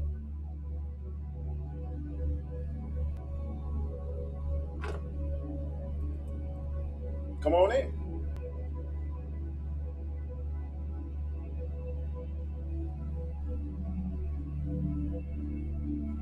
Tell them to come on in. I might bite. But come on in. I might bite, though.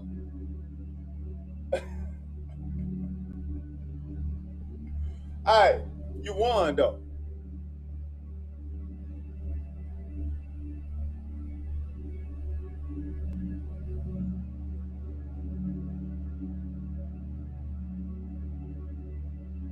You won. We won. Yeah. So live. They thought you was an easy target. Viewed you as an easy target. Someone from your past. Someone from your past. Viewed you as an easy target. Yep. All right, you might want to check with your little friend. You might want to check with your little friend. Somebody in here, because they got a secret child. Boy, they've been hiding this baby for years. I'm telling.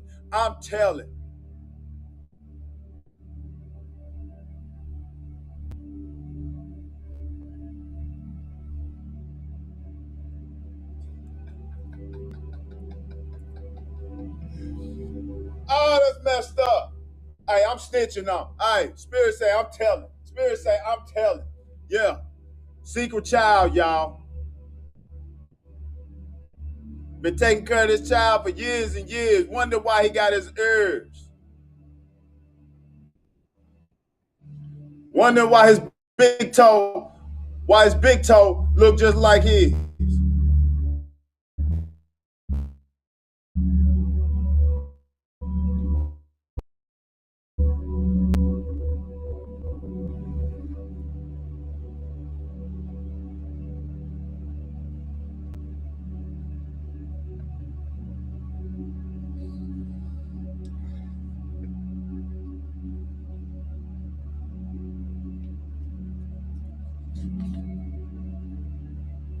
I know that is crazy, though. That's messed up, family.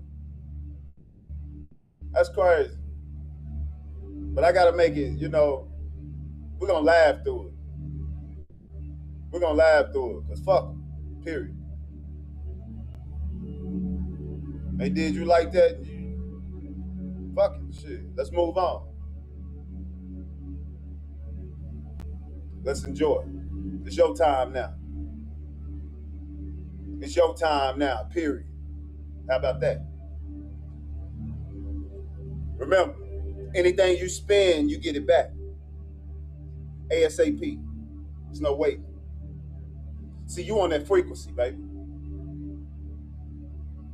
A frequency that they not on. Listen.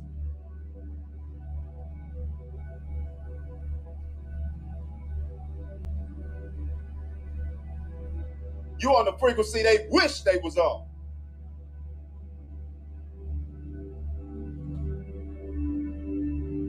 But it's no cheating. No cheating. No cutting the line. You gotta go within. You gotta go in that dark, baby. Remember, you gotta go through the dark to get to the light, beautiful soul. There's no cheating. No cutting the line. Yeah. You gotta go through that dark by yourself.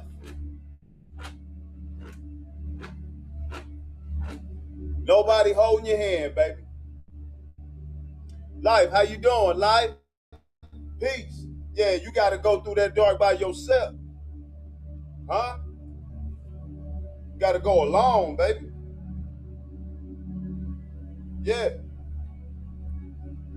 Somebody in here, hey, someone's ass kisser want to be on your team now. Gratitude for them gifts.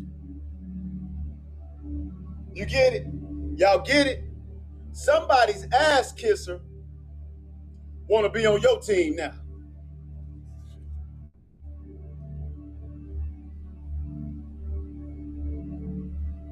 Oh, that's what that is.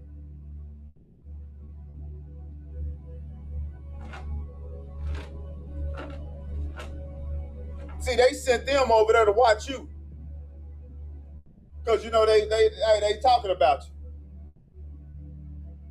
You know, good and damn well they nosy. All they do is sit and talk about people all damn day. And ain't got shit they motherfucking self. Ain't got a pot to piss in and a window to throw out. You ain't got shit. You gonna talk about somebody. Funny looking mother. Yeah, that part. I'll pop it on your ass.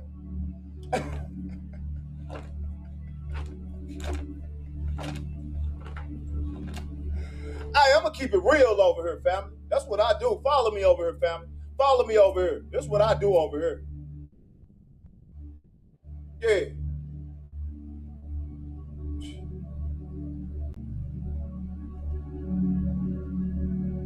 I don't sugarcoat.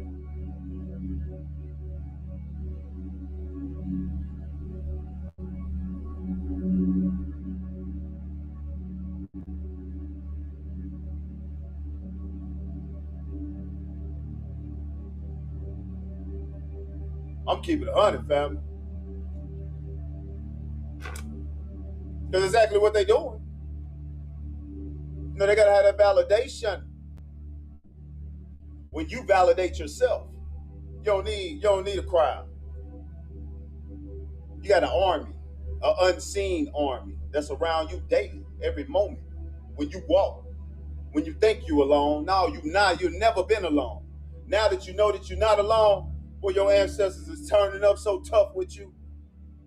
The spirit realm is celebrating you. Boy, we got somebody to finally hold a torch.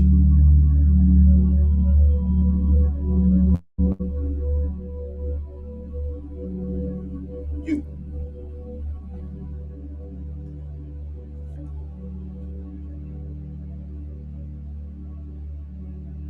Yep.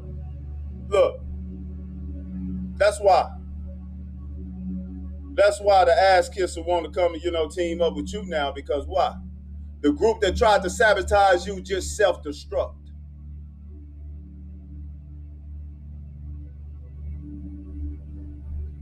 The group that tried to sabotage you just self-destruct. Boom.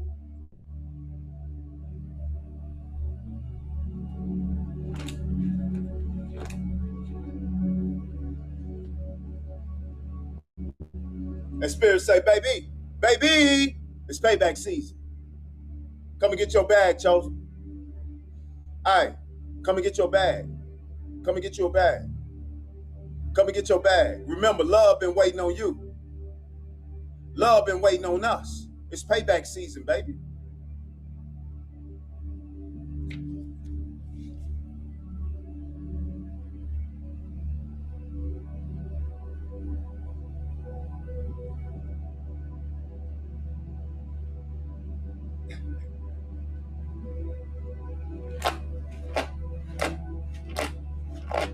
$144, baby.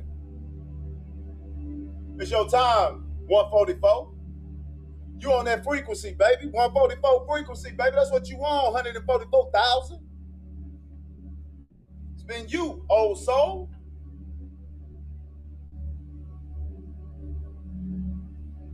See, they quick to celebrate your downfall. But that would never happen again, because you ain't going down, you going up. You going up. See, they quick to celebrate your downfall.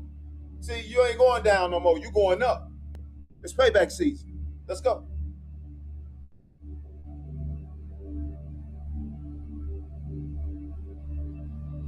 It's payback season. Pay me or pay me no mind. Pay me in energy, baby.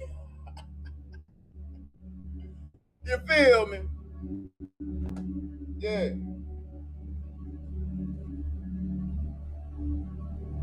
See, you learn to slow down. You learn to slow down. Take it easy. The focus on you. You learn to slow down, and they still try to attack you. So Spirit say, they got enough warnings. It's over with. They got enough warnings. They got enough warnings. They got enough warnings. Game over. It's your time. It's your moment. It's your moment. To be truly honest, you in the league of your own.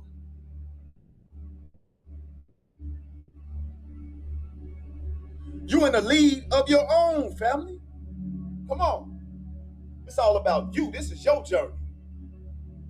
It's your reality. You done down to the boss of this. You in the league of your own. Yeah. All access is denied with the ones that don't align with you. Yeah, we got some cool homeboys too, though, that we rock with, you know. We still rock with them, you know. Some that we still rock with, because they feel us. They, you know, it's our people. They good. You know, they on their journey too. They just on that different stir step than you.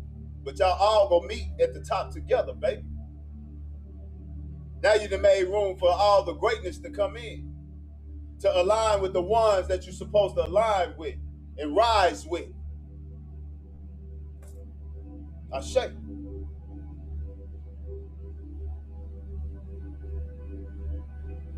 And the ones that don't rise with you, the ones that's hating on you and that validation, hey, the ones that hate on you, the ones that don't like you,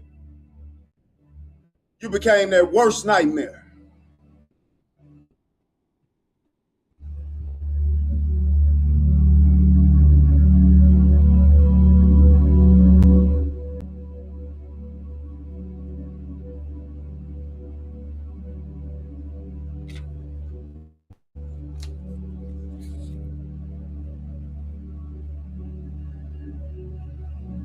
Because they always looked at you as beneath them.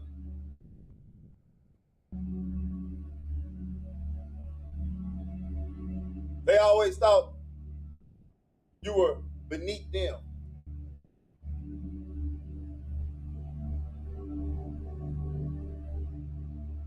Now they, your footstool.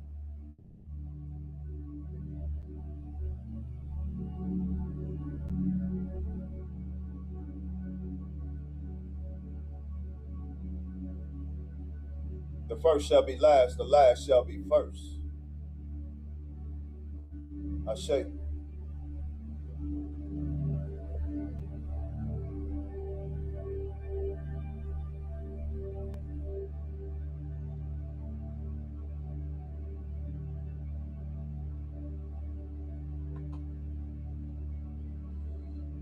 It's your time. The Spirit say just transmute all that negative energy into power for yourself. Transmute that energy, that negative energy into power for yourself.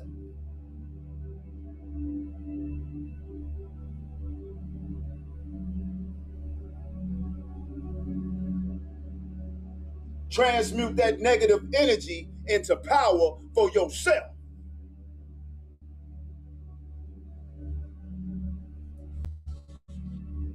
You they worst nightmare.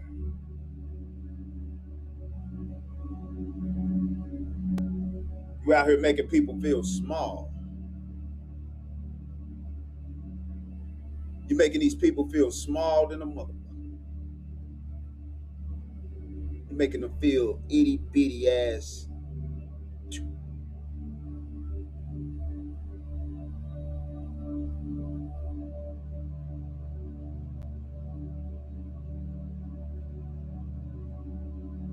and that's their own reflection.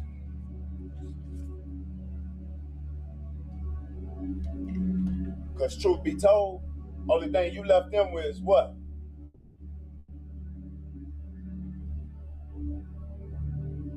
A mirror.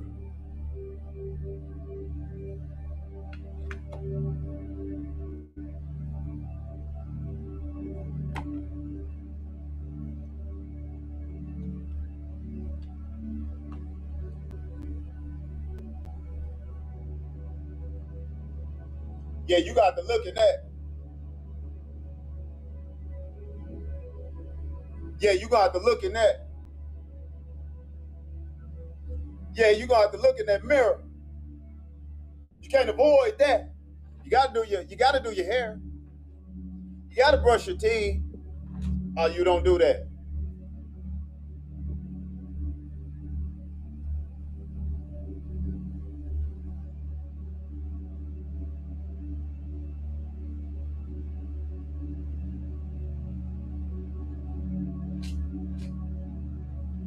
Spirit, what else we got for the collective? Oh yeah. Oh yeah.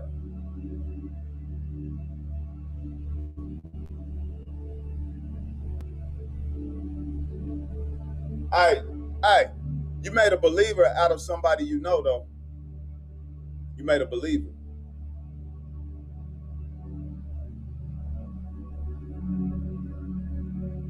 You made them believe them powers you hold.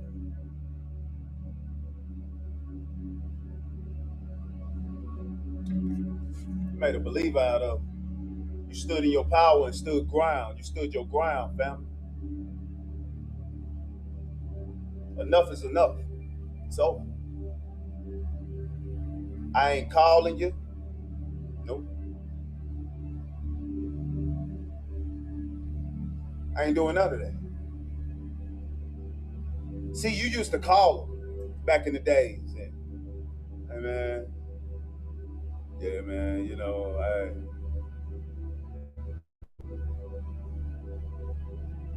you don't do that no more.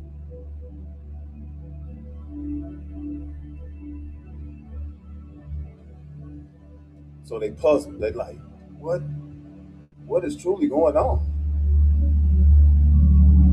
Damn, they really did change. Because you'll call and try to people please. Because it was on your mind, on your conscience, to call. You know, you got a big heart.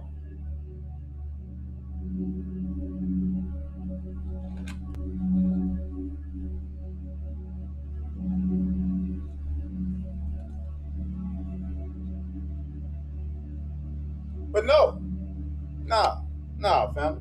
You said no. You done reached new levels. It's over with. You done reached them new levels. It's over with. You done found yourself. You pour that love into yourself now. You pour that love into yourself now. Yeah. I don't give two fucks about what you think about me. Join the line, because there's a lot of them that, hey, go jump in line with them.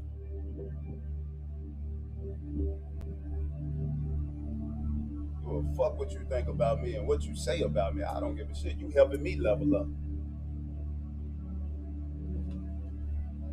Thank you. That's how you gotta come at them, family. That's how you gotta come at them. Step in your power. Step in your power. Let them know. Hey, and watch the universe respond ASAP. Universe responds to confidence.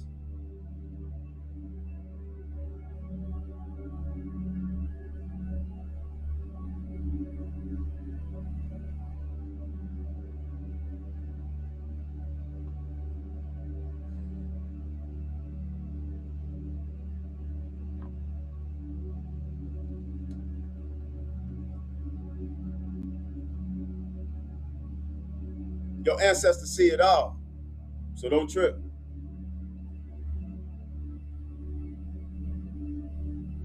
Your ancestors see it all, baby. They see it all. Ain't nothing unseen. They see it all. And you will be taken care of. You are protected by energy this world is not prepared to deal with, baby. I want you to know that. And you're very confident. Your confidence is through the roof. You're very confident in yourself. I speak this over you.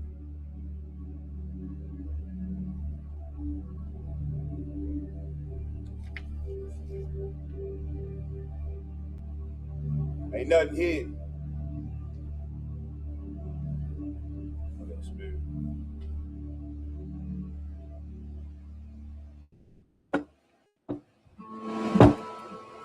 If you have tried multiple oral antidepressants,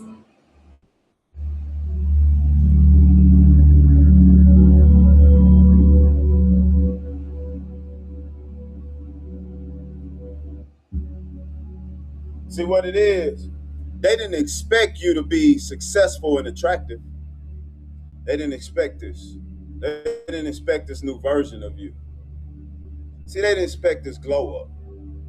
They didn't expect you being this successful and this attractive. You fine in a motherfucker. You beautiful.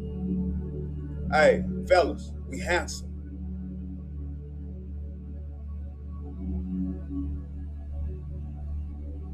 Very confident. You're very confident.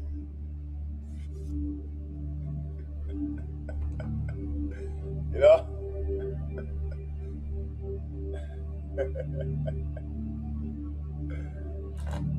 Yeah. You're very confident.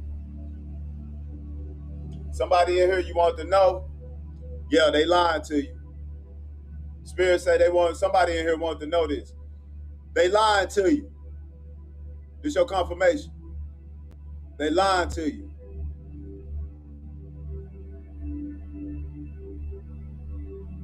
They lying to you.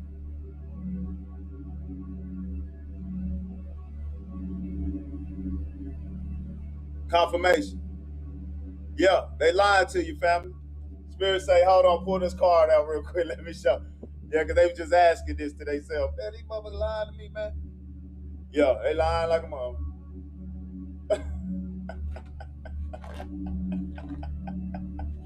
They probably just came and asked you, son.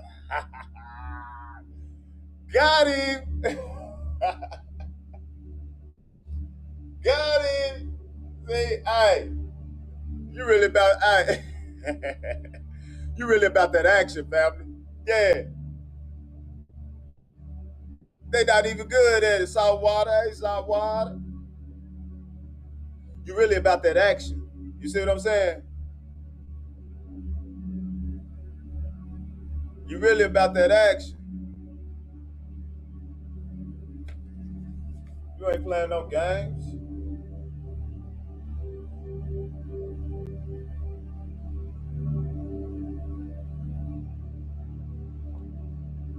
You really about that action, family.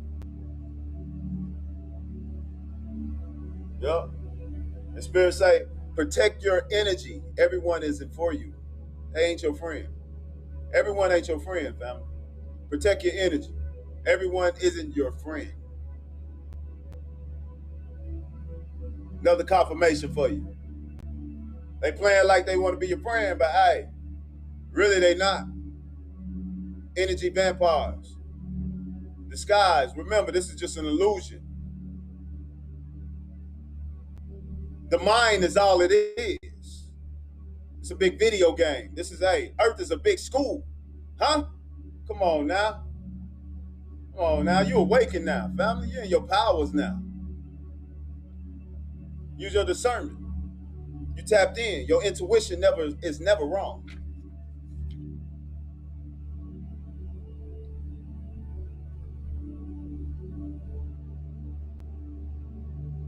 Protect your energy.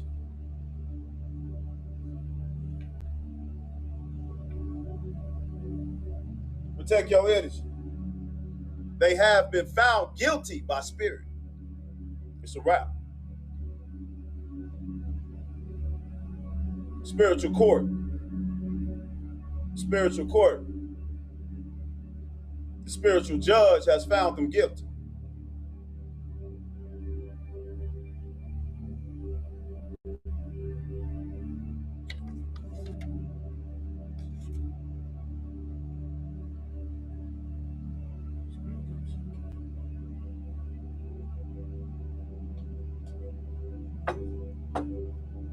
You brought these people to their knees.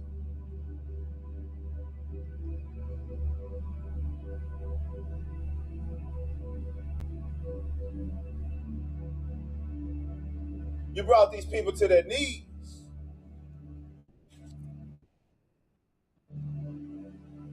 Spiritual gangster. Now these people in their feelings. They in their feelings, fam. They in their feelings. They in their feelings. What's going on, man? They in their feelings. Because you've been truly staying in yourself. You've been staying in yourself. They in their feelings because you ain't coming over no more. You ain't calling them. They ain't getting that phone call from you no more. You done changed your number and everything. Some of y'all done kept y'all same number, but y'all blacklist long than a motherfucker.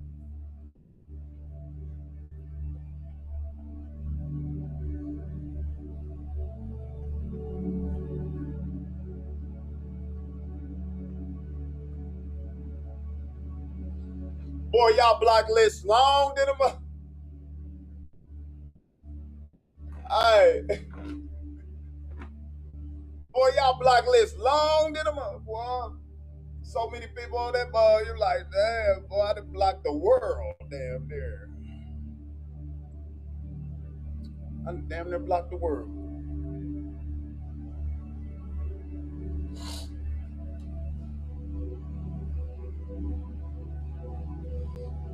You been staying to yourself though, Devon.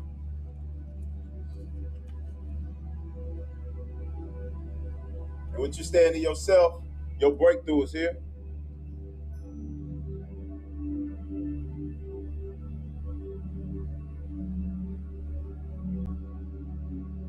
Your breakthrough is here.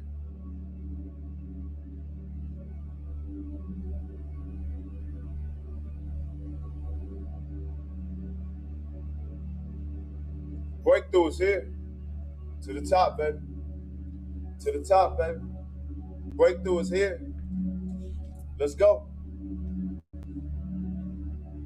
Breakthrough is here. Spirit, give me something else.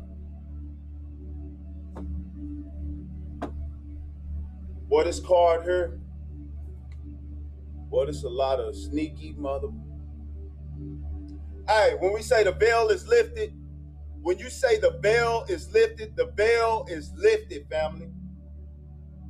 Everything is seen by the unseen world.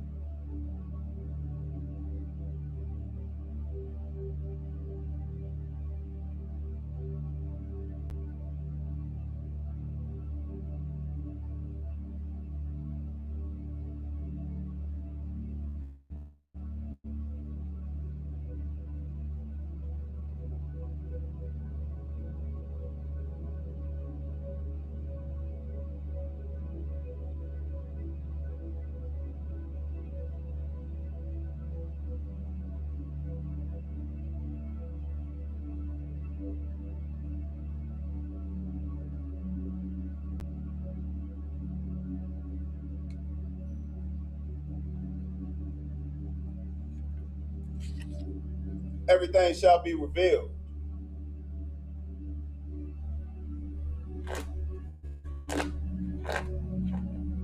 Everything shall be revealed.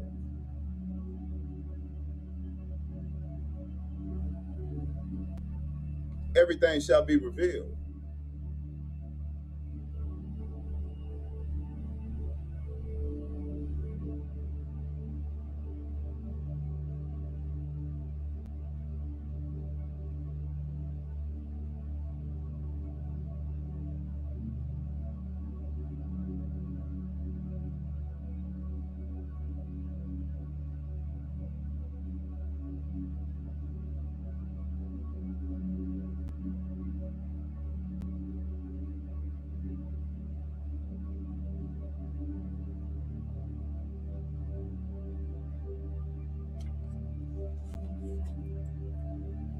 Just a messenger.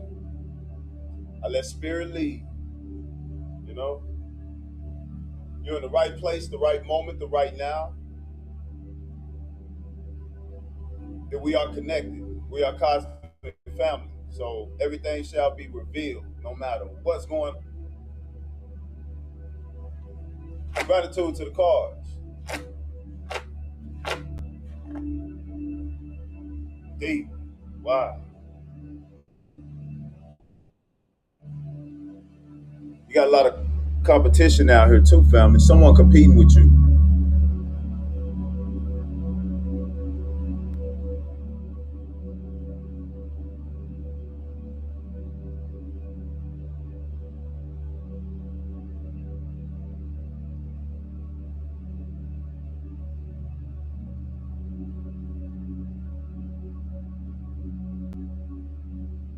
Someone competing with you. I always got these secret competitions going on that we don't know nothing about. How the hell I get in a competition?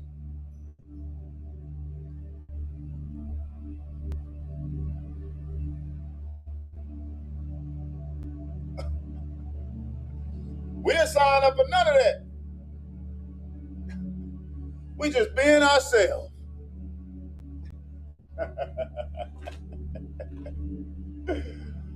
Damn. It's crazy. Shit. You had to fight your way out of this, family. You had to fight your way out. You had to battle, family. You had to fight your way out of this. Shit, it was rubber. Yeehaw! Not bullshit. What? Right through for that gift, though.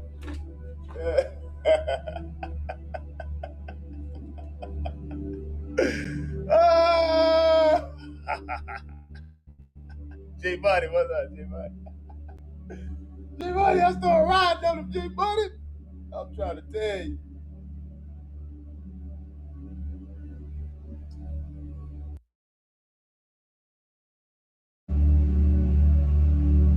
But a lot of these people is really, hey, they going to jail and prison, though. Just know that. Hey, this is physically, mentally, and spiritually. That's what this is. Physically, mentally, and spiritually. They going to jail. In prison.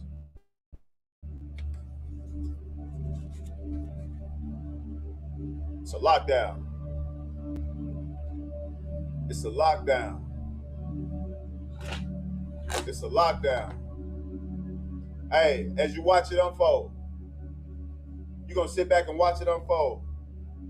You're going to watch it unfold with your new relationship coming. Somebody here, new relationship coming, family. Hey, it might be a love relationship, but you got a new relationship with money. You got a new relationship coming. Yeah. Yeah. New relationship coming. Yeah. With this reading, what we do? We flatline the whole motherfucking crew. You flatline the whole MF crew, family.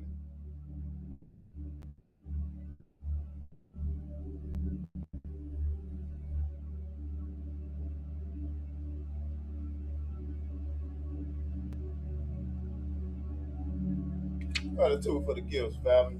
You flatline the whole crew.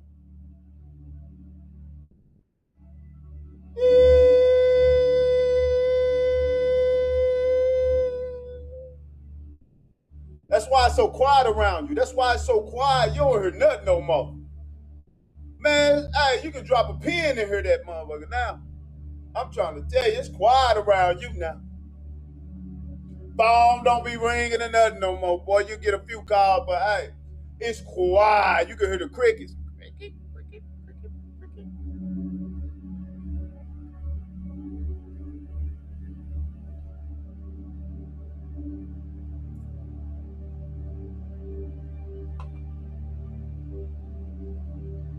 It's quiet around you now. Boy, you heard nothing.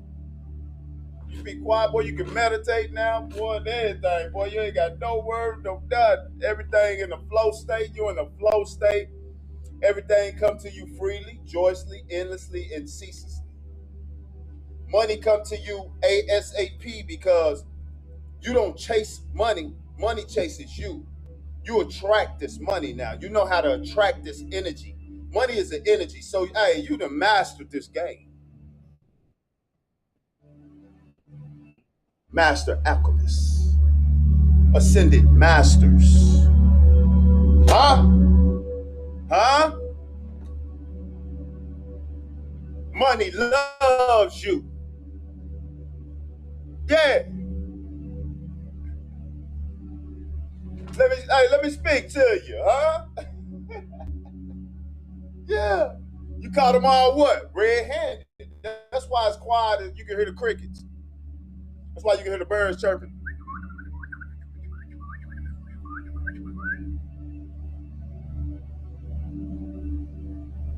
You caught them red-handed just by being you.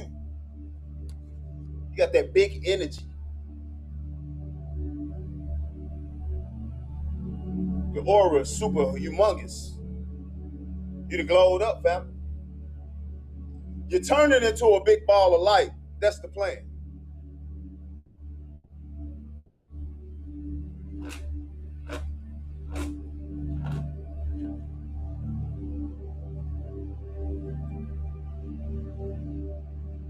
Yep. And your throat chakra is activated. Your throat chakra breaks curses. Anything you speak is done. It's broken.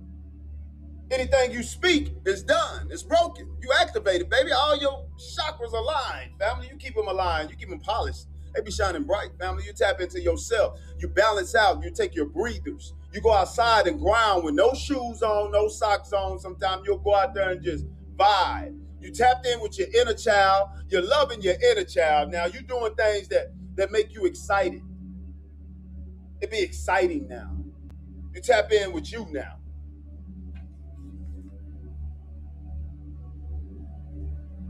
Healed all your traumas.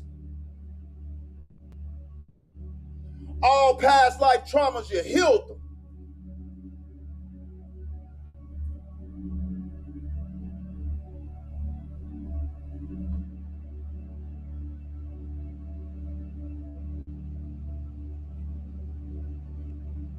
Activated, baby. Yeah. Nah, for real. Yeah.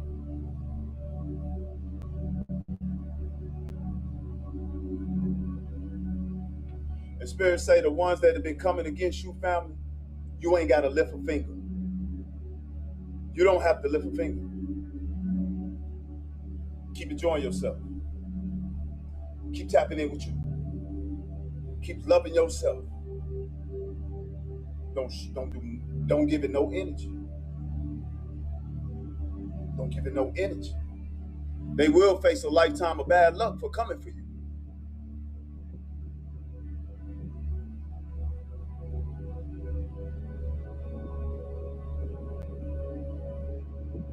They will face a lifetime of bad luck for coming for you. It's done.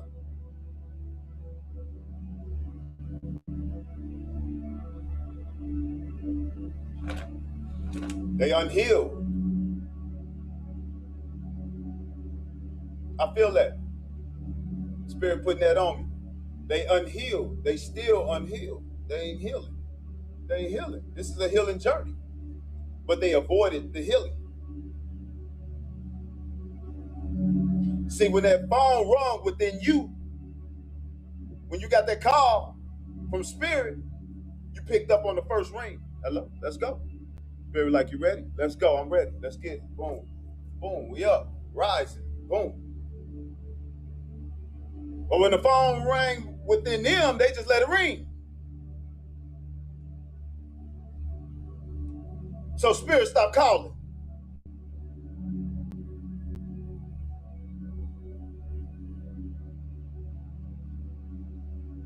When they didn't answer that first time, Spirit stopped calling them.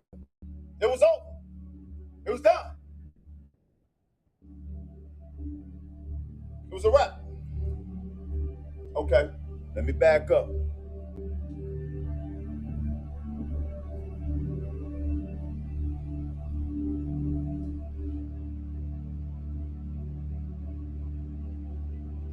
They ignored the call. You didn't. Now you are the example of what healing, true healing, does for a being like you and me. True spiritual being, having a human experience on this planet, in this spaceship, in this vessel, in this body, looking out of these windshields. Come on now.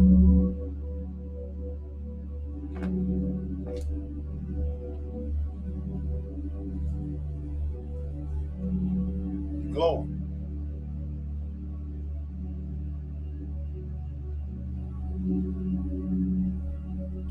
See, they was playing in your energy and you knew it. They was playing in your energy and you figured it out.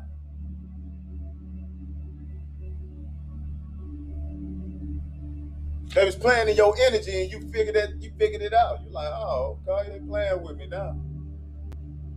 All right, let me take my energy back. Let me call my power back and stand in my power. And don't give no more energy to the bullshit no more. I'm gonna keep it for myself. And give it to the ones that align with me. The ones that want to meet me at the top together. Yeah. Yeah. Nah, for real. They're mad because they can't take you out. They can't take you out. You're too protected. They've been trying and trying and trying, but they can't take you out. They notice all that energy they put out there has returned back to them because it got to go back to sender. It didn't touch you. So where'd it go? Right back to them with a baggage, because when they let it out, it traveled and gathered extra baggages until it came all the way back home to sender.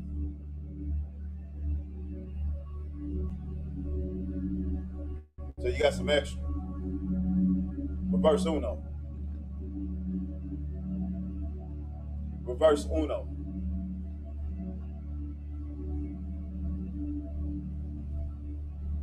Hey, somebody in here, someone you know has a page of you, but don't worry about it.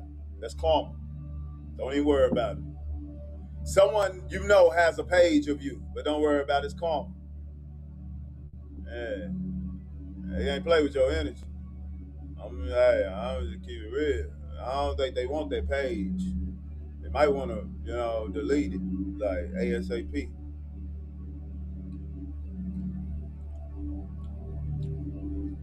Yeah. Nothing good coming to you, fam.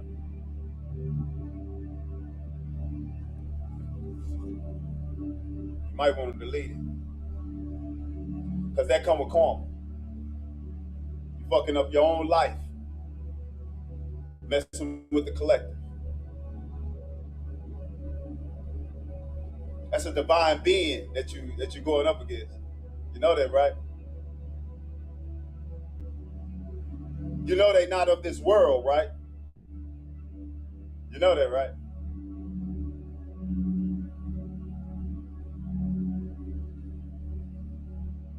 All right. Okay. Seen what Spirit say, no more warning shots.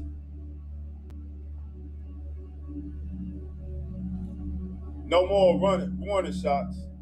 It's penetration time. The Spirit say, hey, don't let no one steal your joy. Don't let no one steal your joy. Don't let no one steal your joy. Gratitude for the fathers. Gratitude for the gifts too as well. Don't let no one steal your joy, Divine. Ooh, car flew up here. Hey, this thing just flew up there. Just exposed a well-renowned practitioner. That's what you just did. That's what we just did. You just exposed a well-renowned practitioner.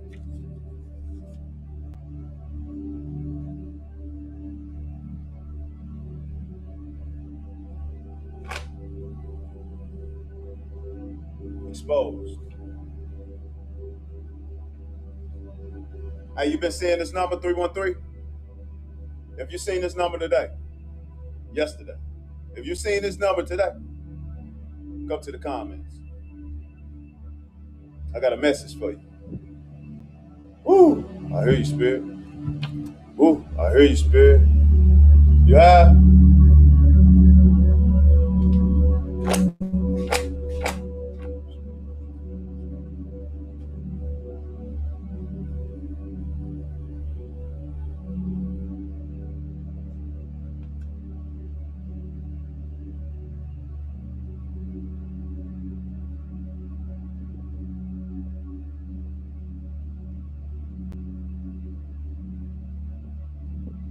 Hey, it's something on their phone they don't want you to know about. You'll know who I'm talking about. You'll know.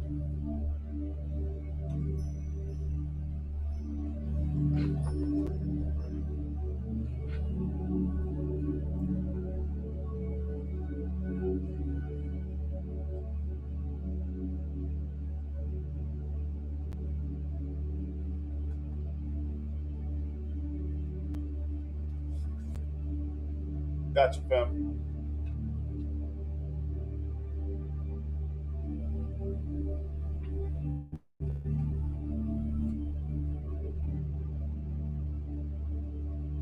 The Spirit say, I got one more for you, 313. Hey, I love 313. I be saying it all the time. It's another message for you, too. You ready? It's something on their phone they don't want you to see, fam. Listen. It's a female that pretended to be your friend because she was paid to. I think you noticed this. It's a female that pretended to be your friend because she was paid to. You know it. You felt it. You seen it. You seen the bullshit. You seen that fake love.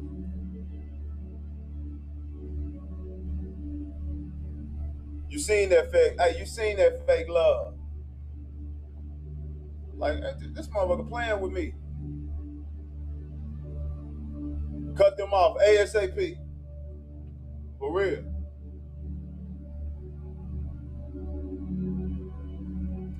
But Spirit say, hey, when they came for you, all they found was God waiting. The Most High waiting. That's it. That's all they. Someone came for you and found God waiting. Hey, how you doing? Oh, you trying to come for the collector? Oh yeah? Come on in.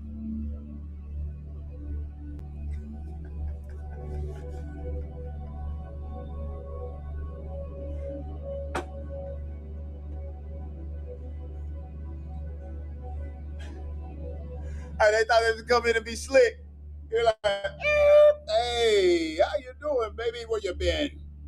Oh, you was coming for the collector? Come on, let's go. Come on, hey, come here. Let me get you. Oh, come here.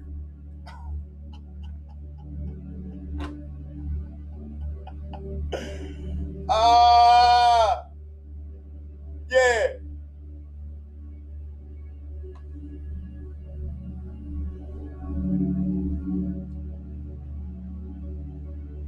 Said that shit just happened. Wow, that's great. I am right on point, ain't it?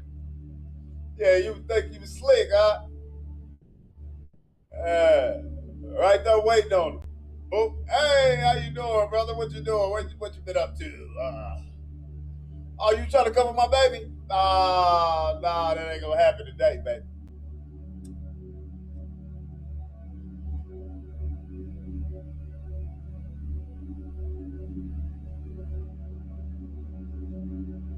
Yeah. You transform entirely while they stayed the same.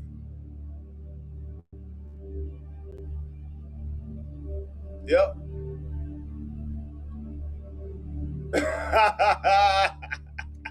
Say, sit your mind out like. Oh, buddy. I appreciate the follow, family. Y'all follow us over here. And Robert Kitty, family, we have fun over here. We be having fun. We make this spiritual, these card pulls and everything fun, family. We laugh through this shit. That should be funny to me because, hey, we very important, ain't we? Yeah. We are very important. Yeah, you very important, family. Yeah, you very special. Yeah. Yeah, you know what I'm saying? Nah, for real. All right, these attackers, though, boy, going through it. These motherfuckers drinking. They don't know what to do. You sending your attackers through some, boy, you sending them attackers through some phases, family. For real.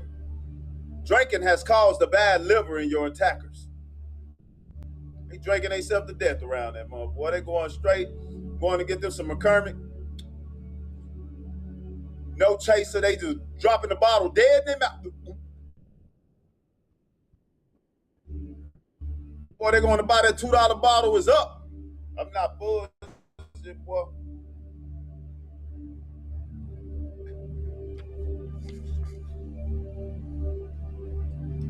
I'm trying to tell you. Man, they going to get a $2 bottle, man. They ain't playing, man. They going to spend $5, though. They going to... It's every day, though. I'm trying to tell you, family. Shit.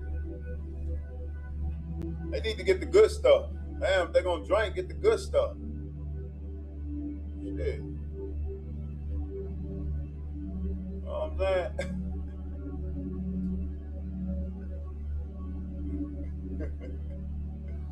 No, for real.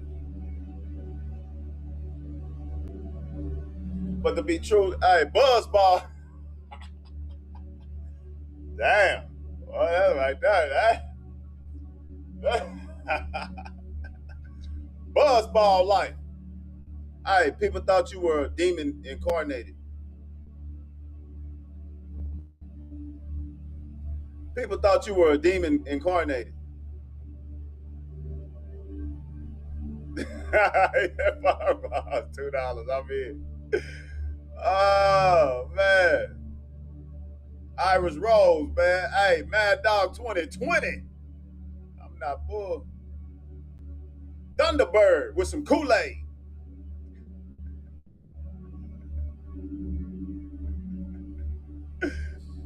Oh, man. Hey, people thought you were a demon incarnated, family. Didn't know them demons love you, boy.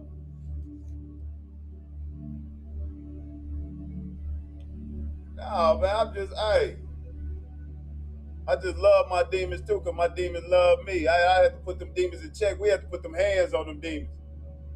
We had to go whoop up some demons. Hey, now they fell in love with us, you know what I'm saying? Now, hey, they do whatever the fuck we tell them to do. They on our team now. That's all.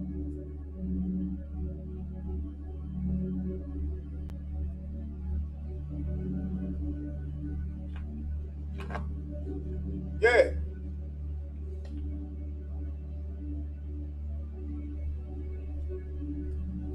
All right, but Spirit say they're going to lose their mind for messing with you.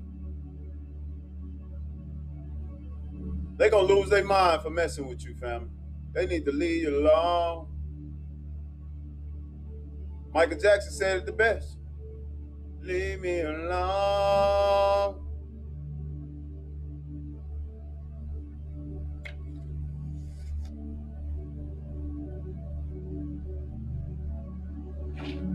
They're gonna lose their mind for coming with you, man, messing with you, man. Leave, man.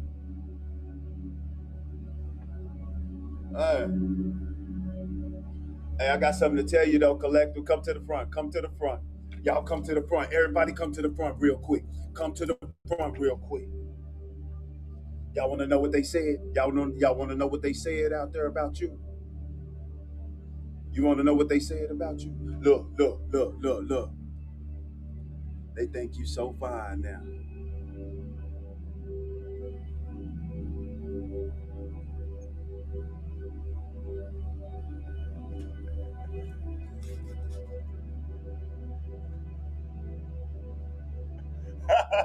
Y'all got thick. That glow up, boy. That glow up, amazing. Hey, they think you so fine. They say you smell good and everything. Fellas, they said we look good out here. Boy, they say we look good out here. Goddesses, hey, they say y'all fine, boy.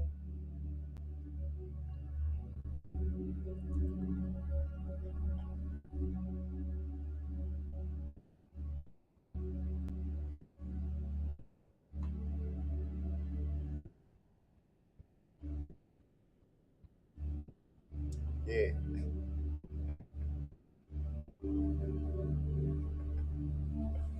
All praises to the Most High.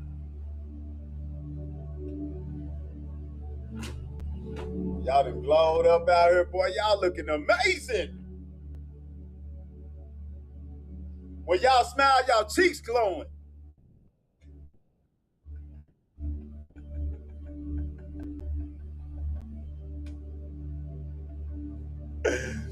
How your cheeks glow. Boy, y'all just glowing up. Y'all just glowing up.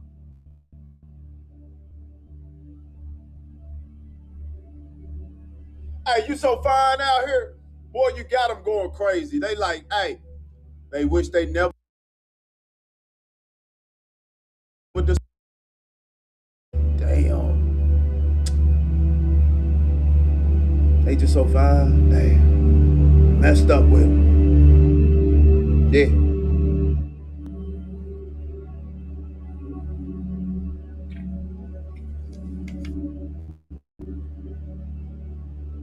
They sure fumbled that ball, didn't he?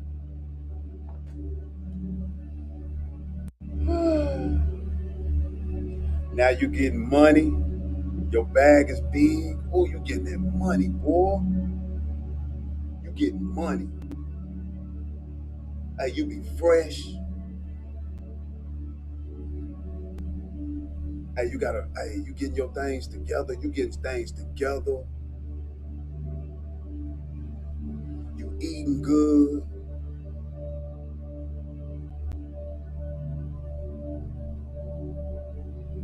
Hey, and you spiritual. Hey, you got powers now.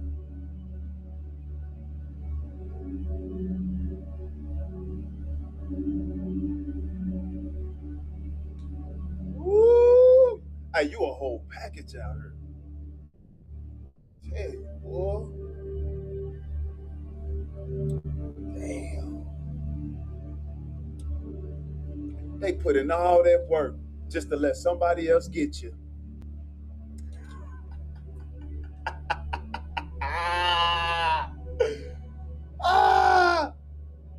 Yeah.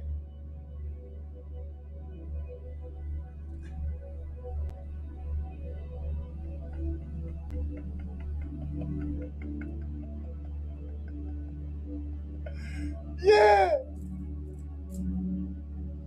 Hey, put in the comments, chat, put in the comments. Thank you. Gratitude.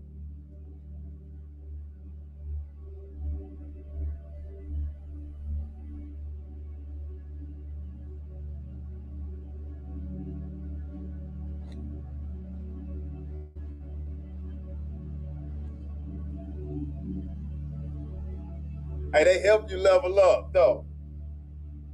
They help you find yourself. They helped you find yourself now. This is what they didn't want. They didn't want you to see your glow. They didn't want you to see your light. They didn't want you to see the beauty that you hold. Period. They didn't want it. But they helped you. Period. And now you see it. All right. In bright, beautiful colors. Yeah. Congratulations to you. All right, you was that diamond the whole time, huh? Yeah. Yeah. See, Spirit say, they came into your space ready to play and get humbled instantly.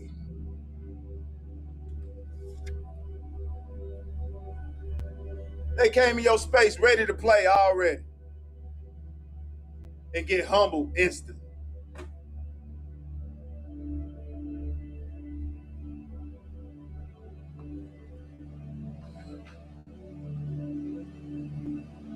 Got the two for them gifts. Now, for real. And got played. You feel? I'm trying to tell you.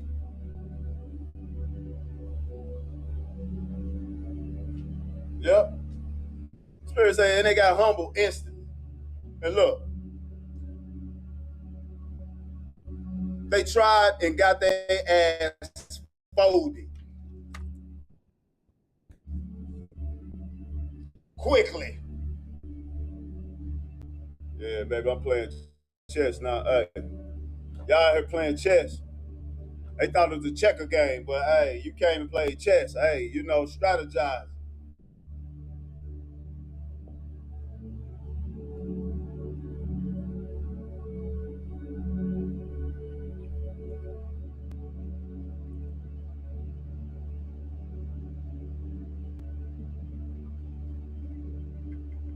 Tam,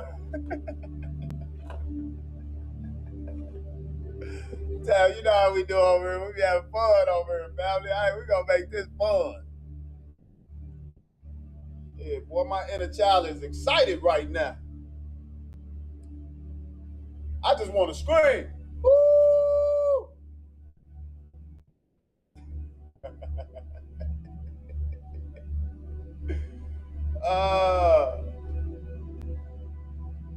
Boy, they've been sending out.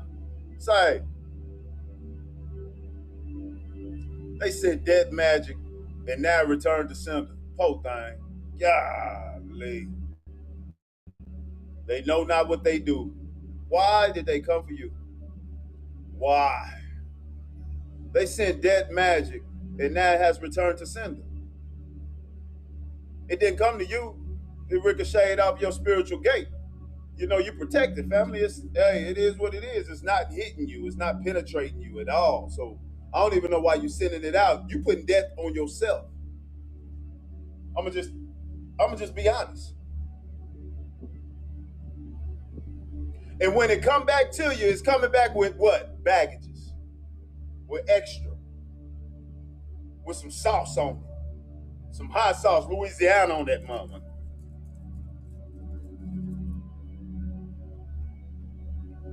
I'm trying to tell you. It's very spicy.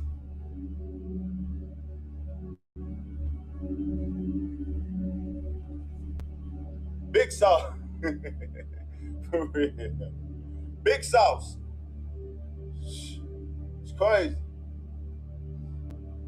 And Spirit say, hey, your wish is granted.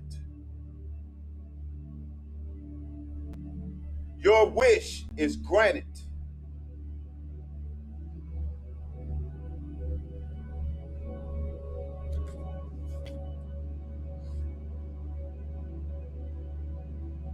All your wishes is coming true.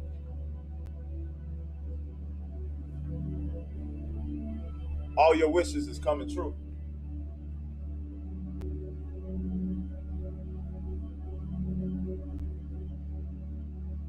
A lot of them trying to get back at you. Remember, the veil is lifted. All secrets are being revealed, right? Right? Somebody in here, it's going to resonate with you. Hey, they sleeping with your ex-friend. Tell them they can have each other. Tell them they both can sleep in that twin bed together. How about that?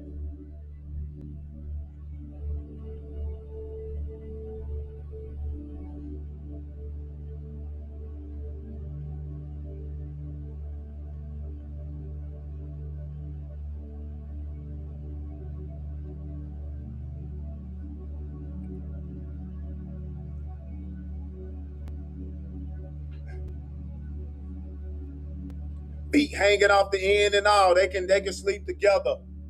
Tell them to keep their shoes on and everything. We ain't tripping. Knowing that damn bed too small for both of y'all.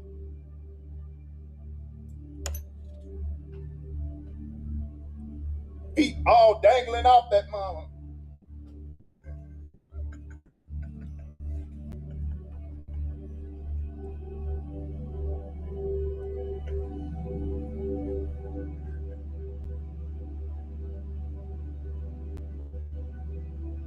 Y'all both got cooties anyway.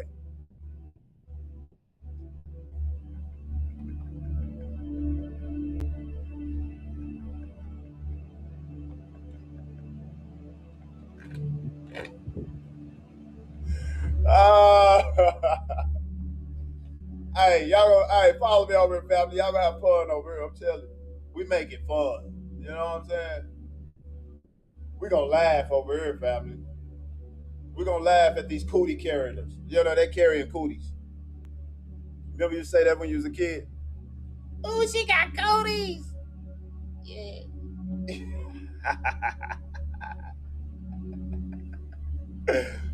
Oh, man.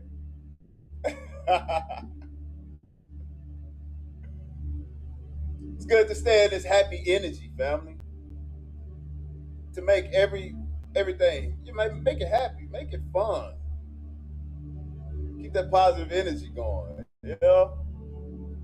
Keep the flow. Because you're in the flow state. Keep it flowing.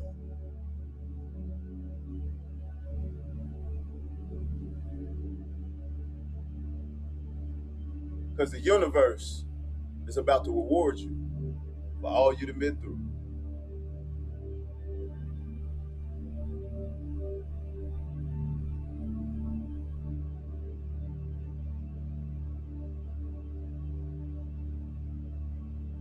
Claim this energy. Claim this for yourself. The universe is about to reward you, Divine. You've been through a lot, beautiful soul. You know, it took it took a while to get at this happiness, this peace. Gratitude, love. It took a long time to get to it, you know? To be able to sit here and laugh about what they've been doing to you.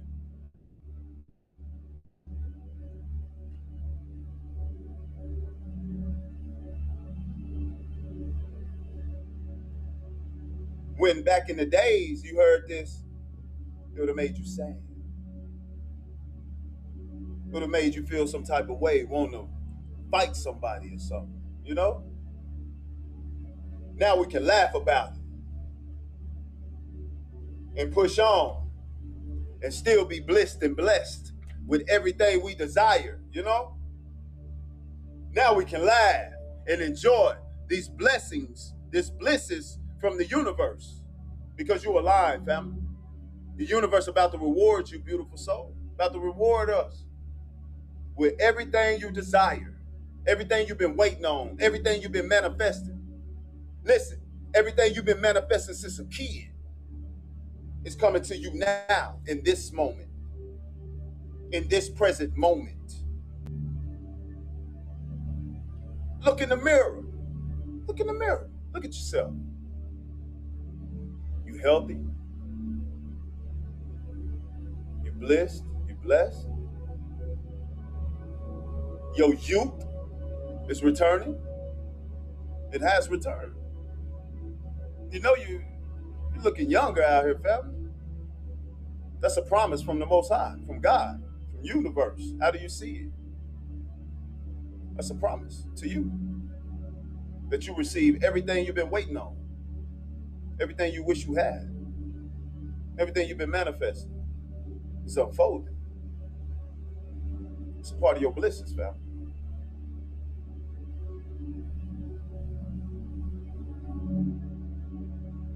Every teardrop was counted for. Every time you suffered, every time you went through lack, it's been counted for. You're on the receiving end now. We on the receiving end now. And now we receive.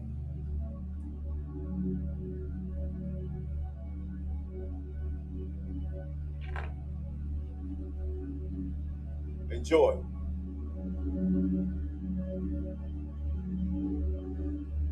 Enjoy. Love y'all, family. Enjoy.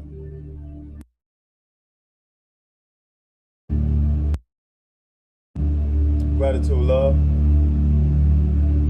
Enjoy this.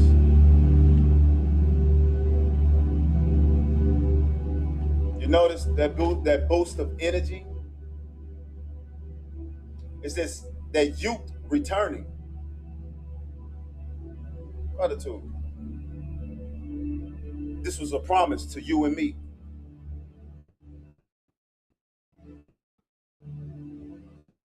We won the battle. We won that battle with self. Defeated all demons that was within us. See, we got out of the way of our own self because we was holding our own self back because of what people put us through.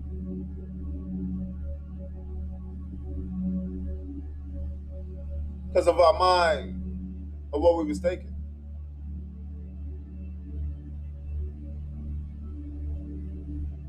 Now we got out of the way of our own self and start rising. Healed that trauma. Healed that trauma. Healed our inner child. Healed them wounds that was holding us back from all this greatness that we always had, that we always hold, you know?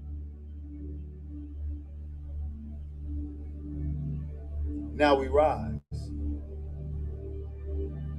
Now we rise. Now we enjoy. Now we smile.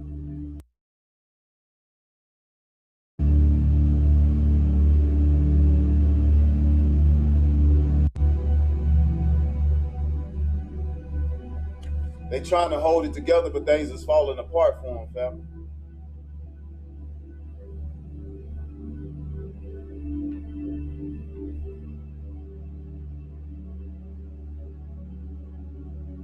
And with you healing on this new level, this new version of you, because remember, the version that they remember of you don't exist no more. So that's all they remember of you is what you left them with. You left them with that version that no longer exists. So that's all they remember of you. See, they don't know this new version of you. They don't know this new version. You know? It's a whole new version of you that they don't know. With all that healing you did, your aura is on a whole new level.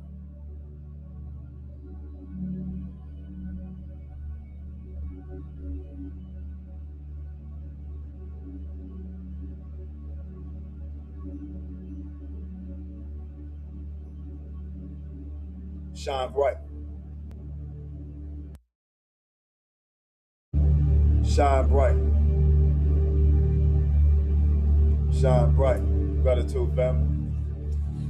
Shine bright, divine. That's what you come here to do. Shine bright. To show them I'm unbreakable. I truly am unstoppable. You are truly unbreakable. You're unstoppable. You'd have been through so much. You'd have went to the gutter. You'd have been to the gutter. You'd have went so far down to the bottom, and build yourself up once again. But this time when you started building, there wasn't no more going back down. Because you know now. You remember who you are. You remember what you've been through.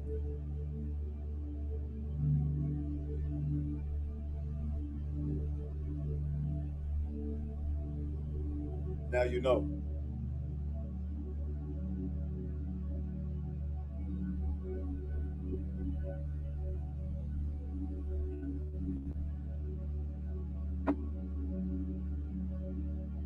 Spirit say, express yourself freely and share your story.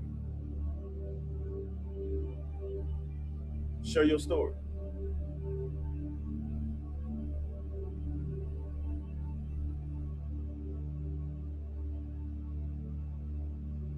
You got this. And with you sharing your story, it's gonna help so many heal. You're gonna heal so many people.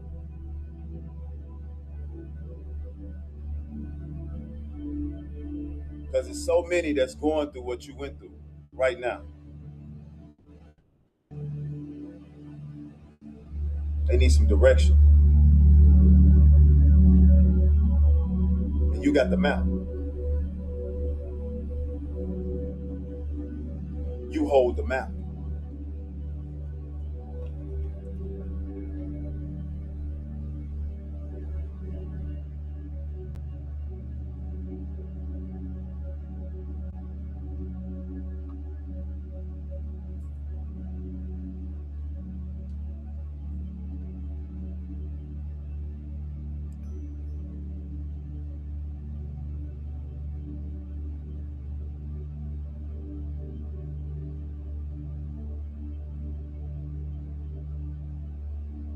You legendary.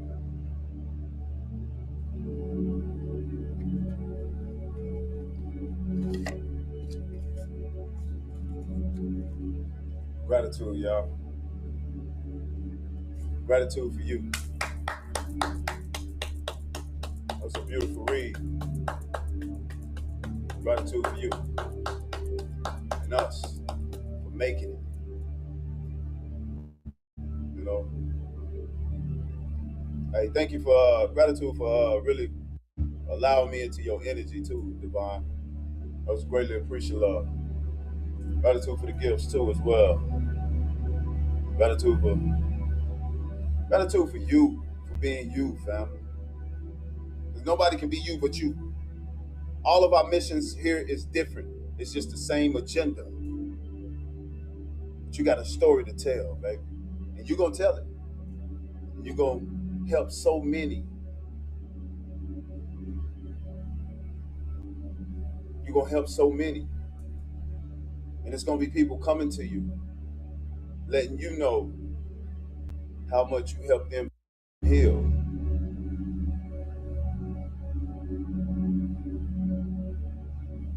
I feel that.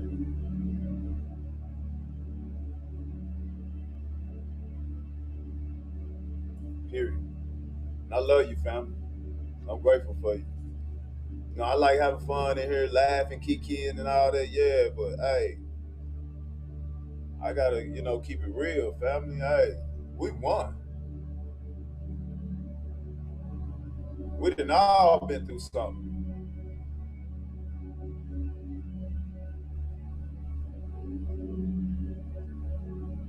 Yeah.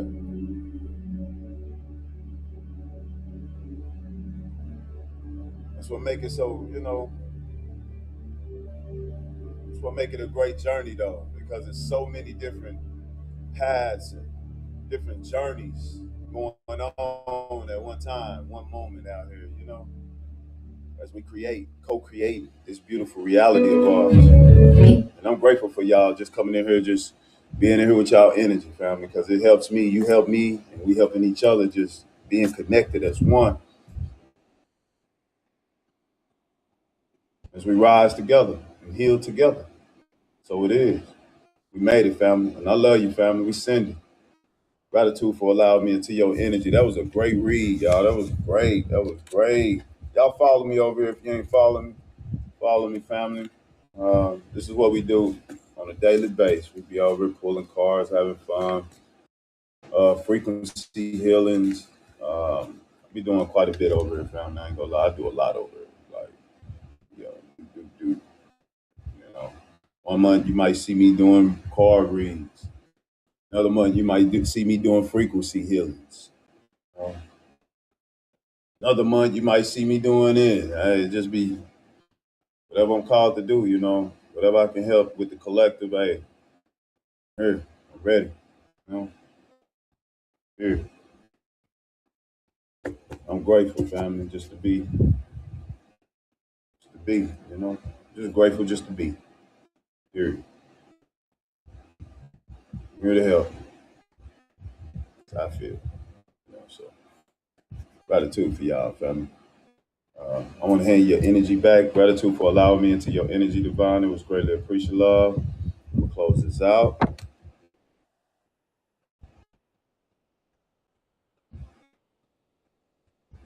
Gratitude. Shake. This was a great live, family. This was a real great, powerful live. Like, for real. I felt this today. I felt this one today. That's what's up. Hope everybody have a great rising. Y'all have a great day tomorrow. Well, in the rising. Your rising is great. Very abundant. Yeah. I'm gonna leave it at that. Peace and abundance. I'm gonna hit this bell 3 times. Energy. Y'all rest well. You know what I'm saying? Clear the energy. I got you, fam. That frequency.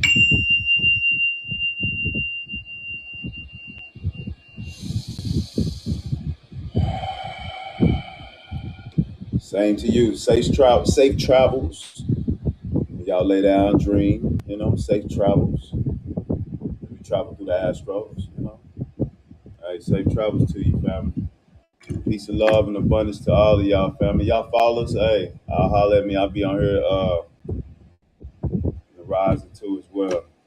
So we're gonna get on here early and I'm gonna get on it too. Hey, gratitude for all this love. We're 437 love. Oh, I love y'all. Give me a hug. Boy, I love y'all so much. Kyle, you ready to write? Love y'all, family. I'm giving you a hug, boy. Let me give you a big hug. I'm gonna shake ya. Ah. Peace and abundance. Love y'all, family. Yeah. Yeah, for sure. Hey, y'all need the crystals too as well. Tap in with me if y'all need any crystals. I'm in the create mode. I done picked up a whole bunch of more crystals. I got like crystal necklaces. I got so many available. Tap in if y'all need any crystals too as well. I send you pictures, do whatever you need to do just to let you see the collection.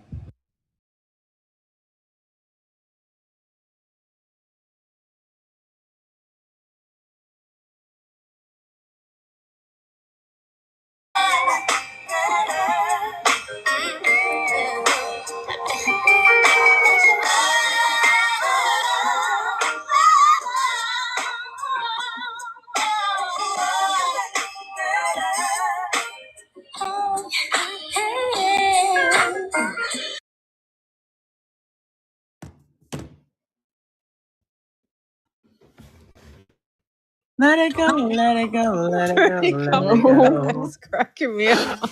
Huh? Bernie, Whatever. we had a good vibe here. No, just when you put your hand in the corner, it was so funny. You're like the child that came back into mummy's room. Mummy. Surprise. It's me. Mommy! I sound different, Alec. Huh? You sound different. Ugh, I am different. I'm a man now. I've come back as a yeah. I've reincarnated myself as a man. You don't want to do Just that. I would need have it stood overnight. Living as a man, listen, living as a man is really difficult. Okay, because we go through a lot. Yeah, women don't want me. I want to argue with women on panels all day long. That was so accurate. Now you listen here, Bish. I'll say Bish. Good night, Abby. Good night, Abby. Now listen here. If you don't give me the goods, I'm gonna get it somewhere else. Okay? Huh? Alice, I'm telling you, if you were to make a video like doing that, that would be hilarious. Like it's kind of like what you're doing videos. That would go viral for sure. That's Yeah, funny. like I got to stitch one and then like imitate her. You know.